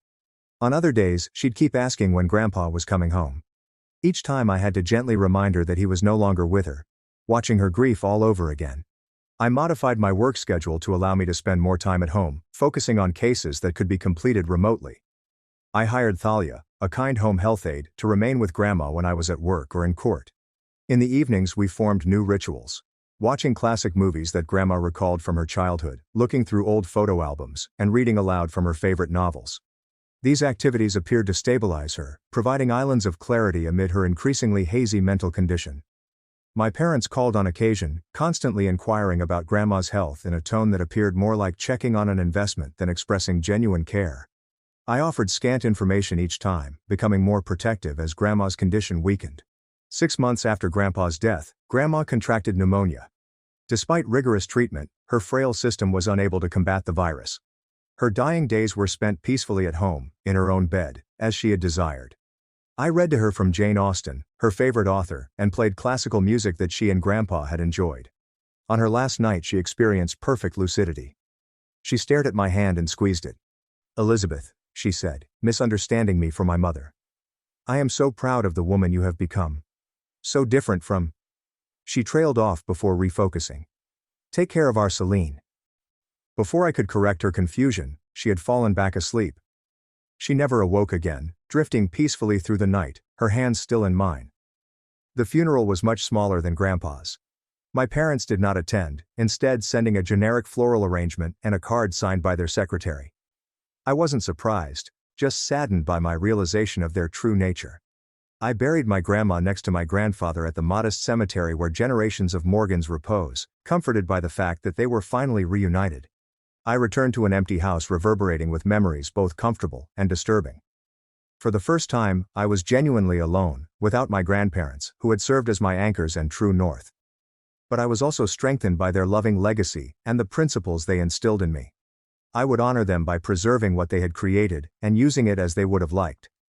2 weeks after Grandma's funeral, while I was still adjusting to the house's silence and the magnitude of my loss, the doorbell rang on a Sunday morning. When I opened the door, I saw my parents and Callista waiting there, melancholy emotions carefully placed on their faces. "Oh, Celine," Mom shouted, pulling me into a stiff hug that felt more staged than genuine compassion.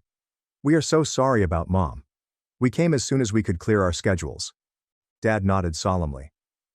"Family needs to stick together in times like these," he remarked, patting my shoulder awkwardly before moving past me into the foyer, his gaze already fixed on the antique furnishings and artwork.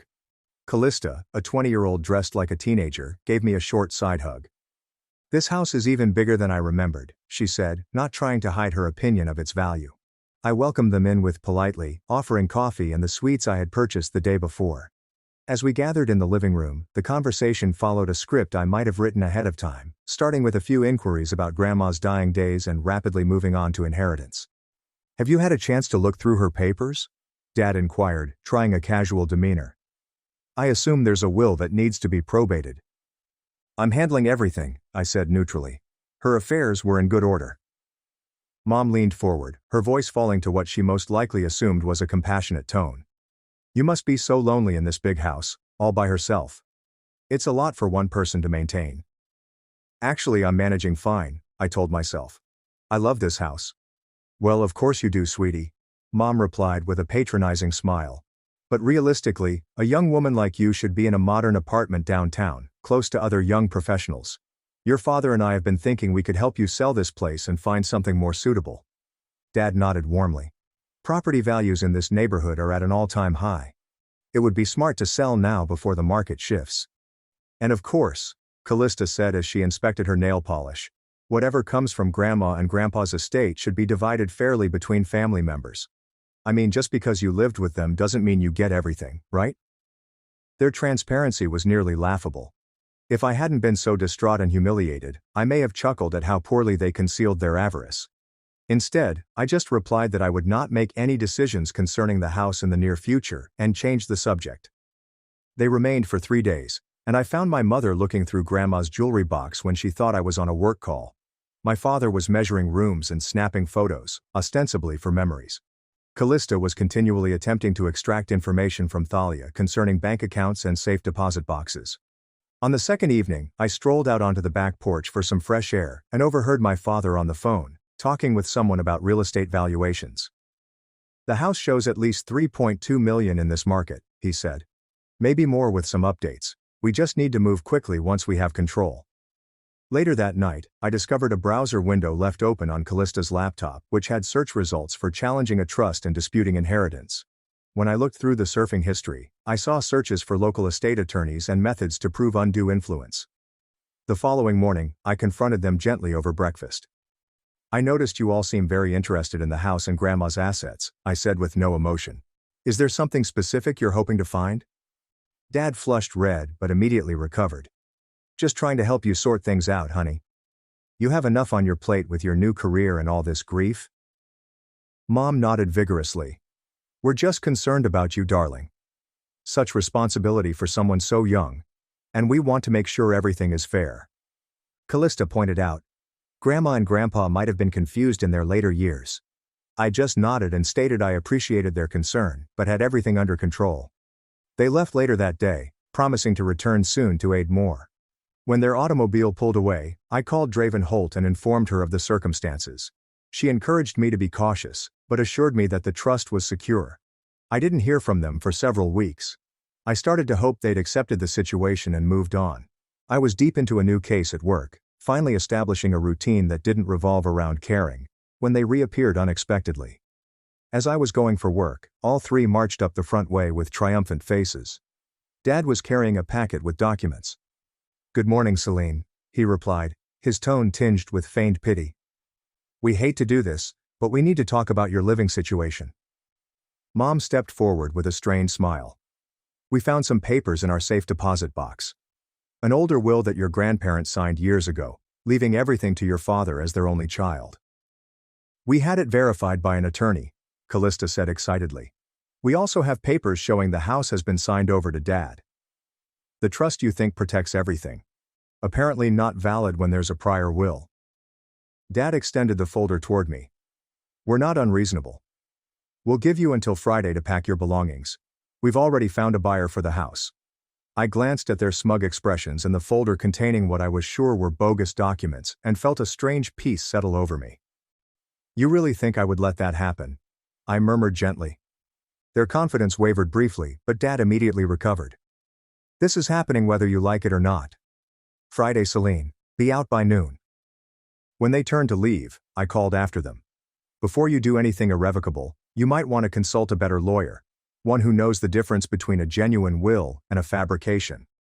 Dad's face clouded. Don't threaten me, young lady. You're not the only one who knows about the law. With that final shot, they fled, completely certain in their victory. When my family left with their threats and phony documents, I went into action. My legal training kicked in, as did the powerful protective impulses that my grandparents had instilled in me. It was no longer simply about the inheritance. It was about keeping my vow to maintain my grandparents' legacy, while also standing up to years of manipulation and entitlement. First, I called Calum Ward, my firm's top litigator and fraud specialist. Can you come over tonight? I inquired. My family is trying to steal my grandparents' estate with forged documents. They're giving me until Friday to vacate. Calum arrived within an hour, accompanied by his paralegal. I put out everything: the trust documents, my grandparents' medical certificates demonstrating they were competent to sign, the diary I'd kept scrupulously chronicling my parents' suspicious behavior, and my memory of the bogus claims they'd just made. If what they showed you is what I think it is, they are committing several felonies, Calum stated, his demeanor severe. Forgery, fraud, attempted theft by deception. But we need to see those documents to be certain. My next call went to Draven Holt, who had helped form the trust. They're making their move, I informed her. And it's as brazen as we feared. Draven remained reassuringly quiet. The trust is ironclad, Celine, but we should file for an emergency injunction to prevent any recording of fraudulent deeds or transfers. I'll draft it tonight and file first thing tomorrow. As my legal team prepared, I moved to actual security measures. I called a locksmith, and he arrived that afternoon to change all of the locks in the house. Next, I hired a security company to install cameras at all entrances. By evening, the house was secure from unauthorized intrusion. I called my bank one last time to confirm that all accounts had been secured and reported for odd behavior. The bank manager, who had known my grandparents for decades, was shocked by my position and personally set alerts on everything related to the estate. As night fell, I organized all of the trust's documents, making numerous copies and storing them in various locations. One in my house safe, another with Calum, a third with Draven, and digital versions encrypted in cloud storage. No single point of failure might jeopardize our security. That evening, as I was evaluating everything, my phone started ringing non-stop with calls from my parents and Callista. I let them all go to voicemail. The texts began gently, with Dad recommending we speak it out like adults, but gradually escalated into explicit threats. "You have no idea who you are messing with," was my father's final voicemail. "And you will respect me. That house and money are rightfully mine, and I will have them one way or another." The next morning, I met with a bigger legal team led by Calum and Draven. Mireille Duval, a specialist in estate litigation, examined our documentation and approach. "Their claim about a prior will taking precedence over the trust is completely without merit," she informed me. "Once assets are transferred into an irrevocable trust, they are no longer part of the estate to be distributed by will. Any competent lawyer would know this, which suggests they either have a very bad attorney or, more likely, no legitimate attorney at all." We devised a multifaceted strategy. First, an injunction prohibiting any property transfers. Second, a cease and desist letter questioning their bogus claims. And third, preparation for a possible lawsuit for harassment and attempted fraud if they persisted. "What about the documents they claim to have?" I asked them. "The supposed earlier will and property transfer?" "If they attempt to file those anywhere, we will immediately challenge them as fraudulent," Mireille told me. "We have substantial evidence of your grandparents' intentions through the properly executed trust. Plus we have their medical records showing they were mentally competent, the ongoing journal you kept, and witnesses like Thalia who can testify to their clear wishes." While the legal team worked, I began gathering information regarding my parents' history of financial impropriety through diligent study and contacts from law school. I documented my father's 2 bankruptcies, a tax lien, and a small claims judgment against my mother for a failed business venture in which she received investments but never produced anything. By Thursday afternoon, my family's desperation was evident. Callista wrote a rambling letter on social media, saying that I had misled our sick grandparents and stolen the family legacy. She tagged extended family members and elderly neighbors, in an attempt to rouse public opinion against me. My parents adopted a more direct approach, showing up to my law practice unexpectedly, and wanting to talk with me. When the receptionist stated that I was in court, they refused to go, raising such a scene that security had to remove them out. My coworkers were stunned but extremely supportive. The incident simply increased their determination to assist me. Later that day, I discovered from a worried neighbor that my father had been going door to door on my street, informing people that I was mentally unwell and soliciting community support for their seizure of the property.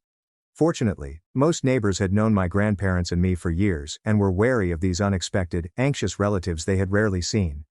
As Friday approached, I prepared for every eventuality. Calum would join me at the house, along with Draven and a notary public, to observe any contacts. Thalia would also be present, prepared to testify on my grandparents' mental health and stated wishes if necessary. I contacted the local police, outlining the circumstances, and asked that they be prepared to respond if my family attempted forced entrance or caused a disturbance. The officer I spoke with took comprehensive notes and promised to flag the location for swift action. Finally, I installed legal recording devices in the main rooms of the house to ensure that any confrontations were documented. Massachusetts is a two-party consent state for recordings, however I posted obvious signs informing all entrants that audio and video recording was taking place, which satisfied the notification requirement.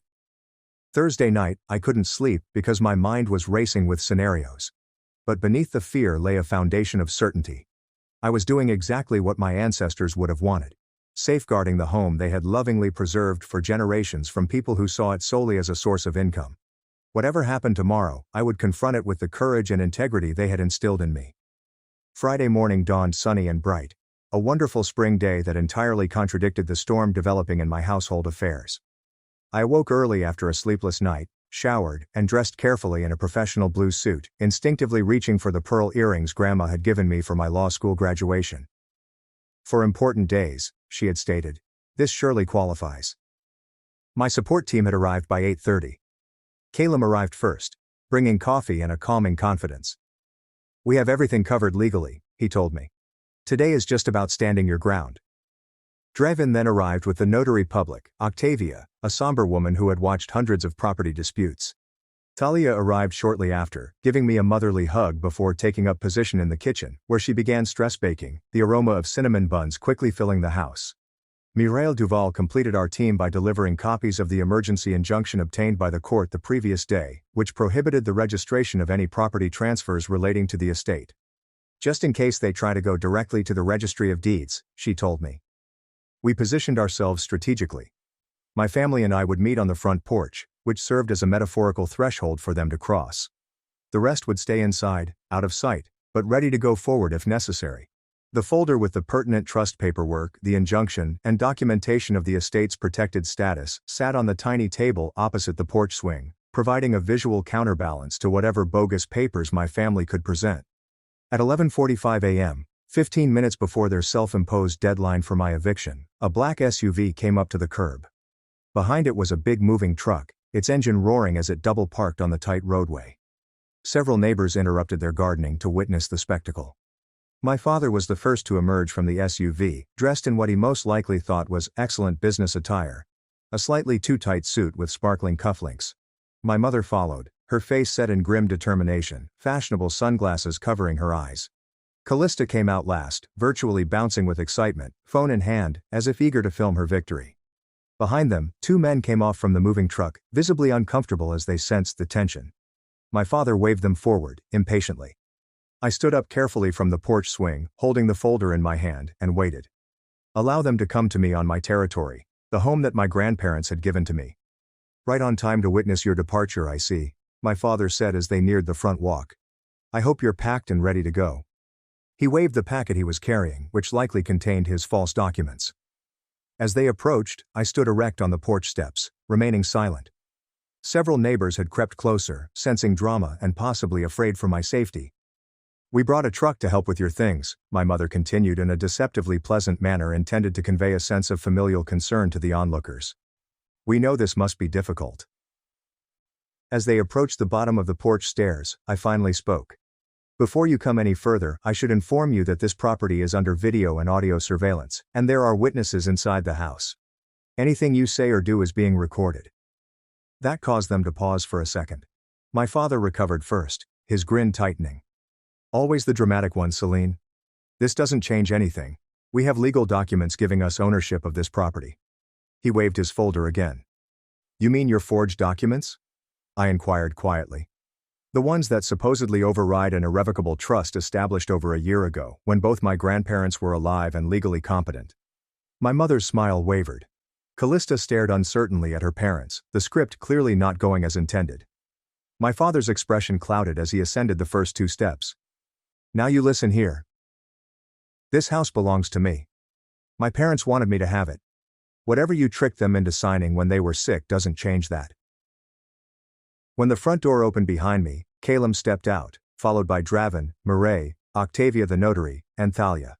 My father was taken aback when he saw 5 individuals who were clearly professional and well prepared. "Mr. Morgan," Caleb replied with a smile. "I am Caleb Ward, attorney for the Morgan Family Trust. I believe you were just about to accuse your daughter of fraud and undue influence. Please continue. We are recording for the court." My father's mouth opened and closed silently. My mother grabbed his arm and whispered urgently. The moving truck men moved uneasily, with one checking his watch. "Perhaps you should inform the movers that they will not be needed today," I said quietly. "Or any day." My father finally found his voice and said, "This is ridiculous. I have a legal right to this property. I have documentation right here." He waved the folder again, but made no attempt to open it. Mireille walked forward, her professional manner unflappable. "As counsel for the estate, I must inform you that we have obtained an emergency injunction preventing any recording of fraudulent property transfers related to this estate." She held out a copy of the court order. "Additionally, I should warn you that presenting forged documents is a felony in Massachusetts, punishable by up to 5 years in prison." My father's face lost its color. My mother stepped forward, taking a different approach. "Celine, honey, there has clearly been a misunderstanding. We only want what is best for the family. Perhaps we can discuss this privately, without all these people." "There is nothing to discuss," I stated firmly. "Grandma and Grandpa established the Morgan Family Trust to protect their assets and legacy. All properties and investments are held by the trust, which I manage as the designated trustee. This was their choice, made freely while they were alive and well. Any documents you have claiming otherwise are fraudulent." My father's irritability bubbled over. "This is not over, Celine. I am your father. That counts for something legally. I will fight this to the Supreme Court if necessary. I will make sure everyone knows how you manipulated 2 elderly people. Your reputation will be ruined."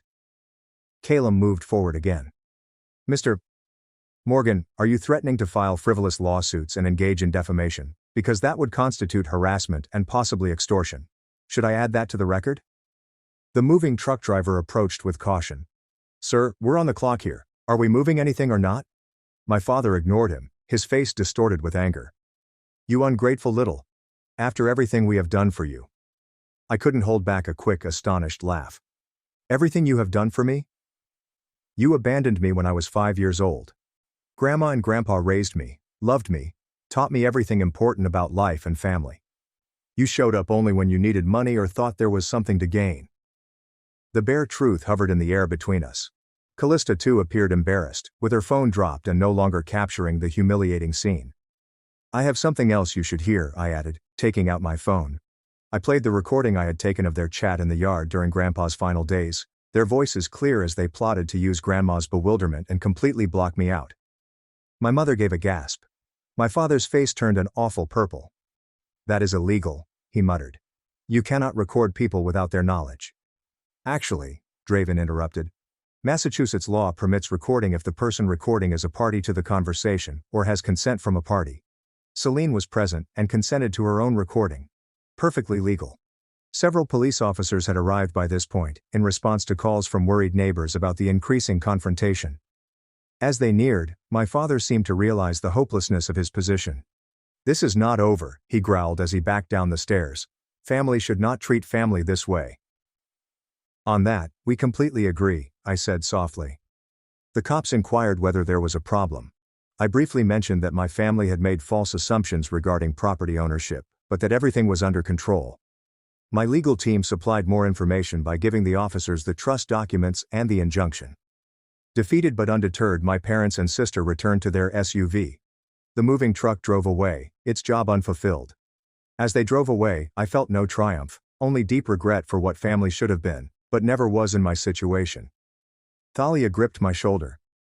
"Your grandparents would be very proud," she added softly. "So very proud." Standing on the porch my grandfather had constructed, surrounded by people who had showed more concern and loyalty than my biological relations, I realized she was correct. It had never been about money or property. It had been about honoring the genuine meaning of family and keeping the promises we make to those we care about. Following the incident on the porch, numerous practical problems needed to be addressed. Calum completed the necessary papers to establish a permanent record of the trust's legitimacy and my role as trustee. Draven assisted me in obtaining further legal protection against potential future problems. The local police, already familiar with the situation, increased patrols past the house for several weeks. Most surprisingly, the district attorney's office approached me about filing charges for attempted fraud and forgery. Despite my family's activities, I decided not to seek criminal charges against them. Not because of residual affection, but because I knew my grandparents would have preferred that I take the high road. The DA supported my decision, but he kept the case open just in case. For several months I lived with chronic anxiety, leaping at unexpected sounds and frequently monitoring security camera feeds. My parents attempted a couple more contacts, swinging between threats of unending litigation and heartfelt calls to family devotion. When it became evident that the trust was truly unbreakable and that I had substantial evidence of their false objectives, the correspondence ceased immediately. Living alone in the house that had formerly been filled with my grandparents' love and wisdom was both comforting and painful. Every room contained memories.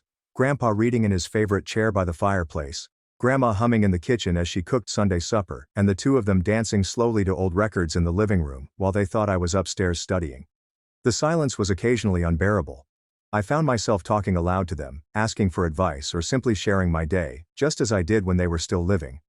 Sometimes I imagined hearing Grandpa's deep chuckle or smelling Grandma's perfume. Grief, I realized, does not take a straight route. It returns unexpectedly, prompted by a familiar sound or the change of seasons.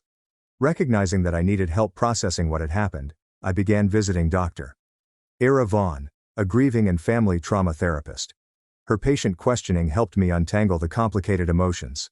Grief for my grandparents, rage at my parents, betrayal, guilt for occasionally wishing for a normal family, and a profound loneliness that appeared to have no bottom.